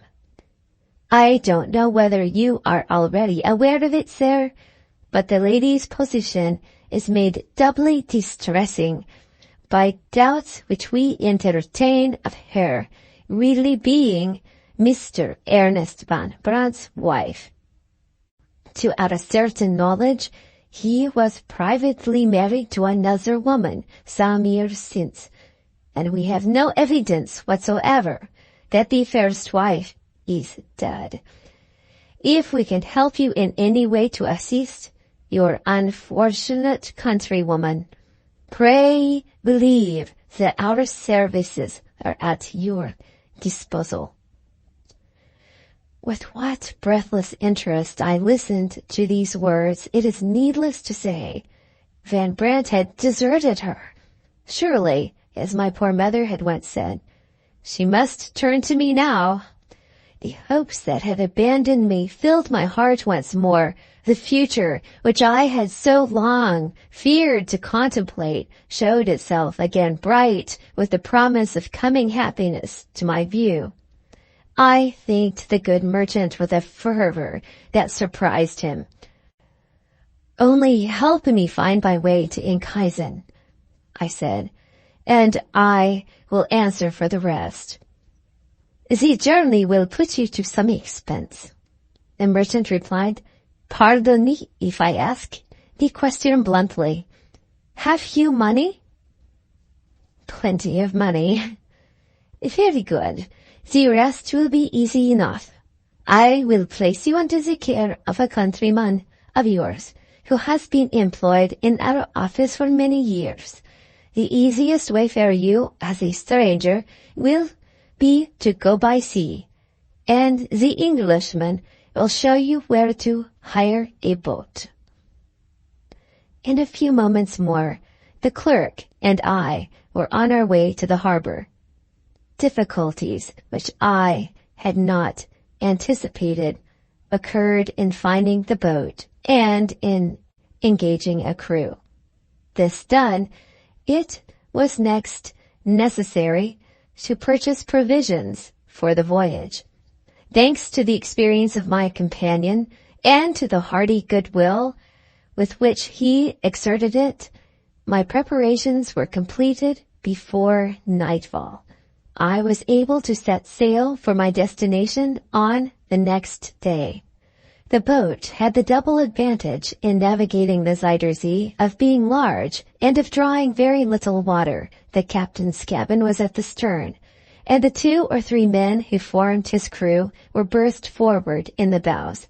The whole middle of the boat, partitioned off on the one side and on the other from the captain and the crew, was assigned to me from my cabin. Under these circumstances, I had no reason to complain of want of space. The vessel measuring between 50 and 60 tons. I had a comfortable bed, a table, and chairs. The kitchen was well away from me in the forward part of the boat. At my own request, I set forth on the voyage without servant or interpreter. I preferred being alone. The Dutch captain had been employed at a former period of his life in the mercantile navy of France, and we could communicate, whenever it was necessary or desirable, in the French language. We left the spires of Amsterdam behind us and sailed over the smooth waters of the lake on our way to the Zuider Zee. The history of this remarkable sea is a romance in itself. In the days when Rome was mistress of the world, it had no existence. Where the waves now roll, vast tracts of forest surrounded a great inland lake, but with one river to serve it as an outlet to the sea. Swelled by a succession of tempests, the lake overflowed its boundaries, its furious waters destroying every obstacle in their course, rested only when they reached the furthest limits of land. The northern ocean beyond burst its way in through the gaps of ruin, and from that time the Zuider Zee existed as we know it now. The years advanced, the generations of man succeeded each other, and on the shores of the new ocean there rose great and populous cities, rich in commerce, renowned in history. For centuries their prosperity lasted, before the next in this mighty series of changes ripened and revealed itself, isolated from the rest of the world, vain of themselves and their good fortune, careless of the march of progress in the nations round them. The inhabitants of the Zuider Zee cities sunk into the fatal torpor of a secluded people. The few members of the population who still preserved the relics of their old energy emigrated, while the mass left behind resignedly witnessed the diminution of their commerce and the decay of their institutions. As the years advanced to the 19th century, the population was reckoned by hundreds, where it had once numbered by thousands. Trade disappeared. Whole streets were left desolate. Harbors, once filled with shipping, were destroyed by the unresisted accumulation of sand. In our own times, the decay of these once flourishing cities is so completely beyond remedy that the next great change in contemplation is the draining of the now dangerous and useless tract of water and the profitable cultivation of the reclaimed land by generations that are still to come. Such, briefly told, is the strange story of the Zuider Zee. As we advanced on our voyage and left the river, I noticed the tawny hue of the sea, caused by sand banks which color the shallow water and which make the navigation dangerous to inexperienced seamen. We found our moorings for the night at the fishing island of Marken, a low, lost, desolate-looking place. As I saw it after the last gleams of the twilight, here and there the gabled cottages perched on hillocks rose black against the dim, gray sky. Here and there a human figure appeared at the waterside, standing fixed in contemplation of the strange boat, and that was all I saw of the island of Marken. Lying awake in the still night, alone on a strange sea, there were moments when I found myself beginning to doubt the reality of my own position. Was it all a dream? My thoughts of suicide, my vision of the mother and daughter, my journey back to the metropolis led by the apparition of the child, my voyage to Holland, my night anchorage in the unknown sea. Were these, so to speak, all pieces of the same morbid mental puzzle, all delusions from which I might wake at any moment and find myself restored to my senses again in the hotel at London? Bewildered by doubts which led me further and further from any definite conclusion, I left my bed and went on deck to change the scene. It was a still and cloudy night. In the black void around me, the island was a blacker shadow yet, and nothing more.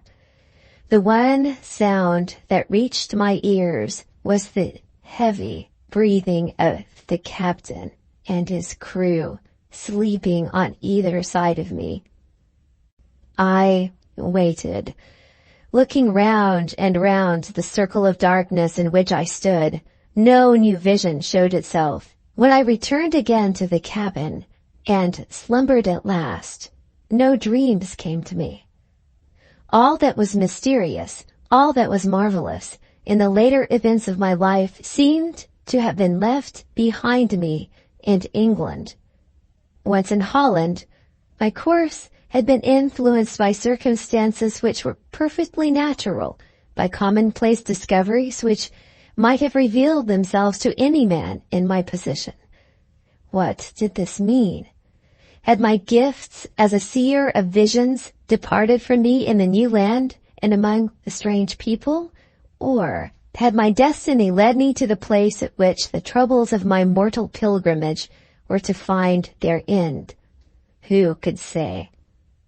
Early the next morning, we set sail once more.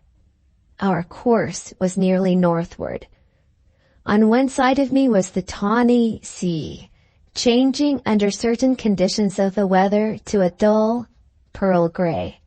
On the other side was the flat, winding coast, composed alternately of yellow sand and bright green meadowlands, diversified at intervals by towns and villages whose red tiled roofs and quaint church steeples rose gaily against the clear blue sky.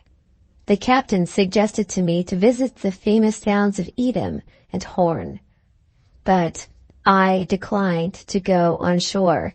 My one desire was to reach the ancient city in which Mrs. Van Brandt had been left deserted. As we altered our course to make for the promontory on which the Enkhuizen is situated, the wind fell, then shifted to another quarter, and blew with a force which greatly increased the difficulties of navigation. I still insisted, as long as it was possible to do so, on holding on our course. After sunset, the strength of the wind abated. The night came without a cloud, and the starry firmament gave us its pale and glittering light. In an hour more, the capricious wind shifted back again in our favor. Toward 10 o'clock, we sailed into the desolate harbor of Enkhuizen. The captain and crew, fatigued by their exertions, ate their frugal suppers and went to their beds. In a few minutes more, I was the only person left awake in the boat. I ascended to the deck and looked about me. Our boat was moored to a deserted quay. Excepting a few fishing vessels visible near us, the harbor of this once prosperous place was a vast solitude of water, varied here and there by dreary banks of sand. Looking inland, I saw the lonely buildings of the dead city, black, grim, and dreadful, under the mysterious starlight. Not a human creature, not even a stray animal, was to be seen anywhere. The place might have been desolated by a pestilence, so empty and so lifeless did it appear now. Little more than 100 years ago, the record of its population reached 60,000. The inhabitants had dwindled to 1/10 of that number when I looked at Enkhuizen now. I considered with myself what my next course of proceeding was to be. The chances were certainly against my discovering Mrs. Van Brandt if I ventured alone and unguided into the city at night. On the other hand, now that I had reached the place in which she and her child were living, friendless and deserted, could I patiently wait through the weary interval that must elapse before morning came and the town was astir? I knew my own self-tormenting disposition too well to accept this latter alternative. Whatever came of it, I determined to walk through Enkhuizen on the bare chance of meeting someone who might inform me of Mrs. Van Brandt's address. First, taking the precaution of locking my cabin door, I stepped from the bulwark of the vessel to the lonely quay and set forth upon my night wanderings through the dead city. Chapter 35. Under the window. I set the position of the harbor by my pocket compass, and then followed the course of the first street that lay before me. On either side, as I advanced, the desolate old houses frowned on me. There were no lights in the windows, no lamps in the streets. For a quarter of an hour at least, I penetrated deeper and deeper into the city, without encountering a living creature on my way, with only the starlight to guide me. Turning by chance into a street broader than the rest, I at last saw a moving figure just visible ahead, under the shadows of the houses. I quickened my pace, and found myself following a man in the dress of a peasant. Hearing my footsteps behind him, he turned and looked at me. Discovering that I was a stranger, he lifted a thick cudgel that he carried with him and shook it threateningly, and called to me in his own language, as I gathered by his actions, to stand back. A stranger in Eukhuizen at that time of night was evidently reckoned as a robber in the estimation of this citizen. I had learned on the voyage from the captain of the boat how to ask my way in Dutch if I happened to be by myself in a strange town. And now I repeated my lesson, asking my way to the fishing office of Messieurs Van Brandt. Either my foreign accent made me unintelligible, or the man's suspicions disinclined him to trust me. Again he shook his cudgel, and again he signed me to stand back. It was useless to persist. I crossed to the opposite side of the way, and soon afterward lost sight of him under the portico of a house. Still following the windings of the deserted streets, I reached what I at first supposed to be the end of the town. Before me, for half a mile or more, as well as I could guess, was a tract of meadowland, with sheep dotted over it at intervals, reposing for the night. I advanced over the grass and observed here and there, where the ground rose a little, some moldering fragments of brickwork. Looking onward as I reached the middle of the meadow, I perceived on its further side, towering, gaunt, and black in the night, a lofty arch or gateway without walls at its sides, without a neighboring building of any sort, far or near. This, as I afterward learned, was one of the ancient gates of the city. The walls, crumbling to ruin, had been destroyed as useless obstacles that cumbered the ground.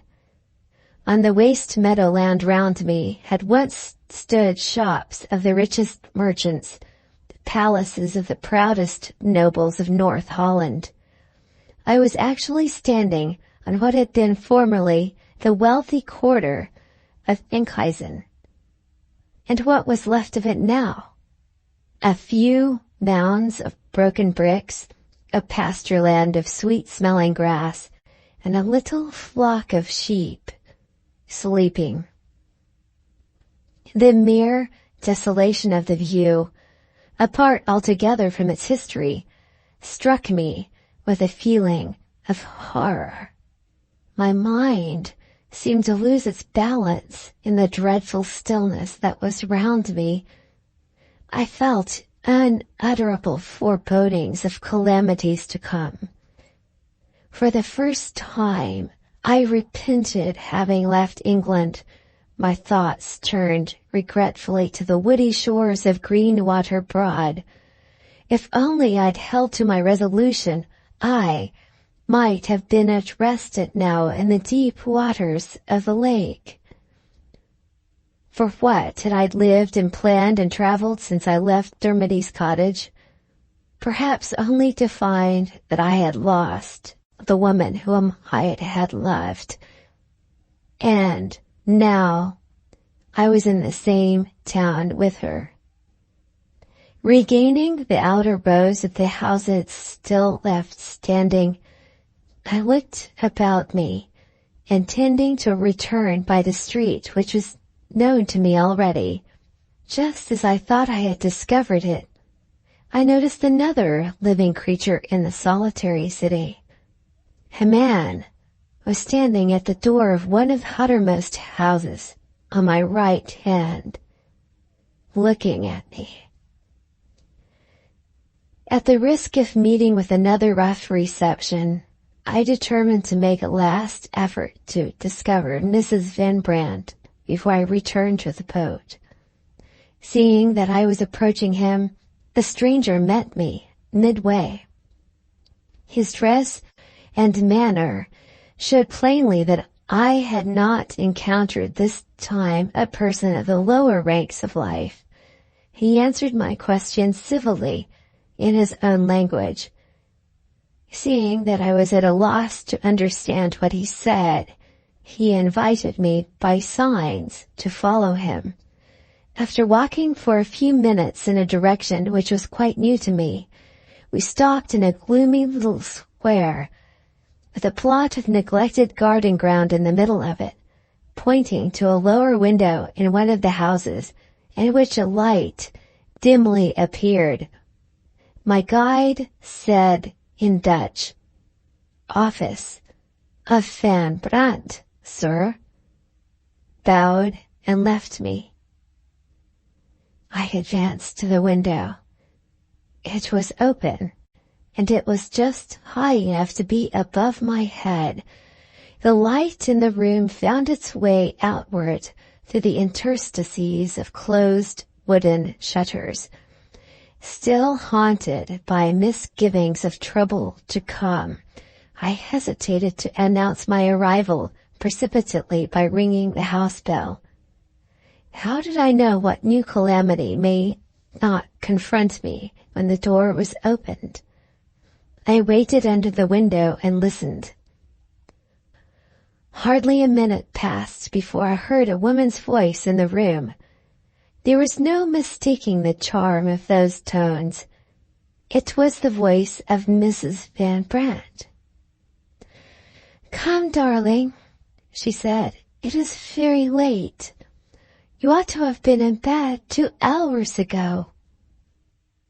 The child's voice answered, "I am not sleepy, Mamma." "But, my dear, remember, you have been ill. You may be ill again if you keep out of bed so late as this. Only lie down, and you will soon fall asleep when I put the candle out." "You must not put the candle out," the child returned with strong emphasis. "My dear papa is coming. How is he to find his way to us if you put out the light?" The mother answered sharply, as though this child's strange words irritated her. "You are talking nonsense," she said, "and you must go to bed. Mr. Germain knows nothing about us. Mr. Germain is in England." I could restrain myself no longer. I called out under the window, "Mr. Germain is here." Chapter 36. Love and Pride. A cry of terror from the room told me that I had been heard. For a moment nothing more happened. Then the child's voice reached me, wild and shrill. "Open the shutters, Mamma. I said he was coming. I want to see him." There was an interval of hesitation before the mother opened the shutters. She did it at last. I saw her darkly at the window with the light behind her and the child's head just visible above the lower part of the window frame. The quaint little face moved rapidly up and down, as if my self-appointed daughter were dancing for joy.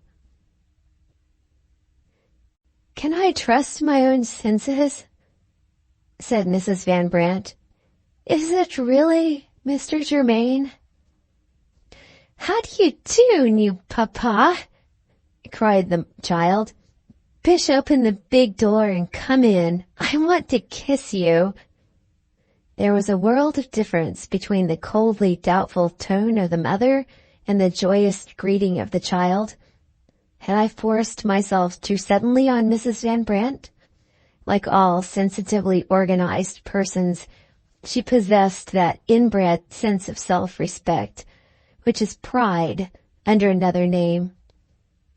Was her pride wounded at the bare idea of my seeing her deserted as well as deceived, abandoned contemptuously, a helpless burden on strangers by the man for whom she had sacrificed and suffered so much, and that man a thief, flying from the employers whom he had cheated? I pushed open the heavy oaken street door, fearing that this might be the true explanation of the change which I had already remarked in her. My apprehensions were confirmed when she unlocked the inner door leading from the courtyard to the sitting room and let me in. As I took her by both hands and kissed her, she turned her head so that my lips touched her cheek only. She flushed deeply. Her eyes looked away from me as she spoke her few formal words of welcome. When the child flew into my arms, she cried out irritably, "Don't trouble Mr. Germain." I took a chair. With the little one on my knee, Mrs. Van Brandt seated herself at a distance from me. "It is needless, I suppose, to ask you if you know what has happened," she said, turning pale again. Suddenly, she had turned red, keeping her eyes fixed obstinately on the floor. Before I could answer, the child burst out with the news of her father's disappearance in these words: "My other papa has run away.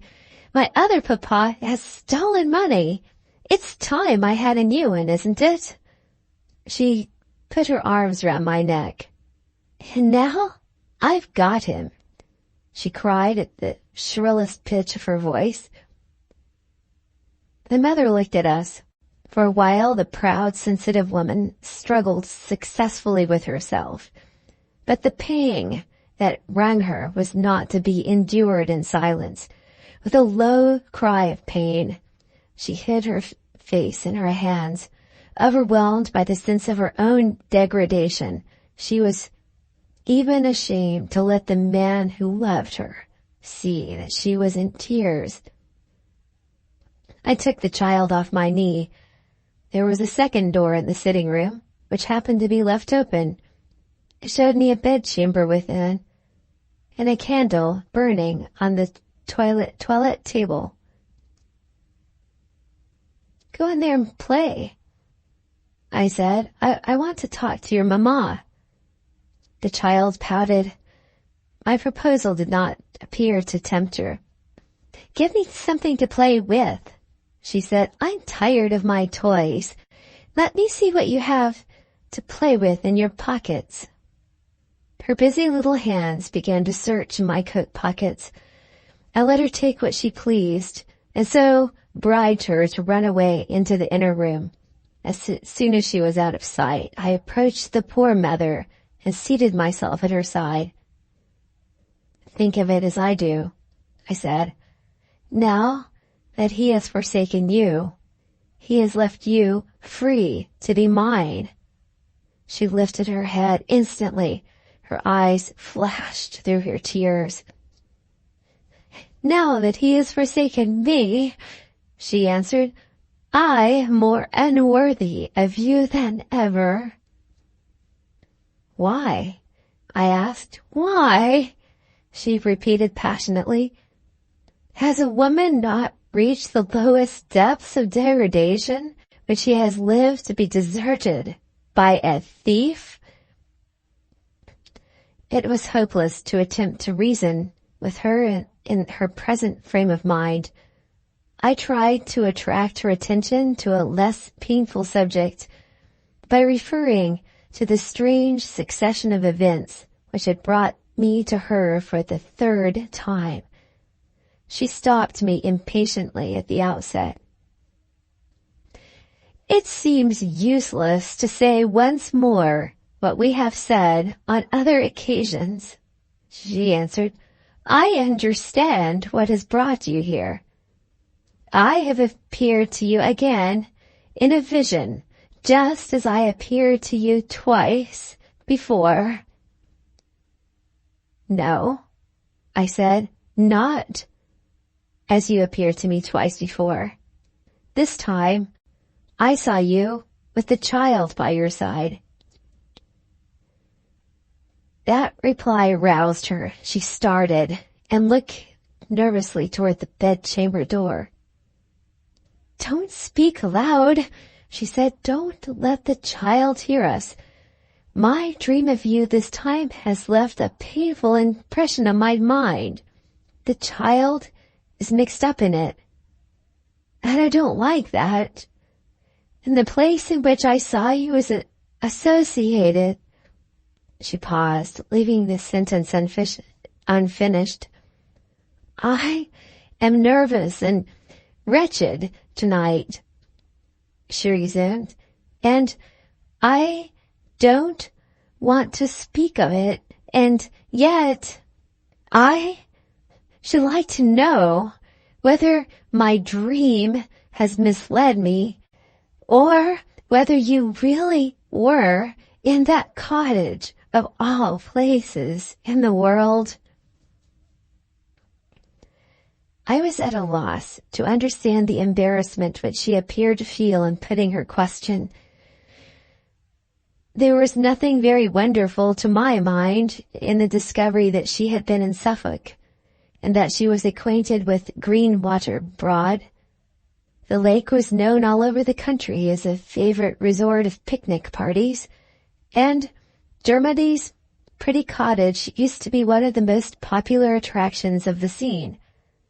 What really surprised me was to see, as I now plainly saw, that she had some painful association with my old home. I decided on answering her question in such terms as might encourage her to take me into her confidence. In a moment more, I should have told her that my boyhood had been past Greenwater Broad. In a moment more, we should have recognized each other, when a trivial interruption suspended the words on my lips. The child ran out of the bedchamber with a quaintly shaped key in her hand. It was one of the things she had taken out of my pockets, and it belonged to the cabin door on the board the boat. A sudden fit of curiosity, the insatiable curiosity of a child, had seized her on the subject of this key. She insisted on knowing what door it locked, and when I had satisfied her on that point, she implored me to take her immediately to see the boat. This entreaty led naturally to a renewal of the disputed question of going or not going to bed. By the time the little creature had left us again, with permission to play for a few moments longer, the conversation between Mrs. Van Brandt and myself had taken a new direction. Speaking now of the child's health, we were led naturally to a kindred subject of the child's connection with her mother's dream. She had been ill with fever, Mrs. Van Brandt began, and she was just getting better again on the day when I was left deserted in this miserable place. Toward evening she had another attack that frightened me dreadfully. She became perfectly insensible. Her little limbs were stiff and cold. There is one doctor here who has not yet abandoned the town, and of course I sent for him. He thought her insensibility was caused by a sort of cataleptic seizure. At the same time, he comforted me by saying that she was in no immediate danger of death, and he left me certain remedies to be given if certain symptoms appeared. I took her to bed and held her to me with the idea of keeping her warm. without believing in mesmerism, it has since struck me that we might unconsciously have had some influence over each other, which may explain what followed. Do you think it likely? Quite likely. At the same time, the mesmeric theory, if you could believe in it, would keep and carry the explanation further still. Mesmerism would assert not only that you and the child influenced each other, but that, in spite of the distance, you both influenced me.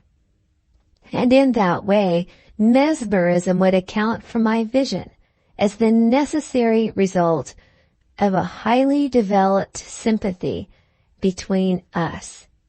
Tell me, did you fall asleep with the child in your arms? Yes. I was completely worn out, and I fell asleep in spite of my resolution to watch through the night. In my forlorn situation, forsaken in a strange place, I dreamed of you again, and I appealed to you again as my one protector and friend. The only new thing in the dream was that I thought I had the child with me when I approached you, and that the child put the words into my mind when I wrote in your book. You saw the words, I suppose? And they vanished, as before, no doubt, when I awoke. I found the child still lying, like a dead creature in my arms. All through the night there was no change in her. She only recovered her senses at noon the next day. Why do you start? What have I said that surprises you? There was good reason for my feeling startled and showing it. On the day and at the hour when the child had come to herself, I had stood on the deck of the vessel and had seen the apparition of her disappear from my view. Did she say anything? I asked when she recovered her senses. Yes, she too had been dreaming that she was in company with you. She said, "He's coming to see us, Mama.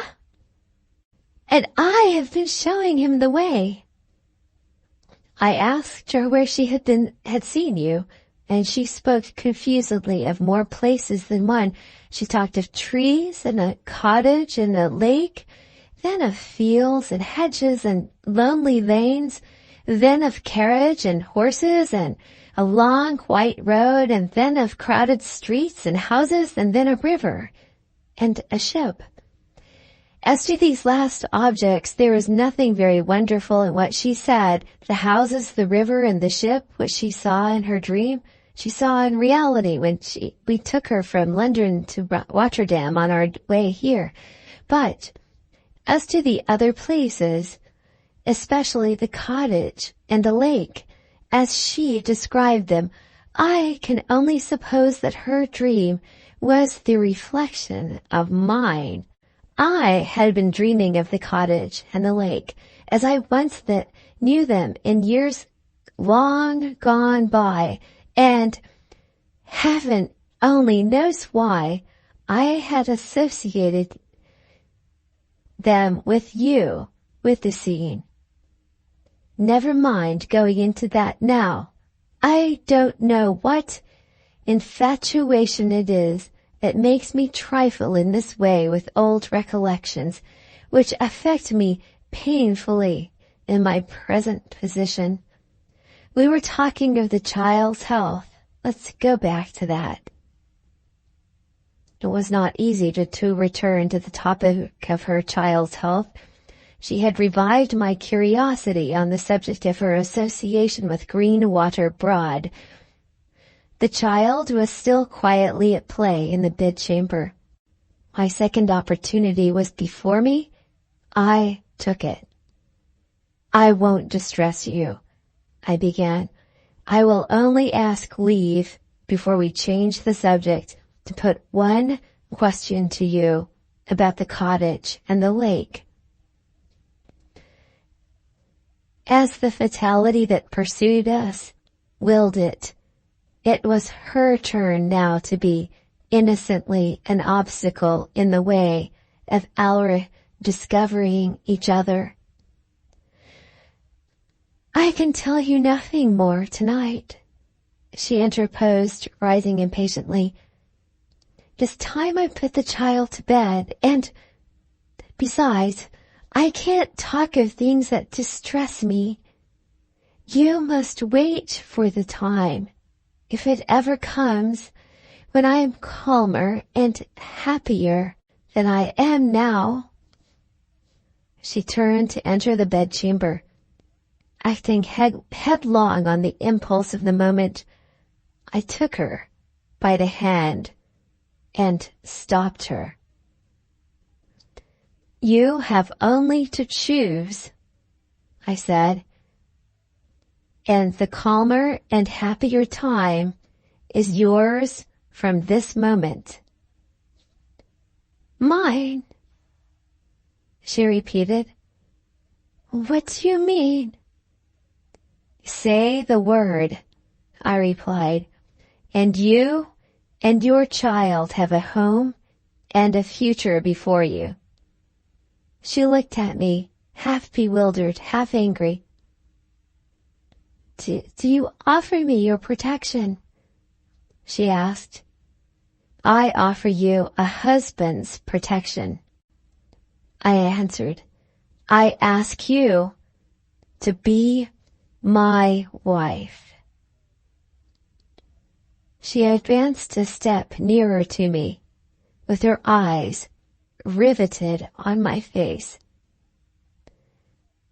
"You are evidently ignorant of what has really happened," she said. "And yet, God knows, the child spoke plainly enough." "The child only told me," I rejoined, "what I had heard already on my way here." "All of it?" "All of it." "And you still ask me to be your wife?" "I can imagine no greater happiness than to make you my wife." "Knowing what you know now?" "Knowing what I know now, I ask you confidently to give me your hand. Whatever claim that man may once have had as the father of your child, he has now forfeited it by his infamous desertion of you. In every sense of the word, my darling, you are a free woman. We have had sorrow enough in our lives. Happiness is at last within our reach. Come to me and say yes."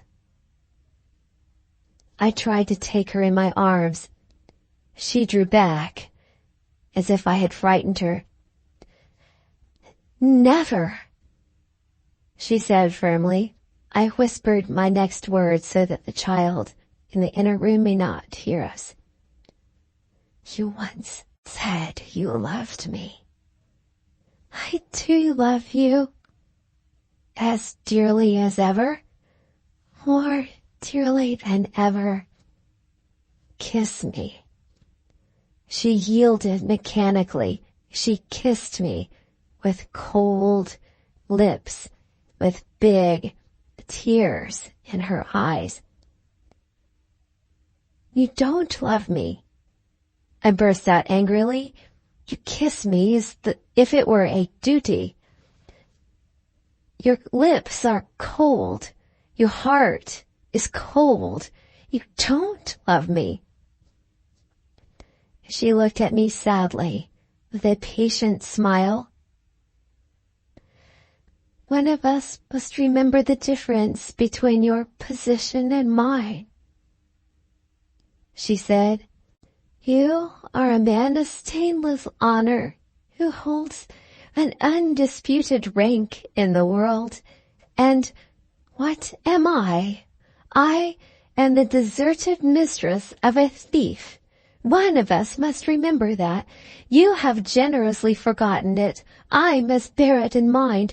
I dare say I am cold. Suffering has that effect on me, and I own it. I am suffering now. I was too passionately in love with her to feel the sympathy on which she evidently counted. In saying those words, a man can respect a woman's scruples when they appeal to him mutely in their looks or in their tears, but the formal expression of them in words only irritates or annoys him. Whose fault is it that you suffer? I retorted coldly. I ask you to make my life a happy one, and your life a happy one, and you are a cruelly wronged woman, but you are not a degraded woman. You are worthy to be my wife, and I am ready to declare it publicly. Come back with me to England. My boat is waiting for you. We can set sail in 2 hours. She dropped into a chair. Her hands fell helplessly into her lap. How cruel, she murmured. How cruel to tempt me. She waited a little and recovered her fatal firmness. No, she said. If I die in doing it, I can still refuse to disgrace you. Leave me, Mr. Germain. You can show me that one kindness more. For God's sake, leave me. I made a last appeal to her tenderness. Do you know what my life is if I live without you? I asked. My mother is dead. There is not one living creature left in the world whom I love but you. And you ask me to leave you. Where am I going to go? What am I going to do? You talk of cruelty. Is there no cruelty in sacrificing the happiness of my life to a miserable scruple of delicacy, to an unreasoning fear of the opinion of the world? I love you, and you love me. There is no other consideration worth a straw. Come back with me to England. Come back and be my wife. She dropped on her knees and taking my hand, put it silently to her lips. I tried to raise her. It was useless. She steadily resisted me. Does this mean no? I asked. It means, she said in faint, broken tones, that I prize your honor beyond my happiness. If I marry you, your career is destroyed by your wife, and the day will come when you will tell me so. I can suffer, I can die, but I cannot face such a prospect as that. Forgive me and forget me. I can say no more. She let go of my hand and sank on the floor. The utter despair of that action told me far more eloquently than the words which she had just spoken that her resolution was immovable.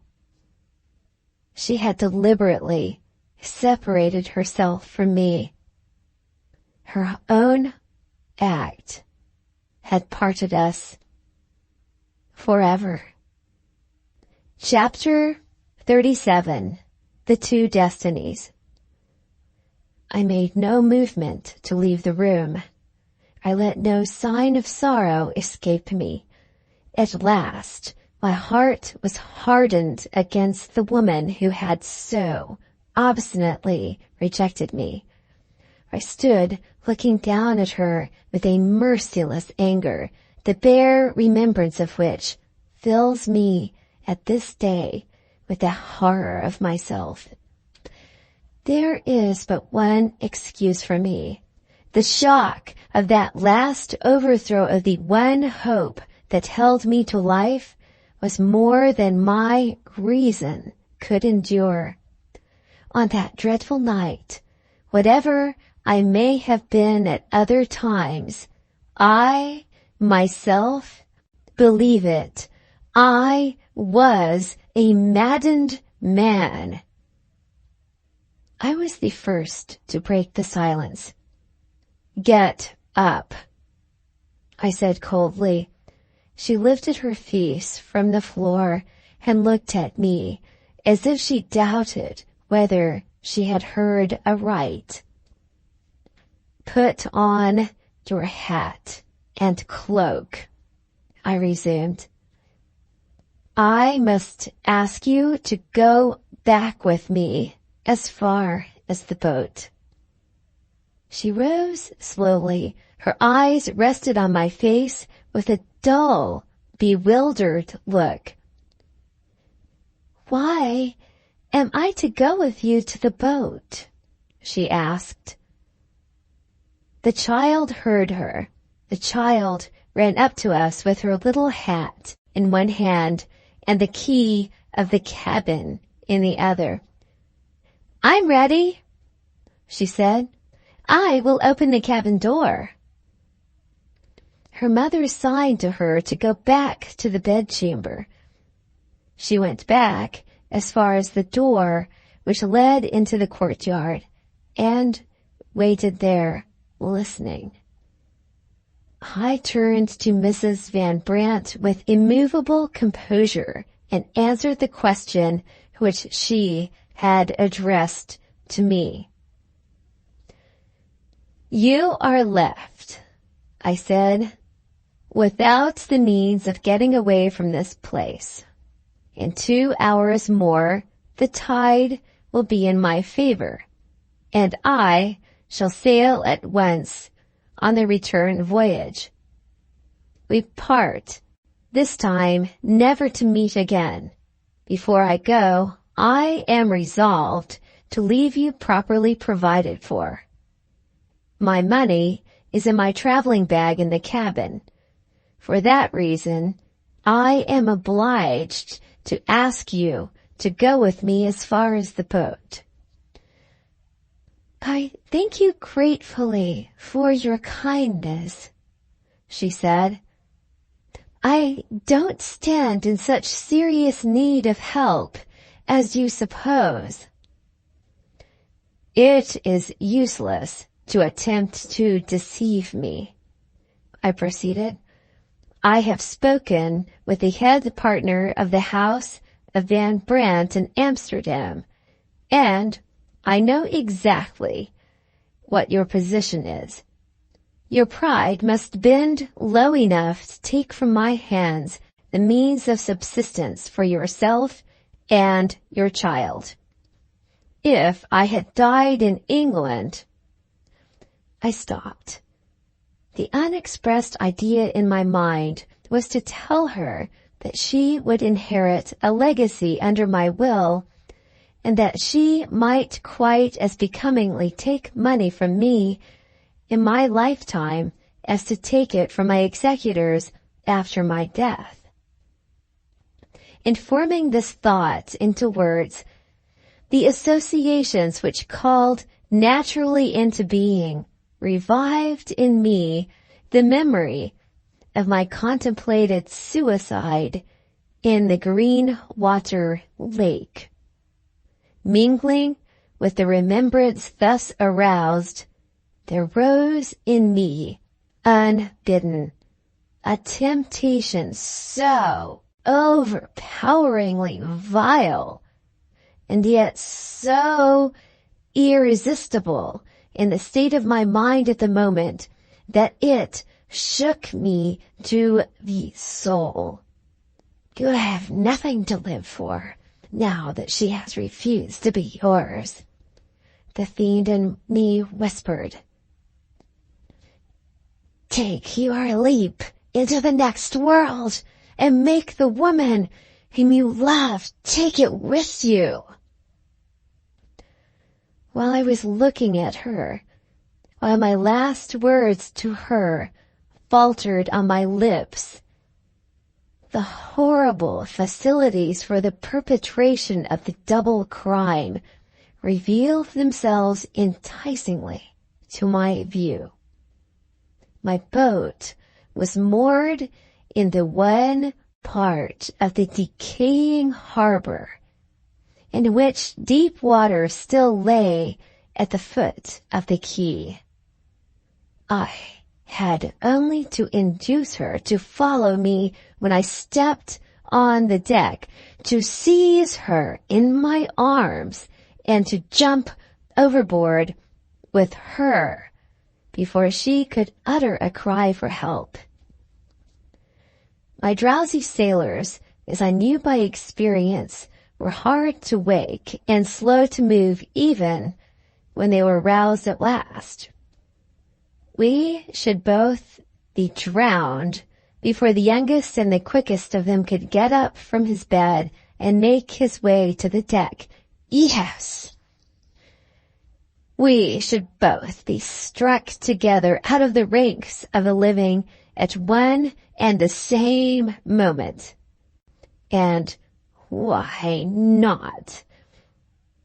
She who had again and again refused to be my wife, did she deserve that I should leave her free to go back, perhaps, for the second time to Van Brent? On the evening when I had saved her from the waters of the Scotch River, I had made myself master of her fate. She had tried to destroy herself by drowning. She should drown now in the arms of the man who had once thrown himself between her and death. Self-abandoned to such atrocious reasoning as this, I stood face to face with her and returned deliberately to my unfinished sentence. If I had died in England, you would have been provided for by my will. What you would have taken from me then, you may take from me now. Come to the boat. A change passed over her face as I spoke. A vague doubt of me began to show itself in her eyes. She drew back a little without making any reply. Come to the boat, I reiterated. It is too late. With that answer, she looked across the room at the child, still waiting by the door. Come, Elfie, she said, calling the little creature by one of her favorite nicknames. Come to bed. I, too, looked at Elfie. Might she not, I asked myself, be made the innocent means of forcing her mother to leave the house? Trusting to the child's fearless character and her eagerness to see the boat, I suddenly opened the door. As I had anticipated, she instantly ran out. The second door, leading into the square, I had not closed when I entered the courtyard. In another moment, Elfie was out in the square, triumphing in her freedom. The shrill little voice broke the death-like stillness of the place and hour, calling to me again and again to take her to the boat. I turned to Mrs. Van Brandt. The stratagem had succeeded. Elfie's mother could hardly refuse to follow when Elfie led the way. "Will you go with us?" I asked. "Or must I send the money back by the child?" Her eyes rested on me for a moment with a deepening expression of distrust, then looked away again. She began to turn pale. "You are not like yourself tonight," she said. Without a word more, she took her hat and cloak and went out before me into the square. I followed her, closing the doors behind me. She made an attempt to induce the child to approach her. "Come, darling," she said enticingly. "Come and take my head." But Elfie was not to be caught. She took to her heels and answered from a safe distance. "No," said the child. "You will take me back and put me to bed." She retreated a little further and held up a key. "I shall go first," she cried, "and open the door." She trotted off a few steps in the direction of the harbor and waited for what was to happen next. Her mother suddenly turned and looked close at me under the light of the stars. "Are the sailors on board the boat?" she asked.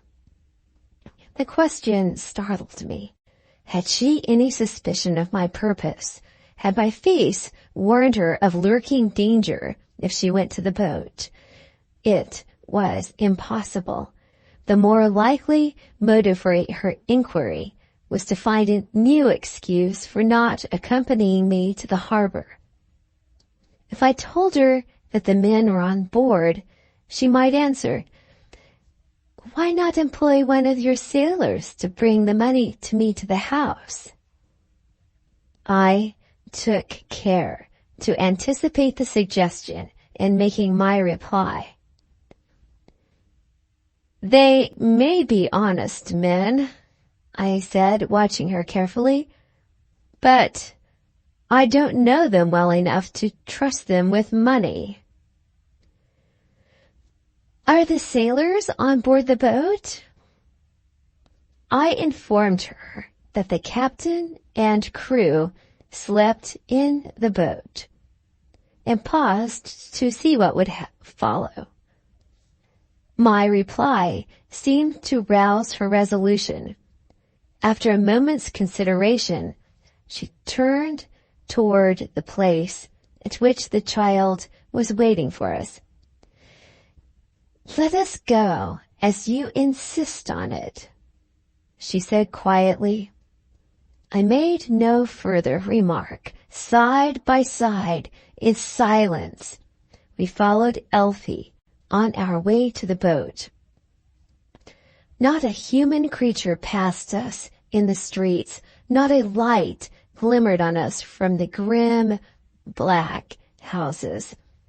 Twice the child stopped and, still keeping slyly out of her mother's reach, ran back to me, wondering at my silence.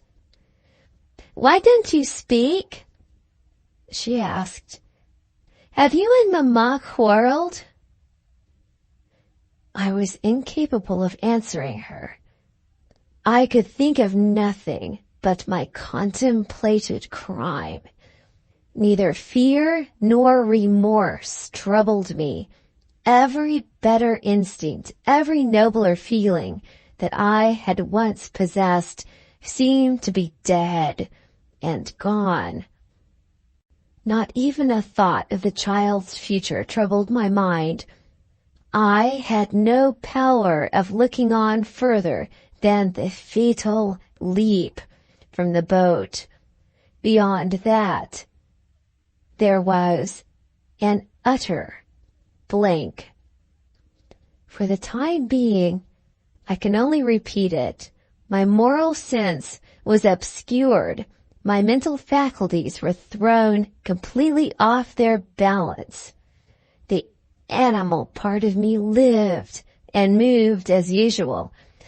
The viler animal instincts in me plotted and planned, and that was all. Nobody looking at me would have seen anything but a dull quietude in my face, an immovable composure in my manner. And yet no madman was fitter for restraint or less responsible morally for his own actions than I was at that moment. The night air blew more freshly on our faces.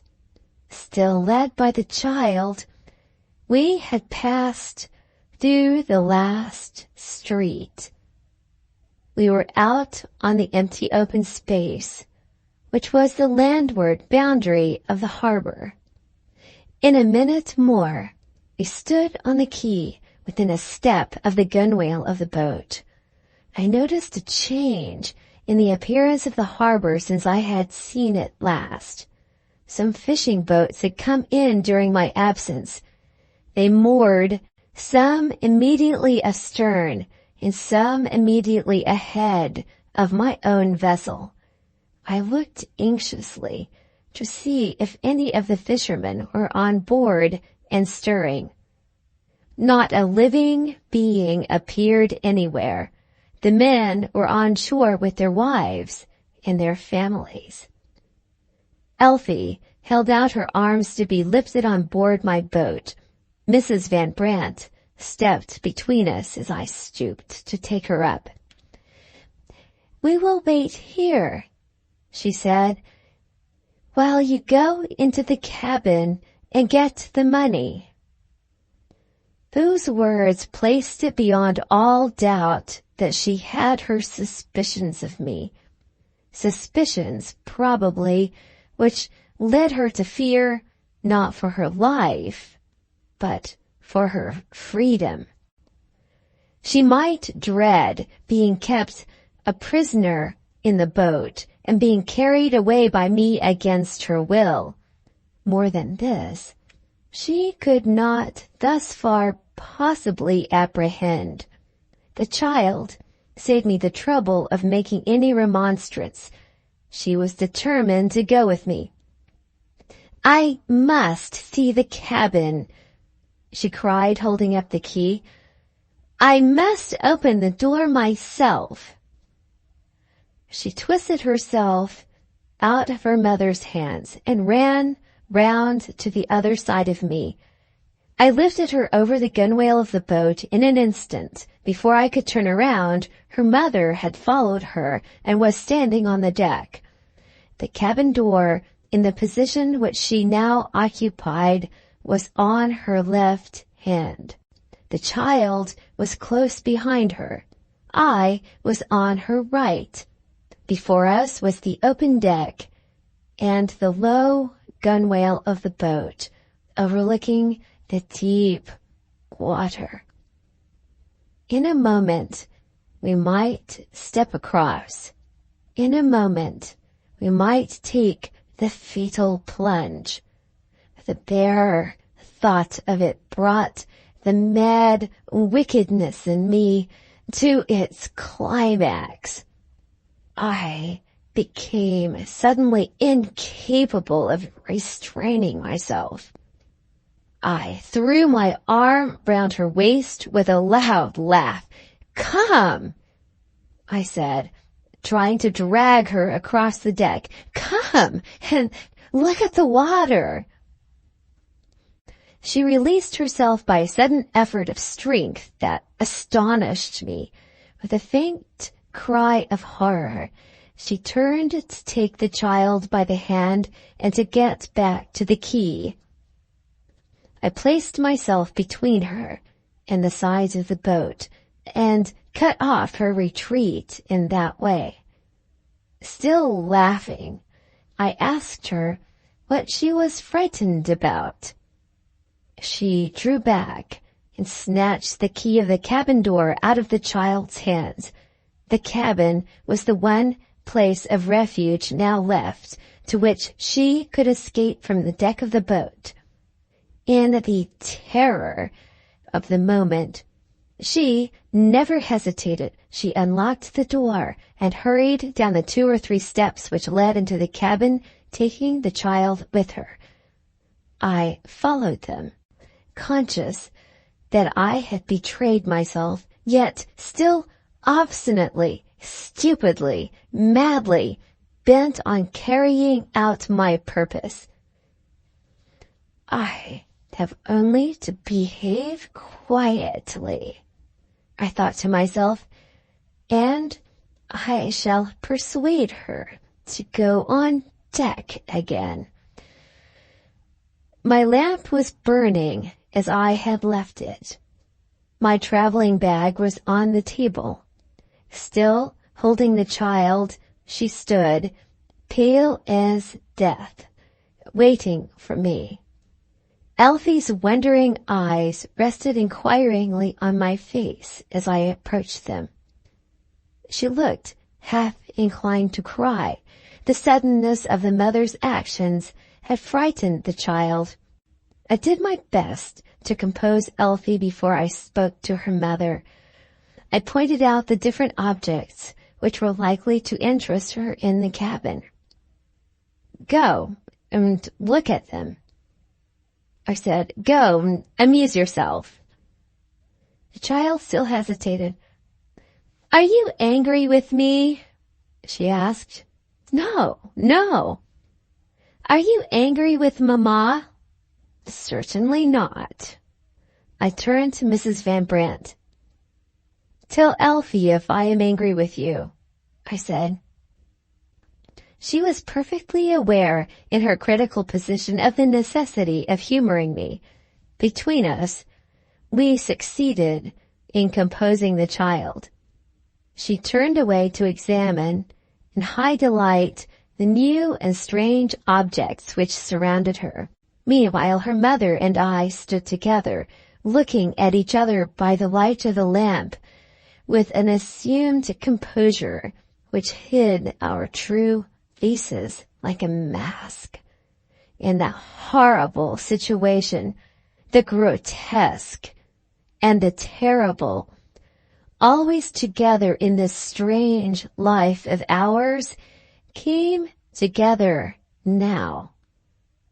On either side of us, the one sound that broke the sinister and threatening silence was the lumpish snoring of the sleeping captain and crew. She was the first to speak. "If you wish to give me the money," she said, trying to propitiate me in that way, "I am ready to take it now." I unlocked my traveling bag.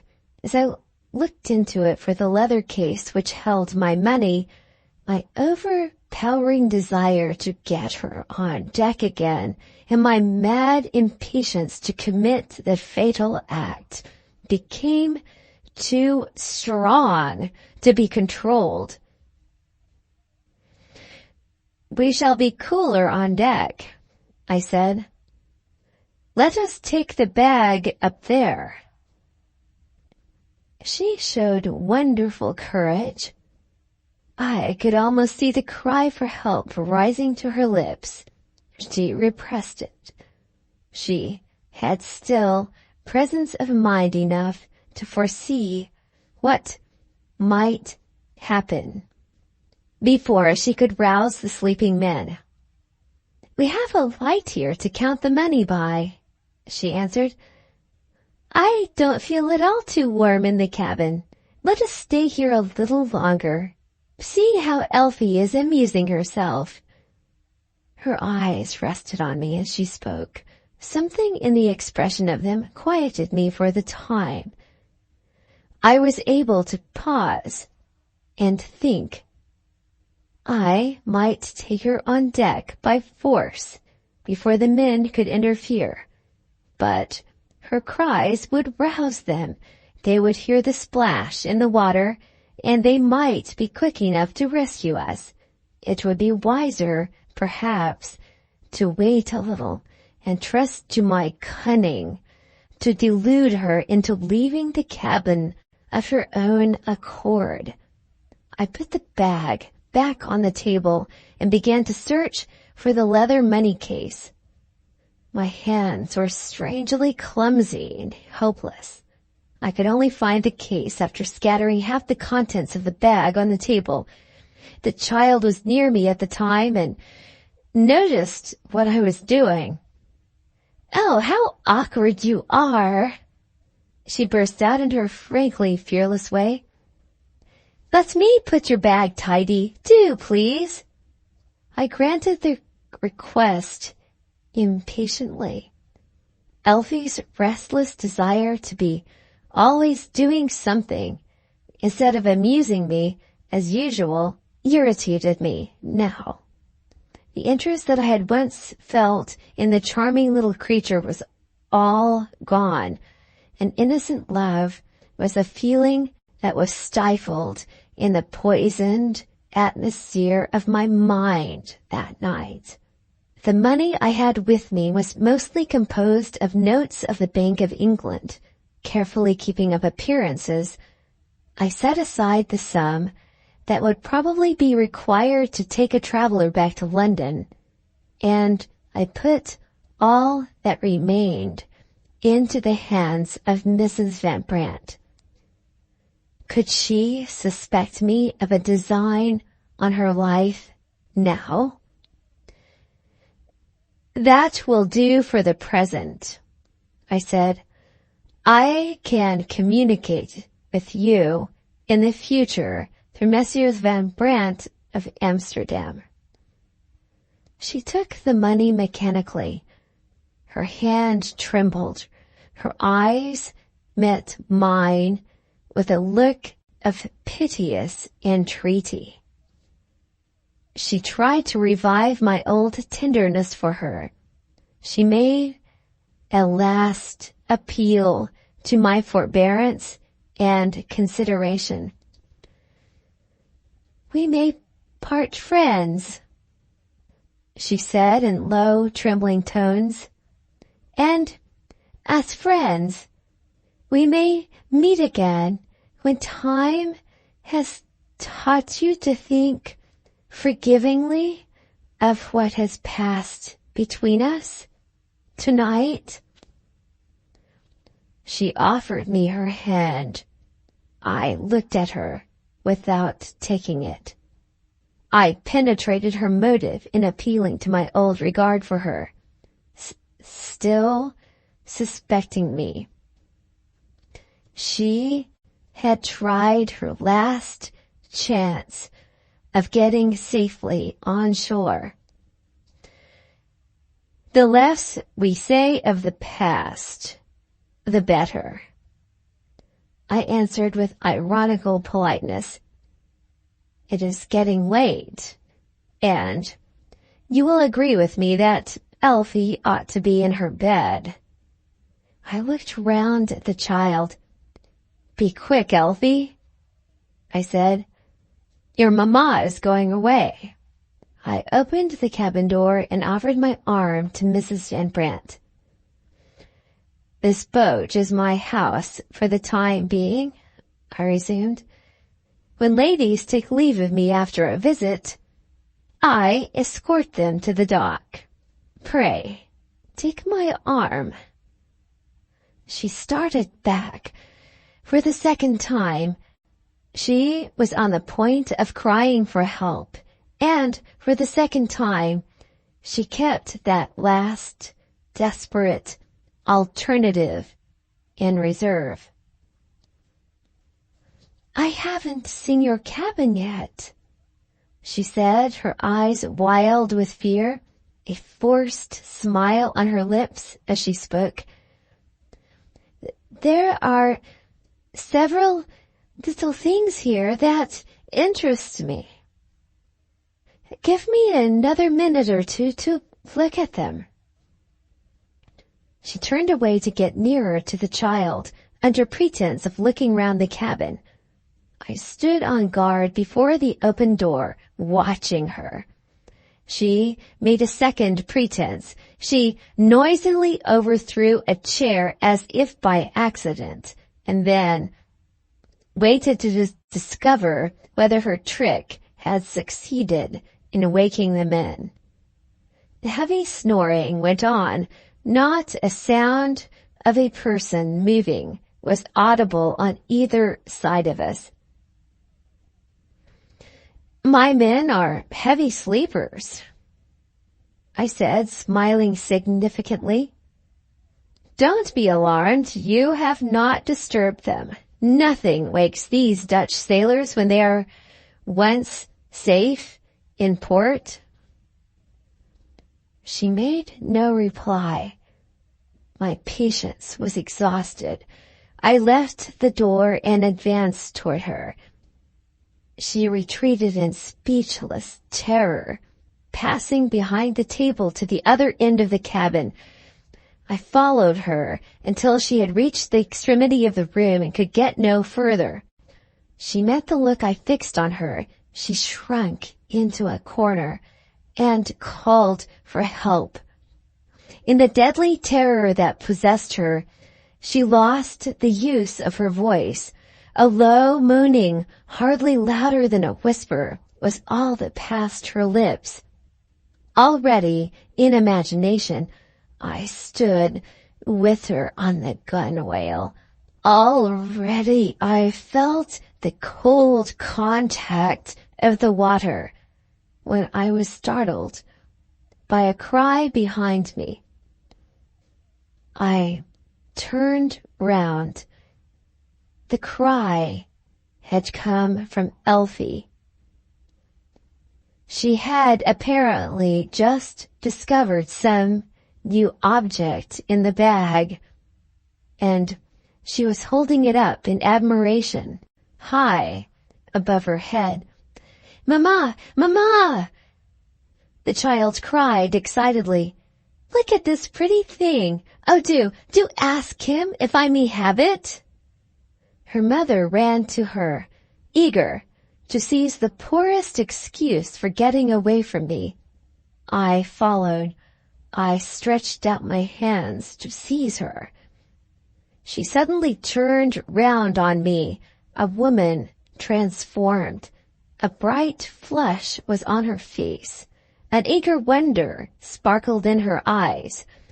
Snatching Elfie's coveted object out of the child's hand, she held it up before me. I saw it under the lamplight. It was my little forgotten keepsake, the green flag. "How came you by this?" she asked in breathless anticipation of my reply. Not the slightest trace was left in her face of the terror that had convulsed it barely a minute since. "How came you by this?" she repeated, seizing me by the arm and shaking me in the ungovernable impatience that possessed her. My head turned giddy. My heart beat furiously under the conflict of emotions that she had roused in me. My eyes were riveted on the green flag. The words that I wanted to speak were words that refused to come to me.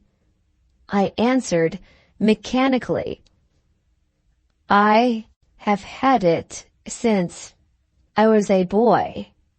She dropped her hold on me and lifted her hands with a gesture of ecstatic gratitude. A lovely angelic brightness flowed like light from heaven over her face. For one moment, she stood enraptured. The next, She clasped me passionately to her bosom and whispered in my ear, "I am Mary Dermody. I made it for you." The shock of discovery, following so closely on all that I had suffered before it, was too much for me. I sank, fainting, in her arms. When I came to myself, I was lying on my bed in the cabin. Elfie was playing with the green flag, and Mary was sitting by me with my hand in hers. One long look of love passed silently from her eyes to mine, from mine to hers. In that look, the kindred spirits were united. The two destinies were fulfilled. The wife writes and closes the story.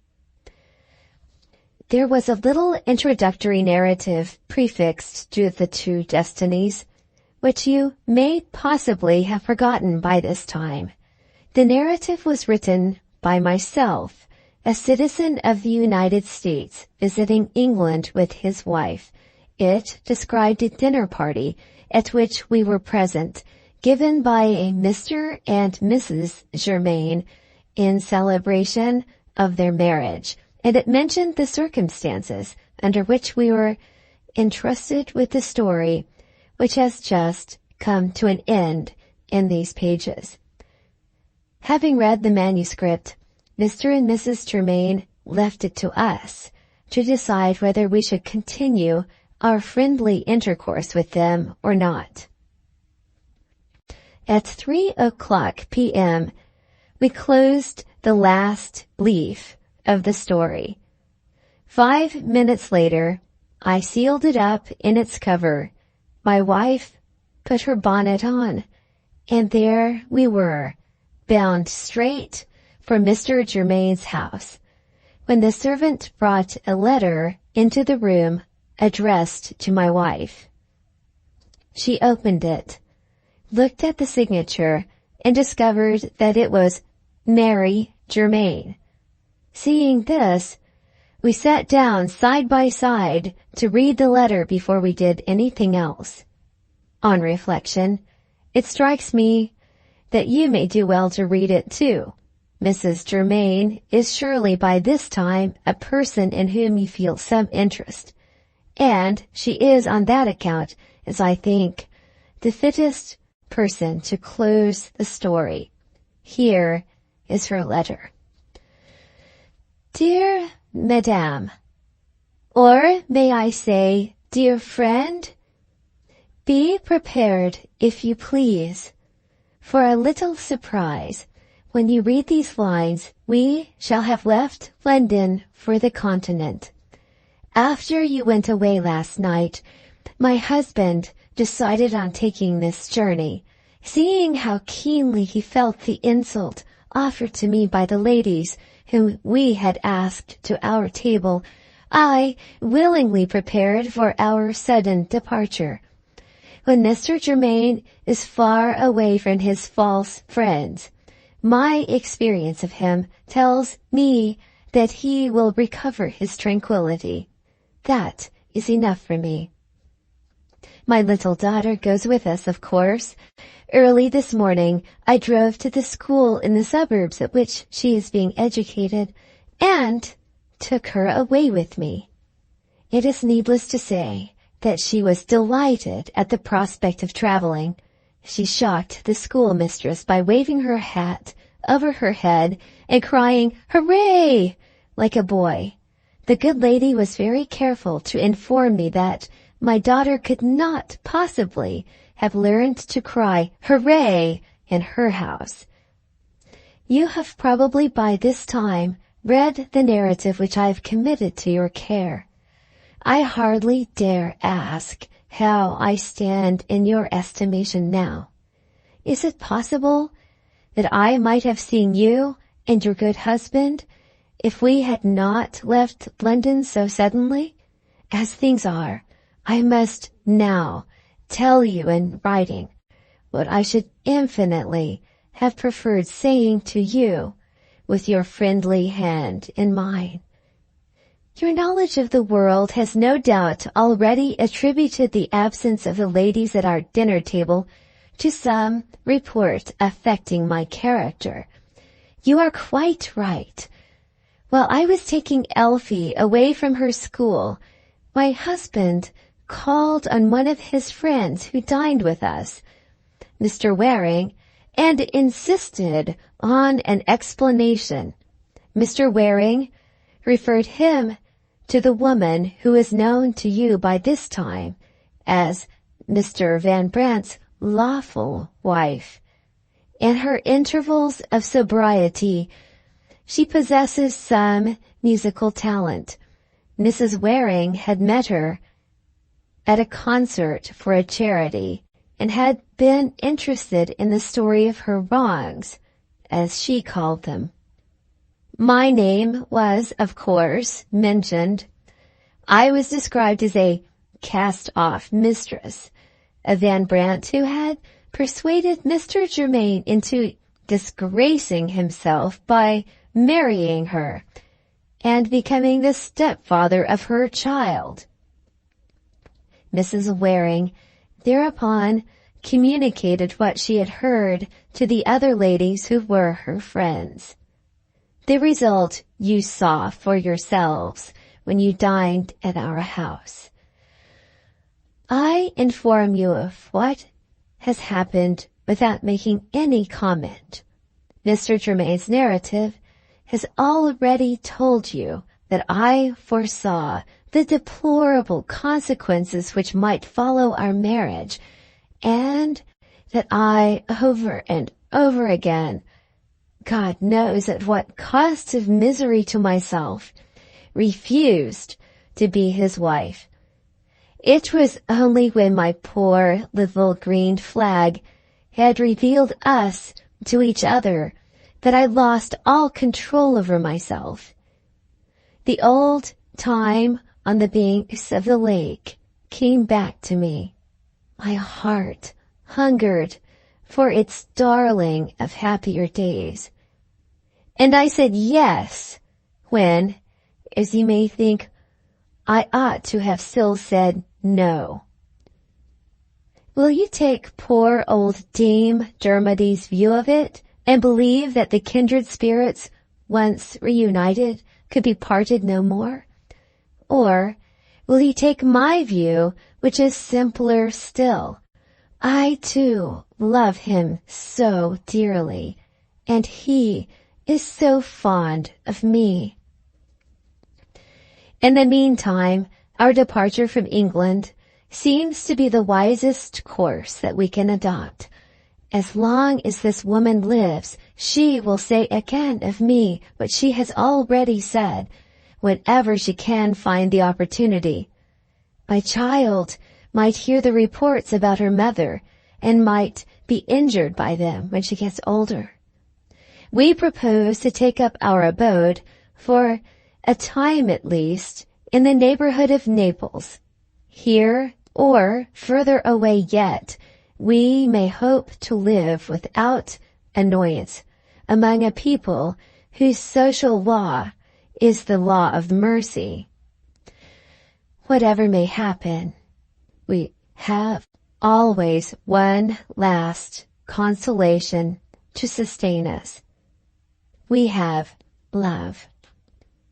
You talked of traveling on the continent when you dined with us. If you should wander our way, the English consul at Naples is a friend of my husband's, and he will have our address. I wonder whether we shall ever meet again. It does seem hard to charge the misfortunes of my life on me, as if they were my faults. Speaking of my misfortunes, I may say, before I close this letter, that the man to whom I owe them is never likely to cross my path again. The Van Brands of Amsterdam have received certain information that he is now on his way to New Zealand. They are determined to prosecute him if he returns. He is little likely to give them the opportunity. The traveling carriage is at the door. I must say goodbye. My husband sends to you both his kindest regards and best wishes. His manuscript will be quite safe when you leave London if you send it to his bankers at the address enclosed. Think of me sometimes, and think of me kindly.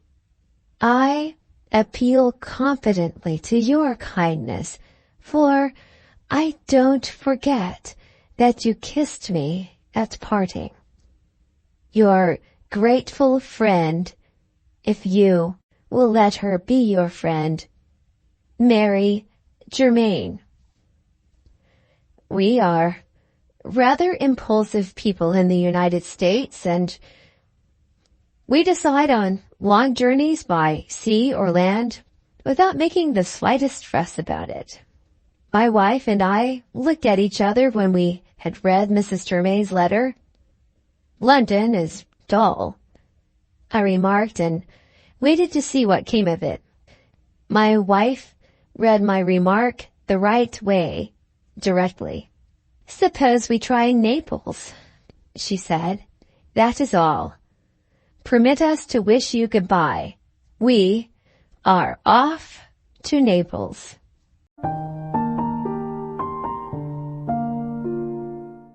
The end. Thank you very much for watching. Please don't forget to subscribe our channel for more stories.